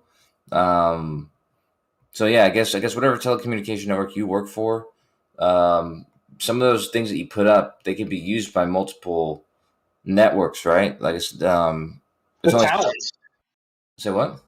Well, it depends. I like sometimes there's like an internal building system where you'll actually be on the same wire. But in the open air, you'll be on the same tower, but you'll have your own rad center, your own radiation center. Hey, what's the easy way to hack into that stuff? Like, let's say you don't have a cell phone service, but you want to use the network. What's the way to just? I know of no way. Okay, that's what fucking they tell you when you leave work. Like, Mike, remember, I heard of no way. I know of no way. That's No. you say that. No, I'm not going to say it can't happen, but there's a lot of checksums that you got to meet to be a legitimate customer with that SIM card and everything. I don't know how you would do it. Right, because it's like a handshake sort of thing, right? Right. Okay, but you can probably mask the like. You could probably like what's it called? Like have a what do you call that? Like an alias or. I wonder how that works. Back in the AMPS days, the analog signal, those you could get a SIM card, and you could not a SIM card, a ESN chip, and you could just buy these things from China, and you could burn them, so you could clone somebody's phone. I haven't heard of cloning since 3G. So I wonder if you could. Do you happen to know this interface? This Can you not still get on a 3G network though, or is that totally gone? No, 3G was once 3G came out, there was no nobody hacking anymore. It was an analog thing that once that went away, it became there was a lot more handshaking. Like I said, I'm not down with the technology, so I mean there might be somebody out there with a PhD in hackology who can do it, but I don't know. Player hater degree. Yeah. No, but for real, dude. So you're just not a software guy there, but there is probably software guys that where you work that specifically handle that sort of information. So I'm just wondering. I wonder what the protocol is or how to. What's the name of the company you work for, Mark? Dude, we used to crack Dish TV back Quality in the 90s. Wireless. Quality Wireless. That sounds like tin cans in a string. That's my company. That's your company? Say it one more time. Don't worry about it. I'm just a little one-man operation. But Quality the company I'm working for, I will leave to your imagination. Fine, whatever, dude. I'll have to figure out what it is or at some other company. Yo, you can make some Skrilla with a one-man operation. Yo, what, all you got to do is try and figure out from 3 or 4 that are around. Okay, but Tap your forehead with that. What's the title for somebody who works there that would be working in this sort of department that would know this shit? For hacking and stuff? No, not for hacking. For Communications engineer. Yeah, exactly. Communications. Radio frequency engineer, RF engineer, So RF engineer, radio frequency engineer would be the title for what I do. No, not what you do. Obviously, I don't want to talk to what you do. I'm trying to figure out the people. Like You you don't said, want to talk to the idiot grunt that doesn't know anything. No, not that that's what you are. I'm saying the software dude who sets up the interface for the user and the network. That's like Bell Labs, man. What? They're called scientists. No, it's not Bell Labs, dude. It's Dude, like Bell Labs. I'm not going to say, you're talking down to the scientist level. These guys who are designing the networks. That's a software thing, dude. Because it's I'm talking about the people who set up like how you as a user, customer, how you and your service communicates with the and it gets access to the network. Right. That's all done before the service provider gets their hands on it. You're given a inbox solution which has all that backhaul communication in the 5G standard. And then how LTE or how Samsung and how Lucent and they buy put it together. Ericsson, how they all put it together is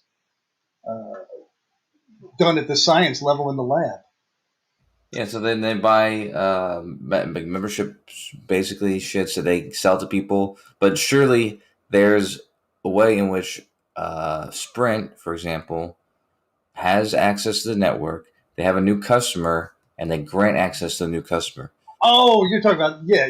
Okay, so you're talking about basically the connection. Yeah, when you're hooking it up. Well, yeah, just giving you permission to use the network. Yeah. Right, but all the protocols and stuff. Authentication. Would you say a percentage? User authentication.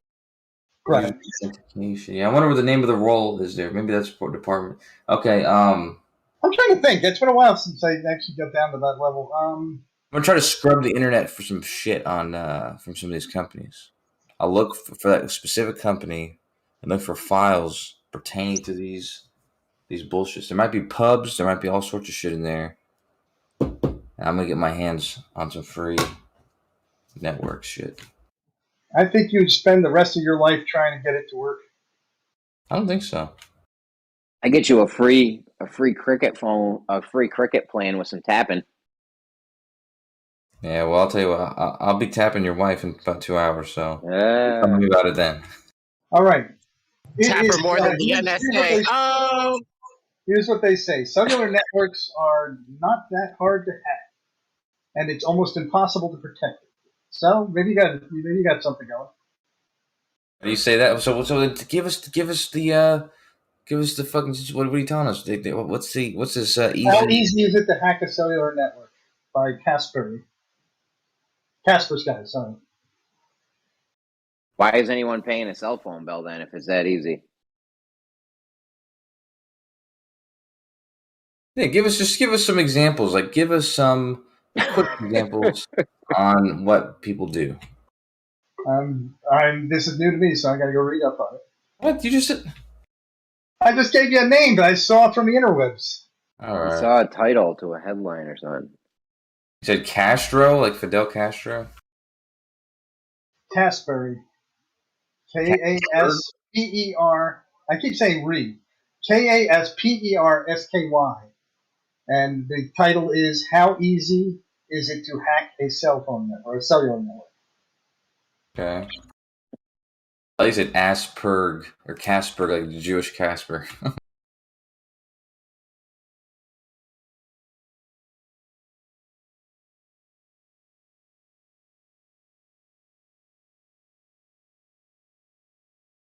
Hold on, I'll fix it. Daddy's got it. I know. But you should know this working in the industry. They're not called cellular networks anymore, man. I call it whatever I call it. Yeah. It's like me. I'm always going to call him or her, whatever you want to say it, Bruce. Just 'cause Dude, that's, you know? I was just gonna say I'm not gonna change up my pronoun game for this shit too. I mean, if he or she or whatever was around me and they were my presence, I would be careful to say Caitlin or whatever, just not to offend him or whatever, her. But just when I'm referring to the person, it comes easily for me to just say Bruce because that's who I remember this person as. So. How many years did I call Xerox? If I wanted to copy something, I would say Xerox it or Zox it. It's called branding. Yep. It's called branding when you do that. Like, I can't think of any other examples right now, but name brands. There's just been like only one for so long that people just call that. Like Kleenex. Hand me a Kleenex. Yeah, Kleenex is a good one. Yeah. Xerox is we actually use that even in Brazil. We call like copying a paper. People might call that Xerox. Well, we're honest people. The way that we're first imprinted with an event is what we say when we have subsequent exposure. Whether it's right or wrong, if you subsequently imprinted that, this is a man or this is a woman, it just comes out. That's the wonderful thing about being honest people. We just record what we, thought we saw or heard until we have our programming modified later to something else. Have you guys seen the clip with Amir Khan talking about Bruce Jenner? You should put your seatbelt. Yo, Jeremy's Amir Khan. Search the clip on YouTube. It's like TMZ like confronts Amir Khan because he basically said like Bruce instead of Caitlyn or something like that. He's apologizing. It's hilarious. It's like so unintentionally funny. I'll check it out. But that was weird whenever fucking Joe Rogan got in trouble because that weird lady found the video of him saying the N-word like a whole bunch of times. Like she made the video of him saying the N-word throughout his fucking show. But she thinks he's weird. That's weird that she did that. Anyway, and like right before that, The Rock, he was like he put out a message saying that he stands with Joe Rogan, but then after she put out that video, he was like put out an apology video for standing up to Joe Rogan. I'm like, what the hell? It's hard to know what to be mad at. We're supposed to be mad because of this, but you can kind of tell that they're taking down Joe Rogan because they don't like him. They don't like that he's having guests on that are questioning the Rona narrative or anything like that. And so it just seems so, dumb. It's like people don't know what to care about. We're supposed to have this outrage about this word or whatever, assuming we care about that. But we know that the real reason that the hit was, done was because he wasn't playing ball. It's just so insidious. That's true, man. True that. It's a tough choice.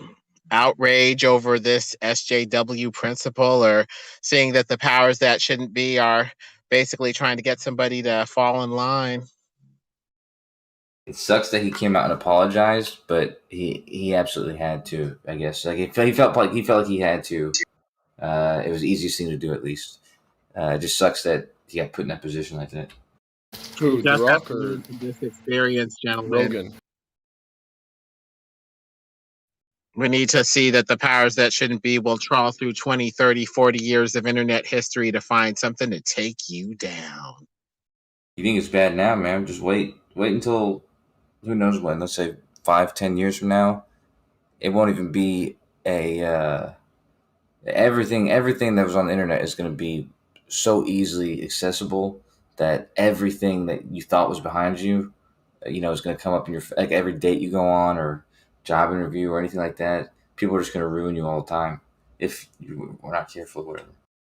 It'll be hell on earth. It'll be like you're applying for a job and they're like, "I'm sorry, we did a social credit check on you, and because of this tweet you did on Twitter when you were 12 years old, we cannot offer you this position." Yeah, probably, man. Yeah.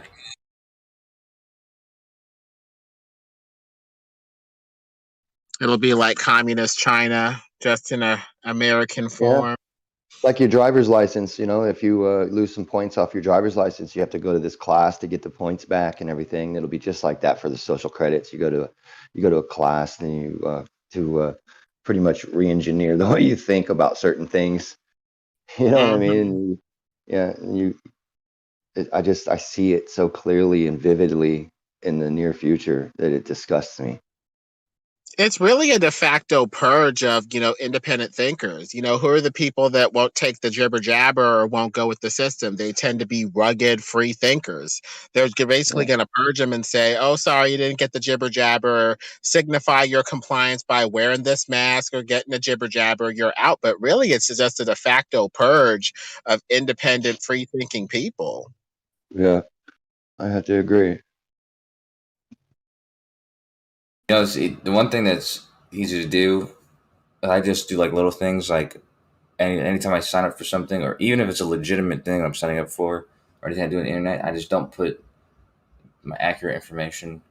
Most of the time, I don't put anything close to my real name or anything like that. But yeah, if you make things so that they're separated as much as possible from being identical information, then it's hard for them to create a profile.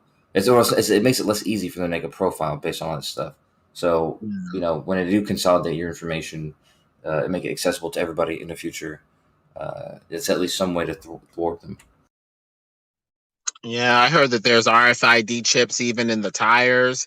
They can tell what speed you're going, where you're going, and they can access that information if they really want to. And they're basically making the road, system to the point where it picks up all that information. So they're going to be tracking our every move. And they said in a court ruling that since these, tracking devices, these phones, that we have that are like, recording everything that we say for the NSA are, not necessary, then privacy does not apply to them since they're not a necessity, that people just want them. And so we're signing away our privacy bit by bit. Tick tock, tick tock, tick tock. I like that bit by bit. I was going to say that too, but that's pretty good. Double entendre. Bite by bite. Yeah, that's what I was about to say after you said that. Yeah, man. It's a gilded chain. I mean, they make the tracking device, have a bunch of cat videos, and voila, people just sign up for their own slavery. Yeah, little naked booties everywhere. There you go. I'll track you. Here you go. Here's some candy.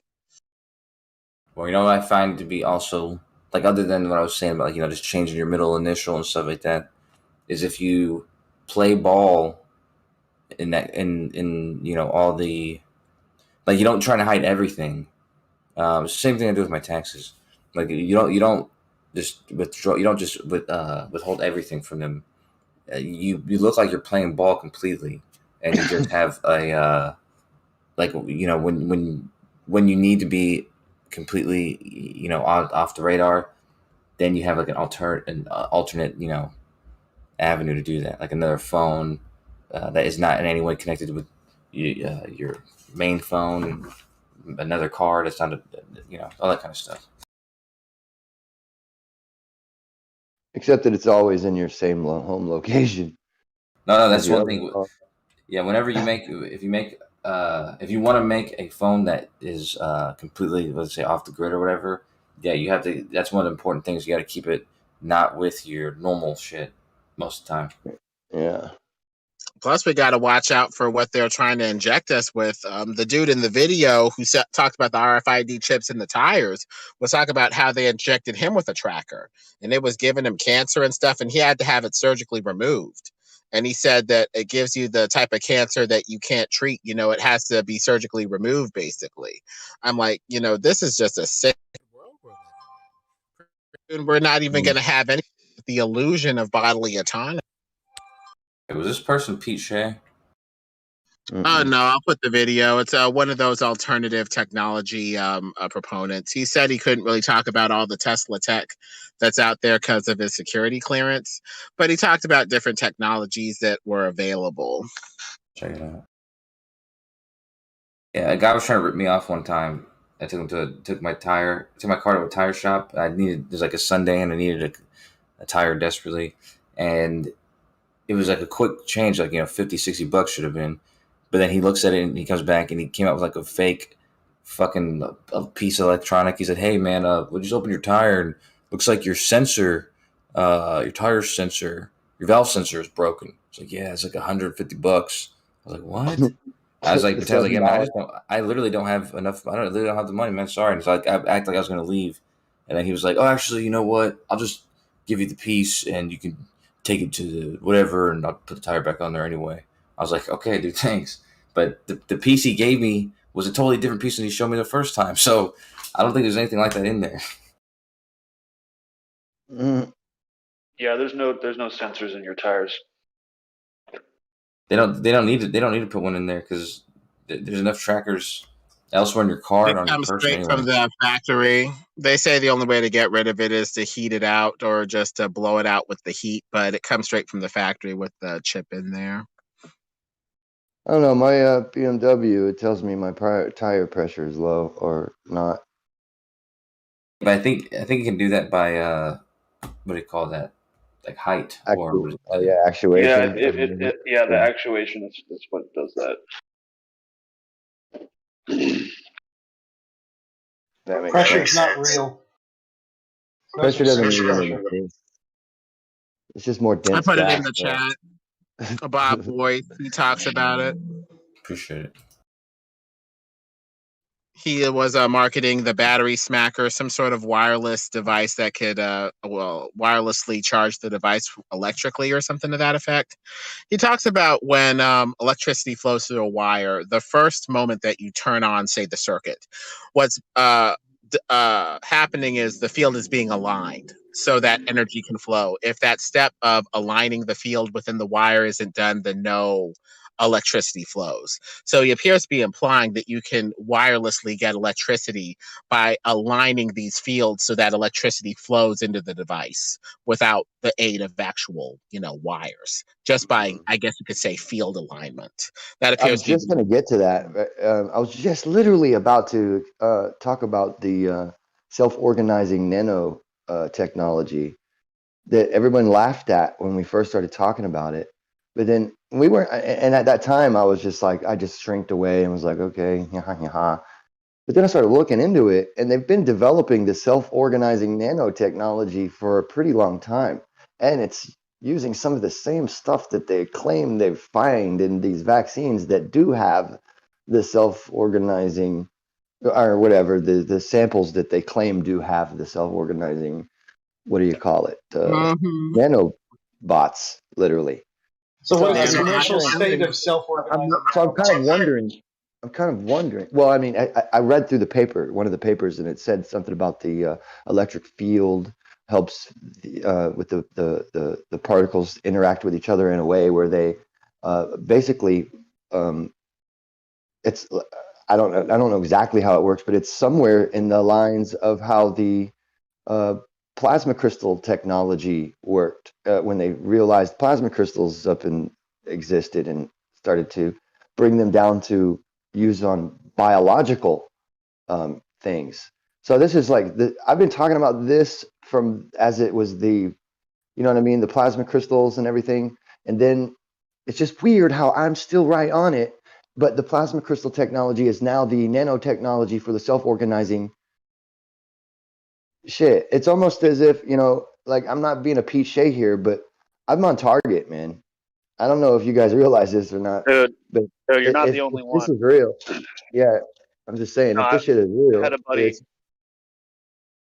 Sorry, go ahead. Go ahead. No, go ahead. I don't have a lot to say. I was just like kind of tripping. No, I was just saying you're right on the mark. I was wondering, and I wanted to follow it up with a question. Where do you think it goes from there? Because if there are fucking nanobots in every single person that got a vaccine, and possibly other medical experiments that they're doing, what is it? Is it the 5G that they're gonna fucking throw on us, or like I don't know. Where does it go from here? Well, here's the thing. I couldn't possibly know since I'm only just uncovering the first layer of this onion. Really, the second layer to me, my second layer of this onion. I'm sure there's more layers that I haven't seen or don't understand right now. Probably But to me, 5G.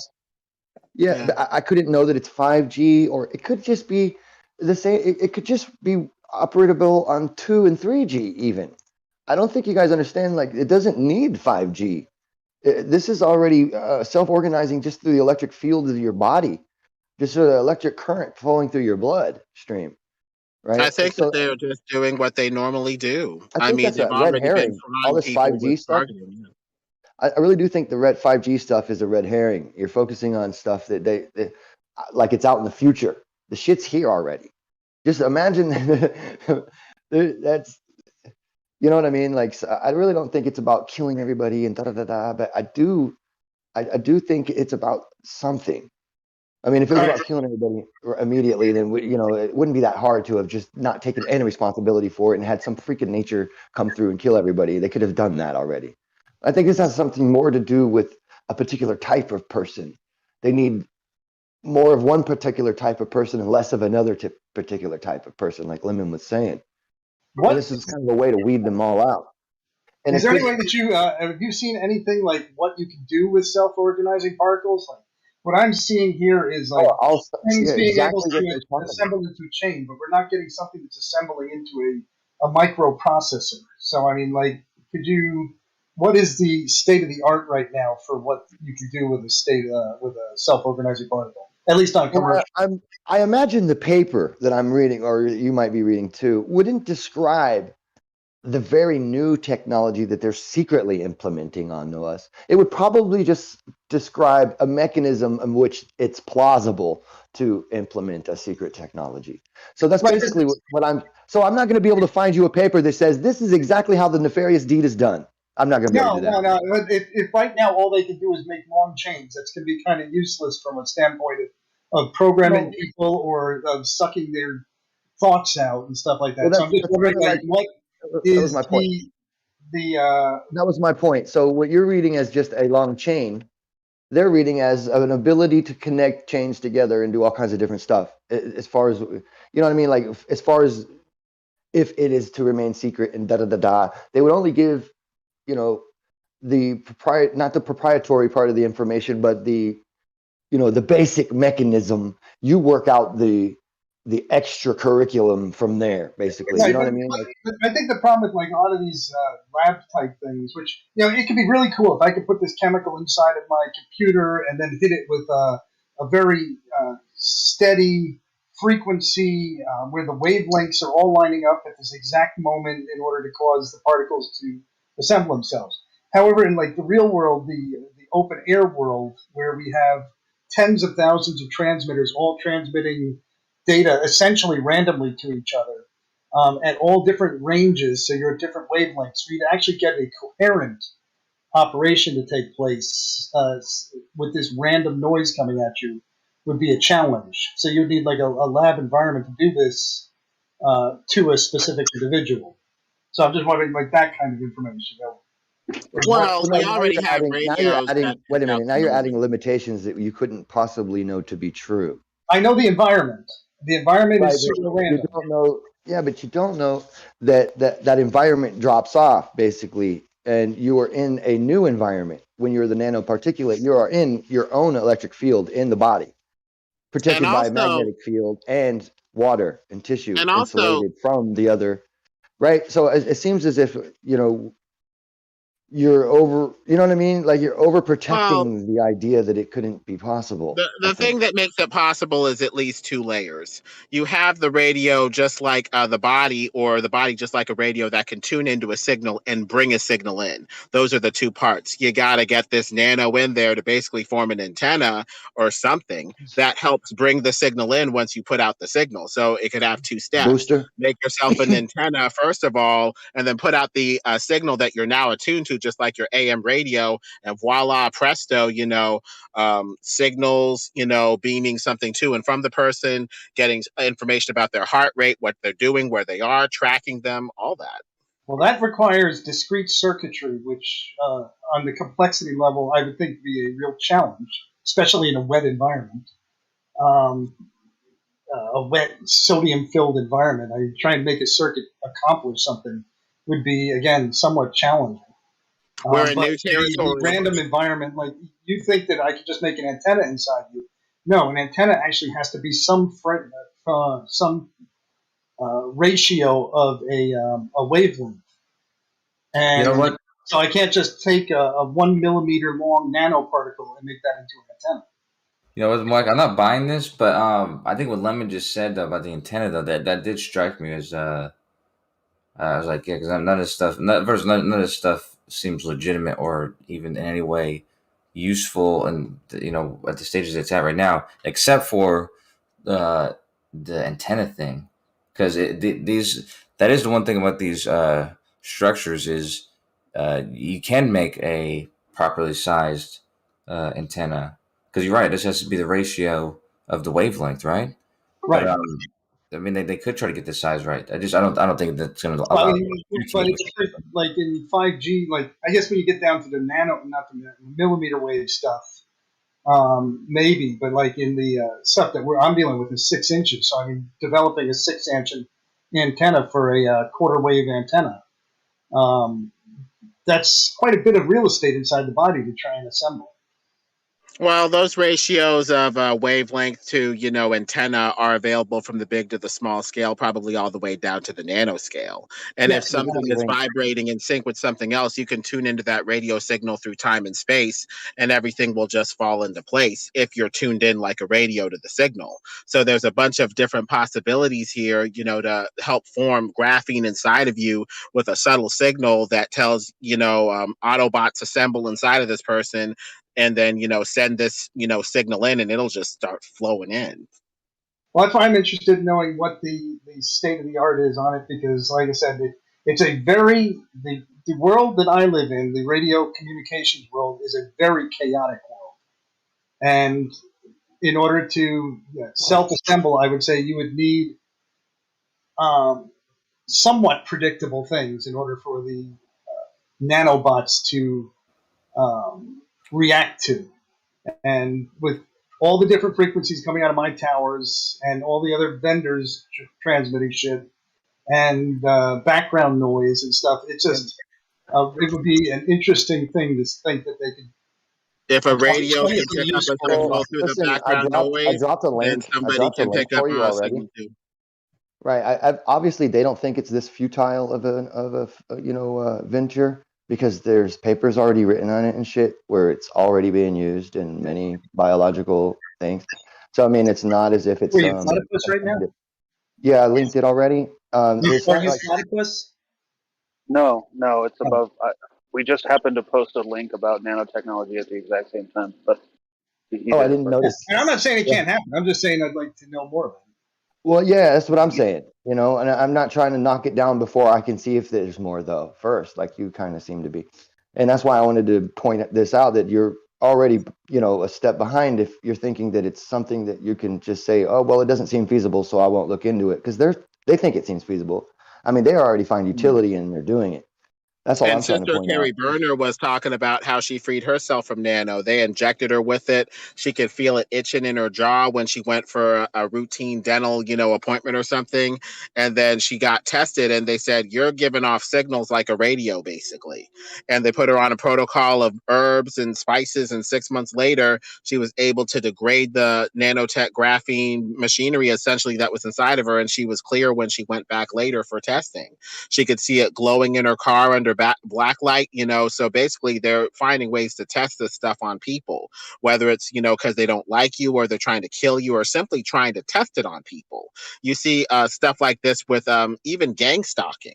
Some people say that gang stalking could be actual radio terrorism on a person where you're just bombarding them with signals. Some people say that it's spiritual and maybe like a demon or something.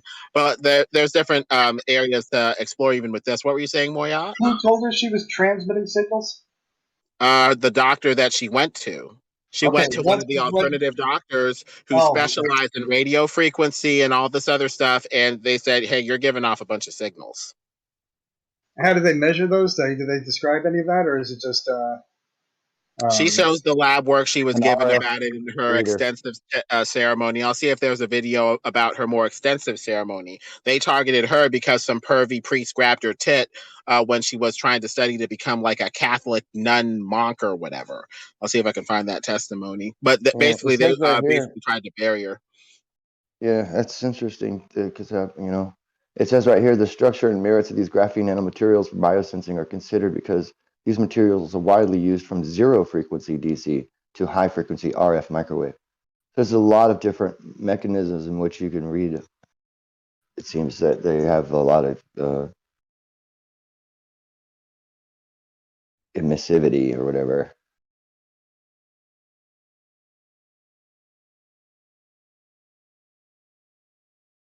Summarized in table 1.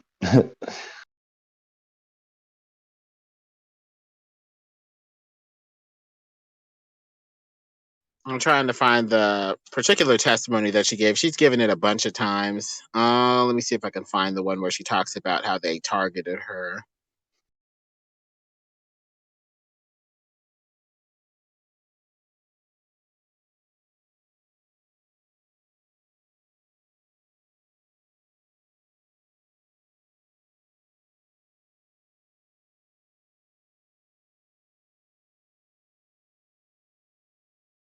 Preparation and synthesis methods.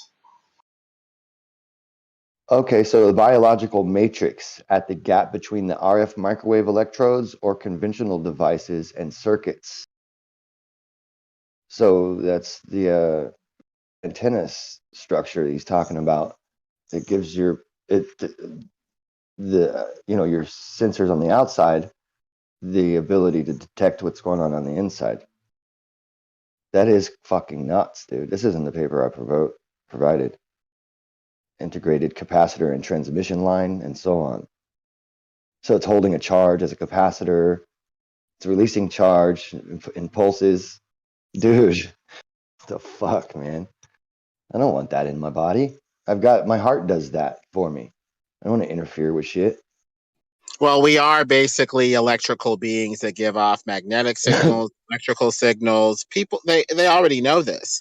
We're given the highly mechanical medical paradigm that treats us like a dead machine with no subtle energies or no subtle signals going on. But people already know what the real truth is. They just weaponize it to, F with us, to make us sick, to kill us, to control us, to monitor us. But, they know about this stuff.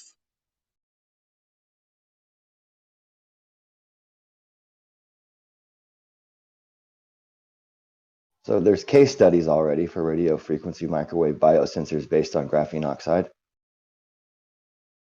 4.1 in the paper. Basically, this energy is what organizes matter. Something happens on the energetic level with this radio, this frequency, this energy. Then you see effects in the physical world, if you will. It's all there, but it's just not part of the Check general this out. consensus. Check this out, Lemon. These biosensors, right? They include biosensors based on fluorescence, resonance, energy transfer, laser desorption, ionization, mass spectrometry, and surface enhanced Raman spectroscopy, and electrochemical detection. So they have a lot of different sensors that they can transmit the information back to an outside source. Is this paper talking about inside the body at all?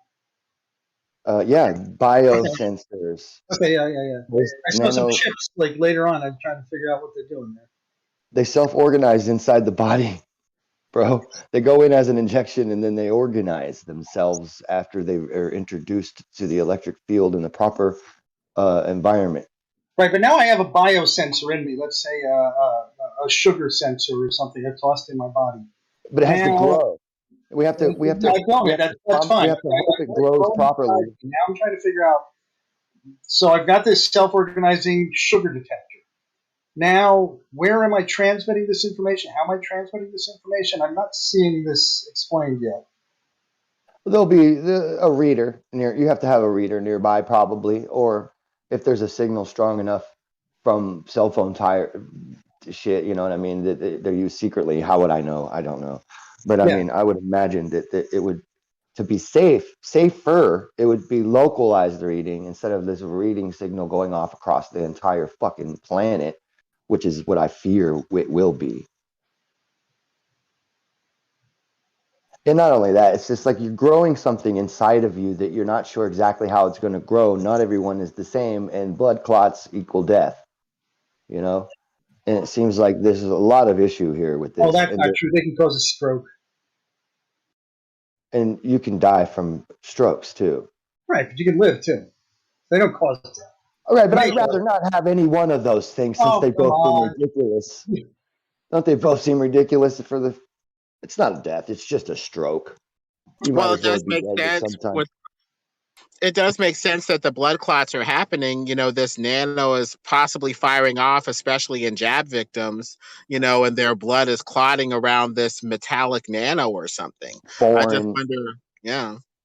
Yeah.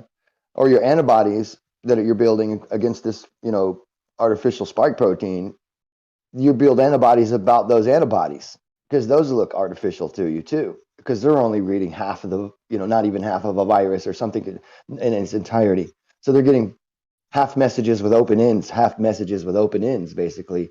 And the open ends, you know, think of it as coalescent, like a bond of some sort, right? That allows for the other RNA or whatever to, I don't know. It just seems like they're just leaving a lot of open ends, man. And we end up building antibodies to the antibodies that we built in the first place. Yeah, there's a lot of cross reactivity because, that's you know, what that cytokine shit looks like, right? That's when your body starts fucking basically folding in on itself and attacking itself. And that seems like, you know, what they're talking about with this ADE, this antibody dependent enhancement, and this now VADES. And if you guys remember, I was talking about antibody dependent enhancement since the very first day that the Yeadon and Montagnier and them were talking about it, right? And then now it's moved into being called VADES, right? This you know, new strain of AIDS. You see it now, you guys. This HIV, this new HIV is out now, y'all. And it's just getting people who've been vaccinated for the virus, this COVID virus. So that's weird. It's funny that, you know, you have established organs of power uniting to push a narrative. And so that maybe they're right about this being some sort of, you know, act of God virus or whatever, or maybe they're protecting their narrative. And so, yeah. I'm looking at this paper you cited. This is really talking about, and tell me I'm wrong because I'm not that fast a reader, but this is talking about nanocircuitry that you can build in the body, not necessarily self-organizing. This whole paper doesn't seem to address self-organizing, doesn't it? Does it? So yeah, we can make tiny circuits and put them in the body.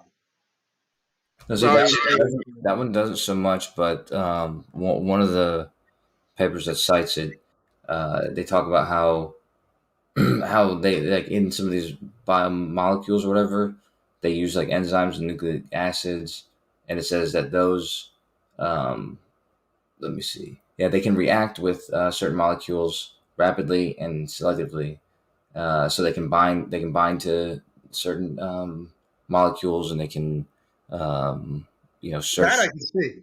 Yeah. No, this is a different paper. We're talking about, but that I can see happening because I mean, you know, chemically that's easy. It's it's when you're trying to organize via the radio frequency environment that I'm having a little problem with. Well, that's what they're having problems with too, is what they're saying. They're saying that the limitations because of the instability and low signal strength. And just a radio signal trying to go through your body is going to encounter all different types of materials and get different forces.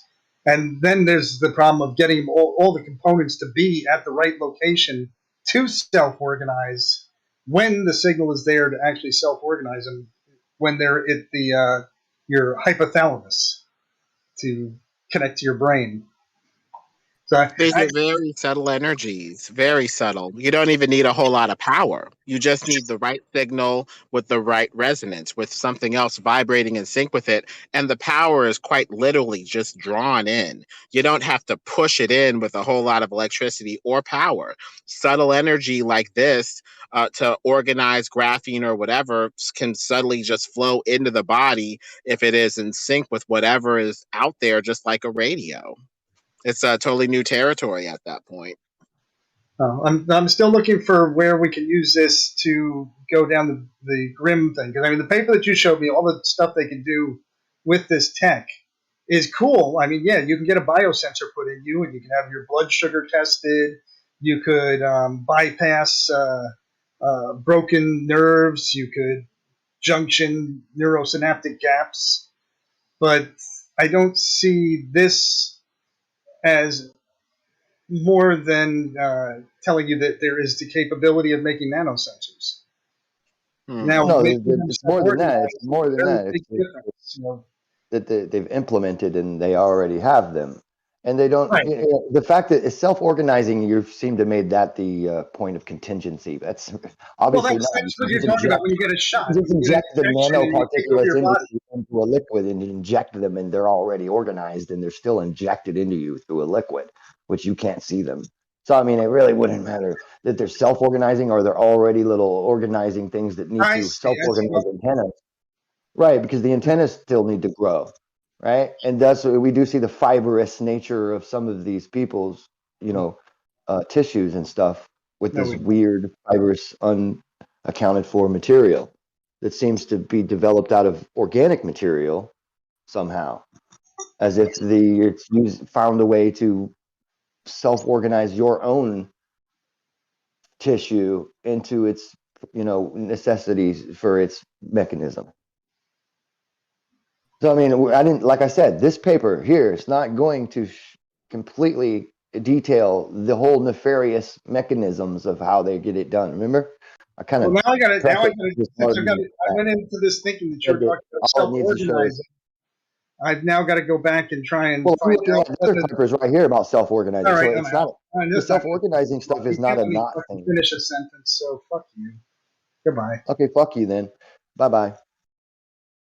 You're not going to sit here and try to fucking hand wave shit. You're not going to sit here and try to hand wave shit and act like it's not even possible. And I could just come back and just show you this other paper I'm looking at that shows you about the self-organizing and stuff like that. So one at a time, or you want to win with one paper or play the game at all instead of just,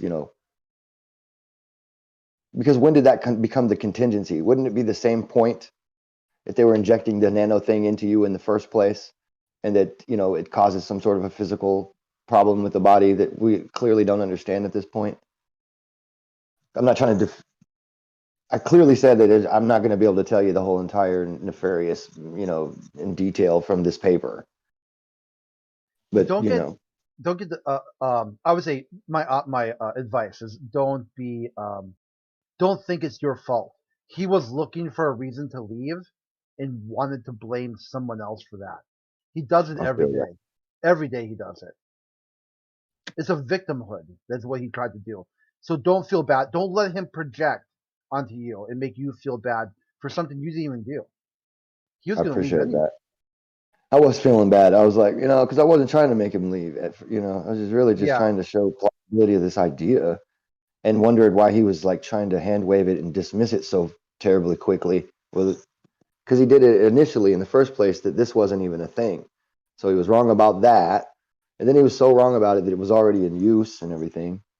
And now it's you try to break it down to, is it about this self-organizing particular thing, or are these nanobots, which are self-powered in this paper, you know, by the body, is somehow not important anymore. Weird. Oh, therefore, because they didn't have pink stripes on them, this whole argument doesn't matter, right? It's like, that doesn't matter, dude. Pink stripes, blue stripes, whatever the fuck. It's a nanobot that didn't exist in his mind a minute ago. That's the funny part. One person brings up a topic, and all of a sudden, all these globalists are just randomly experts in it. Mm-hmm. They never heard about it. You raised it, and as soon as you raised it, they're an expert. I posted the PolitiFact fact checker on basically what we're talking about, and of course, PolitiFact says it's a lie, but it's such a fucking dead giveaway. If you read through the article, they don't deny that this woman, this doctor, saw something in the vaccine. They don't they're not able to contact her to like interview her about it. They're just like, oh no, this is just false. There's no such thing as it's part of it says there's no such thing as nanotechnology. Insane. We're reading about it. This doesn't make any sense that they would. I see a lot of these fact check, and it'll be like, you know, this person says that all people do this. Obviously wrong. Yeah, and I don't know if this person says that all people do that in the first place. It seems like a fact checked a straw man in a lot of cases. Yeah, Or listen to they'll this. take it to the wrong direction, you know, as if that was what we were worried about. Yeah, it says like this is in like the first couple paragraphs. It's part of a baseless conspiracy theory about the vaccines being part of an effect to change humans through technology. This is a quote. None of the vaccines contain nanotechnology of any sort, let alone transhumanism nanotechnology, which isn't even a thing, said Mark Linus, I visiting thought all fellow. vaccines contain nanotechnology. Dude, I know, Then it's just weird. isn't like aluminum adjuvant nanotechnology? Yes, I mean, it's a nanoparticulate of aluminum. It's literally what you would call, it's a technology that puts causes a reaction, which is basically inflammation, so that these like little cells can try to attach themselves to the damaged human cells in the first place. Otherwise, they couldn't, because a healthy human cell won't allow for the little antigen to attach. That's why people need to get sick the proper way, because this is not how you develop real immunity. Usually, it's just weird. Sorry, I'm busy, rambling. no, it's all good, dude.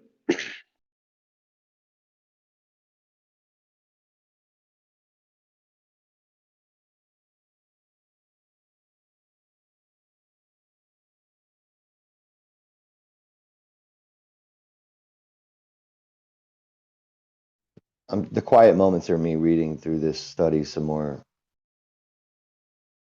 about the main types of biosensors and their functioning. I wish you were always reading. I know you do. Quietly, you mean? Because you don't want me reading this out loud just to make you fall asleep.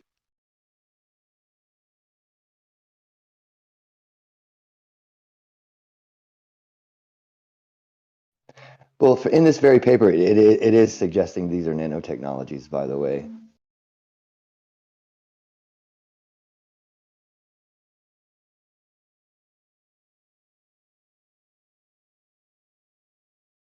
Current goals of global healthcare and aimed at solving standard problems. Particular biosensors based on modern advances in molecular biology and nanotechnologies.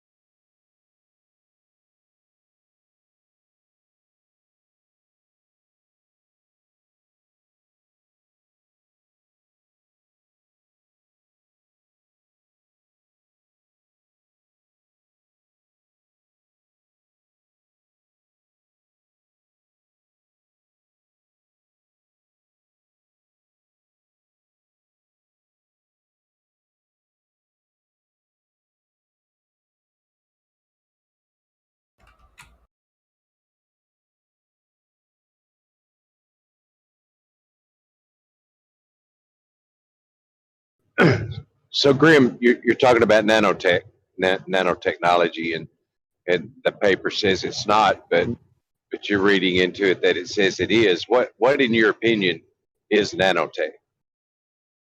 Okay, you started off incorrect. The paper does say that it is.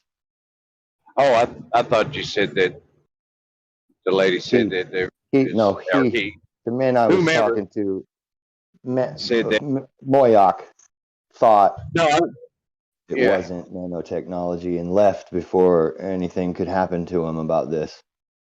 He also, But you, it was his problem was he agreed that it was nanotech. I think after he saw the paper, but first of all, he said it didn't exist at first, but then he agreed this was nanotech, but it's not self-organizing. But I don't know if they're talking about many different types, and this is, you know, and I haven't read the entire paper, but I do see where they are giving examples of what these things are. Damn it, from the transducer to certain sensors and different mechanism, like an electronic device for signal processing, recording, and displaying data in conventional analog or digital form. For the researcher, that's the third equipment. The bioreceptor, biosensing component with elements of sensor plate for recognizing target analysis and target molecules contained in the biosubstrates, transducer operating on physical and chemical principle. They're like just the three different things. I'm just reading about particularly how they're put together, if they're all put together ahead of time or if they organize once in the tissue. And it looks like there's both.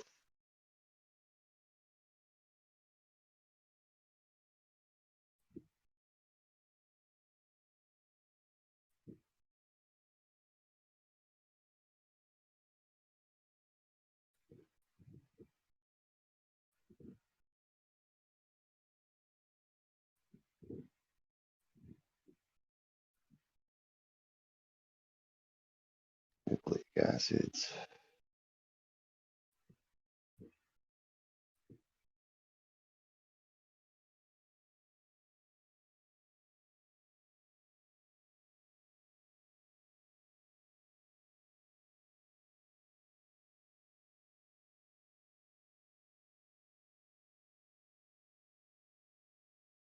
Yeah, it's definitely, if it's binding to the DNA and shit like that and RNA, and it's mimicking oligonucleotides that can specifically bind to specific target molecules, then it's definitely a nanobot technology. Couldn't be any bigger.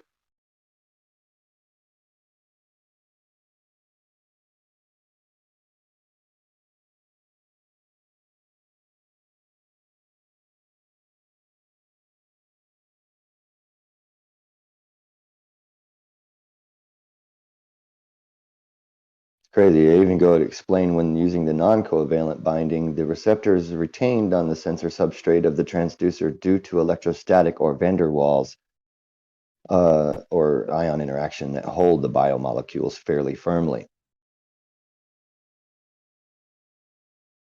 creating an artificial lattice, which then is a substrate for more nanobots with targeted selective, what do you call it, oligonucleotide or whatever I read earlier.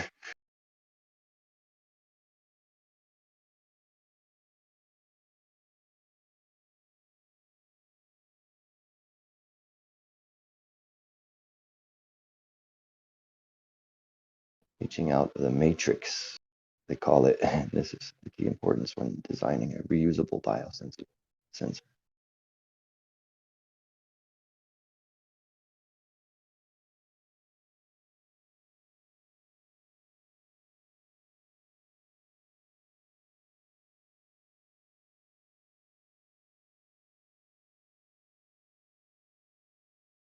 Graphite pastes.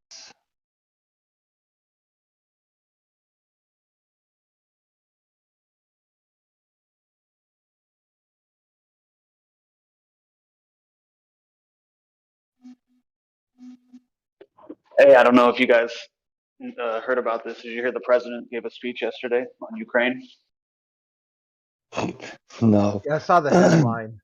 All right, check this out. This is kind of fucking weird because this is where like the whole schizophrenic conspiracy shit really gets muddled because I don't know what to fucking believe, but this actually happened. So I was waiting to watch this yesterday, and he was supposed to speak at 2 p.m. Eastern time. Then the White House changed it to 1 p.m. Then they put it back to 2 p.m. and he was a little bit late. When he finished his speech and stepped away from the podium, it was exactly 2:22 p.m. on a Tuesday on the 22nd of February 2022. What the fuck are the coincidences of that, or the chances that that's a coincidence? Well, pretty good. That's pretty fucking weird, right? I mean, it's pretty good chances, though. Yeah, I don't know. Especially for local time, right? If you said it was that time in Ukraine, you'd be like, oh, well, that's a little bit of a reach. No, it was that time in the White House. Yeah. Where he was. Yeah, it's just, I don't know, because there's part of me that really does think, like, yeah, these guys are just a bunch of satanic fucking Illuminati weirdos. They're always flexing with, like, numerology and stuff. Have you ever considered that they do parts of shit like that so because they know that there is a percentage of the people who will focus on stuff like that and then add any of the real things that they know about them to that, which would then, muddy the waters in a way which a normal person who knows that's ridiculous or at least thinks it's ridiculous would throw out the baby with the bathwater, all the real shit too, because you added that to it, I really think that's a good way to hide the truth in plain sight, dude, is just feed the psychosis of a particular part of the environment who will then be the bringers of all that other information, adding it to that shit. I think and then everyone else throws it away. Yeah. Also, I think they do it because they think they won. They had Bush ruled out like in 1991, talking about the new world order is done. He's completed his 5th objective. They're just having fun at this point. They're like doing the victory dance, like a victory lap. They feel like they've won already. I'm pretty sure they've never not won. It's always, and from my worldview, which it kind of sucks and it's pretty defeatist, but we've always been under the hub, this essential hub of authoritarianism through proxies, though. Like each little each individual type of country or whatever or type of people, they get their own basic, a demograph, basically, get their own economy sold to them, their own religion sold to them. And each one of those religions and economies uplifts and supports another opposing one.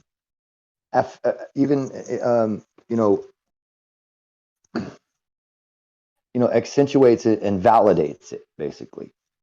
Like with the religions and stuff, like, the Muslims, they believe in Jesus. He existed. He made birds come out of clay. He was magical. Just wasn't the Son of God. But they validate Jesus enough for a Christian to say, well, he did all that and you don't think he's the Son of God? And then it extra validates that theirs is a validation and theirs is a you know what I mean? And it seems like it's all. There's a lot of prophets that did miracles. Controlled opposition against each other, but they're all, the Catholic can say, yeah, but you're all praying to the same God. Get over your differences and still be the ruler of all the little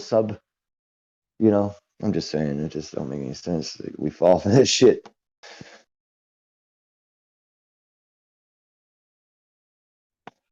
As a people, not the religious stuff, but the medical stuff. Yeah, that was probably my biggest disappointment with the whole COVID narrative. I saw it. I knew the first time I saw somebody fucking falling on their face in China, I was like, oh yeah, this is fake as fuck. That looks like fucking. Second, I'm trying to mute. Some weird I hate when shit. I'm trying to mute to get to my phone. I'm sorry, guys, but somebody else keeps popping messages from a different server that I always cancel. I say no notifications from, and it just keeps on resetting to give me all their, those stupid comments. I heard a really funny take, or not funny, I guess funny, haha, not funny, hee hee. So this dude on another political server said that this was all a Russian ploy to reduce the value of NATO membership. And people are like, oh yeah, that's brilliant. You're really thinking. And you're like, well, how? Like, can you walk me through that? Just like one step at a time, right? Why would you just claim that as if that's what's going on here?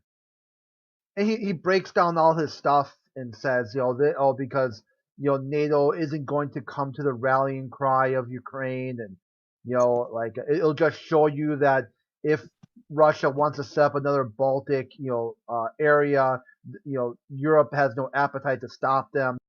And Yeah. I'm like, did you I've know looked at that it this way. NATO? I was like, did you know that NATO, made Ukraine give up their nukes, and they offered to protect them if Russia ever came back?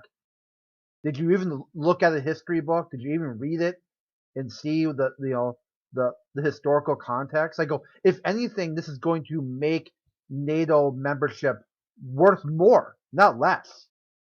So this is the problem with this this left and right and forward and backward thinking, right? Because it's like the smartest people will find the way to rationalize a thing like that, right? Like they'll get involved in all the little angles and prisms of because these elite they want to give you all this, all this data that will lead you to this rationalization that, a Hegel's dialectic. It's either one side or the other side. And Yeah. you're bouncing around in the middle of those two sides. But what if The it's whole not one time side or the other side? What if both those sides are at the top and they're They're really the controlled. pyramid, the top of the pyramid? There's no left and right and all that, right? So they're all really ran through proxy by a central hub. So they're pretending to do this and pretending to do that. So we rationalize all these things that, our next moves and all of that. For that part of the battle are all of our next moves for the left side of the battle, the right side of the battle, not realizing that it's a fake battle. The whole thing that they're in on it together in order to tear us all into this separate mind of not seeing who the real culprit is, blaming and what I mean, each other and then because how many times have we gone, those fucking Russians or the Chinese and just a whole country, even though they don't all feel that way, obviously. We've been kind of roped into this blue left, red right, white, bullshit, where it's Yeah. all teams and shit, not realizing that it's Milton Bradley he's also playing the game that he owns, and we're never gonna win because we don't see that he owns all of the things already. We're just renting them and using them, but he can still through proxy move any piece wherever he wants. You can't really win like that. He's the bank. He could just print more money too. He can make your money worth less. Yeah, totally. Like let's play Monopoly with inflation. A real quick inflation clock too, like that's a long game of fucking Monopoly then, dude.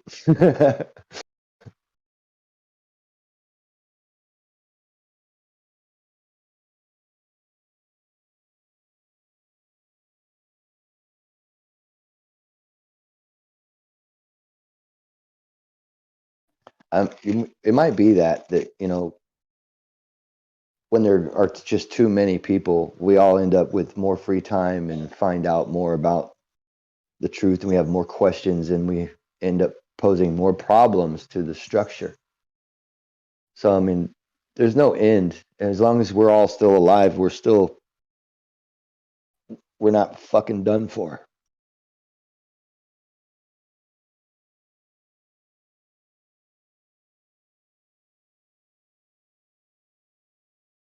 Grim, do you have any spiritual beliefs or religious beliefs? Probably. You ever heard that kind of an answer before? Like superstitions? Do you have Like probably. Yeah, I mean, if I dig deep enough, I could probably say that I believe that whatever energy you put into something comes back at you. I don't know if it's more or less, if there's any overture to it, but I definitely think that because I've seen it in reality, with my intent, I want to be something, I work towards being that, and there's a better chance I'll be that, what goes around comes around? Yeah, or how you dress and how you approach people. Like if you're looking for, you want to be a painter and you're looking for a job to be a painter, you probably don't, go in there dressed like a plumber or looking like you're in a business suit or something. Actually, I did that. I had a suit and went in and got it. I got the job, but it was only because it was a shock value thing when I was a youngster. But yeah, dress for the part, you know what I mean? That kind of thing. It's all about the energy you're putting into it. Because if you think about it, you're making that person feel familiar with you because they're familiar with other painters and who dress like painters with painters' whites and stuff. So psychologically, there's something to it. There's an energy there. You're showing an appreciation that for that person's trade, and kind of akin to them in a way. I don't know. There's a lot to the energies that you put in, how people receive them and whatnot. I also think prayer and electromagnetic, something about all of that actually works. It doesn't matter what religion you are, it's your intent that you put into something. And I think some of that actually matters. Not exactly sure how, or don't have any real evidence for it or anything, but I have a affinity for that to be true. Jose talks about that a lot, about dressing for success and persona and mastering words and using the right type of language. Yeah, it's true. So basically, being a lawyer. No, what Jose means is because I noticed a lot of times he does extra accent. He puts on extra thick accent. Oh, no, not that dude. Not the Jose in 24/7. Oh, okay. Well, I was gonna say, well, I mean, if I see he uses it too, but in a different way. Like he's not trying to act extra smart. He tries to act, extra Spanish. You know what I'm saying? Like a lot of people have The an wise man affinity plays to the him. fool. He sounds cute, like he's saying baby talk almost. Like it throws you off. Yeah, it makes you think that you can come in and it's drunken kung fu, I call it, where you think the guy's drunk and then he beats the shit out of you because he's not drunk. I like the way you put that. Wise man plays the fool.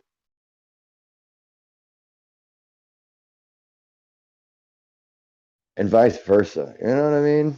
You never notice that? Yep. Absolutely. You guys know that guy named Brummy? This isn't Yeah. really a personal attack on him. It's just that he's such a good example of what I'm saying. He can talk and talk and talk and talk and talk and talk and talk and talk. But do you think he's that smart? I don't think really he's good. dumb. No, I don't either. By far. This is what I mean by this, though. I think because a person that can sometimes there's a part of the brain that just really good with language and can just talk and talk and talk and talk. But you really not picking up big, and they're good at placement of the words and where they had them before and all the words and blah blah blah blah. But the words don't seem to mean as much. I don't know how to explain it. Like working something out, trying to manipulate all the variables until you get a particular thing or another thing or something. That you don't see that as much. And I'm not saying Brummy particularly, but I mean, And a lot of situations I've seen it where he just doesn't get what we're talking about, but he can continue talking and talking and talking to where a person outsider who doesn't know what the fuck is going on at all might think he's the authority on the conversation. You know?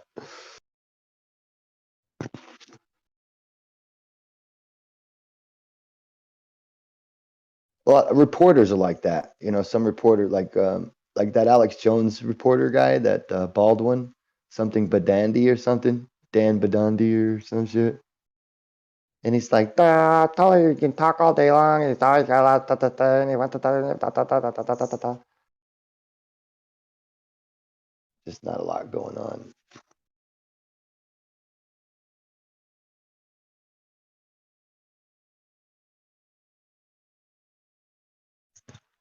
Got a little breaking news here.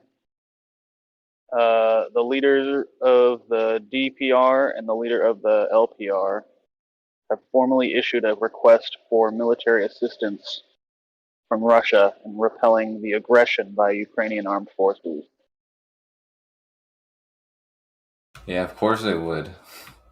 They've already got us all conditioned to rationalize that as the next move. They couldn't have just done that first and then expected us to go along with it. So they have to slowly boil our feet. And then until we're like, I saw that coming. Yeah, so we rationalized it. I think they're just those countries are just taking advantage of what's happening in Ukraine. Maybe by Well, I think Russia's they, assistance.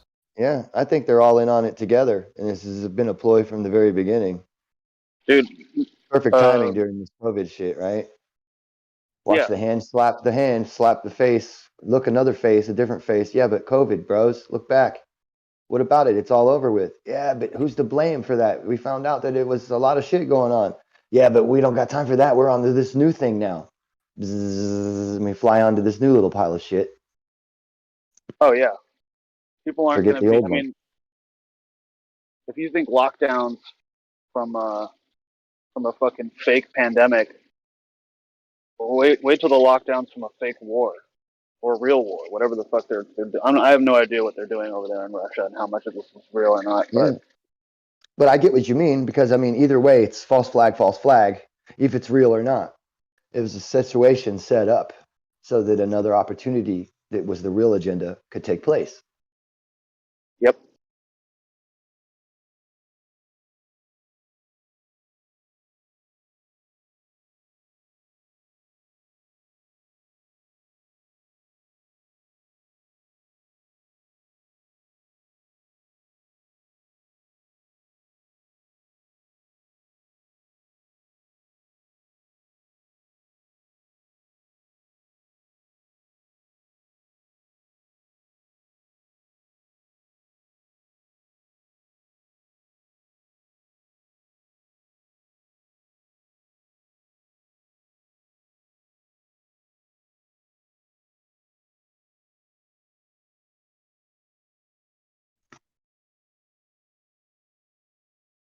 Cousin of mine says that what's going on here is that Russia and China are having some sort of proxy conflict because Joe Biden is a puppet of China.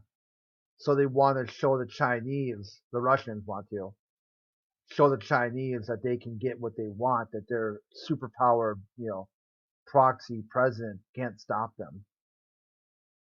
Yeah, I mean, as long as you always think it's them against them, that's probably right where they want you to think. It doesn't seem like that far outside the box. Wait, Crit, doesn't that kind of show you how? Sorry. Doesn't that kind of show you how, no matter what occurs, the mind of certain people, a lot of people, is going to reframe whatever's happening, and to make sure that it confirms their paradigm. Yeah, it's a bad explanation. Because all they got to do is just reset that one domino each time you knock it over. You can never get to the heart of their issue because it's always just Republicans good, Democrats bad. and you can't go any deeper, because even if you were to debunk that somehow, right? Or if, say, if Biden does step up and forces Russia out, they just pick the domino up and set it back up on its up. You haven't advanced the conversation at all. Yeah, because it sounds a lot like the same, like the people who say like Trump is a Russian agent. I guess other people are saying Biden's a Chinese agent. Chinese, yeah. They just switched which communist country that they want to rip on that day. Right. But the Jesuits are set up in all of those countries, aren't they?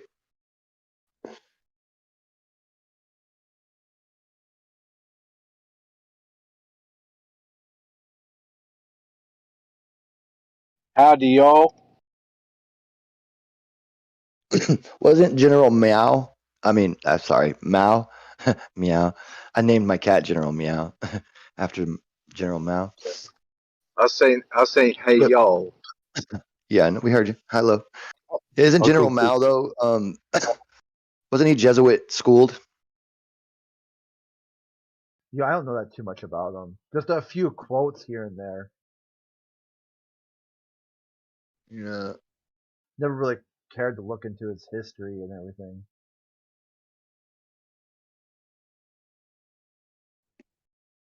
I was just reading through history of Jesuits, and then I saw like he popped in there somewhere. I think it was like 10 or 12 years ago I was reading this, so it's, forgive me, I'm not accurate, but they were in Japan and they were everywhere during all those times and have been for fucking millennia. Sounds paranoid. But on the Jesuits, the people that spread the Catholic around the world, spread Yeah. Catholic, yeah.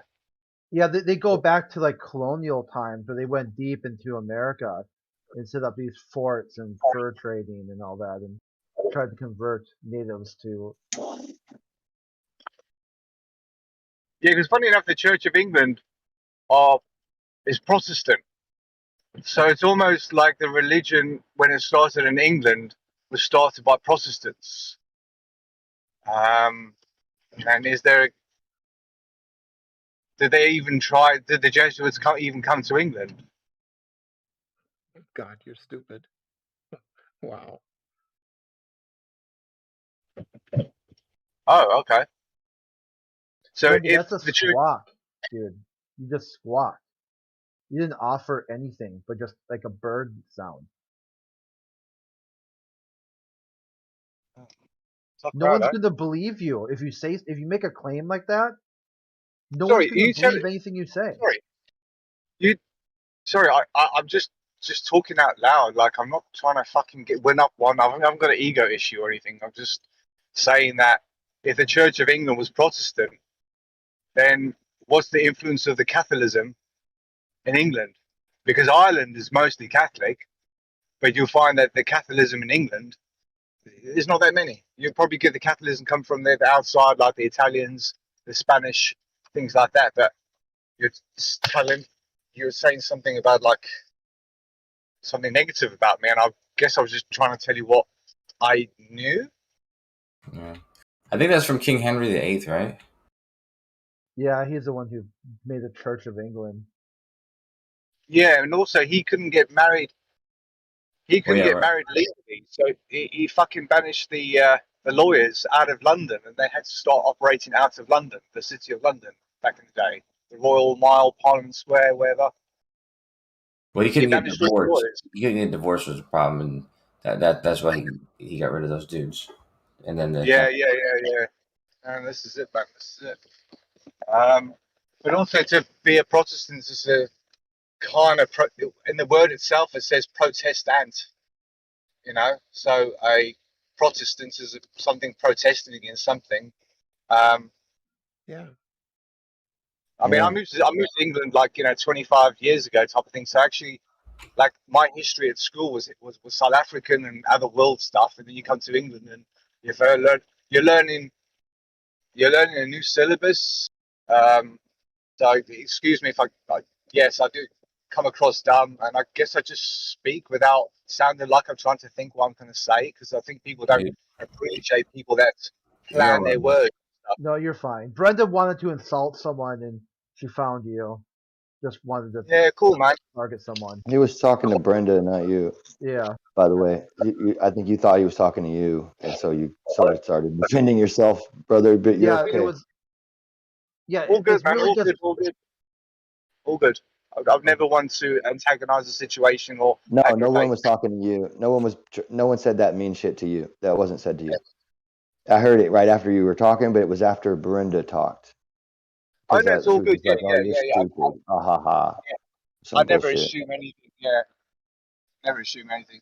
I'm I was good. just looking at the when are you talking about though? Back when? Because I mean, it was like 1540 or some shit, where the Protestant Reformation. It was the Jesuit Inquisition and the Inquisition or some shit between the 1540s. Let me see.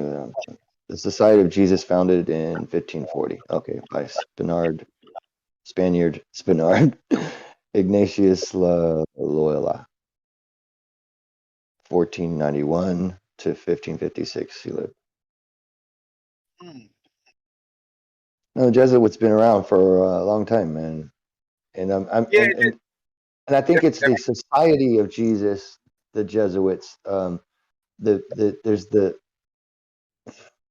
the it's like there's the regular people that and then there's a higher echelons of this more the secret side of the whole thing. And I think that they only call themselves that for the sake of marketing, right? But they really are of a older order that is really still in a secret. It's like, I don't think that the Pharaoh ever really fell. I think they just changed the template and controlled through proxy. Then Rome never fell. They changed the template, now controlled through proxy. They just opened up new stores. Corporations basically moved out and allowed the corporations to be run through proxy after they've established all their secret society veins. That's not what happened. That's just your fantasy. Whatever. I mean, you can wish that all you want. You don't know that.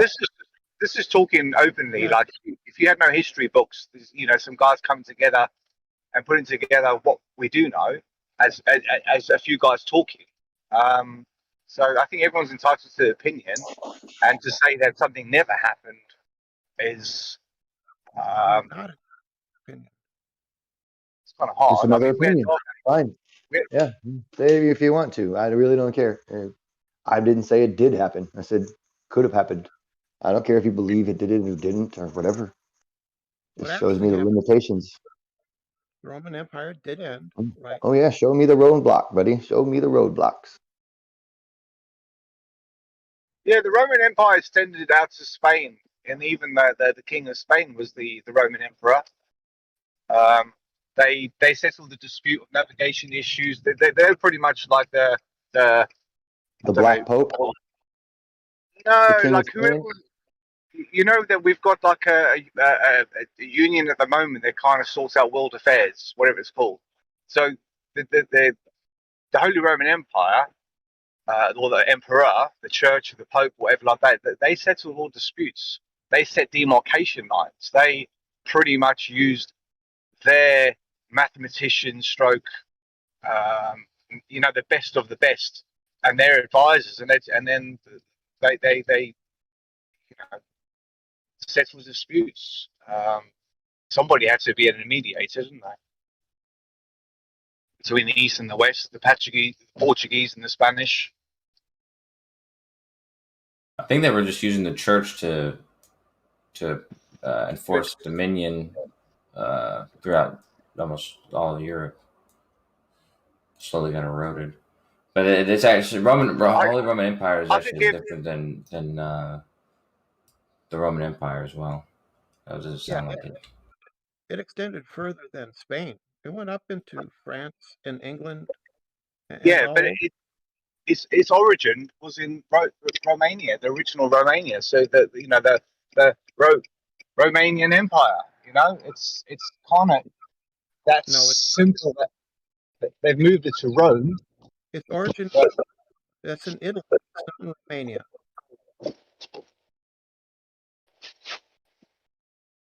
Right. So the Roman Empire originated in Rome, not Romania. no, it didn't. In Italy. It didn't. It It originated didn't. Because it didn't. No, the Roman Empire originated in Italy, in Rome. Yeah, and then you have the Romani Empire, which is the other half of that empire, which is not talked about.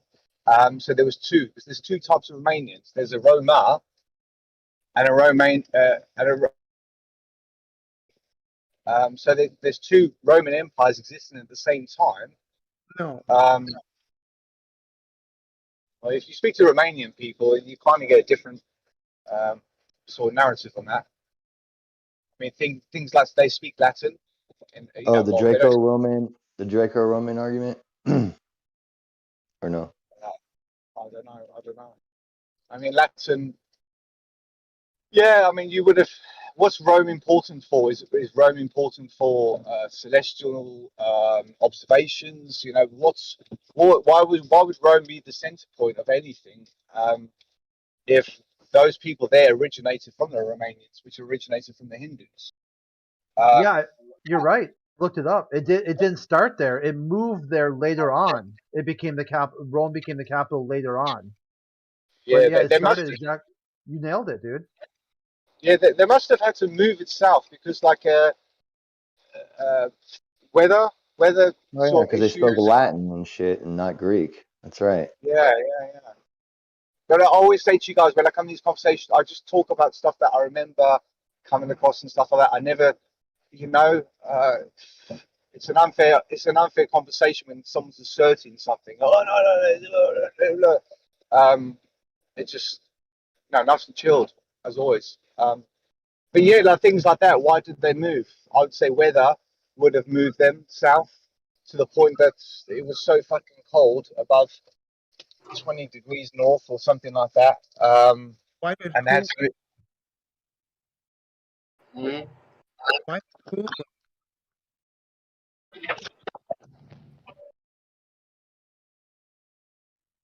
who moved? What are you talking about?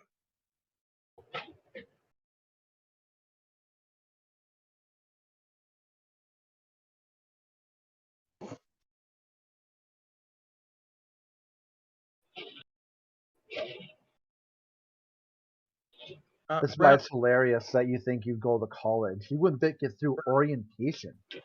What are you talking about? They would send you packing day one. Who moved? Yeah, sorry, I got cut off there.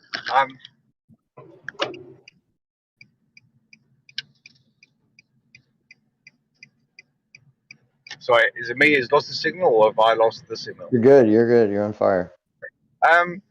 Yeah, no, moving it because like even the Winchester Cathedral in UK used to be the center point, the capital, the main cathedral was in Winchester, and they moved Winchester north to London. They say that they moved it because the population was increasing in London and no one was going to their church in Winchester, so they built another great church in London.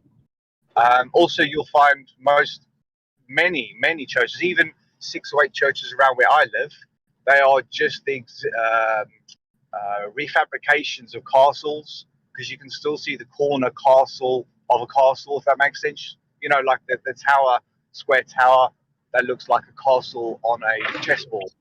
You still see this evident that they're like, they call it a historic church, but it's blatantly a castle, and they've just refabricated, moved this, moved that, additions. I mean, these local churches have been renovated many a time, but definitely there at least 3 phases, because you can see the brickwork has changed. You can see this has changed. They've added on, done this, done that. There's places around here where it looks like it's a place you go into and you're driving down to it. It's in a sort of valley, and at the bottom of it is a what's them towers at the top of a the tower at the top of a tower of a building, the bell tower, belfry. What are you so talking this is No, no. Sorry. Don't Nothing. interrupt. He's talking about. We're listening. Don't worry. Yeah, this is The Belfry belfry. Tower. That's a good 10, 20 meters below the average sort of area because it dips down. But why would you have a Belfry Tower at the bottom of a hill? You know, and it's like things like that. You start to notice the local. You start to notice your local contour looks like massive, old buildings type of thing. But no, I mean massive structures. I'm talking about hills, like hills being actual physical structures that have just sort of overgrown and then just turn into a hill. You know what I mean? Because when they chisel through them so they can build Bury 'em motorways. so that you don't remember what it was, or like What are you talking about, Ralph? What are you talking about? Oh, please shut up. I'm not really interested in Yeah, I hearing mean, it. seriously, just go Yeah, away. what are you talking about?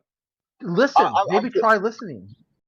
I'm talking about I'm talking about England. What England looks like compared to, America. Like America, you've got the Milwaukee type of old indigenous people, the mound people. Jared Boosters. If you guys have heard of Jared Boosters, he'll show you the history of America and what stuff was. He shows you stuff all around the world.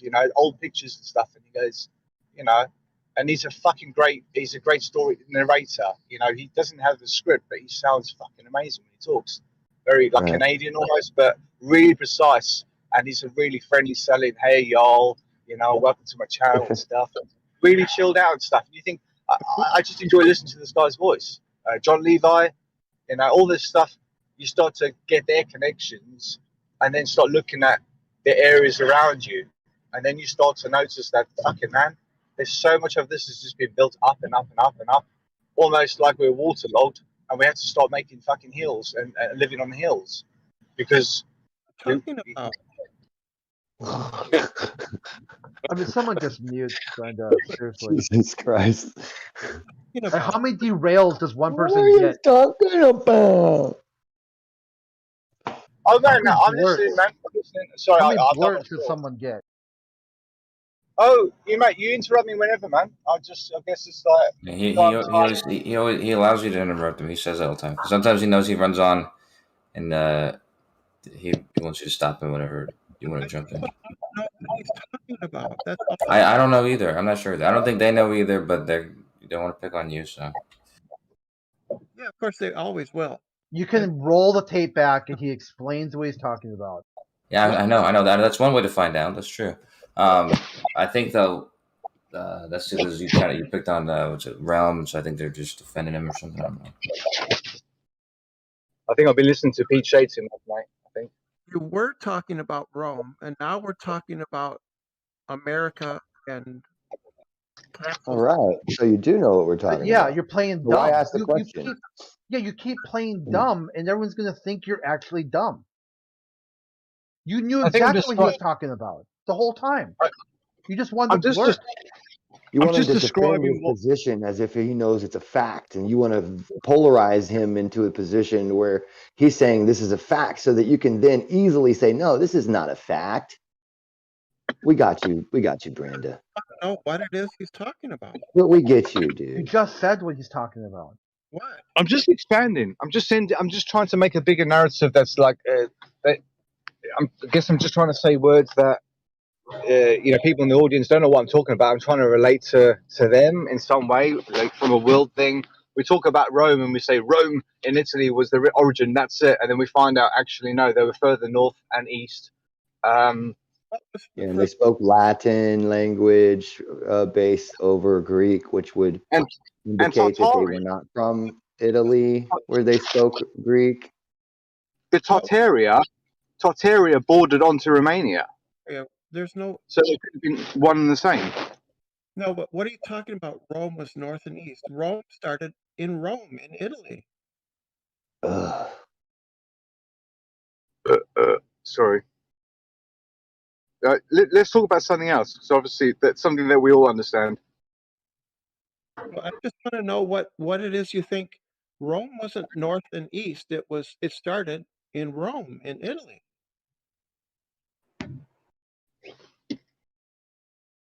Right?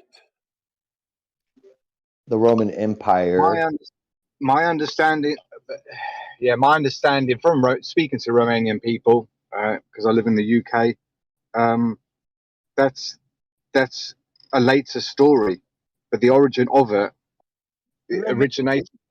Romania isn't Rome. I'm talking about Rome, not Romania. Yes, but Romania was the first Rome. No, it wasn't. They moved to Rome. Why do you think Rome is called Rome? Why do you think there's pyramids in Malta called Pyramids of Giza, Gisra? They're exactly the same dimensions as the pyramid in Giza.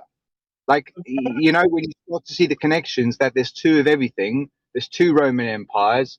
There's two Bedford experiments. No, so Romania didn't exist when Rome existed. What are you talking about? No, Romania, fucking hell, mate. Seriously, don't be so naive. That Right here land. on Wikipedia, origins of the Romanians. I'm here. Where Roman do you think pyramid. Where do you think Egyptians come from? Egyptians are Gitanos. They're old Romanians, man. It's like it's so they man, cross-referencing. Then they end up mixing with the Ethiopians who spoke Swahili, and then you kind of get a mix-up of a sort of Arabic language.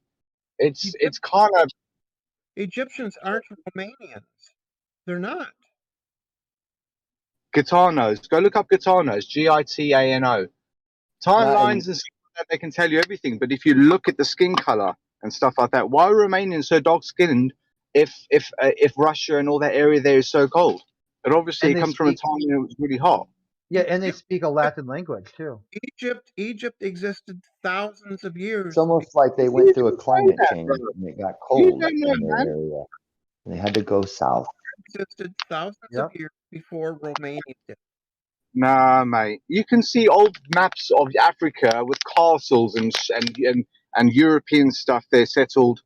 You know what I mean? It's like, and then we got these pyramids and stuff like that. What are you Yeah. talking about? What are you talking about? How many? Like seriously, say it again. Like say that again. Just say it. Say it again. What are you talking about? Do it again. Just keep doing it. Just keep saying it till you get it out of your system. Yeah. So Egypt existed thousands of years before Romania did. Contemporary. I think they both existed, right? They just weren't named yet. They could have existed 6,000 years ago, right? And then we had a freeze over, thaws out again, and we go, oh, and it's 3,000 years. So like we date these things, but we don't know what the climate change was, and we don't know what the cycle is. What freeze over? What is that? But in Romania, there was no freeze over. It's a fairly young country. You can't possibly mean that. How do you think you're going to get water? Yeah, man. Yeah. Go ahead, Realm. Drive on, dude. It's really great. I learned something new today. Like, thanks for. I had no idea that Rome was founded by two twin war gods that founded two different cities, and then they joined together at some point. That's not the myth, man. The myth is there's two brothers, and they were raised by wolves. Cain and Abel, man. Cain and Abel. No, Romulus and Remus. I'm joking, One man. killed, and Romulus killed Remus. Yeah. What is this? Cain and Abel. Sounds like Tarzan, doesn't it? You know what I mean? Tarzan Sounds like they found a good story and they repeated it for a bunch of different people. Well, they'll never know. Bram Stoker, Frank Einstein. You just changed the name. Use the name of the same story. It's not the same story. It's not even close to the same story. The only thing they have in common is that one person killed the other person. But in this story, they killed each other because they were fighting over. You know, they just founded a city together, and jealousy, power struggle, same thing. Well, yeah, but that was Cain. Cain killed Abel because he was jealous that people loved him more. Yeah. You don't see how that transposes right over to this other shit? No. Wow. Yeah. There's a difference between you and me. Cain was cast out of the sight of God and marked on his head and all that stuff. Rome was founded as the greatest city in the ancient world. Mm-hmm. which Did you is guys ever watch Year Zero? really, he had a lot of With favor on him, right? He was favored more than the other, right? And same with the other brother, favored more than the other. The jealousy over the favoritism. Yeah, but in same both stories, You the don't see how other that's the the same, wrong dude. person killed the other person. Allegorically, it doesn't have to be the same, literally, dude, where they're holding the same amount of corn in their hand and they have to have the same sort of shoes on. No. Comedy. In one story, you said the favored one was liked more or something like that, but in the other story, the favored one got killed. In this story, the favored one. I mean, there is no favored one actually. There's just one killed the other. I bet if we dug a little deeper, there's a favored one. Oh, my prayer! I just proved God. I prayed that Brenda would leave, and she did. Well, shit. Yeah, I think you might have made me a believer now too. I was like, just one thing, please. The person who keeps derailing the conversation. If no mod will mute, if no mod will do their job, just have them flounce. And I looked up after and she's gone. Imagine if a flat earther did that. If there was some globalist talking, and just some flat earther kept saying, "What are you talking about? What are you talking about?" Over and over and over again. You were one of the people. if the concave, like, typical model had any sort of basis to it, it would be a global, but it wouldn't be a global. It would be as in a ball that's glowing, a glow ball. You know? Like a glow stick. Yeah, man. Some people shine.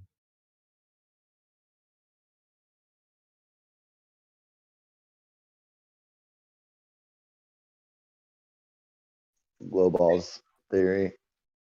Yeah. Well, where'd you hear that stuff about Romania? You said some Romanian people. I was just Yeah, reading with it.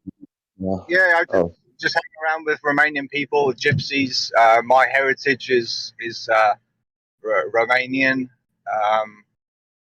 Yeah, the connections to it, and also, like, I believe that Latvia and Serbia were part of the newer Romania, if you could say, the extended Romania back in the day, 1800s, and the likes of Tesla and Edward Leeds Scotland from Coral Castle.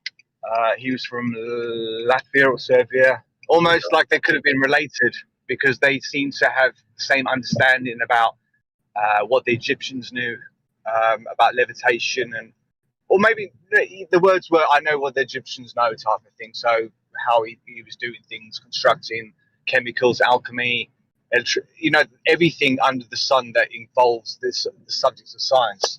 They seem to have a better understanding of it than we did.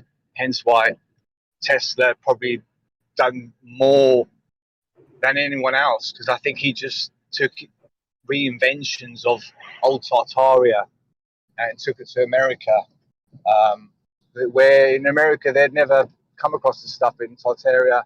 They're probably using it, stopped outsiders from coming in. So the rest of the world we didn't know what their actual technology was. And then I think that slowly the walls came down. Great Wall of China, you know, Tartaria, if you guys know about Tartaria, Tatar, Tadar, Tarar, all those words there come from Tartaria. Tartar, steak tartare, they used to get their meat and then stick it under the saddle of their horse, and that was called steak tartare, because when they got around to eating it, then it was nice and tender.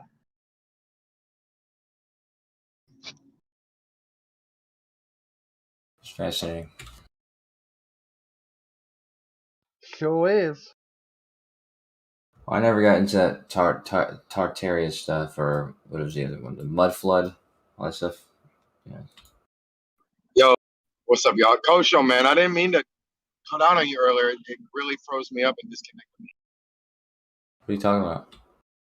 I don't know, man. Some nonsense hours ago. We kind of I don't know. It doesn't matter. But I'm just saying. You're My always a bad. knucklehead, man, and so I never. I appreciate you apologizing though, but yeah, I'm not gonna be able to differentiate that from any other time, man. What I think happened? we were dead ass talking about something. I don't remember. But anyway. We might have been. What were we talking about? Because I got caught up in something today. I don't remember what. Bullshit. Some bullshit. Some bullshit. Some booty chatters. It was some cool shit. No, it was some cool shit. You hear about Jeremy told me about some theory. It's called the dead internet theory. You ever heard of this? Where they're gonna like all the ISPs are gonna be like No. one world government type style. It's not even worth talking about. It's retarded. Oh, okay, no, I have no idea. Then the dead internet. No. It was a good guess though. Yeah, that was better. That was a better. I prefer if it was that. Yeah, I believe it. If Australia was connected to Asia by the first sub cable mid 1800s, then in a way they had a way of communicating with Asia, like a mini internet type of thing with the technology they had at the time. Definitely, you could send things like facsimiles and stuff like that. Didn't have faxes back then. Yeah, but a facsimile is just yeah, probably more. Yeah, but why would you need a sub cable in 1850? You know, what are you going to send more? They didn't have subsea cables in 1850. I'll put my bottom dollar on. They did, mate. They did. The first connection was Australia to Asia, man. Is that relevant to the dead internet there? Is that where like we're on some dead internet page in a fucking matrix simulation? What, or is that relevant? Like Fucking. There were no undersea cables in 1850. Oh, he sounds confident though, Brenda. I mean, the first one was built around that time, though. I think I thought it was Telegram. But I thought it was from United States to England, though. Nah, man. That was the first undersea cable. Would be from the U.S. to England. Yeah. No, mate. You go look it up, man. I can't show you pictures. I can't convince you. It's only stuff like this is like understanding where things start, where communications start, where things like that. Dead internet, it's yes, if you completely wipe all the records, then you wouldn't know what happened in this century. There was no the years to come. in 1850, dude. There was no internet in 1850. Oh, okay, I see. There was no internet, but they still used what appears to be existing infrastructure of undersea cables for the later infrastructure. I guess at first it was telegraph, then phones, then internet. So it's like Atlantean internet. The first telegraph cable was between the U.S. and England, not from Australia to Asia. Fascinating. Well, what Really? is your He gave the year for the first fax machine. Apparently, the first fax machine was invented in 1843. Nice. He's probably talking about telegraph, though. I don't think they had a fax capability like over internet, though. Yeah, it's not over internet. But the internet is the all the cables joined together. There were no fax machines in 1850. No, I never said that. A facsimile can be described in many different ways. A facsimile is a memo, it's a message. That's what a fax is. Yeah. So, to send something, I mean, Australia had the capability to make put photos onto glass using silver nitrates or something like that. That was in the glass or something like that, and they were able to make photos, but they were made out of glass. So they knew back in 1400s how to. They knew about light manipulation and stuff like that, and to send an undersea cable that was fiber optic, that type of thing, there, glass inside, they could send images. They could send images across continents and information. No, they didn't have glass fiber optic cables in the 1400s. They did not have. No, I didn't say 1400s. I'm saying I've understood optics and glass and the propagation of fiber optic. So we got better and it got smaller and smaller and smaller, and the information got faster and faster and faster.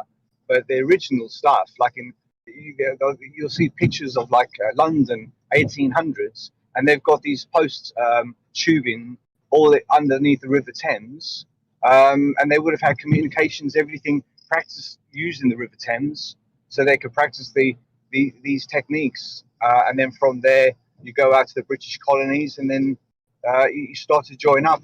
And the idea was the British colony was going to take over the world for such a small country, but it didn't quite work out that way.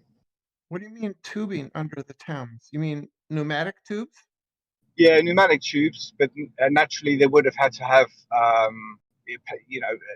other ways of communicating as well. Electrically, telecommunications would help with that. You would use the pneumatic tubing definitely for the transfer of goods. Also, I mean, they were doing that without the public knowing, and then naturally, all that system there, they naturally lifted up London by about 9 floors, which is about 90 meters. And then basically those tubes would probably still exist today in the lowest part of the underground system. Yeah, that was just like total. What do you mean they lifted up London 9 floors? What is that? Yeah. Because of the water floodage from the Thames, they could cut off the distributaries of the water Thames. That's increasing the pressure and the level rising. So they naturally had to raise the level of London over I don't know, a course of 500, 600 years, maybe even less than that. Who knows? It could have done over less than 200 years, but it's like people don't talk about that stuff. They just go, oh yeah, I own a mansion and it's fucking 6 floors deep. It's like, really? They dug 6 floors down just to put that in? Wow, like for that sort of money there, I could get myself a mansion in South Africa with a pool, go to America, It's like these guys would, yeah, man, there's fucking loads of fucking private houses in London and stuff like that. They're at least 2 or 3 floors deep. And that's like way out of London. So, like, as the water levels rise, the lowest of the low have to fucking build up. Stream of gibberish. Yeah, I know it's gibberish, but where do you think all the fucking soil came from? It came from the likes of other lands like Australia. They needed to get the soil from somewhere. They nicked it from other countries, and now those countries are flooded. But look at the Netherlands. It's almost flooding, and Sweden and things like that. So London got its soil from Australia? Yeah, we would have, like the likes of UK would have taken all their soil from wherever they could get it. Easy, more accessible from their British colonies. Take a few weeks to get to the UK, and you've got all that extra soil. You're just reclaiming the land as the water levels go up. Right. So they shipped soil from Australia to London. Is that right? Yeah, the red brick in the old buildings of 100 years ago in the UK. But actually, these buildings might even be 500 years old.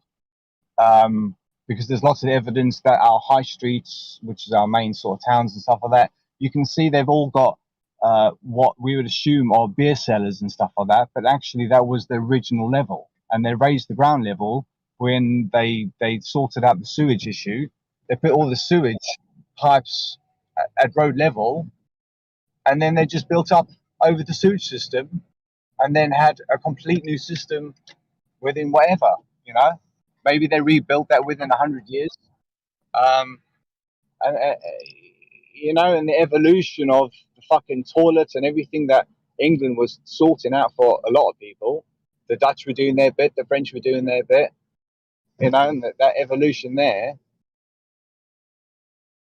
In the 1800s, the people of England, they had an event called the Great Stink because they didn't know how to fucking, clean their fucking city at all. They just had shit everywhere. The whole city smelled like shit.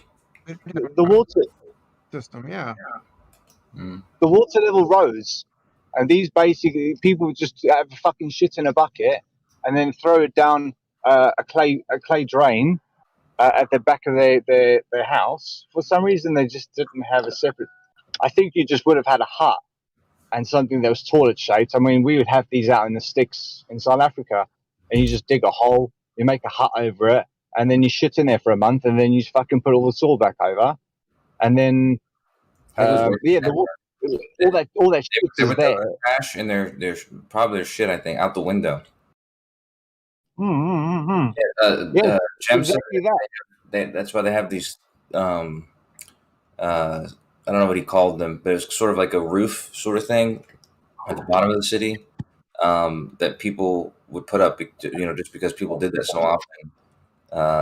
They wanted to protect them as they walked past.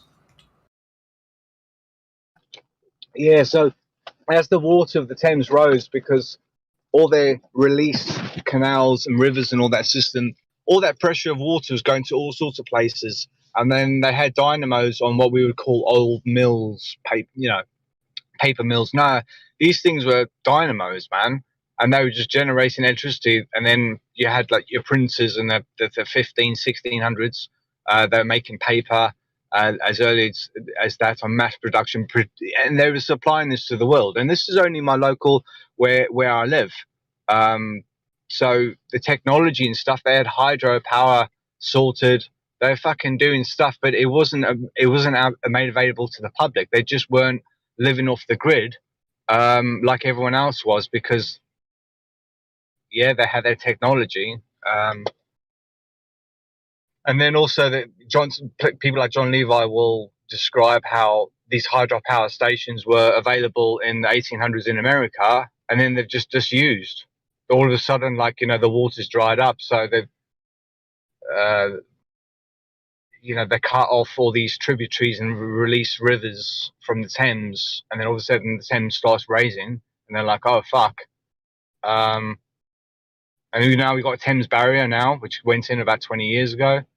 It's like all these things are just telltale signs that, and we all know the water levels are rising, but what will life be when it gets to its maximum? Is it going to be its maximum in 60 meters above sea level?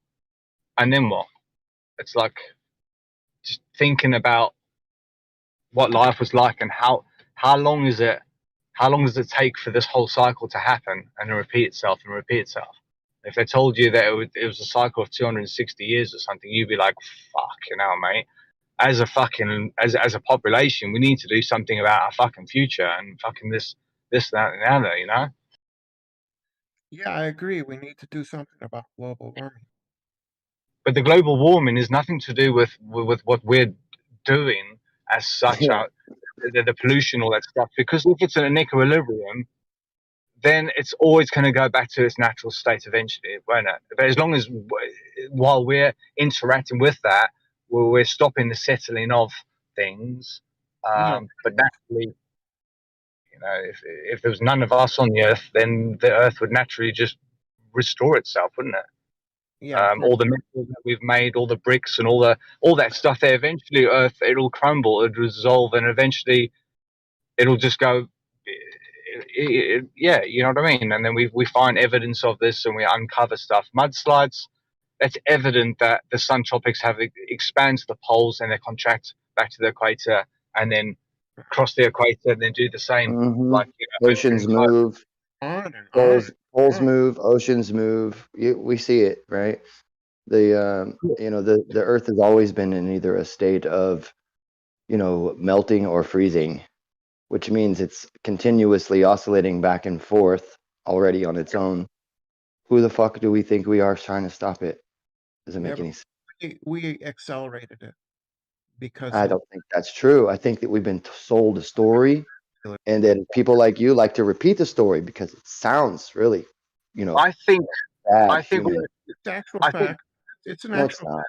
It's absolutely not. The amount of acceleration that is being claimed is actually well within the we forgot the solar forcing, the particle forcing model, which has just been introduced and shows that there's more influence from the solar particle forcing than all of the combined human activity that there is. No, it's just the beginning of time. It's absolutely true. It's just brand new information. You're not that smart, right? So you don't get to come in here and say that's not true. That's not true because you don't know that that's not true. I really do. Yeah. No, you couldn't possibly. Yeah, I do. Explain to me when did they introduce the particle forcing from the sun into the model? Fucking idiot. Particle. When did they introduce it? Fucking idiot. You want to call me an idiot, but I mean you seem to be very familiar with all of this. What's going on with you? Yeah, really? That's a what I was simple doing today, question. Kosho? I was I calling people muted dumb and idiots and stuff. the individual that was being annoying. So The Yeah, so I tropics, mean, the tropics expand between 21 and 24 degrees, is what they tell us.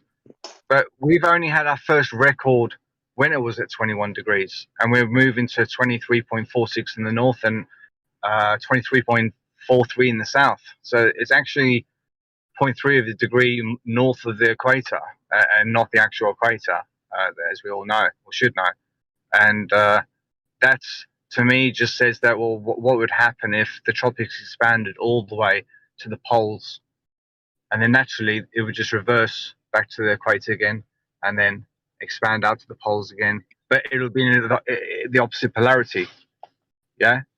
No. So the reason that the Earth is getting warmer is because of human activity, burning fossil fuels.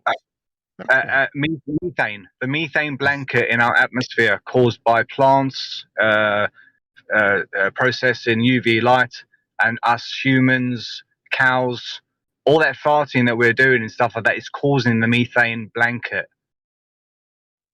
yeah. So there's See the solar the excuse me the model, the standard model claims that it's the CO2, right?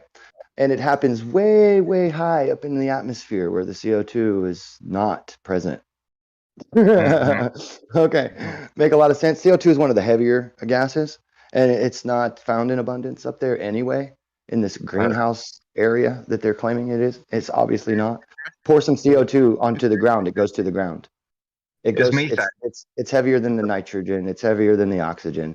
It is going to be not up in the air over your head in those amounts. And anyway, it's a refrigerant.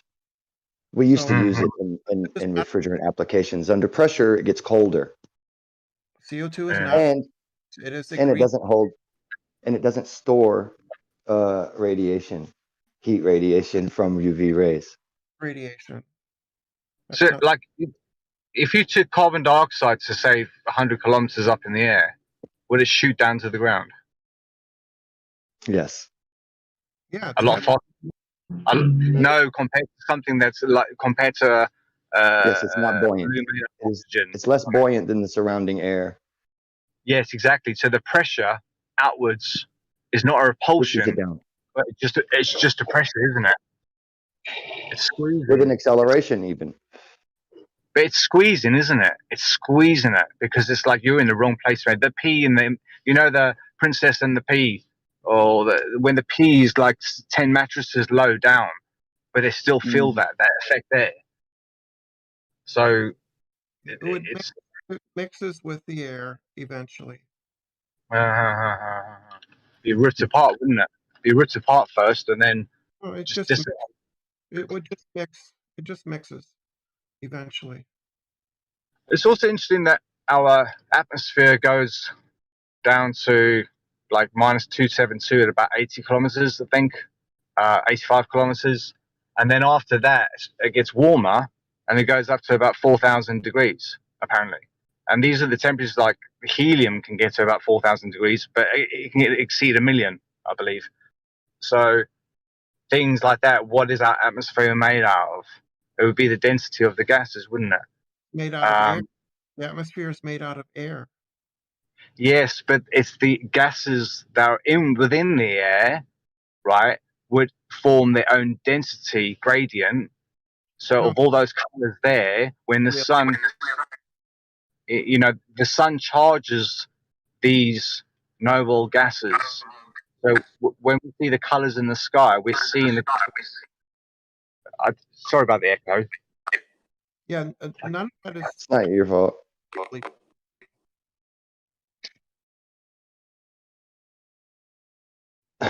Brenda's mic is a little up, I think. Yeah, it's not the best. It's on my phone. No, they're muted. I think they're only muted on your side because they're still talking. Are you fucking kidding me? No. Oh my god. There you go. You can't hear me, Platypus? No, I can't. I thought I muted Brenda like 5 minutes ago, but I just muted them locally. My bad. I was like, That's wow. okay. Like, Well, she's been behaving, right? So. oh, they have. All right. Well, then I will. Oh, well, they left, so I can't unmute them now. They left. Yeah, I think he left. Right from the very start, the first thing she said was, "What are you talking Realm about?" Was an idiot. No, the "what are you talking about" thing happened next. She's like, "Well, that's dumb. That's dumb. You're an idiot. You know, like, what are you talking about?" Exactly. So that's how broken Then the came logic back in is. with that idiot comment again when someone else started talking. I'm like, okay, you're just in the habit of calling people idiot. Yeah, it's like What are you her here for? logic is so bad. She'll call someone an idiot, then ask what they're even talking about. How can you make that discernment? You don't even know what they're talking about, but you made a claim of idiot. That's broken logic on its face. You at least have to know what they're talking about before you would claim something about it. Good, Well, bad, I've or come to otherwise. realize that there's something, you know, some people just have shit going on in their lives, man, and they come in here and they just want to use other people as punching bags. And I see that as like, this person is in turmoil. You know? Yeah, it's a cry for help, Yeah, but no one in here can help them. I can't help you. Yeah. But, Yeah, I'll go ahead and I'll unmute them if they're behaving. You need to behave yourself. Don't be stupid. I'll do my best. What I've does got to that make a mean? move. That means don't say things that you don't like. Is that what that means? No, I'm it allowed just to do means that. I just don't say he's an idiot. Yeah, that's a shame. you were playing coy. The realm. If you're making a As move, long the as I realm, don't call him we an will see idiot if I don't when you agree get with back. him. Oh, okay. You're Hey, making good Call- points. Yeah, The realm. Jen, I've got 10 minutes, mate. Fuck me. If you come into the room, mate, I'll stay for another 10 minutes. I'm not saying that you guys are Hey, boring. Jen, I'm just saying. I got 10 for the- minutes. Fuck me. No, I'm just Yeah, saying, like, it's gonna I take rarely 10 speak minutes. to Jen. I rarely speak to Jen, so yeah, it's a rare It's thing. an honor and a privilege. You were making some good points with the air and the gases within I knew there that would that would trigger thought that was quite Brenda. interesting. If I said it was an honor and a privilege to talk to Jen, Brenda would speak up. All I do is correct historical and scientific misinformation. That's all. Yeah, don't start being stupid now, because if you want, I can start to call you it.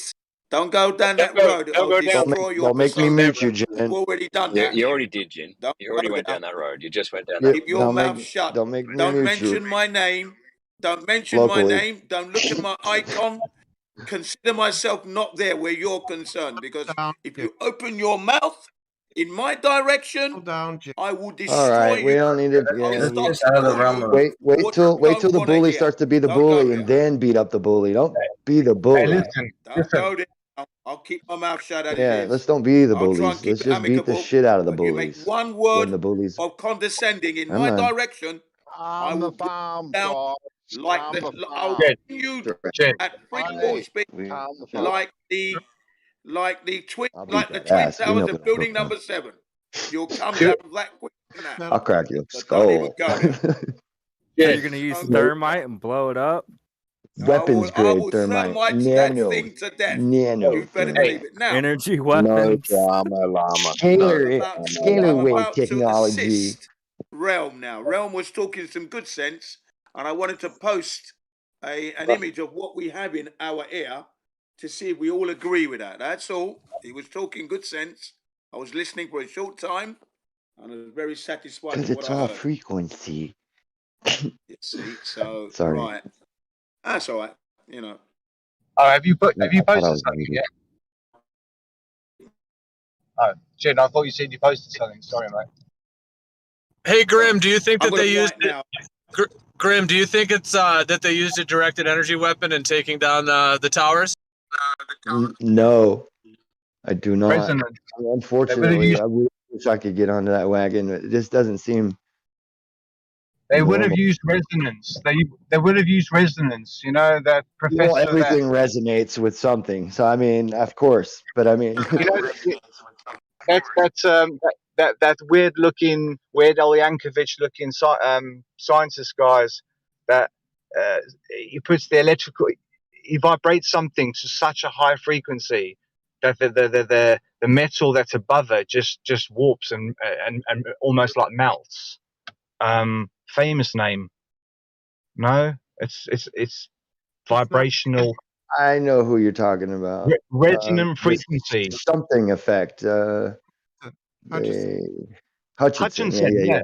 The Hutchinson effect. Yeah, that's what they've done. And Tesla figured that one out. The hotel they used. Brenda. It's not real. Yeah, yeah. To go back to them colors, you want me to expand on the colors of the atmosphere? What we know about the color. Open up What's not real? What are you saying is not real? What are you denying is real here exactly? No, I'm saying I'm kind of getting tired of the fucking same old song and dance from you right now. Oh, okay. Yeah, it's not okay. If you want to have a discussion with people, be genuine. Don't play coy. No, I don't It's know annoying. if you want to jump on that hill though. I said it's not a real effect. It's just something people made up. So it sounds like you just made it. Honestly, it sounds like you just made that up. I think what you're saying is made up. No, how about this? An Olympic track, right? An Olympic track's got 8 tracks. Those tracks there are like our Earth as you look at it from the side, a bit like a Ford badge. Yeah, that sort of shape there. So as the layers go towards the center, they're all different densities of gases, and as you go towards one part of it, it gets cold, and then towards the center, it's getting hot again. So all the gases in our atmosphere would be in order if they were really, really cold.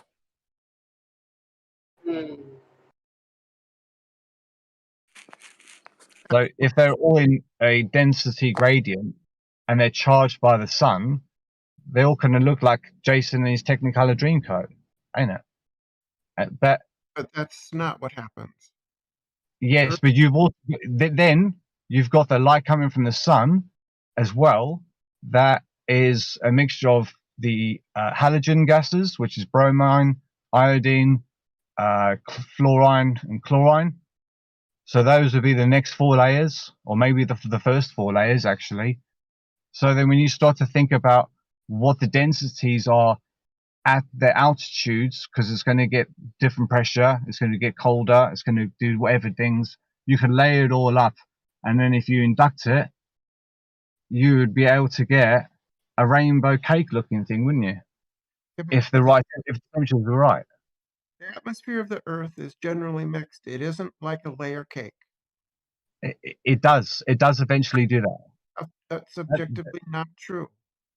But then that's why you see red skies. That's why you see all these different colors and stuff like that. Is because you're looking through these layers, but different things are happening in the sky at different times, temperatures, thermals. You see red skies because there's dust in the air. That's why. Really? Do you think? Yeah, man. I've seen red skies, mate, from dust, from volcanic ash when Iceland blew up. We saw that in the UK. Very, very. I know what that red looks like, and it ain't that red you're talking about. It looks more like Australia red. It's a different color, mate. So have red dust in the air. Dust in the air. It touches moisture. Dust in the air touches moisture in the air, and it falls to the ground. It builds up in clusters around your fucking house. They look like webs. They're not webs. It's just dust connecting together with the dirt and the grease in the air and moisture. You don't have that much dust in the air as you think. There's enough in there that's probably gonna help the acceleration of the voltage in the air. What keeps the voltage in the air? There must be something. There's no voltage. Common denominator. Yeah, there's no voltage in the air. The reason that you have a red sun, Potential voltage, yeah. You have the reason you have electric field is gradient. because dust and particulates that are in the air. Well, most of the, I mean, that's true too. That does happen, but I think also the red is the longest wavelength. So that sunset sunrise, it'll refract. You can still see it. I'm gonna go now, guys. My model is coming out looking like the Ford badge, man, and that's the appearance from the side. Tesla's UFO, that shape there, it's definitely looking happening. I've been looking up the magnetic equator, and they don't use the magnetic equator for anything because the anomalies are too. They're called dikes. You're either too north or too south at their magnetic equator, so they can't. They stopped using it because of the anomalies. And then now that we use a different equator, that's what they do. But the anomalies there can't. They have issues with like navigation and stuff like that. They can't intonate, maybe is the right word, at the magnetic equator. It should be 10 degrees north, but they've measured it at 12 degrees north. Like different things there.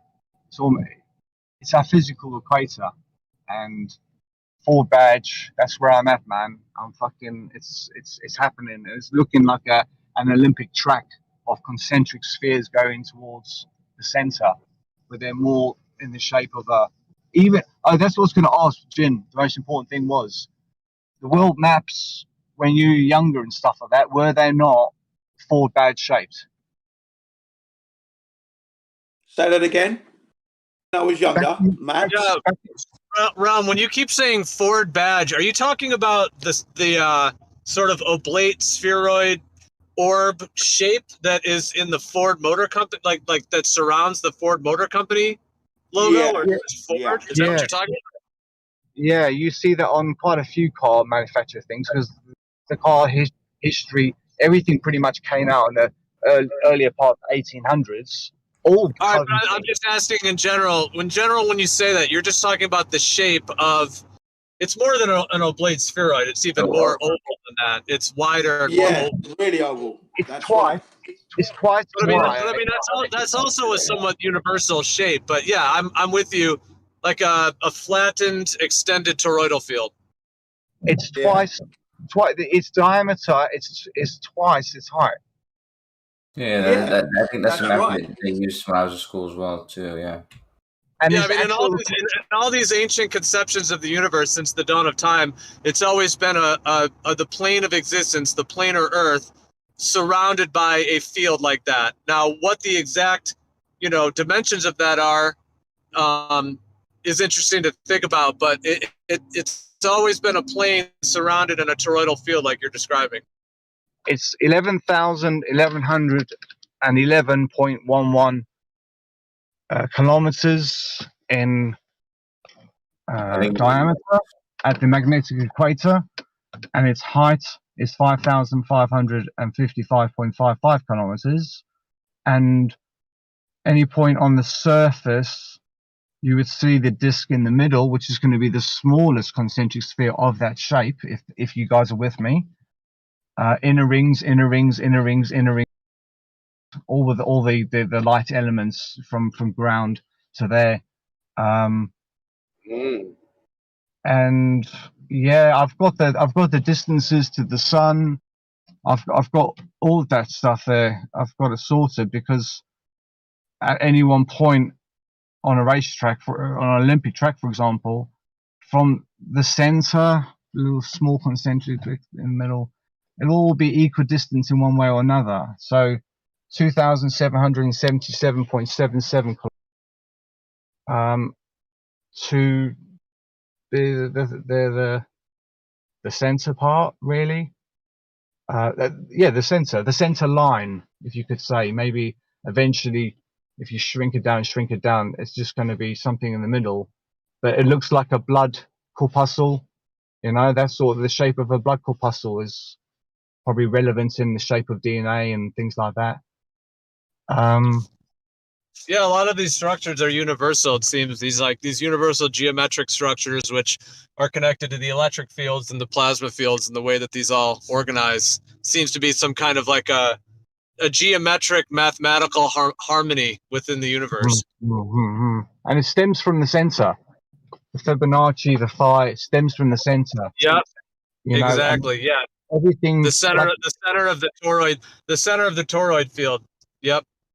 Yeah, and that there is a revolving disc or something, because naturally, if you shrink it down, it will become just a revolving disc.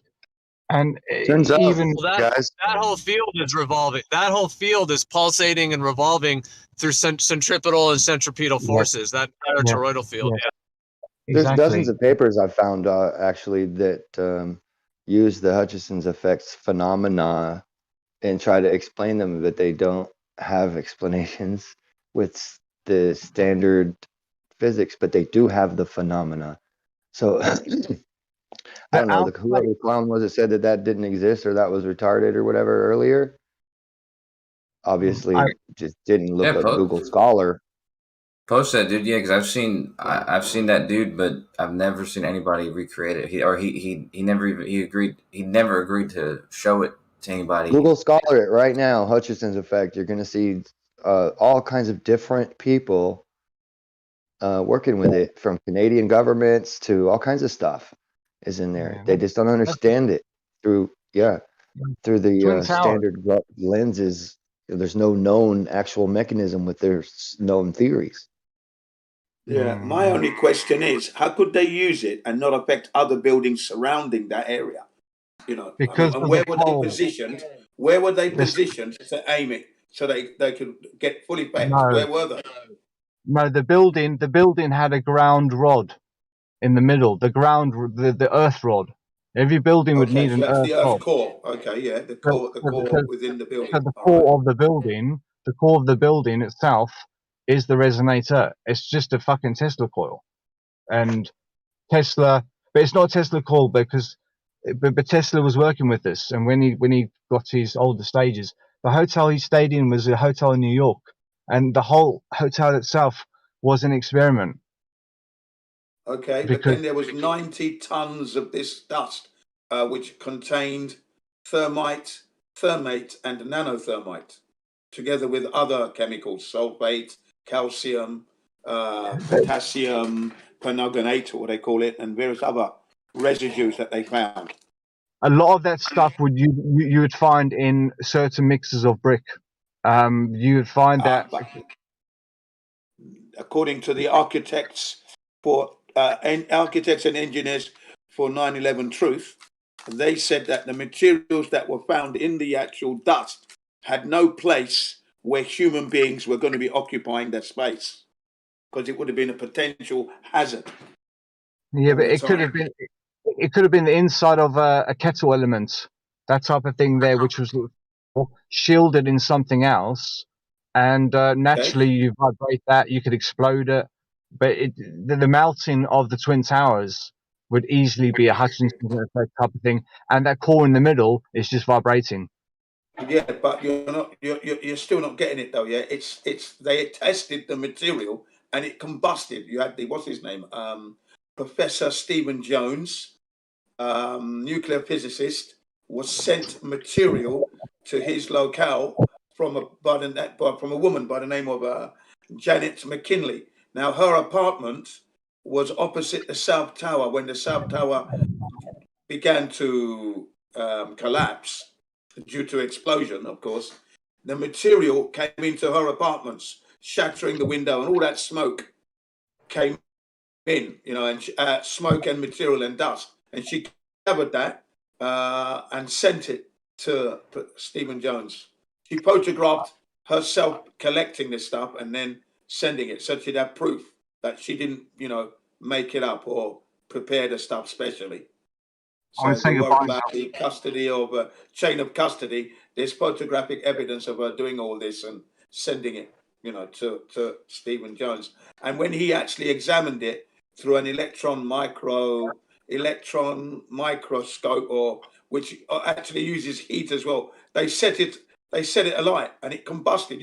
We're talking 1/16 of an inch or whatever they said, so really tight, tiny piece. And it went up, and really lit up. Just that 1/16 of a material. I'm going to say goodbye now. Okay, nice one, Ron. See All you, right, buddy. take care. Well, Take care, guys. Take Cheers. care. Have a good evening. You too, man. Evening, Bye. should I say? Yeah, yeah. It's come to the end of his day now. So right, but as I was saying, folks, how do we explain this? And then not to mention that the pile at the bottom of the Twin Towers, what was known as Ground Zero, was on fire. Well, molten metal right up to the end of December. Well, when I say the end, 19th of December. That's when they finally put the fire out. So from 2001, September 9/11 to December 19th, it was molten liquid metal in that. But how do you explain that? Anyone?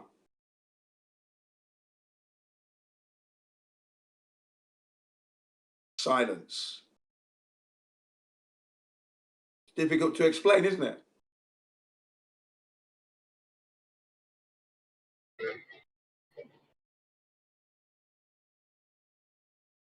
Yeah, there's a lot that just don't add up, it seems. Yeah, yeah, 90 tons of this dust.